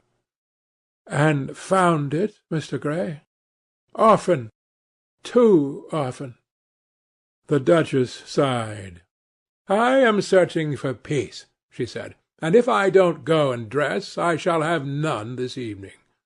"Let me get you some orchids, Duchess," cried Dorian, starting to his feet and walking down the conservatory. "You are flirting disgracefully with him," said Lord Henry to his cousin. "You had better take care. He is very fascinating." "If he were not, there would be no battle." "Greek meets Greek, then?" "I am on the side of the Trojans. They fought for a woman." "They were defeated." "There are worse things than capture," she answered. "You gallop with a loose rein." "Pace gives life," was the riposte. "I shall write it in my diary to-night." "What?" "That a burnt child loves the fire." "I am not even singed. My wings are untouched." "You use them for everything except flight." "Courage has passed from men to women. It is a new experience for us." "You have a rival." "Who?" He laughed. "Lady Narborough," he whispered. "She perfectly adores him." "You fill me with apprehension. The appeal to antiquity is fatal to us who are romanticists." "Romanticists! You have all the methods of science." "Men have educated us." "But not explained you." "Describe us as a sex," was her challenge. "Sphinxes without secrets." She looked at him, smiling. "How long Mr. Gray is," she said. "Let us go and help him. I have not yet told him the colour of my frock." "Ah, you must suit your frock to his flowers, Gladys." "That would be a premature surrender. Romantic art begins with its climax. I must keep an opportunity for retreat." "In the Parthian manner?" "They found safety in the desert. I could not do that." "Women are not always allowed a choice," he answered. But hardly had he finished the sentence before from the far end of the conservatory came a stifled groan, followed by the dull sound of a heavy fall. Everybody started up. The Duchess stood motionless in horror, and with fear in his eyes Lord Henry rushed through the flapping palms to find Dorian Gray lying face downwards on the tiled floor in a death-like swoon. He was carried at once into the blue drawing-room and laid upon one of the sofas. After a short time he came to himself and looked round with a dazed expression. "What has happened?" he asked. "Oh, I remember. Am I safe here, Harry?" He began to tremble. "My dear Dorian," answered Lord Henry, "you merely fainted. That was all. You must have overtired yourself. You had better not come down to dinner. I will take your place." "No, I will come down," he said, struggling to his feet. "I would rather come down. I must not be alone." He went to his room and dressed. There was a wild recklessness of gaiety in his manner as he sat at table, but now and then a thrill of terror ran through him when he remembered that, pressed against the window of the conservatory, like a white handkerchief, he had seen the face of James Vane watching him. Chapter 17.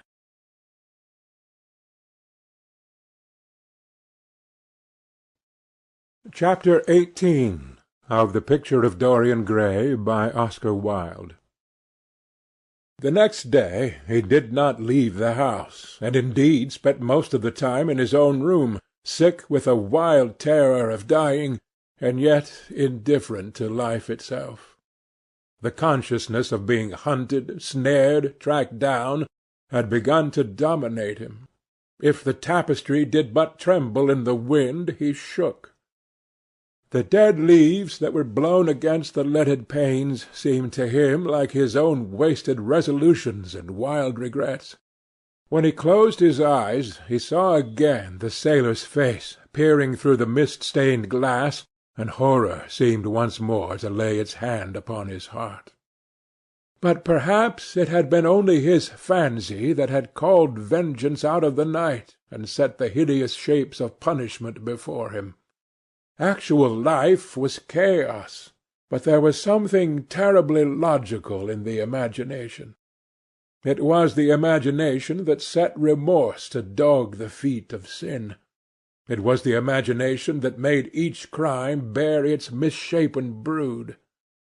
In the common world of fact, the wicked were not punished, nor the good rewarded. Success was given to the strong, failure thrust upon the weak. That was all. Besides, had any stranger been prowling round the house, he would have been seen by the servants or the keepers. Had any footmarks been found on the flower-beds, the gardeners would have reported it. Yes, it had been merely fancy. Sibyl Vane's brother had not come back to kill him. He had sailed away in his ship to founder in some winter sea. From him, at any rate, he was safe. Why, the man did not know who he was, could not know who he was. The mask of youth had saved him. And yet, if it had been merely an illusion, how terrible it was to think that conscience could raise such fearful phantoms, and give them visible form, and make them move before one. What sort of life would his be if, day and night, shadows of his crime were to peer at him from silent corners, to mock him from secret places, to whisper in his ear as he sat at the feast, to wake him with icy fingers as he lay asleep? As the thought crept through his brain, he grew pale with terror, and the air seemed to him to have become suddenly colder. Oh, in what a wild hour of madness he had killed his friend! How ghastly the mere memory of the scene! He saw it all again. Each hideous detail came back to him with added horror. Out of the black cave of time, terrible and swathed in scarlet, rose the image of his sin. When Lord Henry came in at 6 o'clock, he found him crying, as one whose heart will break. It was not till the third day that he ventured to go out again. There was something in the clear, pine-scented air of that winter morning that seemed to bring him back his joyousness and his ardour for life. But it was not merely the physical conditions of environment that had caused the change. His own nature had revolted against the excess of anguish that had sought to maim and mar the perfection of its calm. With subtle and finely wrought temperaments it is always so. Their strong passions must either bruise or bend. They either slay the man or themselves die. Shallow sorrows and shallow loves live on. The loves and sorrows that are great are destroyed by their own plenitude. Besides, he had convinced himself that he had been the victim of a terror-stricken imagination, and looked back now on his fears with something of pity and not a little of contempt. After breakfast he walked with the Duchess for an hour in the garden, and then drove across the park to join the shooting party. The crisp frost lay like salt upon the grass. The sky was an inverted cup of blue metal. A thin film of ice bordered the flat, reed-grown lake. At the corner of the pine-wood he caught sight of Sir Geoffrey Clouston, the Duchess's brother, jerking 2 spent cartridges out of his gun. He jumped from the cart, and having told the groom to take the mare home, made his way towards his guest through the withered bracken and rough undergrowth. "Have you had good sport, Geoffrey?" he asked. "Not very good, Dorian. I think most of the birds have gone to the open. I dare say it will be better after lunch, when we get to new ground." Dorian strolled along by his side. The keen aromatic air, with brown and red lights that glimmered in the wood, the hoarse cries of the beaters ringing out from time to time, and the sharp snaps of the guns that followed, fascinated him and filled him with a sense of delightful freedom. He was dominated by the carelessness of happiness, by the high indifference of joy. Suddenly, from a lumpy tussock of old grass some 20 yards in front of them, with black-tipped ears erect and long hinder limbs throwing it forward, started a hare. It bolted for a thicket of alders.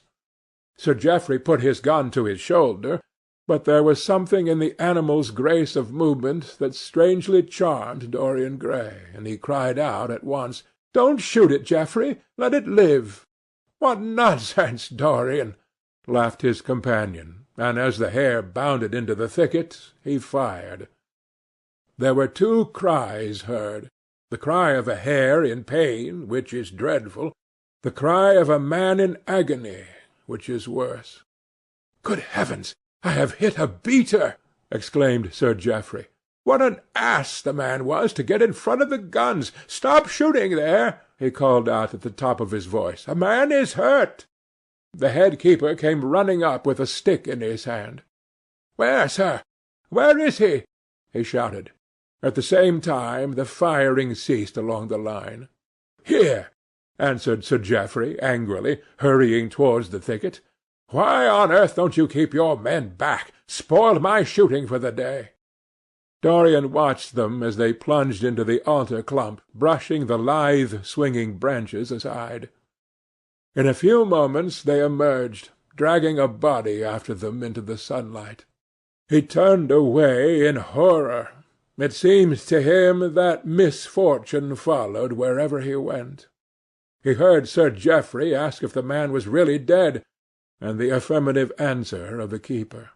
The wood seemed to him to have become suddenly alive with faces. There was the trampling of myriad feet and the low buzz of voices. A great copper-breasted pheasant came beating through the boughs overhead. After a few moments, that were to him in his perturbed state like endless hours of pain, he felt a hand laid on his shoulder. He started and looked round. "Dorian," said Lord Henry, "I had better tell them that the shooting is stopped for to-day.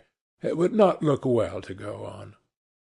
"I wish it were stopped for ever, Harry," he answered bitterly. "The whole thing is hideous and cruel. Is the man—" He could not finish the sentence. "I am afraid so," rejoined Lord Henry. "He got the whole charge of shot in his chest. He must have died almost instantaneously. Come, let us go home." They walked side by side in the direction of the avenue for nearly 50 yards without speaking.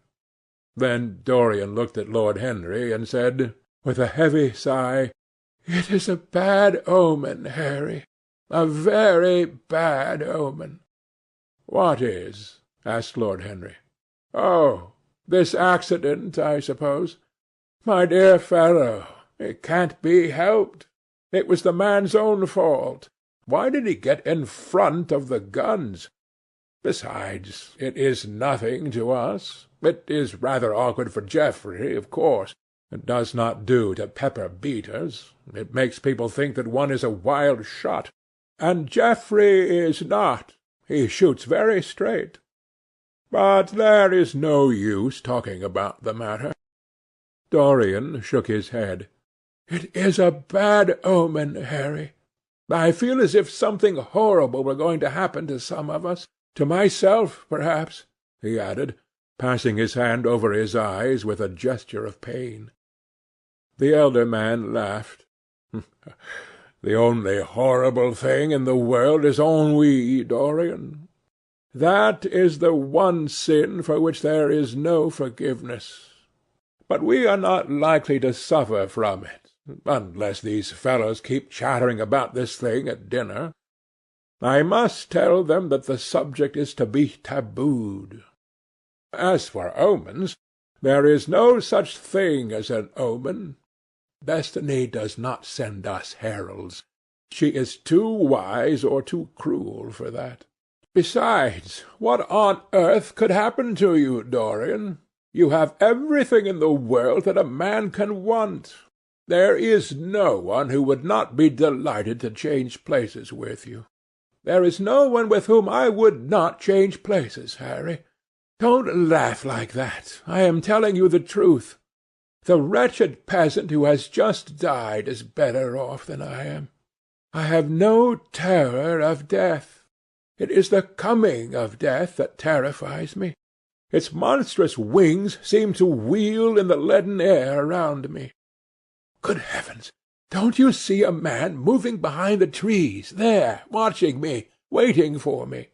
Lord Henry looked in the direction in which the trembling gloved hand was pointing. "Yes," he said, smiling, "I see the gardener waiting for you. I suppose he wants to ask you what flowers you wish to have on the table to-night. How absurdly nervous you are, my dear fellow. You must come and see my doctor when we get back to town." Dorian heaved a sigh of relief as he saw the gardener approaching. The man touched his hat, glanced for a moment at Lord Henry in a hesitating manner, and then produced a letter, which he handed to his master. "Her Grace told me to wait for an answer," he murmured. Dorian put the letter into his pocket. "Tell her Grace that I am coming in," he said coldly. The man turned round and went rapidly in the direction of the house. "How fond women are of doing dangerous things!" laughed Lord Henry. "It is one of the qualities in them that I admire most. A woman will flirt with anybody in the world as long as other people are looking on. How fond you are of saying dangerous things, Harry! In the present instance you are quite astray. I like the Duchess very much, but I don't love her. And the Duchess loves you very much, but she likes you less, so you are excellently matched." "You are talking scandal, Harry, and there is never any basis for scandal." "The basis of every scandal is an immoral certainty," said Lord Henry, lighting a cigarette. "You would sacrifice anybody, Harry, for the sake of an epigram." "The world goes to the altar of its own accord," was the answer. "I wish I could love," said Dorian Gray, with a deep note of pathos in his voice. "But I seem to have lost the passion and forgotten the desire. I am too much concentrated on myself. My own personality has become a burden to me. I want to escape, to go away, to forget. It was silly of me to come down here at all. I think I shall send a wire to Harvey to have the yacht got ready. On a yacht one is safe." "Safe from what, Dorian?" "You are in some trouble. Why not tell me what it is? You know I would help you." "I can't tell you, Harry," he answered sadly, "and I dare say it is only a fancy of mine. The unfortunate accident has upset me. I have a horrible presentiment that something of the kind may happen to me." "What nonsense!" "I hope it is, but I can't help feeling it." "Ah, here is the Duchess, looking like Artemis in a tailor-made gown. You see, we have come back, Duchess." "I have heard all about it, Mr. Gray," she answered. "Poor Geoffrey is terribly upset, and it seems that you asked him not to shoot the hare. How curious!" "Yes, it was very curious. I don't know what made me say it. Some whim, I suppose. It looked the loveliest of little live things. But I am sorry they told you about the man. It is a hideous subject." "It is an annoying subject," broke in Lord Henry. "It has no psychological value at all. Now, if Geoffrey had done the thing on purpose, how interesting he would be! I should like to know some one who had committed a real murder." "How horrid of you, Harry! How horrid of you, Harry!" cried the Duchess. "Isn't it, Mr. Gray? Harry, Mr. Gray is ill again. He is going to faint." Dorian drew himself up with an effort and smiled. "It is nothing, Duchess," he murmured. "My nerves are dreadfully out of order. That is all. I am afraid I walked too far this morning. I didn't hear what Harry said. Was it very bad? You must tell me some other time. I think I must go and lie down. You will excuse me, won't you?" They had reached the great flight of steps that led from the conservatory on to the terrace. As the glass door closed behind Dorian, Lord Henry turned and looked at the Duchess with his slumberous eyes. "Are you very much in love with him?" he asked. She did not answer for some time, but stood gazing at the landscape. "I wish I knew," she said at last. He shook his head. "Knowledge would be fatal. It is the uncertainty that charms one. A mist makes things wonderful. One may lose one's way. All ways end at the same point, my dear Gladys." "What is that?" "Disillusion." "It was my début in life," she sighed. "It came to you crowned. I am tired of strawberry leaves. They become you. Only in public." "You would miss them," said Lord Henry. "I will not part with a petal.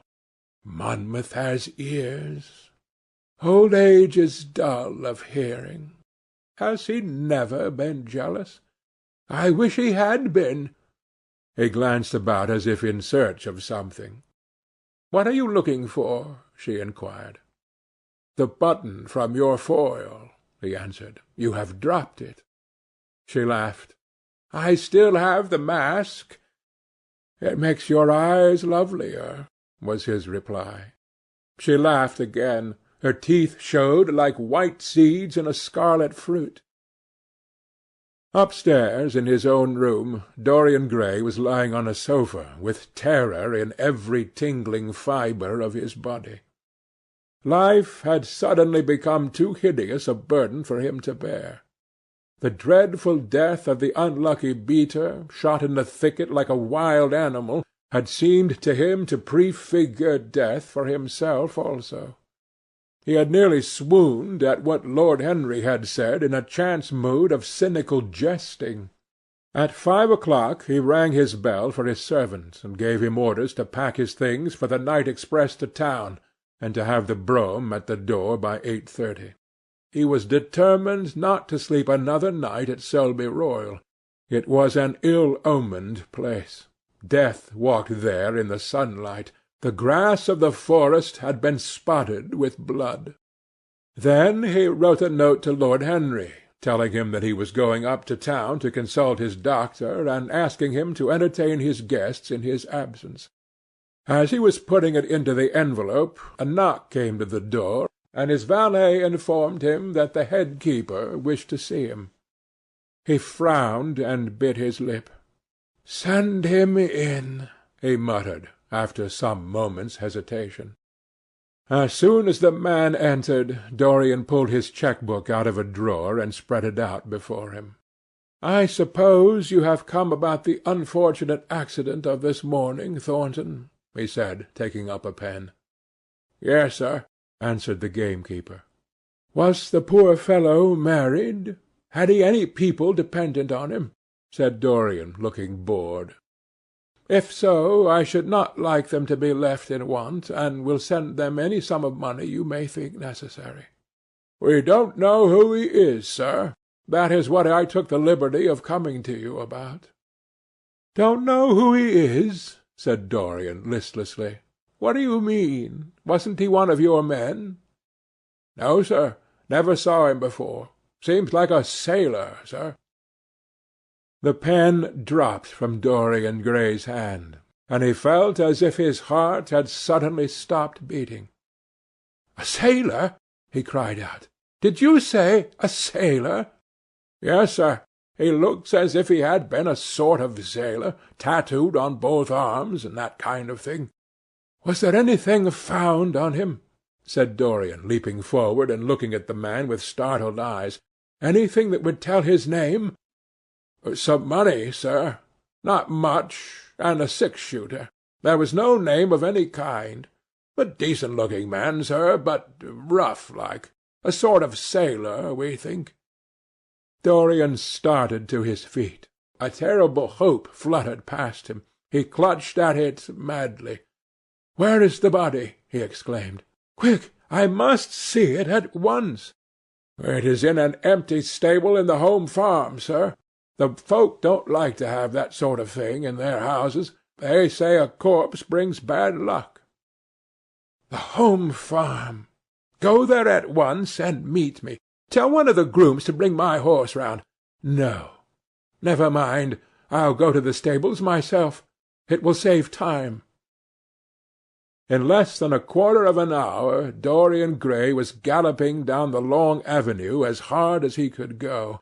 The trees seemed to sweep past him in spectral procession, and wild shadows to fling themselves across his path.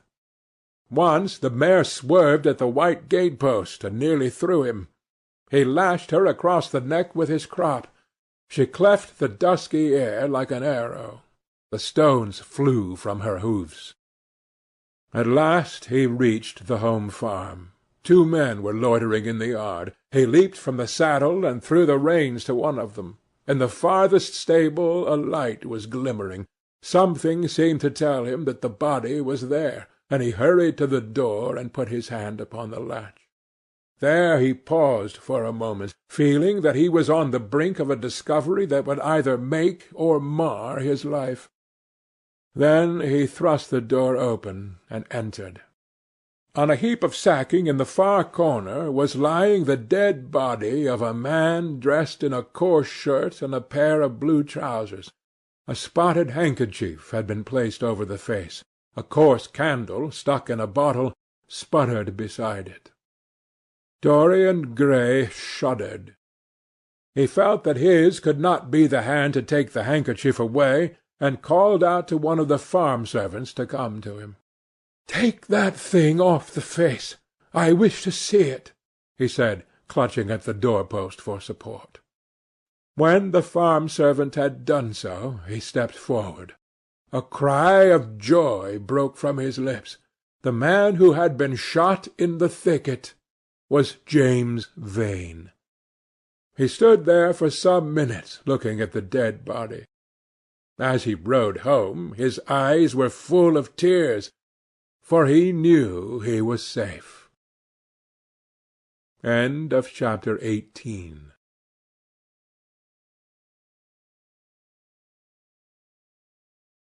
Chapter 19 of The Picture of Dorian Gray, by Oscar Wilde. "There is no use your telling me that you are going to be good," cried Lord Henry, dipping his white fingers into a red copper bowl filled with rose-water. "You are quite perfect. Pray don't change." Dorian Gray shook his head. "No, Harry, I have done too many dreadful things in my life. I am not going to do any more. I began my good actions yesterday." "Where were you yesterday?" "In the country, Harry. I am staying at a little inn by myself." "My dear boy," said Lord Henry, smiling, "anybody can be good in the country. There are no temptations there." "That is the reason why people who live out of town are so absolutely uncivilized. Civilization is not by any means an easy thing to attain to. There are only two ways by which man can reach it. One is by being cultured, and the other by being corrupt. Country people have no opportunity of being either, so they stagnate." "Culture and corruption," echoed Dorian. "I have known something of both. It seems terrible to me now that they should ever be found together. For I have a new ideal, Harry. I am going to alter. I think I have altered." "You have not yet told me what your good action was. Or did you say you have done more than one?" asked his companion, as he spilled into his plate a little crimson pyramid of seeded strawberries, and through a perforated shell-shaped spoon snowed white sugar upon them.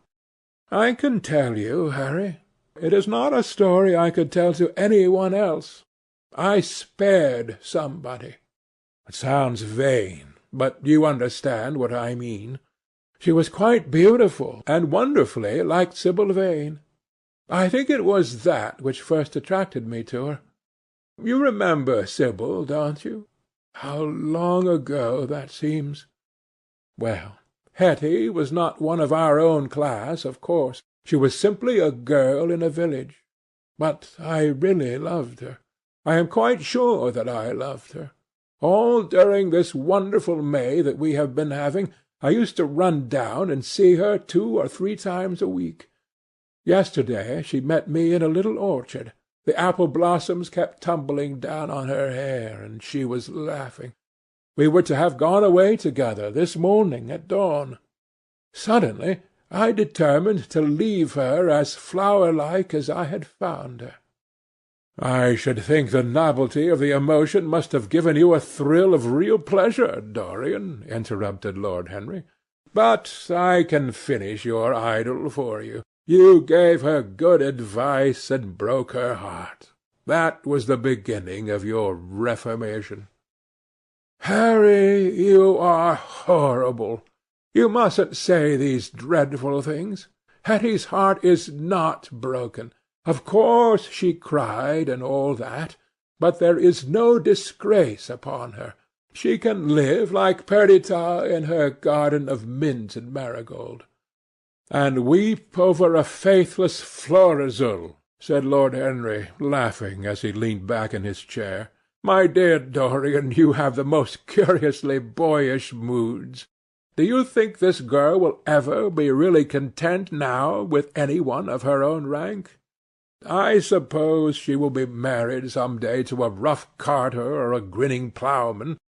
Well, the fact of having met you and loved you will teach her to despise her husband, and she will be wretched. From a moral point of view, I cannot say that I think much of your great renunciation. Even as a beginning it is poor. Besides, how do you know that Hetty isn't floating at the present moment in some starlit mill-pond, with lovely water-lilies round her, like Ophelia?" "I can't bear this, Harry. You mock at everything, and then suggest the most serious tragedies. I am sorry I told you now. I don't care what you say to me. I know I was right in acting as I did. Poor Hetty! As I rode past the farm this morning, I saw her white face at the window, like a spray of jasmine. Don't let us talk about it any more, and don't try to persuade me that the first good action I have done for years, the first little bit of self-sacrifice I have ever known, is really a sort of sin. I want to be better. I am going to be better. Tell me something about yourself. What is going on in town? I have not been to the club for days. The people are discussing poor Basil's disappearance. I should have thought they had got tired of that by this time, said Dorian, pouring himself out some wine and frowning slightly. My dear boy, they have only been talking about it for 6 weeks, and the British public are really not equal to the mental strain of having more than one topic every 3 months. They have been very fortunate lately, however. They have had my own divorce case and Alan Campbell's suicide. Now they have got the mysterious disappearance of an artist. Scotland Yard still insists that the man in the grey ulster who left for Paris by the midnight train on the 9th of November was poor Basil, and the French police declare that Basil never arrived in Paris at all. I suppose in about a fortnight we shall be told that he has been seen in San Francisco. It is an odd thing, but every one who disappears is said to be seen in San Francisco. It must be a delightful city, and possess all the attractions of the next world. What do you think has happened to Basil? Said Dorian, holding up his Burgundy against the light, and wondering how it was that he could discuss the matter so calmly. I have not the slightest idea. If Basil chooses to hide himself, it is no business of mine. If he is dead, I don't want to think about him. Death is the only thing that ever terrifies me. I hate it. Why? Said the young man wearily. Because, said Lord Henry, passing beneath his nostrils the gilt trellis of an open vinaigrette box, one can survive everything nowadays except that. Death and vulgarity are the only 2 facts in the 19th century that one cannot explain away. Let us have our coffee in the music-room, Dorian. You must play Chopin to me. The man with whom my wife ran away played Chopin exquisitely. Poor Victoria! I was very fond of her. The house is rather lonely without her. Of course, married life is merely a habit, a bad habit. But then one regrets the loss even of one's worst habits. Perhaps one regrets them the most. They are such an essential part of one's personality. Dorian said nothing, but rose from the table, and, passing into the next room, sat down at the piano and let his fingers stray across the white and black ivory of the keys. After the coffee had been brought in, he stopped, and, looking over at Lord Henry, said, "Harry, did it ever occur to you that Basil was murdered?" Lord Henry yawned. "Basil was very popular, and always wore a Waterbury watch. Why should he have been murdered? He was not clever enough to have enemies. Of course, he had a wonderful genius for painting, but a man can paint like Velasquez and yet be as dull as possible. Basil was really rather dull. He only interested me once, and that was when he told me, years ago, that he had a wild adoration for you, and that you were the dominant motive of his art. I was very fond of Basil," said Dorian, with a note of sadness in his voice. "But don't people say that he was murdered?" "Oh, some of the papers do. It does not seem to me to be at all probable. I know there are dreadful places in Paris, but Basil was not the sort of man to have gone to them. He had no curiosity. It was his chief defect. What would you say, Harry, if I told you that I had murdered Basil?" said the younger man. He watched him intently after he had spoken. "I would say, my dear fellow, that you are posing for a character that doesn't suit you. All crime is vulgar, just as all vulgarity is crime. It is not in you, Dorian, to commit a murder. I am sorry if I hurt your vanity by saying so, but I assure you it is true. Crime belongs exclusively to the lower orders. I don't blame them in the smallest degree. I should fancy that crime was to them what art is to us, simply a method of procuring extraordinary sensations. A method of procuring sensations? Do you think, then, that a man who has once committed a murder could possibly do the same crime again? Don't tell me that. Oh, well, anything becomes a pleasure if one does it too often, cried Lord Henry, laughing. That is one of the most important secrets of life. I should fancy, however, that murder is always a mistake. One should never do anything that one cannot talk about after dinner. But let us pass from poor Basil. I wish I could believe that he had come to some really romantic end, as you suggest, but I can't. I dare say he fell into the Seine off an omnibus, and that the conductor hushed up the scandal. Yes, I should fancy that was his end. I see him lying now on his back under those dull green waters, with the heavy barges floating over him, and long weeds catching in his hair. Do you know, I don't think he would have done much more good work. During the last 10 years his painting had gone off very much. Dorian heaved a sigh, and Lord Henry strolled across the room and began to stroke the head of a curious Java parrot, a large grey-plumaged bird with pink crest and tail that was balancing itself upon a bamboo perch. As his pointed fingers touched it, he dropped the white scarf of crinkled lids over black glass-like eyes and began to sway backwards and forwards. Yes, he continued, turning round and taking his handkerchief out of his pocket, his painting had quite gone off. It seemed to me to have lost something. It had lost an ideal. When you and he ceased to be great friends, he ceased to be a great artist. What was it separated you? I suppose he bored you.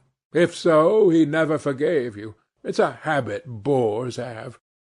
By the way, what has become of that wonderful portrait he did of you? I don't think I have ever seen it since he finished it. Oh, I remember your telling me, years ago, that you had sent it down to Selby, and that it had got mislaid or stolen on the way. You never got it back? Oh, what a pity! It was really a masterpiece. I remember I wanted to buy it. I wish I had now. It belonged to Basil's best period. Since then his work was that curious mixture of bad painting and good intentions that always entitles a man to be called a representative British artist. Did you advertise for it? You should. I forget, said Dorian. I suppose I did, but I never really liked it. I am sorry I sat for it. The memory of the thing is hateful to me. Why do you talk of it? It used to remind me of those curious lines in some play. Hamlet, I think. How do they run? Like the painting of a sorrow, a face without a heart. Yes, that is what it was like. Lord Henry laughed. If a man treats life artistically, his brain is his heart, he answered, sinking into an arm-chair. Dorian Gray shook his head and struck some soft chords on the piano. Like the painting of a sorrow, he repeated, a face without a heart. The elder man lay back and looked at him with half-closed eyes. By the way, Dorian, he said after a pause, what does it profit a man if he gain the whole world and lose— how does the quotation run? His own soul? The music jarred. and Dorian Gray started and stared at his friend. "Why do you ask me that, Harry?" "My dear fellow," said Lord Henry, elevating his eyebrows in surprise, "I asked you because I thought you might be able to give me an answer. That is all. I was going through the park last Sunday, and close by the Marble Arch there stood a little crowd of shabby-looking people listening to some vulgar street preacher. As I passed by, I heard the man yelling out that question to his audience. It struck me as being rather dramatic. London is very rich in curious effects of that kind. A wet Sunday, an uncouth Christian in a mackintosh, a ring of sickly white faces under a broken roof of dripping umbrellas, and a wonderful phrase flung into the air by shrill hysterical lips. It was really very good in its way, quite a suggestion. I thought of telling the prophet that art had a soul, but that man had not. I was afraid, however, he would not have understood me." "Don't, Harry. The soul is a terrible reality. It can be bought and sold and bartered away. It can be poisoned or made perfect. There is a soul in each one of us. I know it." "Do you feel quite sure of that, Dorian?" "Quite sure." "Ah, then it must be an illusion. The things one feels absolutely certain about are never true. That is the fatality of faith and the lesson of romance. How grave you are! Don't be so serious. What have you or I to do with the superstitions of our age? No, we have given up our belief in the soul. Play me something. Play me a nocturne, Dorian, and as you play, tell me in a low voice how you have kept your youth. You must have some secret. I am only 10 years older than you are, and I am wrinkled and worn and yellow. You are really wonderful, Dorian. You have never looked more charming than you do to-night. You remind me of the day I saw you first. You were rather cheeky, very shy, and absolutely extraordinary. You have changed, of course, but not in appearance. I wish you would tell me your secret. To get back my youth I would do anything in the world, except take exercise, get up early, or be respectable. Youth! There is nothing like it. It's absurd to talk of the ignorance of youth. The only people to whose opinions I listen now with any respect are people much younger than myself. They seem in front of me. Life has revealed to them her latest wonder. As for the aged, I always contradict the aged. I do it on principle. If you ask them their opinion on something that happened yesterday, they solemnly give you the opinions current in 1820, when people wore high stocks, believed in everything, and knew absolutely nothing. How lovely that thing you are playing is! I wonder, did Chopin write it in Majorca, with the sea weeping round the villa, and the salt spray dashing against the panes? It is marvellously romantic. What a blessing it is that there is one art left to us that is not imitative. Don't stop. I want music to-night. It seems to me that you are the young Apollo and I am Marsyas, in listening to you. I have sorrows, Dorian, of my own that even you know nothing of. The tragedy of old age is not that one is old, but that one is young. I am amazed sometimes at my own sincerity. Ah, Dorian, how happy you are! What an exquisite life you have had! You have drunk deeply of everything. You have crushed the grapes against your palate. Nothing has been hidden from you. And it has all been to you no more than the sound of music. It has not marred you. You are still the same. I am not the same, Harry. Yes, you are the same. I wonder what the rest of your life will be. Don't spoil it by renunciations. At present you are a perfect type. Don't make yourself incomplete. You are quite flawless now. You need not shake your head. You know you are. Besides, Dorian, don't deceive yourself. Life is not governed by will or intention. Life is a question of nerves and fibres and slowly built-up cells in which thought hides itself and passion has its dreams. You may fancy yourself safe and think yourself strong, but a chance tone of colour in a room or a morning sky, a particular perfume that you had once loved and that brings subtle memories with it, a line from a forgotten poem that you had come across again, a cadence with a piece of music that you had ceased to play, I tell you, Dorian, that it is on things like these that our lives depend. Browning writes about that somewhere, but our own senses will imagine them for us.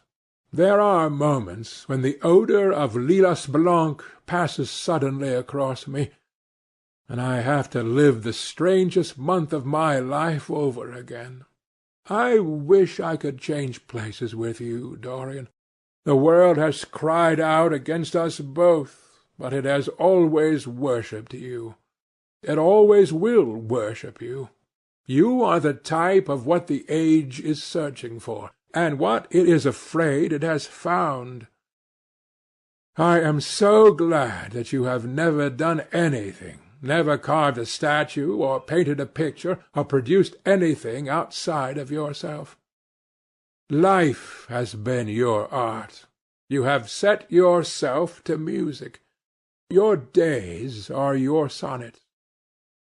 Dorian rose up from the piano and passed his hand through his hair. "Yes, life has been exquisite," he murmured, "but I am not going to have the same life, Harry. And you must not say these extravagant things to me. You don't know everything about me. I think if you did, even you would turn from me. You laugh. Don't laugh. Why have you stopped playing, Dorian? Go back and give me the nocturne over again. Look at that great honey-coloured moon that hangs in the dusky air. She is waiting for you to charm her, and if you play she will come closer to the earth. You won't.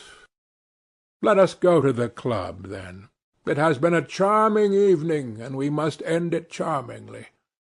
There is some one at White's who wants immensely to know you, young Lord Poole, Bournemouth's eldest son.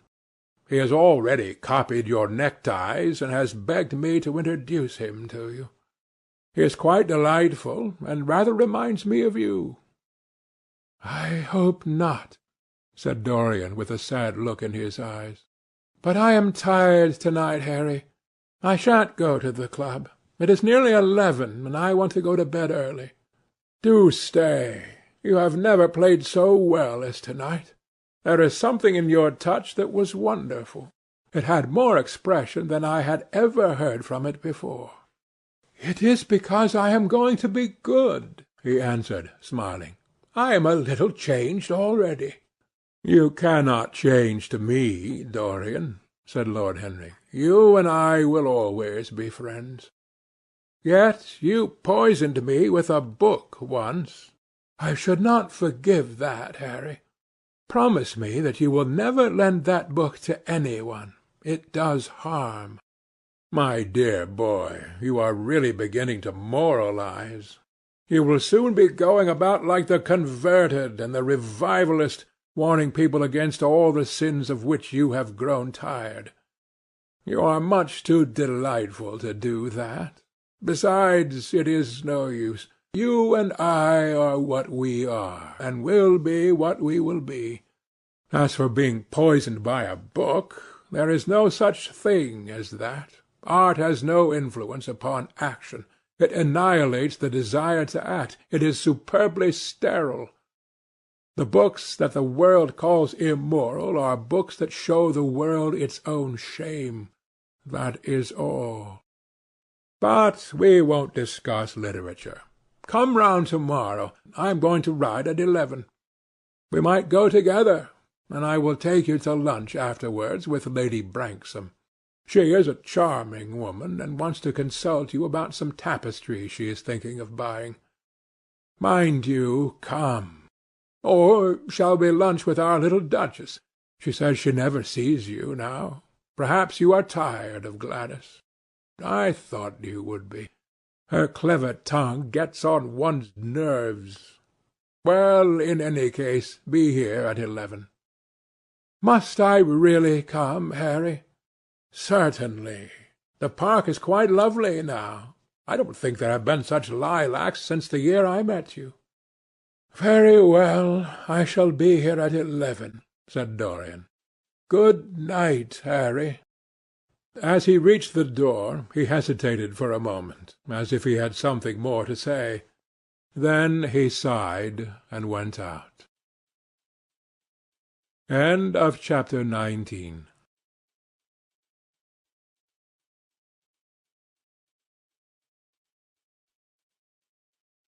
Chapter 20 of The Picture of Dorian Gray, by Oscar Wilde. It was a lovely night, so warm that he threw his coat over his arm, and did not even put his silk scarf round his throat. As he strolled home, smoking his cigarette, 2 young men in evening dress passed him. He heard one of them whisper to the other, "That is Dorian Gray." He remembered how pleased he used to be when he was pointed out, or stared at, or talked about. He was tired of hearing his own name now.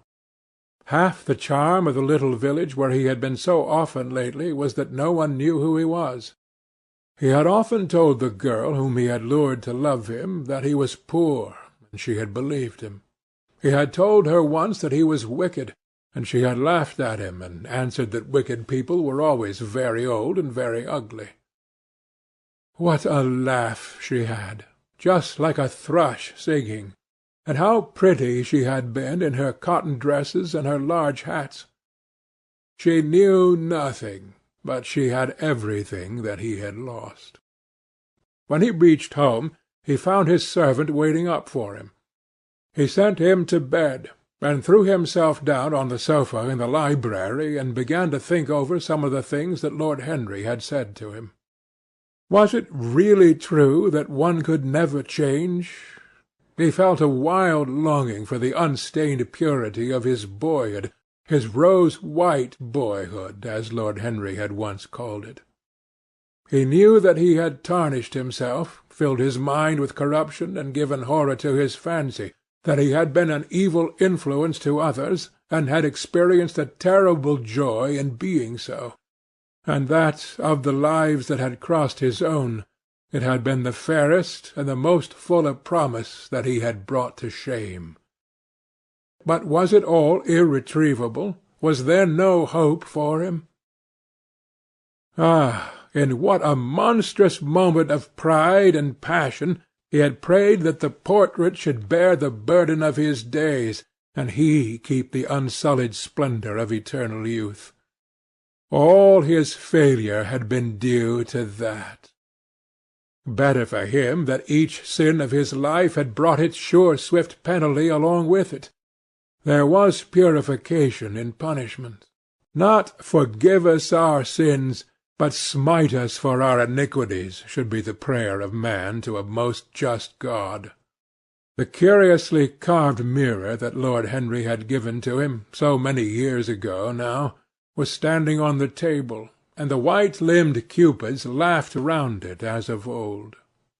He took it up, as he had done on that night of horror when he had first noted the change in the fatal picture, and with wild, tear-dimmed eyes looked into its polished shield. Once some one who had terribly loved him had written to him a mad letter ending with these idolatrous words: "The world is changed because you are made of ivory and gold. The curves of your lips rewrite history." The phrases came back to his memory, and he repeated them over and over to himself.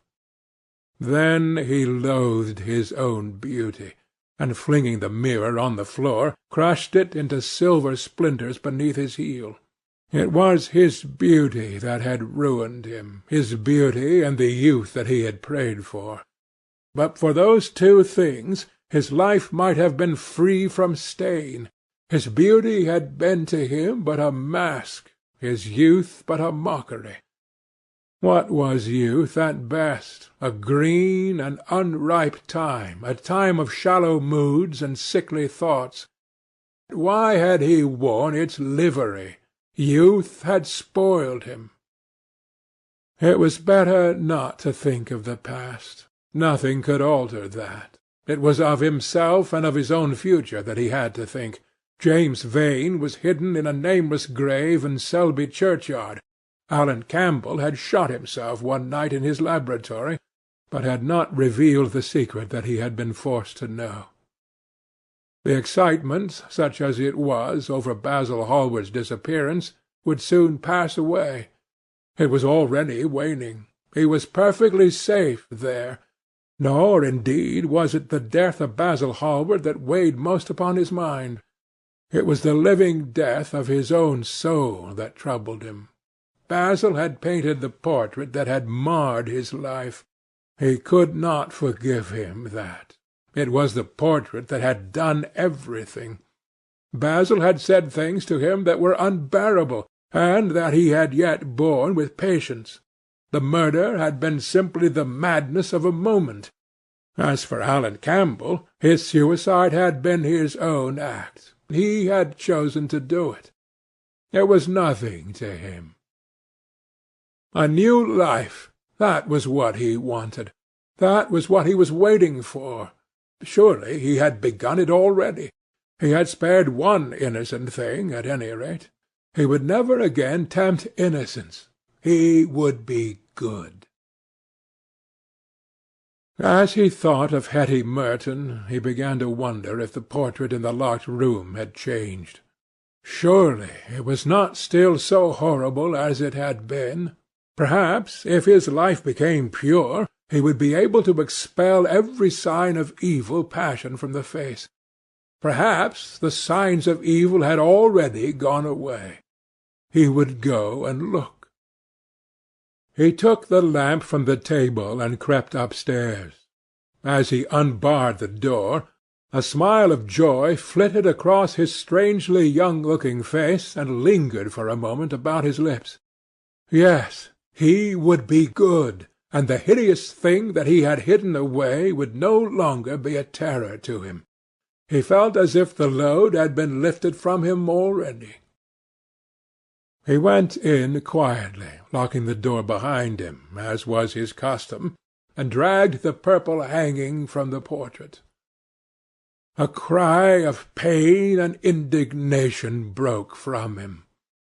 He could see no change, save that in the eyes there was a look of cunning, and in the mouth the curved wrinkle of the hypocrite. The thing was still loathsome, more loathsome, if possible, than before, and the scarlet dew that spotted the hand seemed brighter and more like blood newly spilled. Then he trembled. Had it been merely vanity that had made him do his one good deed, or the desire for a new sensation, as Lord Henry had hinted, with his mocking laugh? Or that passion to act a part that sometimes makes us do things finer than we are ourselves? Or, perhaps, all these? And why was the red stain larger than it had been? It seemed to have crept like a horrible disease over the wrinkled fingers. There was blood on the painted feet, as though the thing had dripped, blood even on the hand that had not held the knife. Confess? Did it mean that he was to confess, to give himself up and be put to death? He laughed. He felt that the idea was monstrous. Besides, even if he did confess, who would believe him? There was no trace of the murdered man anywhere. Everything belonging to him had been destroyed. He himself had burned what had been below stairs. The world would simply say that he was mad. They would shut him up if he persisted in his story. Yet it was his duty to confess, to suffer public shame, and to make public atonement. There was a God who called upon men to tell their sins to earth as well as to heaven. Nothing that he could do would cleanse him till he had told his own sin. His sin? He shrugged his shoulders. The death of Basil Hallward seemed very little to him. He was thinking of Hetty Merton. For it was an unjust mirror, this mirror of his soul that he was looking at. Vanity, curiosity, hypocrisy. Had there been nothing more in his renunciation than that? There had been something more. At least he thought so. But who could tell? No, there had been nothing more. Through vanity he had spared her. In hypocrisy he had worn the mask of goodness. For curiosity's sake he had tried the denial of self. He recognized that now. But this murder, was it to dog him all his life? Was he always to be burdened by his past? Was he really to confess? Never. There was only one bit of evidence left against him. The picture itself. That was evidence. He would destroy it. Why had he kept it so long? Once it had given him pleasure to watch it changing and growing old. Of late he had felt no such pleasure. It had kept him awake at night. When he had been away he had been filled with terror lest other eyes should look upon it. It had brought melancholy across his passions. Its mere memory had marred many moments of joy. It had been like conscience to him. Yes, it had been conscience. He would destroy it. He looked round and saw the knife that had stabbed Basil Hallward. He had cleaned it many times till there was no stain left upon it. It was bright and glistened. As it had killed the painter, so it would kill the painter's work, and all that meant. It would kill the past, and when that was dead, he would be free. It would kill this monstrous soul-life, and without its hideous warnings he would be at peace. He seized the thing and stabbed the picture with it. There was a cry heard, and a crash. The cry was so horrible in its agony that the frightened servants woke and crept out of their rooms. Two gentlemen, who were passing in the square below, stopped and looked up at the great house. They walked on till they met a policeman and brought him back. The man rang the bell several times, but there was no answer. Except for a light in one of the top windows, the house was all dark. After a time he went away and stood in an adjoining portico and watched. "Whose house is that, constable?" asked the elder of the two gentlemen. "Mr. Dorian Gray's, sir," answered the policeman. They looked at each other as they walked away, and sneered. One of them was Sir Henry Ashton's uncle. Inside, in the servants' part of the house, the half-clad domestics were talking in low whispers to each other. Old Mrs. Leaf was crying and wringing her hands. Francis was as pale as death. After about a quarter of an hour, he got the coachman and one of the footmen, and crept upstairs. They knocked, but there was no reply. They called out. Everything was still. Finally, after vainly trying to force the door, they got on the roof and dropped down onto the balcony. The windows yielded easily. Their bolts were old. When they entered, they found hanging upon the wall a splendid portrait of their master as they had last seen him, in all the wonder of his exquisite youth and beauty. Lying on the floor was a dead man in evening dress, with a knife in his heart. He was withered, wrinkled, and loathsome of visage. It was not till they had examined the rings that they recognized who it was. End of The Picture of Dorian Gray, by Oscar Wilde.